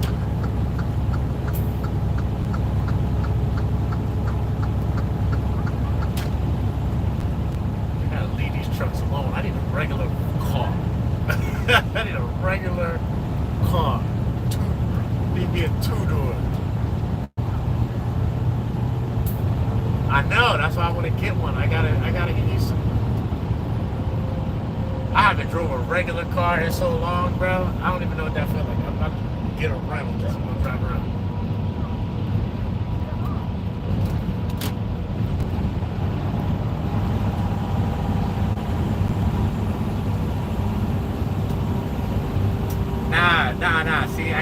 drive any old regular little car. I need a sports car. I want me a nice stick shift sports car, something fun. Something I can get out on and kick the back end out on some corners, have some fun with. I'm really thinking about that instead of a sport bike this summer, man. Just give me a little something to putz around. You know what I mean? I seen a little Miata for $1,500. You know how fun that would be? And then I remembered when I sat in the one that Angel was driving the one day, bro. My right foot was touching the brake and the gas pedal at the same time, and the wall, of the inner torque, the fucking drive shaft tunnel. That shit was touching all that. I was like, yeah, I don't know if I can do this. I got too much body. It looked fun though. Yeah, they way too small, bro. They look mad fun. I be seeing them spinning back and out. You know, they get the 5, LSD in the back. They real light. You know, got no power to them. So you know, it's always fun to drive a slow car fast. It ain't never fun driving a fast car slow. He's like, yeah, got some shit move like a motorcycle. He push it like that. You know, the bike you can dip on somebody real quick. Nah, scream on you. Why you cursing at me? Yeah, I remember when we went by that car about $1 something. We was cooking. We got off on 13th Street and hit the alleyway right by the exit. They ain't see us.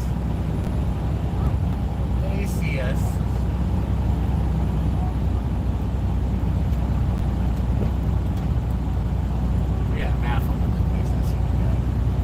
We was everywhere. I'll never forget that ride to New York, though, yo. We was in New York. We was on all day and all night to the next morning. Yo, we rode through the stinging rainstorm. That rain was crazy, yo. That shit exfoliated my whole chest. Yup, it's cold as hell. Here, we have bikes. Yo, that was a whole adventure. All night with $11 in our pocket for gas. That's all we needed.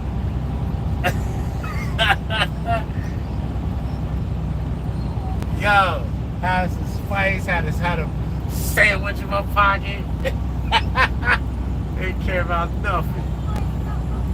And those were the days. Remember when we used to buy that? Yeah, we'll be there when we get there. We can stop by minutes. If we show up. Yup.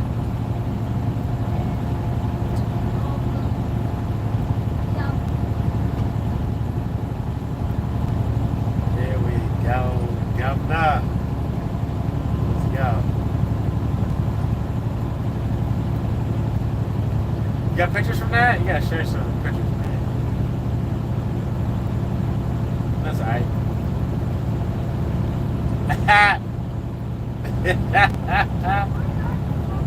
How far we've come.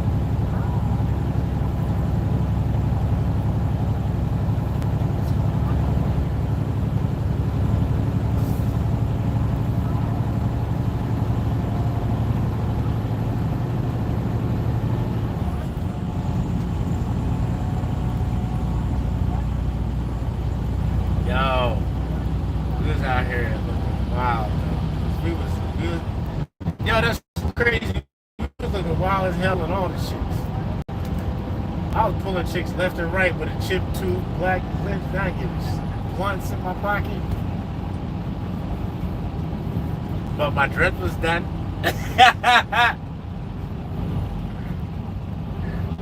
Oh yeah, I had a low cut down with the bike. I had to chop them off by that time.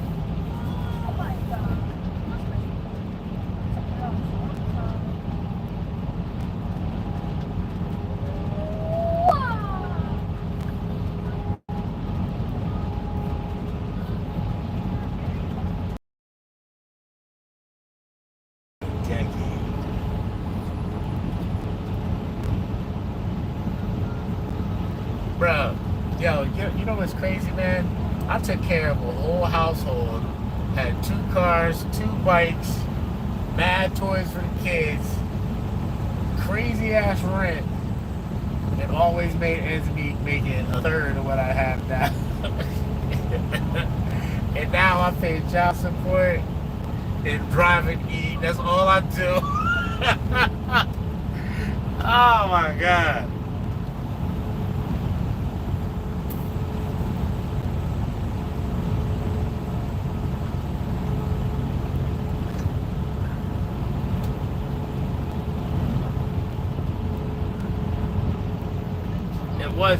That was a much needed shift, man, because we was losing grandma, everything was changing.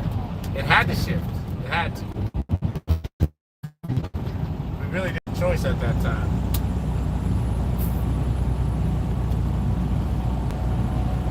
Yeah.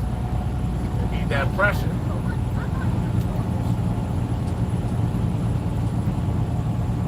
Yep, need some pressure to see if you're gonna burst or power through. That's all it is.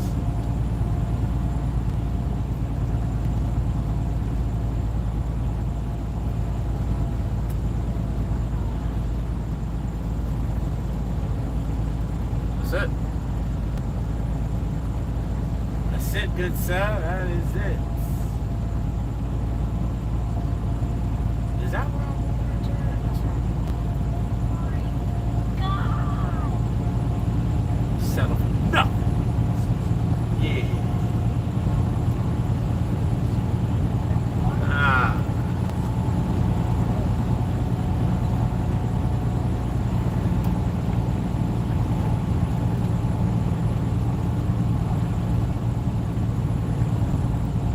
No.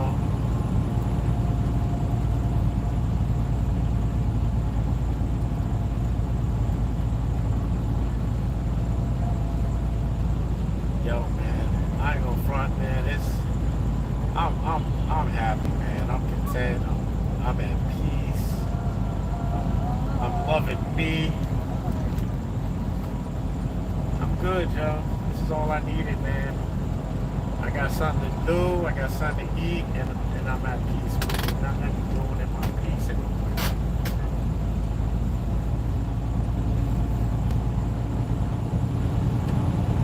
That's it. I think the last week of his summer vacation, I'm gonna take off for a week. Just come home. So around my birthday, after my birthday, go to a hotel, get some stuff done. I want to get done, just chill out. I really want to just come take a day and really go and get down on that bike, because that's really all I need is a good day, maybe 2 days to work out some little things. You know what I'm saying? I forgot. Then go ride the Harley around. I ain't gonna do nothing but hit some back roads, and then after I get it running, figure out if the motor's worthy of me getting a new frame and making it a chopper. Because if it's not, I'll just keep it just the way it is.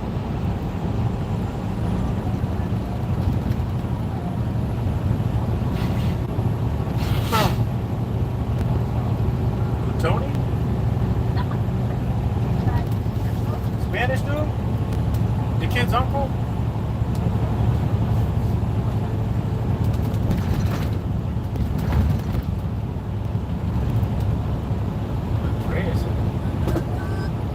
Tony.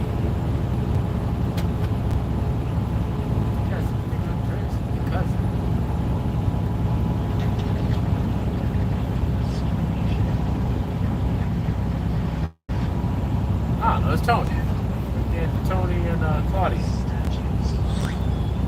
We lived right next door to Jimmy back in the day. Yeah. Tony and Claudia and them. That's my bitch cousins.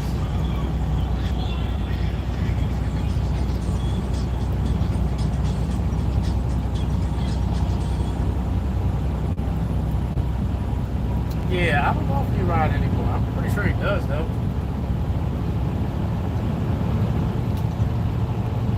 Oh yeah, Shaka. Yeah, Shaka just came to see me a couple days ago.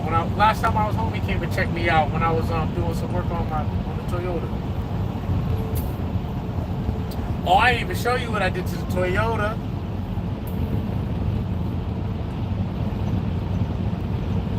Yeah. Show you, y'all. I still got some more stuff to do. I only got the rear end done, the lights on the back done. I didn't get the lights on the front done yet. Let me send this to you very fast.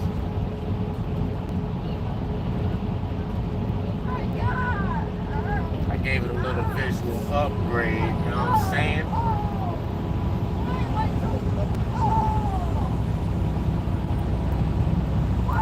Y'all mean? Say y'all mean?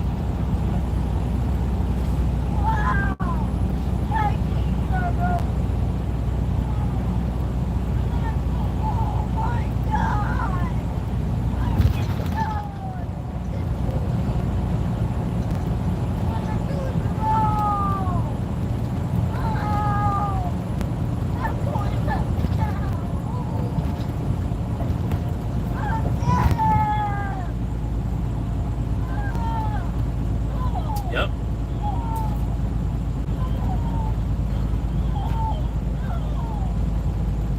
Okay.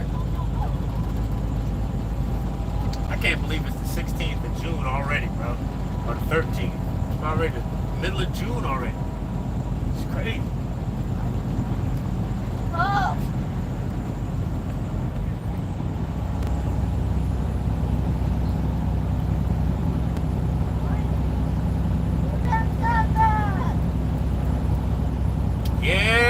Yeah. I don't know why you just don't go get it. Oh, that's right, you need the L. As soon as you get your L back, go get your shit. You can still go get it. Cause then you can, be able to just chill and get a nice game during the day. Get up early, come home early. Be done. Make good bread.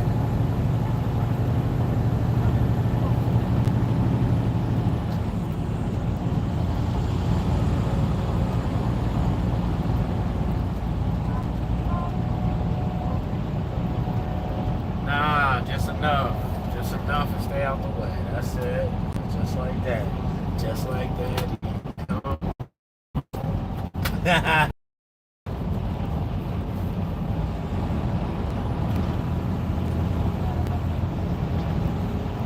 Yeah, they came around me like they had nothing. He's riding empty. Push it. As long as you're going to as long as you're on your way to get something and the weather's good.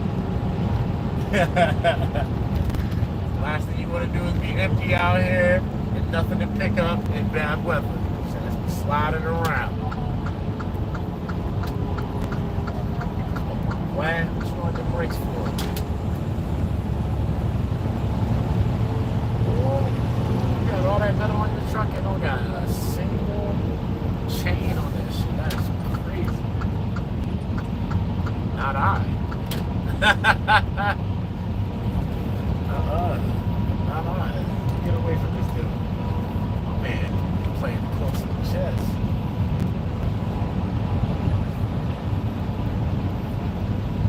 Did it? Yo, you heard he was mad because the Carter 6 didn't sell like that because Kendrick dropped his shit right before that? Yeah, he was salty. This nigga dropped his shit right before my shit. Now my shit ain't selling like it's supposed to. Don't be mad, baby. Hate you, player.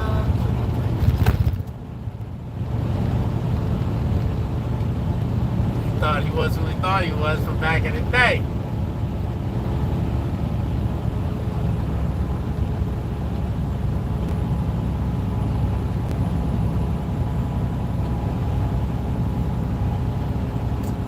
Yeah, you gotta give the people what they want.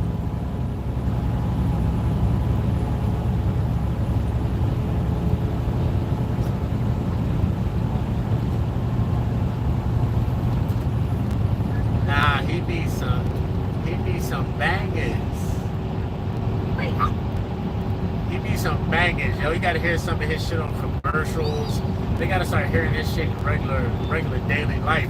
Because Kendrick shit's all over the place. It's on commercials, it's on TV shows, fucking intros to TV shows, and shit's everywhere. Nah, not really.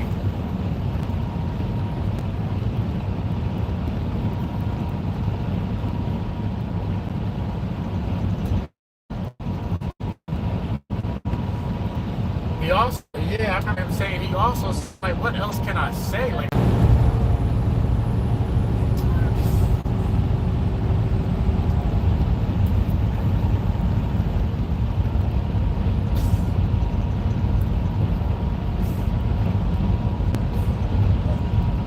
yeah, he got target his demographic, yep.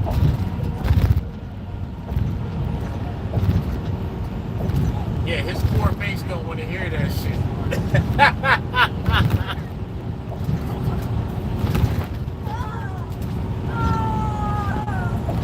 Nah.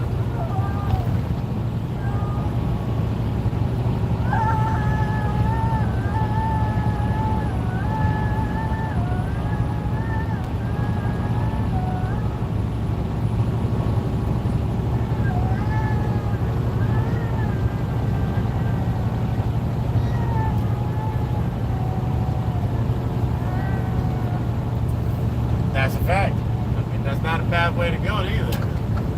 But, yeah, he just left all his trust in old boy.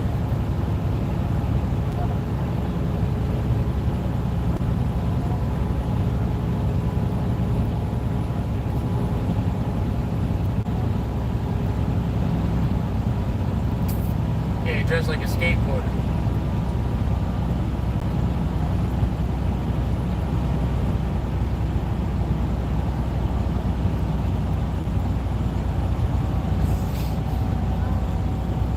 Did a little different. Yeah, his lane was different though, cause he was like, it was more gangster rap, down south, Louisiana style shit. But then he was like low key, or white boy style.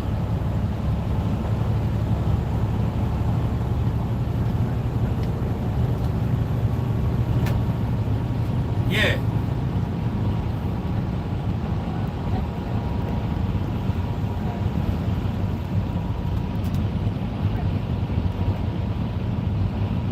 Yeah, it was just, yeah, it was shock rap.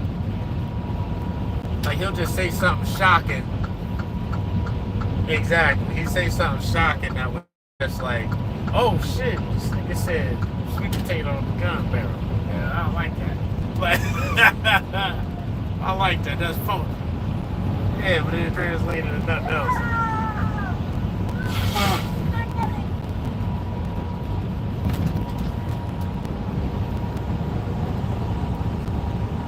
Gotta be saying something.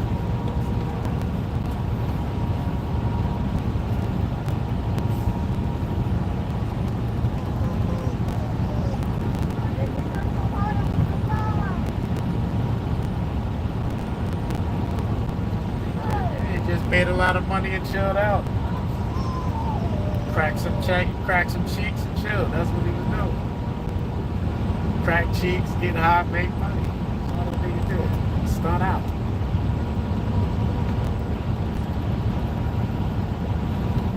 Yeah, I mean, yo, listen, when you're rich, I mean, after you've done everything, what else you got to do? You just do everything you can.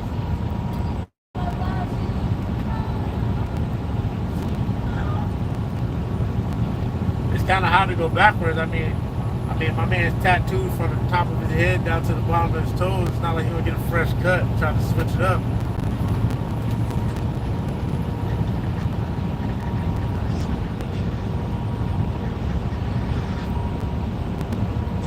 Yeah.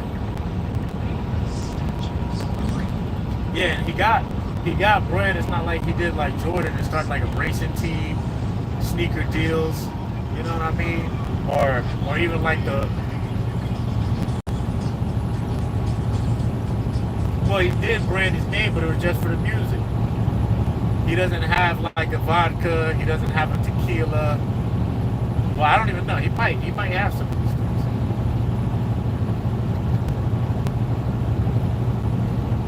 But like even John Mayer, old boy that played guitar, my man got his own Daytona watch. You know what I'm saying? The old Rolex Daytona. That gold and green joint, that shit is fire too. And he got bread like that, like, yo, you gotta do something with that shit, my boy. I mean, you don't really need to do shit, man. You got bread. Good for the rest of his life.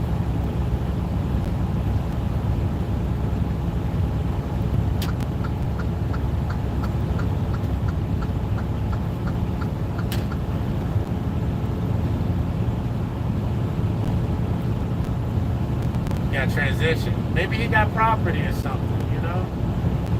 Maybe he got property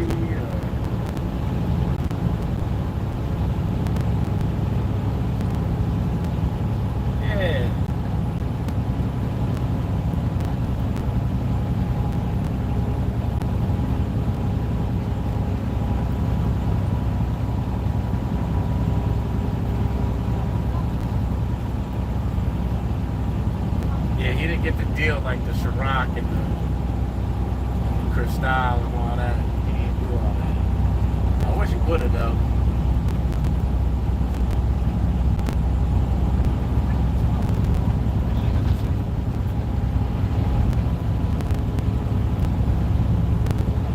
Yeah, man, that lifestyle catch up with you in your 40s and 50s. You start looking like you're 60 and 70.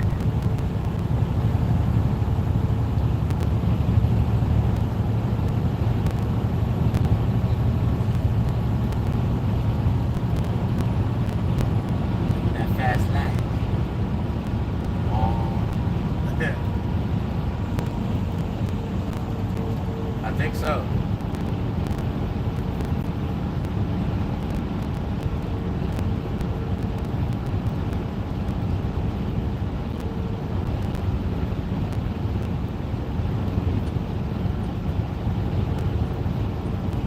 No, you gotta be eating good. Stay high all the time. You ain't hungry.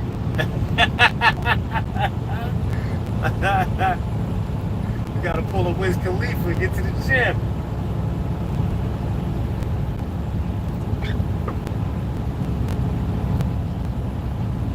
Yeah, let your skin heal up.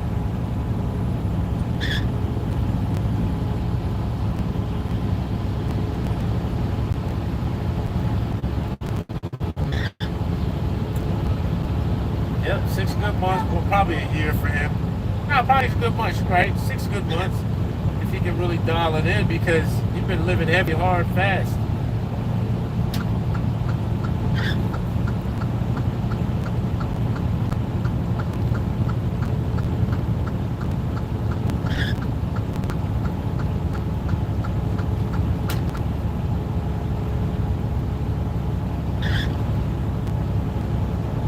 Word, hair falling out too? Oh, we gotta pray for the boy.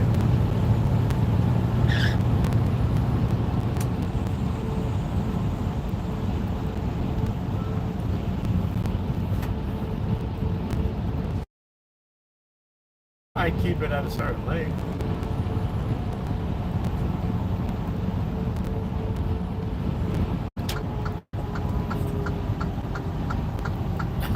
I know that shit ain't like Jenkins from back in the day. Y'all don't think you remember Jenkins?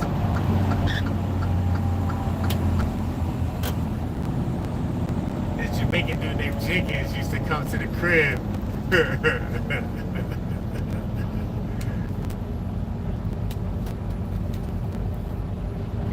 Yeah.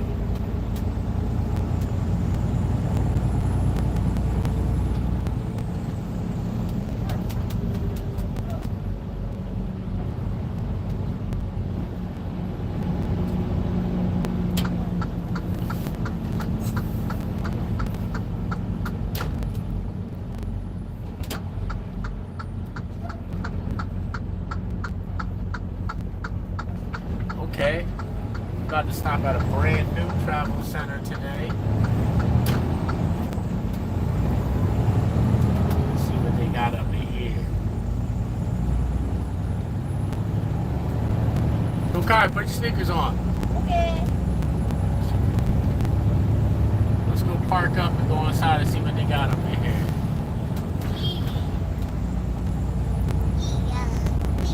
Okay, they got a Jimmy John's, they got a Dunkin'. They got a Dunkin' Donuts, they got a curry Indian grill. What's a curry Indian grill? Have you ever Their ate burgers it? are pretty good. Oh, no, they got hoagies, that's what they got. Yo, let me holler back at you. They don't have burgers? Alright, well. Dad, they don't have burgers? Nah. Christy, baby, how you doing? Hello? Oh, what's up? How you doing, huh?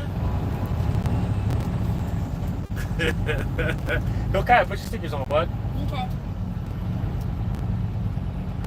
Oh, we parking right now. Parking right now. And then we're gonna go in here and see what kind of goodies they got at this truck stop for dinner. Yeah. Yeah. Yeah. Right, bud? Yeah. Yeah. Who you talking to? Huh? Who you talking to? Mind your business, buddy. Mind your business. Oh. Let's go see what we're gonna get tonight.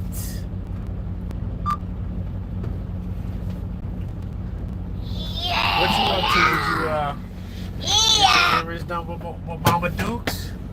Yeah.